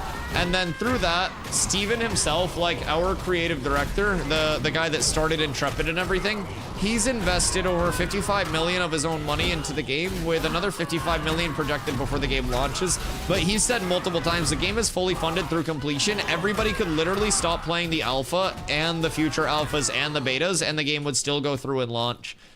This is something he reiterated a lot during the whole Narc drama, which, if you don't know, Narc was basically a content creator, used to be, who claimed that, like, a lot of the stuff in Ashes was just straight up a lie and wasn't real, and ended up, like, eating his words in front of Asmongold and basically the entire MMO community at large and a lot of the gaming community at large. It looked like an absolute bozo. So, Steven iterated multiple times during that phase. It's like, this game's funding is taken care of. This game is set. This game will launch, whether, you know, you play it, whether you don't play it, whether people buy it, whether they don't. It will finish its development process, it will launch, and from there, people will be able to make their genuine opinion on it. And I think that that is a level of confidence that a lot of developers can't have, because Intrepid is funded by Intrepid and Steven and the community. It's not funded by outside investors. It's not this public IPO'd company where you need to worry about investor sentiment and public sentiment. You worry about Steven's sentiment. You worry about Varen's sentiment, like the sentiment of the people in your game.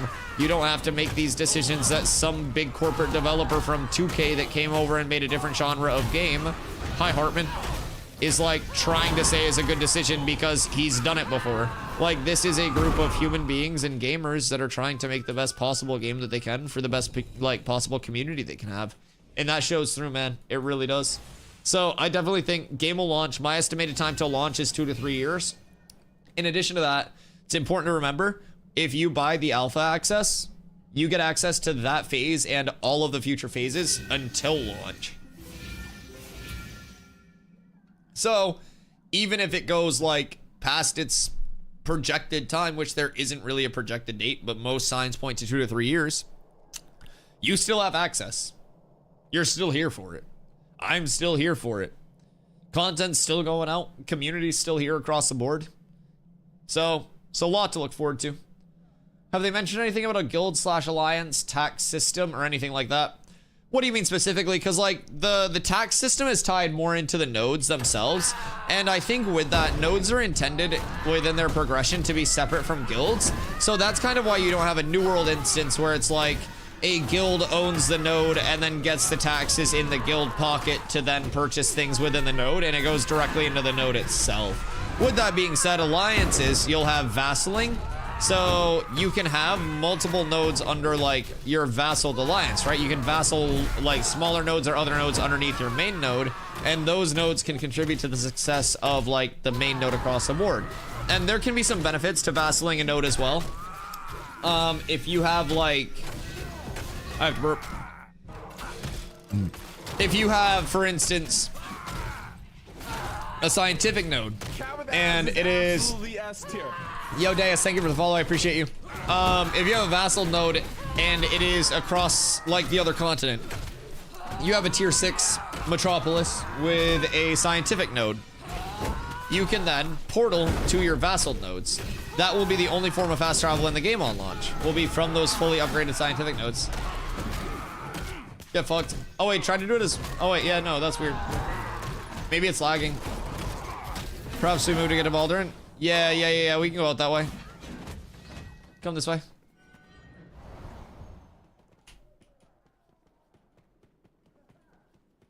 I don't know where to go, I'm so scared.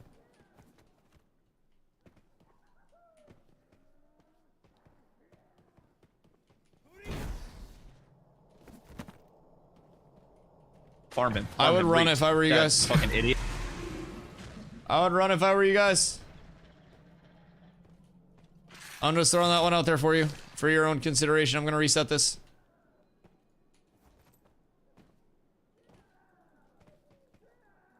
Just a quick little reset. Guild setting up attacks to where the guild can purchase freeholds, etc. Oh, like guild bank and stuff like that? Like where guild members would basically be able to like donate to the guild funds and shit? You still playing Ashes? Yeah. Yeah, Ashes is like the game that I'm gonna be on. Yeah, Ashes is like what I'm building my community on. That's my like full-time stream now. Yeah. I will be here the entire development process past that. We dropped New World? I haven't played New World in months. Yeah, I don't even like look at the New World subreddit or anything anymore for fun. I feel pity for anybody that's still playing New World. I feel bad that they're not willing to take a chance on like greener pastures elsewhere, and that they don't trust their like, if they're a streamer, that they're not trusting themselves enough to grow in a different area. I think they're severely limiting themselves. Oh, should I sell Glint? Yeah, so early on, like, selling Glint's gonna be the easiest way to get a gold, silver, copper base. In addition to that, I would highly recommend leveling your lumberjacking and lumber milling, because once you hit level 10 lumber milling, you can go to a town that has like an upgraded lumber mill, and you can double refine. So you can refine the wood into lumber, the lumber into beams or planks, and then for every 250 wood that you double refine, you net profit 1.2 gold. So that's what I normally do in Winstead, but it's been constant wars. How long till phase 3? Just under 2 months. So we just got the rest of the desert. So this is the entire desert biome now. This is the peninsula.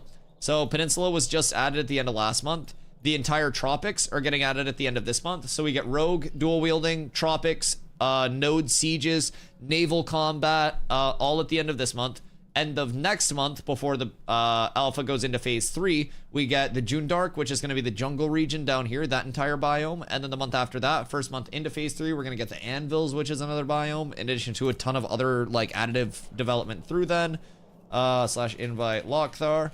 We'll still be getting like node deaths, like node de-leveling, increased node progression, because right now towns are capped at tier 3, so they can only get this big. Tier 6 towns get this big, and they take the entire node core up. They merge servers yet? No, they're not merging servers. No, unlike New World, their retention has been much better than expected. I think you're underestimating like how genuinely good this game is going from a development and playability standpoint.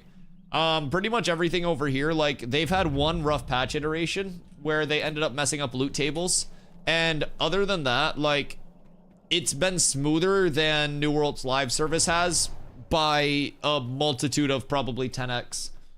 Fewer bugs, more engaging gameplay, more repeatable gameplay, like just across the board. I think across, like with everything considered, from the state of development that it's in to, you know, how rapidly they're putting out content, everything at this point feels way better than it probably should. Should we wait for Lockthar? I think we lost Toad.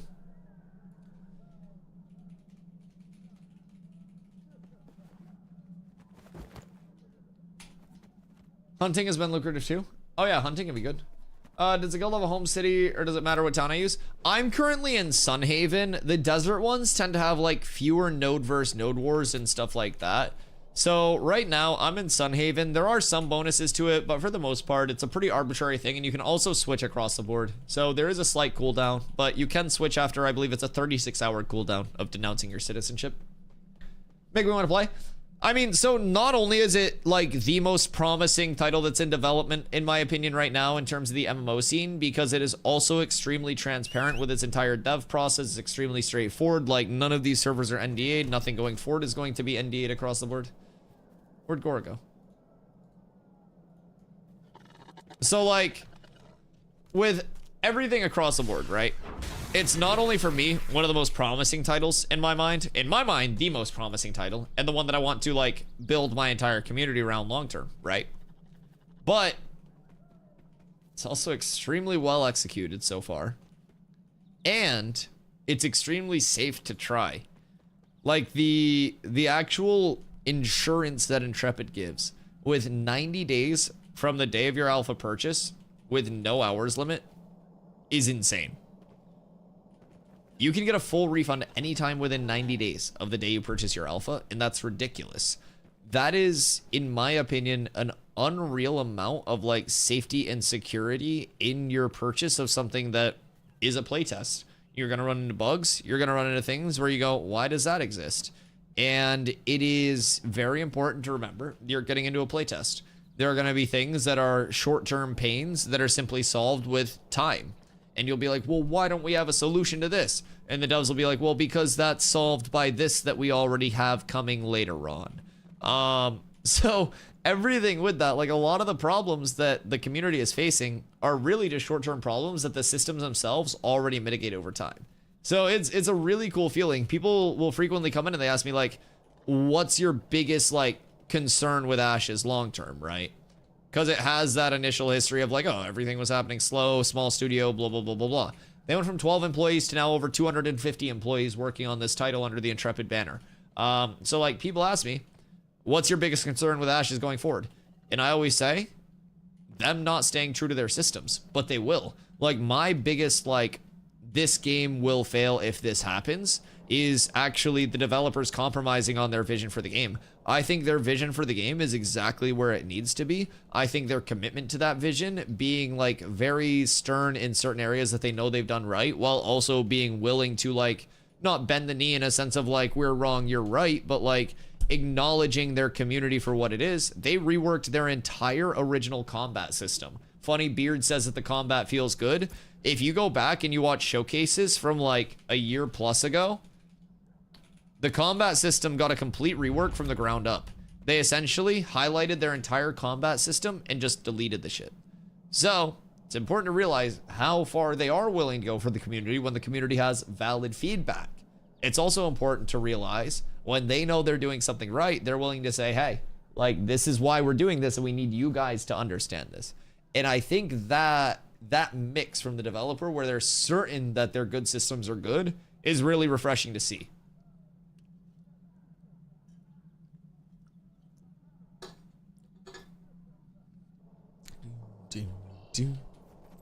Yeah, we're getting so much content so quickly, so much well iterated content. And I love the progression that they're going about it too. Ashes isn't the WoW killer. It's the next MMO. Yeah, I mean, Ashes isn't the WoW killer. It's not the New World killer. It's not the Final Fantasy XIV killer. It's Ashes of Creation. And people need to realize that. Like, this isn't meant to be the WoW clone that does WoW better than WoW. This is meant to be what it is. Like, it's its own thing. Exactly. Exactly. I 100% agree. It's like, as a streamer, I'm not trying to be the next fucking, God, I hope not, the next Asmongold or the next Lud or anything like that. I'm just trying to do the best me that I can. And I think that's what Intrepid's doing as well. They're not trying to pretend to be this big developer that's done everything 1,000 times, that has seen everything and knows everything. They're like, hey, we're a bunch of, you know, developers that this is our first time coming together as a studio. This was the, you know, what this game or what the studio was brought together for. This is our first time doing this, and we're human. We're gonna make mistakes. We're also going to really do some shit properly. And I don't know, it's extremely refreshing to have such a self-aware human dev team at the start of the game, or at the top of the game.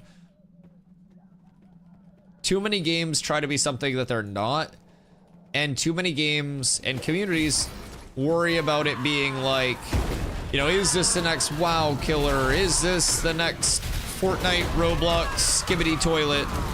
And realistically, not every game has to have 1 million concurrent players to be healthy. Not every game has to be running a competitive fucking circuit that gives away $1 jillion a year. Really, all games need to do is have a very solid, committed core community that speaks positively about their game. And you don't need your game to be at 1 million concurrent. In this day and age, you just need your game to not fall off extremely quickly. Because there are so many options in gaming to where if your game feels less fun, less rewarding, less good to play than other games, people just won't play that shit. They'll just go play something else. You can put as much makeup on a pile of shit as you want. You can plant as many flowers next to it, but it's still gonna be a pile of shit. And all of the polish, all of the fancy systems in a game will never save it if it doesn't feel good. And Ashes makes it feel real good to play the game, man.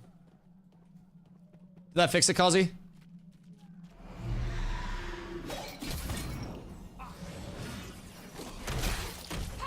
Yeah, I got you.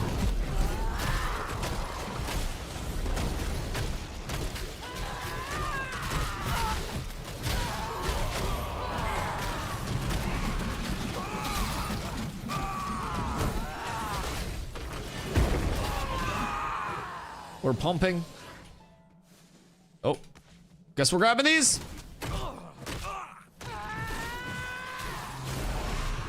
No, you're good, you're good, you're good.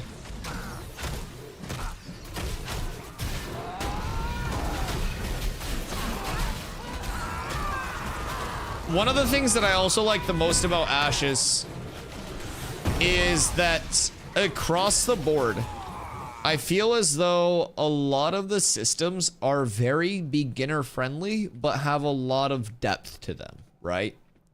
Like whether it's class mechanics, whether it's like the intro to gathering, crafting, refining, whether it's the combat systems, whether it's the movement systems, whether it's weapon swapping, whether it's auto attacks versus manual attacks, so you can hold attacks at certain times when like a cooldown goes out, like a reflect or something. There are so many things where it's like at the beginner level, you're just like, oh, this is a cool system. And the first time you dodge roll, you're like, oh, neat. I get iframes. And then you come to stream and you're like, fucking wait. Ni hao, ni hao, ni hao, ni hao. Yo, ni hao, Black. How you doing, brother? And you come into stream and you see me like dodge hop. And you're like, wait, what the fuck? I can jump after. And then you realize that you can dodge hop and B hop after. And you can keep that momentum rolling. and you're like, oh my god, this entire movement system's wacky, right? And you really start to become familiar with a lot of what the game does offer. And I think nearly every system has that level of like beginner friendliness, simplicity, while also having a lot of depth to it. And it's really nice. It's really nice. Anyone got a slate weapon mold I can buy? Not I, sis.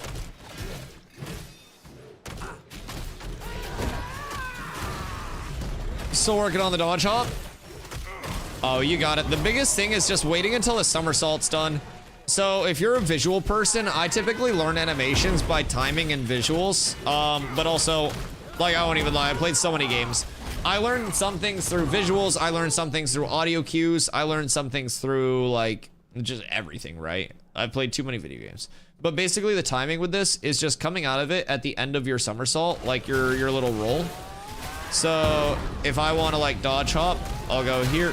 And then once you go like onto your back and you start coming out, boom, then you're gonna tap your space bar. So wait for your character to like tuck and go onto your back, your ass hits the ground, and then you hit the jump. Yeah. And then when you go further with it, once you start hitting B-hops, what you saw there was another jump, because when you hit the ground, your character has a deceleration rate. So the longer you're in contact with the ground, the more you decelerate down to base movement speed. So what you're doing with a B-hop is you're in contact with the ground, but you're hitting it so quickly after landing that your character only gets hit by partial deceleration, and you carry that extra speed, a portion of it, throughout that. So then you have a skill-based movement system. You can't just spam those. This is on your stamina bar. So you can only dodge hop so many times before you run out of stamina. You can only dodge hop so many times before you have no more movement running from me, and I can gap close to you for free. So if you dodge hop once away from me, and I dodge hop and B-hop and toe tap to chase you, and I'm staying right on you, you have to do a lot more to actually like try to, I think I'm dead down here, guys. I jumped down here, guys. Guys.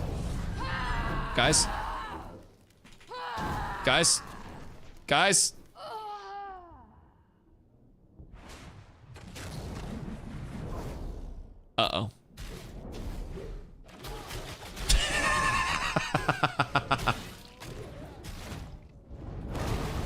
Let's go get Lockthar. Go, Gora, go! Go, Gora, go! Go, Gora, go! Oh no.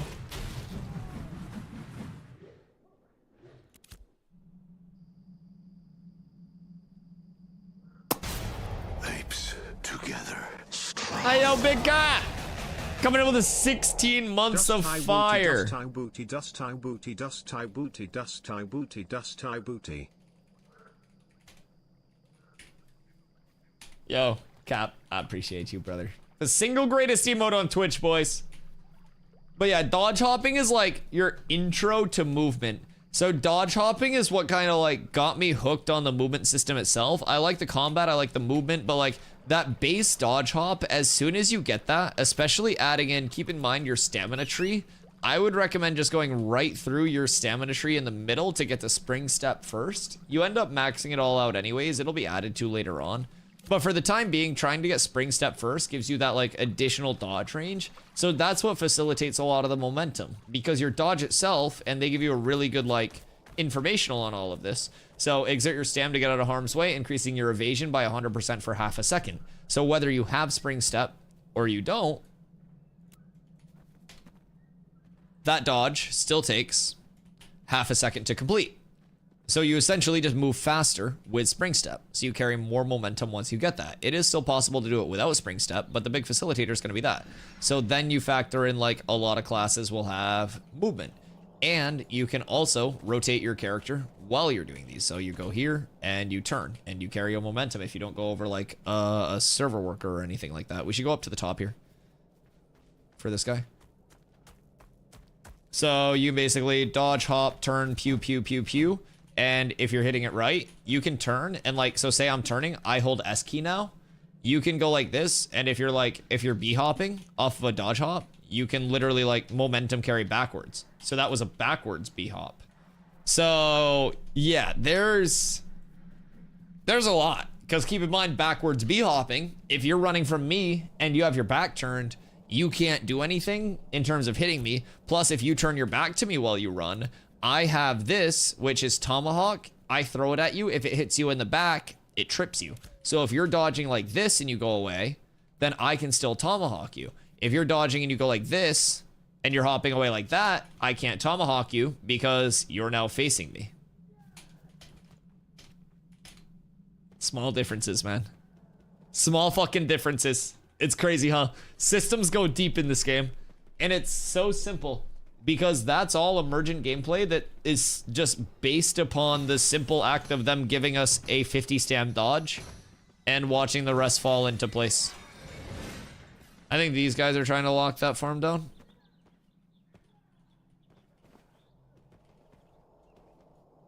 Oh, are you guys at node war with them? Yeah, that's rough.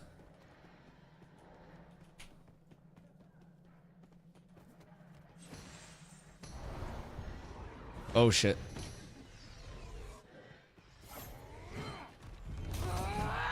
You got him? I can't get over there, I don't think, without pulling fire starters. So I was doing it, I just had the buff dodge so it didn't look as good. Oh yeah, once you get spring step, it changes your entire game. What am I a focus from? Oh, those are good fragments, right? Huge. Goddamn! Goddamn! Are you crafting with it?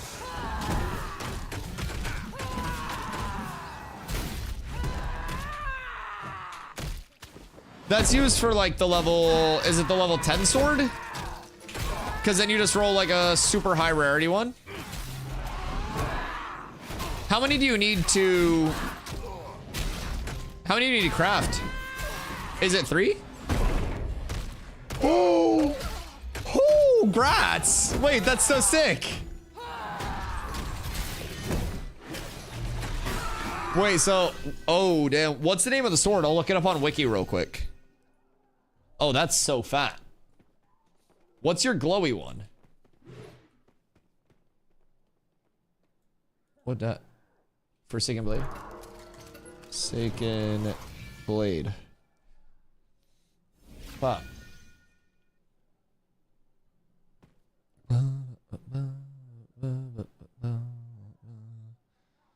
All right, so for those that don't know, Ash's Wiki, absolutely phenomenal source for pretty much everything. So we look up Forsaken Blade and then we go down to the rarities. So we see that a Forsaken Blade at Uncommon would just have Fizz Pen as its additive. You go up to Rare, you add Con. You go up to Heroic, you add Strength. So it's a Con Strength two-hander. And then, is that level 10? Or is that level 20? That's level 10? Oh my god.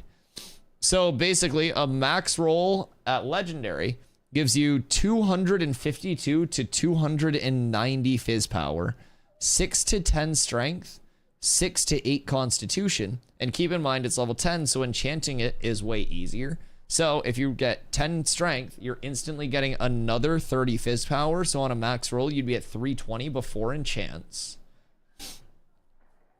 Every enchant goes up 2 to 3 Fizz per level.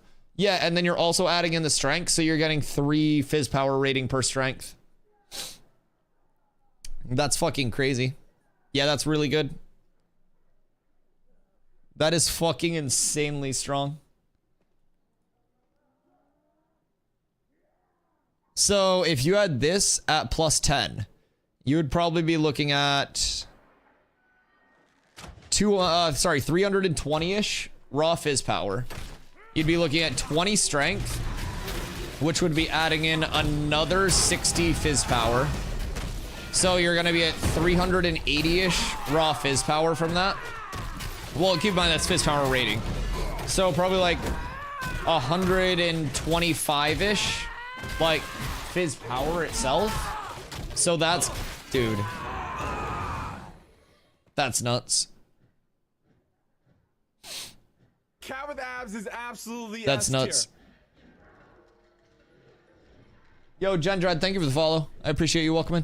Oh yeah, so it's just 3 of the fragments, 1 legendary ash plank, and then 10 copper ingots. Fuck me, man. That's not that bad at all. Really. I follow. Sorry, I was looking at your weapon. That's fat, Gora. Congrats. I know man just hit like an audible gasp when the shard actually dropped. That's so funny. All of us running around with our capes on is fucking hilarious. Sunhaven cape abuser gang, rise up. We're out of control. What days of the week is the game available? Thursday, Friday, Saturday, Sunday, and Monday. Tuesday, Wednesday, it goes down for downtime. So it goes down in about 2 hours at 1 a.m. EST. And then it comes back up 1 p.m. EST on Thursday. So it's like 2.5 days down, technically. Good night, guys. Hit level 7. Yo, Beard, let's go. That's a good grind, brother. That's a good grind.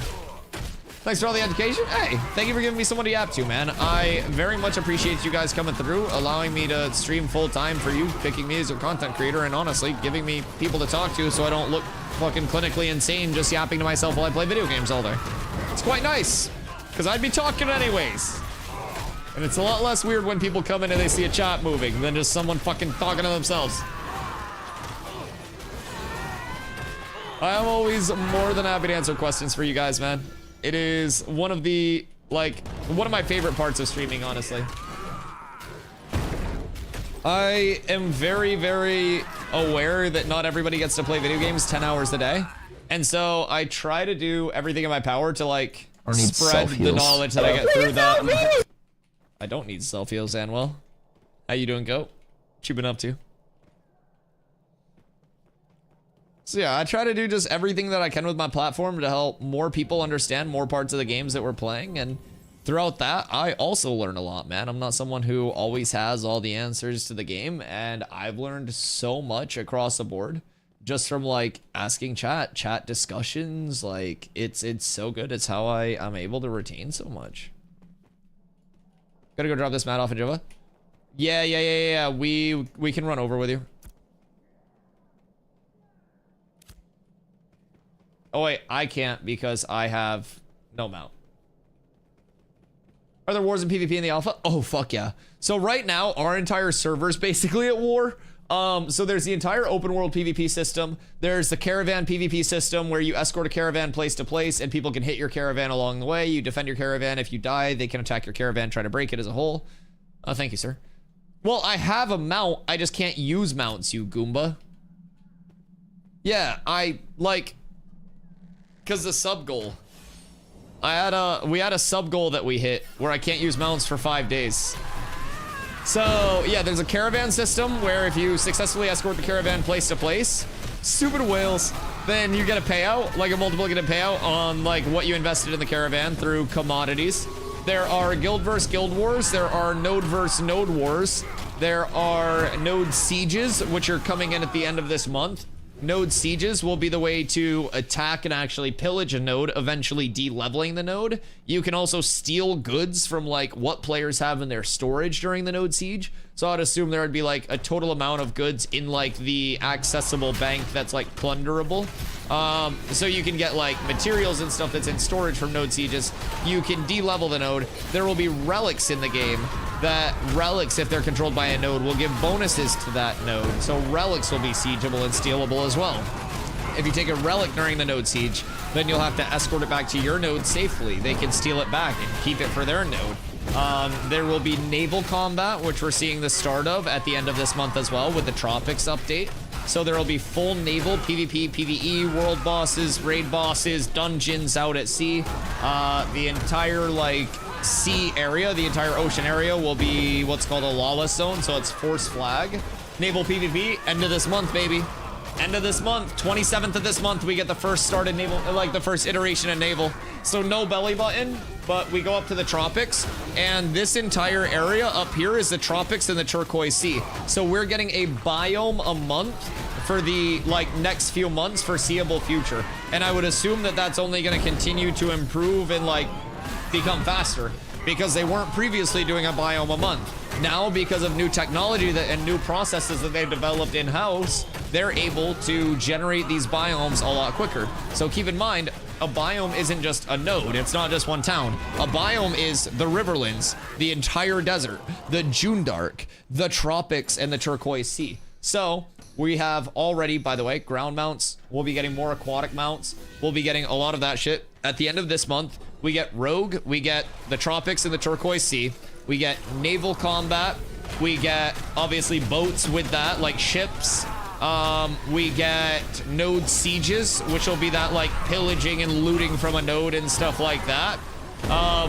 And that's just the start of what's actually in. I'm making a full video right now that's next up in the queue that's actually going to be like covering everything that's coming in that update. So on top of that, we're also getting dual wield architecture that's available for every single class. Then the next month, we don't know exactly what we're getting, but like right before phase 3 starts, we do know that we're getting another biome with the monthly cadence. So that one's gonna bring us into the Jundark, into the jungle here. So then the month after that, we go into the anvils for the next biome. And each month, we're going to continue to get a whole nother biome, and biomes can bring as many as 5 new nodes or 5 new towns. Any info on Summoner? So, summoners will have basically like the different cross classes, right? So you can take your primary class and then you augment it with that secondary class. So if you do exclamation classes, that'll give you like the official like class grid with all the, as we have them now, names. And we don't know exactly what all the augments will be, but different summoners secondaries will impact the summons that they give. Yeah, like, if you are a summoner fighter, there's a chance that you could animate weapons instead of like the traditional summons. If you're a summoner ranger, you could have nature-based summons. If you are a summoner tank or a tank summoner, like a tank summoner, for example, can like summon beetles that it can then use as like additional armor. So like different summoner like crosses will have unique summons to go canonically with that summon as well.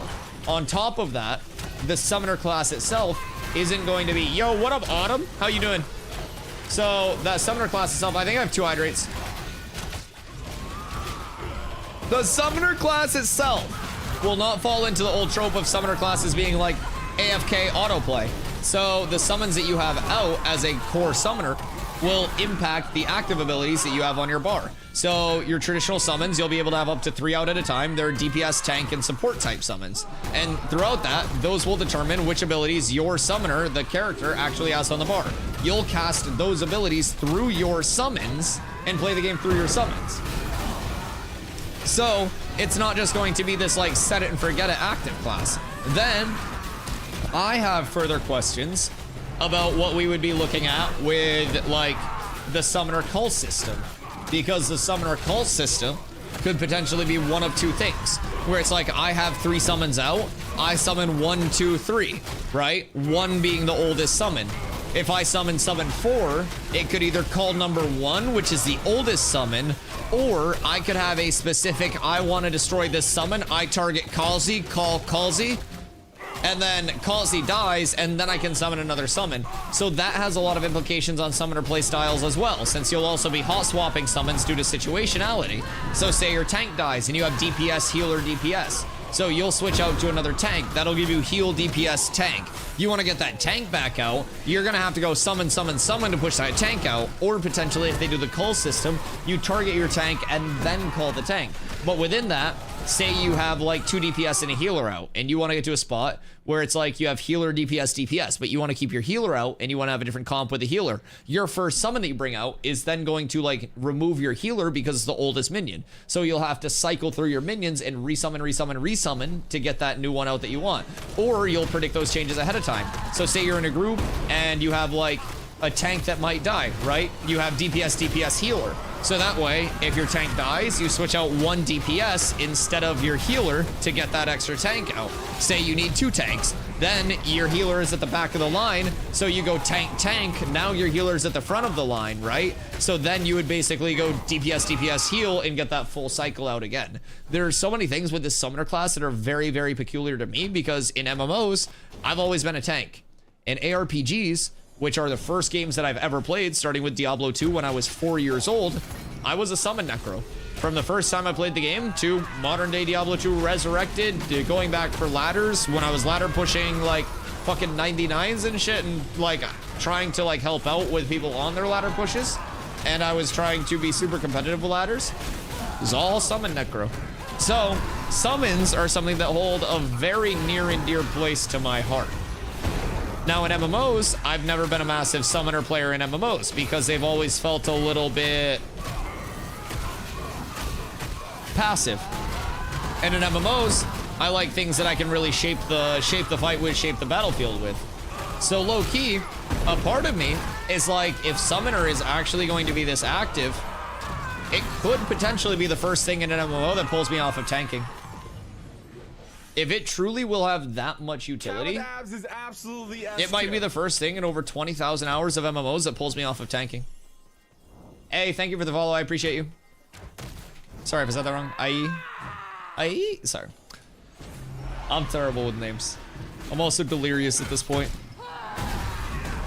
The summoner architecture is really cool though, as you guys can tell.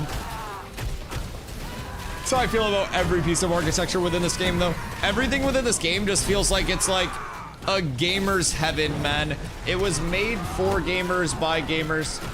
Is this game class-based or weapon-based? Class-based. So weapons are just like a small augment to everything. So weapons start out by having their different types, of course, but within the different types of weapons, you'll have different distributions of like damage per hit versus attack speed. So in the one-hand realm, like a hammer is going to be slower but harder hitting per hit than a sword would be. A sword will be faster but less damage per hit. So within that, not only do you have that distribution of like physical power versus physical attack speed, but you also have different combos with each of your weapons. These are referred to as obviously combos, but it's a stat that you'll use like time to finisher. So time to finisher with different weapons can be important because of builder spender systems. For example, as a tank, when I'm on that that pinnacle attack, I end up getting 33 courage, which is my builder spender system that allows me to use my mitigation skills as well as slam, which is an offensive skill. So basically, time to finisher can be very important with weapons past just the actual damage distribution. Then past that, you have your weapon tree. Different weapon trees will have small variances to them. They can be different status effects that you put on your target on your finisher. Small tweaks to like allocations of penetration versus, you know, trigger chance versus all damage. And then at the top, you can also have different like top augments. So up here, the reason that I like hammer so much, deadly finishers and extended finishers increase your physical pen by 15% for 5 seconds, and also base damage. So the best part of that is that Unstoppable now also applies to group members within 35 meters. So whenever I'm out here hitting a weapon finisher, I'm not only gaining my own courage, but I'm also supporting the entire group, because if I'm doing that once every 5 seconds, then I'm able to keep that buff up on the group for any of my fizz damage dealers. So there are a lot of things in this game that are just like, you don't want to necessarily just spam buttons, because yes, your personal number may be higher, but actually thinking out those button presses and having like a cognizant, you know, rhyme or reason to that, executing your combo properly for the good of the group, results in more net DPS. I could just go gung-ho and spend every single like ability off cooldown, right? But it's more efficient for me in terms of the full group to go through my proper progression in my weapon combos, use the abilities during my combos that don't interrupt the combo, keep that buff out to the entire group who does much more damage than I actually do, and, you know, maybe sacrifice a little bit of my personal damage for a group DPS game. And sometimes that can slow your class down a little bit, it can make it play a little bit differently, but overall, I think that's a really big skill gap that will show throughout the course of the game. You might be a big individual pumper, but can you set the individual pumping aside for like the good of the group and pumping with the group, right? So a couple big things that'll carry through with this game past just, you know, individual performance. You got to be able to be a part of a team, complement the team, and use the systems that are built around the team progression. It's real cool. It's real cool. Also DPS bow, man. Yeah. So basically like weapons as well. I don't know if this is what you're talking about, John, but in terms of weapon accessibility, every class has access to every weapon. Not in the sense that like I'm a mage, I can use a normal sword, but I'm a mage, I want to use a sword, I'm gonna grab a spell sword, because a spell sword is that spell variant, that spell scaling variant of a regular sword. If I am a fighter and I want to use a wand as my ranged weapon, I can get what's called an energy wand. That is a physical scaling wand, and then I could also get an energy focus, which is a physical scaling focus, and from there, I would be able to run a wand and a focus. Healer class has DPS. Yeah, so Cleric is actually kind of like a double trouble type beat. I think it actually has very good validity in terms of like translating that extra time into effective DPS. Clerics are also going to be the only class at the moment with a res. And secondary classes will also add a lot more validity to like, say you want to play like a Shadow Priest per se. Where it's kind of like, you know, you're a priest-based, cleric-based, whatever, but you still have some of that like group utility or something like that. You want to work in a little DPS, want to work in a different little like level of flair. You'll be able to do that through like secondary archetypes and those secondary classes. So I think that the true level of like,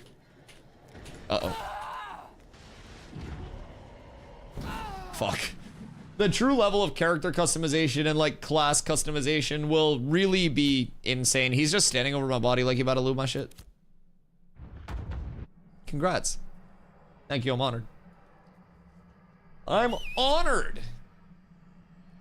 You guys need more people? Oh, always. Always. Ashes is a game where it's very much like strength in like the quality of everything, but also strength in numbers, right? So you need a lot of people, a big mass of players that are also scaled up and very strong. Defo going cleric tank. You know what we call that in these parts, zombie. I know Sir Sergeant Stomps out there is lurking somewhere waiting for it. Clank! We need a clank emote. We need a clank emote where it just says clank. Yo, what up, Itchy B? Just vibing, just been farming on the big grind today. I hope you've had a fantastic one. Gotta work on the collar builds. Bro, low key. I see a lot of callers just on DPS and shit too though. But I could assume that within this, because keep in mind, if you're trying to do high level PvP, node sieges are gonna be fat because you can siege storage, you can siege relics. But on a high level, node sieges are gonna be sieging a metropolis, which takes up this entire area called the node cork. You're going to need different groups. So zombie, you know how I would just be laughing in Discord when you would be like running a split B and C point and you'd be like, please for the love of God, anybody on C point talk? Now can you imagine if you're in a massive ass node siege and you're like, hey, I need my lead that's going into their like northern district, like into quadrant 2. Where's my quadrant 2 lead? What's going on over there? What do you guys see? If that comes up empty, you're fucked. If you get wiped here and you're sieging down here, you know that they just sent a massive group north. You get all of that. You get that info. You immediately call these groups south. You immediately call those groups to the middle. You immediately call them to reinforce based on the situation. It's crazy. Crazy. Flying mounts are going to be so fucking rare too. I love that not everybody will just be able to have a flyer. And early on, flying mounts aren't even going to be like a thing. So flying mounts in terms of like node control, right now a flying mount is given to every mayor. So they're very overpopulated, especially since there's a flying mount for every node and it's such a small fucking area, right? There are no dead nodes. They don't have flyers patrolling them. So on launch, flying mounts will only be given to mayors of metropolis nodes. Only that highest tier. 5 of them on the entire map will have flyers. There will be 5 guild castles. They will also have flyers. Those will be the only 10 flyers on any given server from actual node control. So throughout that, you also have 4 different types of nodes. So if you have an economic node that gets up first and they're able to defend it, you may not even have flyers across the board on all military leaders because they have to actually be able to get their node up to Metropolis State. And Intrepid is scaling node progression to not just be this like walk in the park, like you do it for a week, you're Metropolis, congrats. It is going to be an actual grind. A mega company is intended to have vassal companies and an alliance to get to Metropolis. Like, it's not supposed to be something that any guild, any community can do on its own. It's nuts. It's actually nuts. Phase 3 will be routed then with a fresh start. Oh yeah, Phase 3 is going to be insane. Because you have to keep in mind too, my prediction is by the end of March, we see both Pirate Software and Summit come back. Like, end of March, kind of like early April. Because you have to remember, Sum is a big Rogue enjoyer. Pirate Software has made it very abundantly clear that he has no mana. And also, his entire guild likes the tropics a lot. So, as pirates, you can bet they're gonna be laying waste to everything up in the tropics. Someone will come back for Rogue. He already said he would, yeah. Yeah. Yeah, someone will be back for Rogue. And you have to remember, like, with them coming back, that instantly brings, like, literally over 100x more people, 10,000% more people. Honestly, probably closer to 100,000% more people, based on my size, to the Twitch directory. More eyes potentially seeing the game. Like, it's cool that I'm here streaming full time every single day, but I only have so much of a platform. I can only reach so many people that just like, other than the people that just wander in here, right? He hits go live, Summit does, 15,000 like average concurrent viewers and hundreds of thousands of unique people every single day will see Ashes every day he's playing it. It's very simple. Those two people pop up, game blows up. March, we're gonna see a big boom, right? We're gonna see a lot of people come back for Rogue, for Tropics, for that naval combat. We're gonna see a couple big creators come in. And then from there, going into phase 3, it just continues to get more and more massive. Are we unstucking and going out? Or what are we doing? Okay, we got Lothar.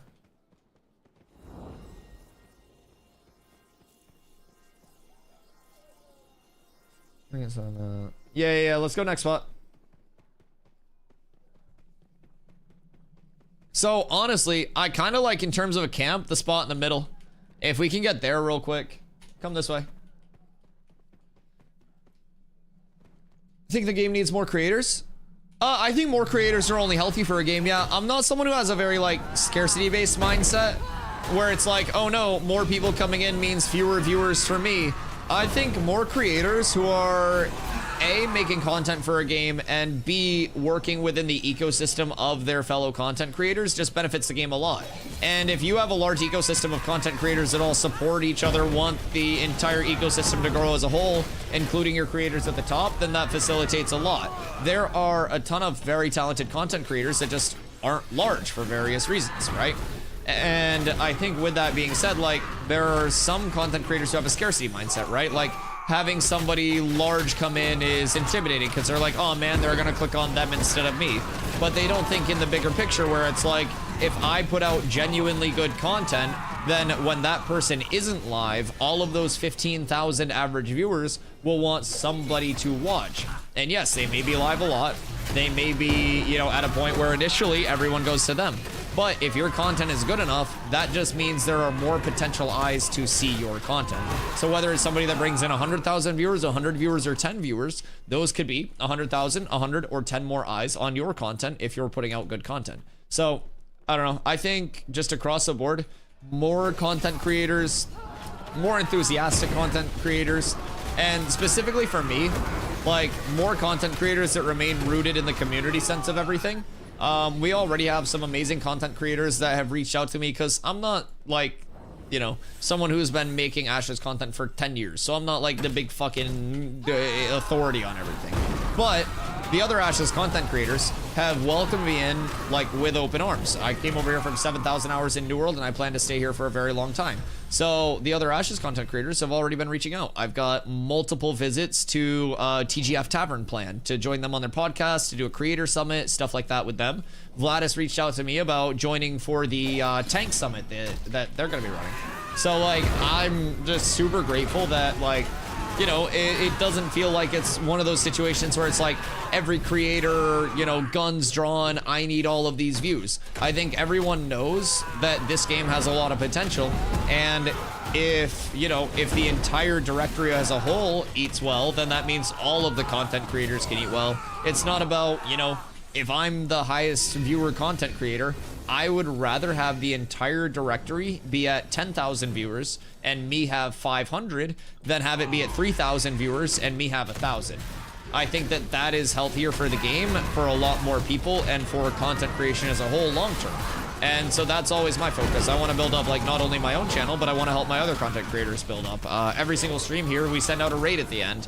And as a result, it kind of like emanates this thing where, you know, some directories, some streamers just don't send out raids. But if you really get that vibe going within your community where it's like, I'm ending stream, I know that these people always raid. We're going to start sending raids there. And then eventually you send a raid over to someone who's super small. And one thing that I've always loved since I started having a platform is like, I can send raids over to, you know, people in the community or people out of the community, people that are larger, smaller, everything. And I'm at the point now where like my raids to a small streamer can literally be like day changing.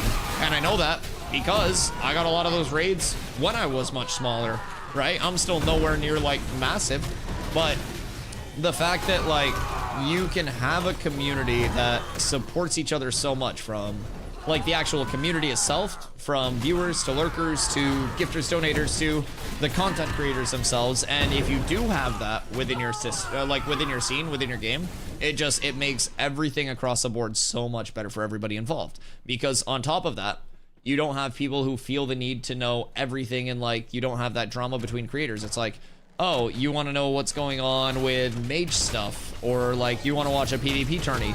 Well, big homie Crick's got you. Like, you want to learn about this aspect of the game. Well, this content creator's got you. Like, there are so many good things that come throughout that with like mutual support and like, oh yeah, I don't have the best info on that, but this person does. Check out their guide over there.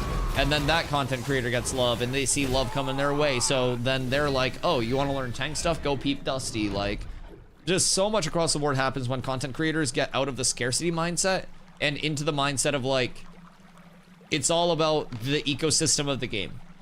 More people in the game, more content creators in the game across the board make it better for everybody. Whether that's a large content creator, a small content creator, or anything between. Oh, so in here, we can basically just like pull mobs up to us super easy. And then once named mobs come back up, we can hit the named.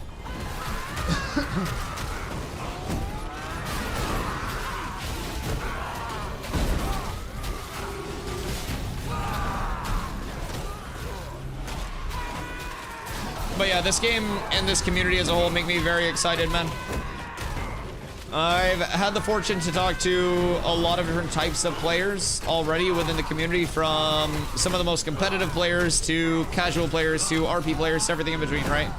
And I think there's just overwhelmingly this sense of excitement for the future of this game.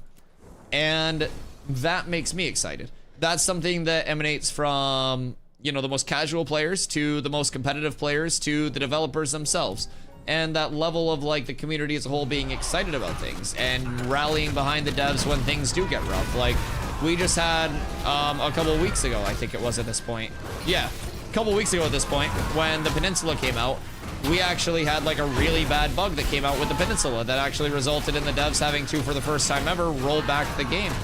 And like, throughout that, it's important for the devs to know through shit like that, you know, we as a community realize shit happens, things can go wrong, and like rallying behind the devs and them knowing they have a community that supports them, that's excited about the future of the game, that's excited about everything that's to come, is massively important. So stuff like that just makes me very, very excited. And hopefully, like, you know, I'm just a small content creator. I don't have a massive influence. I don't have anything like that. But hopefully I can do my part to kind of like spread that attitude throughout the community as a whole. And by the time massive content creators do come in, yeah, I'm gonna go repair as well. Probably park over in Halcyon Bank and stuff like that. Yeah, that fire starter did not like us. I gotta go all the way up here. Flickin' heck. Yeah. Take you in your fucking mountain. I don't know, trip. Hi, Victor. No cat ears? No, it's only for the first week of the month. What you mean? It's a sub goal. Sub goal or monkey buck redeem, baby. You know the rules. You know the fucking rules. And there is another sub goal. And this one, this is worse than cat ears. Like, why does Sword and Board have the best ability in the game now? Why did Firestaff get a 20% plague on the easiest ability to use? Why the fuck did I lose my grit? Everything sucks and nothing makes sense. That wasn't scripted, by the way. Every time that plays, it makes me like laugh mentally because I predicted every single issue that would come to New World's meta as soon as I tested. As soon as their patch notes came out, I said on stream exactly what would happen, and it happened. So keep in mind, I say in that clip, why did I lose my grit, right? They put grit back in the game. One singular patch after they took it out. I miss the good days. Back when a bruiser was a bruiser. Clumps were clumps. Everything was simple. Yep. Like, I'm not even kidding. If I was New World's lead combat designer, that game would have been in a better spot. And I'm not fit to be a lead combat designer. I'm an idiot. But I knew more about New World than their development team did. Sound so defeated? Dude, that's how I sounded when I streamed New World. I was legitimately depressed streaming New World. I don't think you understand. Farm him, reaped. Dead. Fucking idiot. Like, I, towards the end of streaming New World, was legitimately getting on stream and was, like, depressed every single day. Like, the community that's been here since New World knows how much different the vibe is now. Because with New World, I was originally, like, super excited for everything. I was originally super hyped up. And for 3 years, I tried to remain that positive. And, like, I always had this kind of, like... I always had this optimism of like, I'm a small streamer in New World. I started streaming in New World when I had 5 average viewers. I grew my channel to over 300 average viewers at peak in New World. And so my optimism was always like, man, maybe once I get bigger, AGS will let me give feedback to them. Maybe once I get larger, maybe once I get more viewers. The larger I got, the more they ignored me. It was crazy. So, like, and I'm not even kidding. As soon as I played the public test realm version of the build where they removed grit from melees, which was a core change, it means nothing to you guys, but it was a core change that took away one of the biggest facilitators to everything that was in a melee build. We zoom in?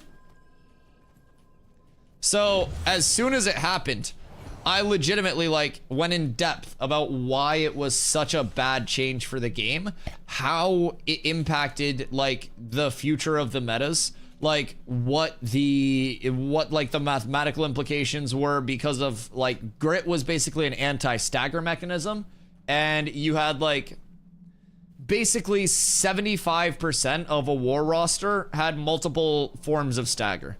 So I went in depth about why it was a very bad change, why it needed to be repealed. And no matter how many times I would talk about it on stream, there were never community people from AGS in streams. There were never people from AGS in general playing their game, watching streams, caring about the game. They went in, they clocked in, they did what was necessary to get their check, and they clocked out. It fell upon deaf ears. Deaf ears, sorry. They had a content creator relations manager who was notorious for not responding to anybody when they would reach out. The fuck you managing? Like, the level of just communication, like, gating that occurred with AGS was terrible. Oh, hey, this is the song that is at the start of Everything Sucks.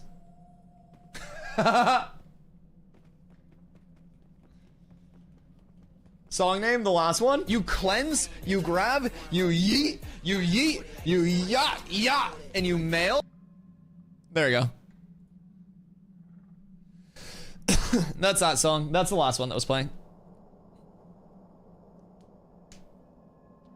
They're fucking Yeah, of cooked. course. Ni hao, ni hao, ni hao, ni hao. Deaf Ears, my new metal band. But yeah, Bard has an anti-grav that they can throw out. It's pretty solid.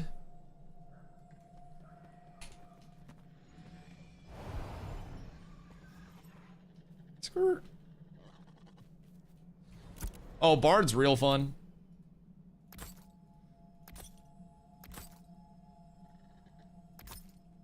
We're up tremendous. We're actually not. We're so broke. We are so fucking broke, chat. I avoided much gameplay except for your stream because I wanted a fresh experience. That's how I like to go into games too, funny enough, despite being a streamer.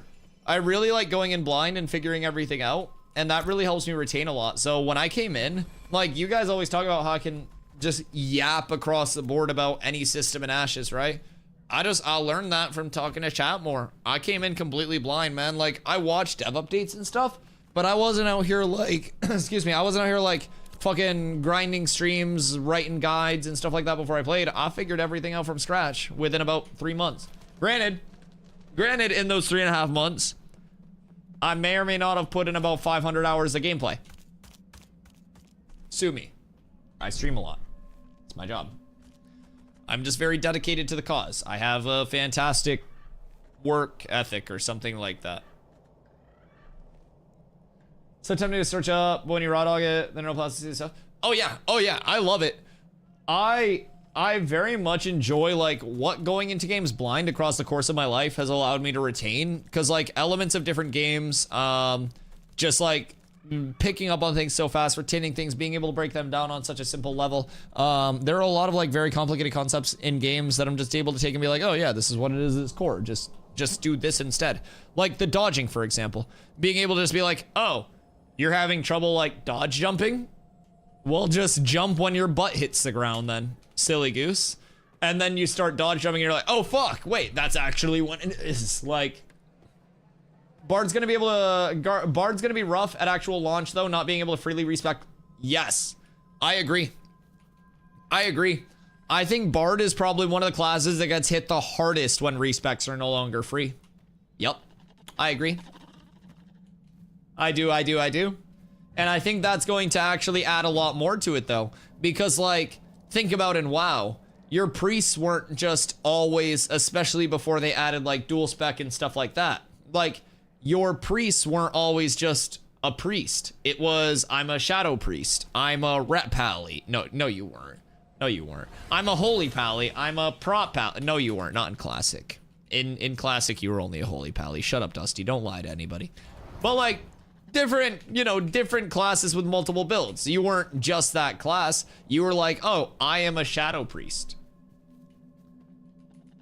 It's gonna be so specialized, like looking for Menacing Bard. Yeah, it'll literally be like looking for mana battery bard, looking for DPS bard, and like your Menacing Bard will be that like DPS bard, and then it'll be like support bard will be your mana battery / like healer type, right? And they'll probably have that like off build. So I could see there already being like 2 types of bards that kind of like formulate, and through that you'll have secondaries that further play in on that. Like, it's woo, just crazy to think about, crazy yap about, fun to think about everything associated with it, honestly.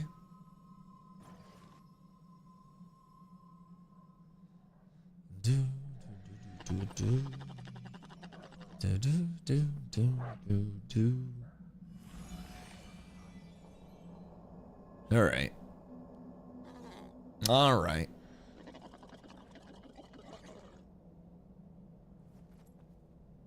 Bop.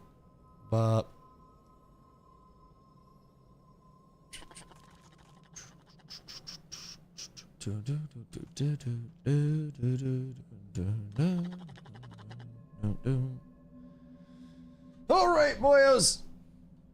Oops, I just almost typed in TGFT's chat instead of raiding. I almost typed the raid in TGFT's chat. How many players on a server? Current cap is up to 6,000. Cap on launch is estimated to be 10,000. So right now the population's very squished. It'll definitely continue to like spread out a bit more as we get, you know, more biomes, more cap, everything like that. Oh, I'm so tired. Your eyes are red? Your eyes are red. 100 DPS bard cleric with heavy armor? Be possible. I'll be a mana battery? Yeah. Gonna be wild with Ranger as well. A lot of her marks. Wait, ain't no fucking way. You fucking rat. Goddamn bastard. Oh, shit. Oh, I was just getting ready to fucking raid you. Dude, I have your Twitch pulled up right now. I literally look.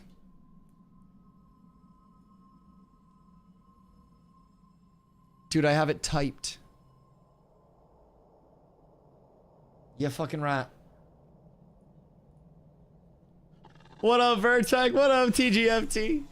What up, everybody? Welcome in. My name's Dusty. I stream every single day starting at 2 p.m. EST. I usually stream right around 10 hours a day. This past week, I even went past that. I think I streamed like 73, 74 hours last week. So, no Ashes downtime has me acting up. So, I do stream every single day. I've streamed now 600 and... I think... Was today 19 or was today 20? Oh, shit. Video producer. Oh yeah, it was 619 today. We're good. Tomorrow is gonna be 620. I've streamed 619 days in a row now. So, I do stream every day. I was just commenting that it was weird that you were still online. I've been doing some late nights. So, I'd been getting off at like 11 for a little bit, doing some of those 9 hours, but like, well, I'll show you my Twitch tracker. Like, recently, I've been going crazy late nights. Let's see. My past few streams have been... I guess I did 9 hours last night as well, but 9.5 hours tonight, 9 hours, 10 minutes last night, 11 hours, 10 minutes the night before, 10 hours, 44 minutes, 9 hours, 45 minutes, 9 hours, 10 hours, 11 minutes, 9 hours, 47 minutes, 9 hours, 12 minutes, 10 hours, 2 minutes. So yeah, we've been going 10 hours a lot. Yeah. Yeah. Hellblitz for you when you did episode 420? I don't smoke on stream, but I took a bong rip on stream for 420. I had to. Yeah. That was when we were big chilling in New World. It was a one time for the one time.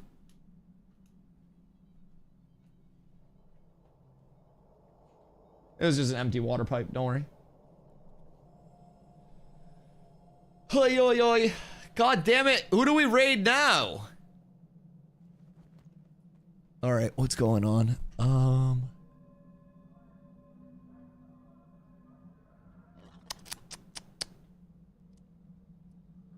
You know what? Fuck it. Fuck it. We're going to go... I want to go say hi to Summit. Fuck it. I can't think of anyone else. We're just gonna go raid Summit, boys. Boys, I love y'all. I appreciate y'all.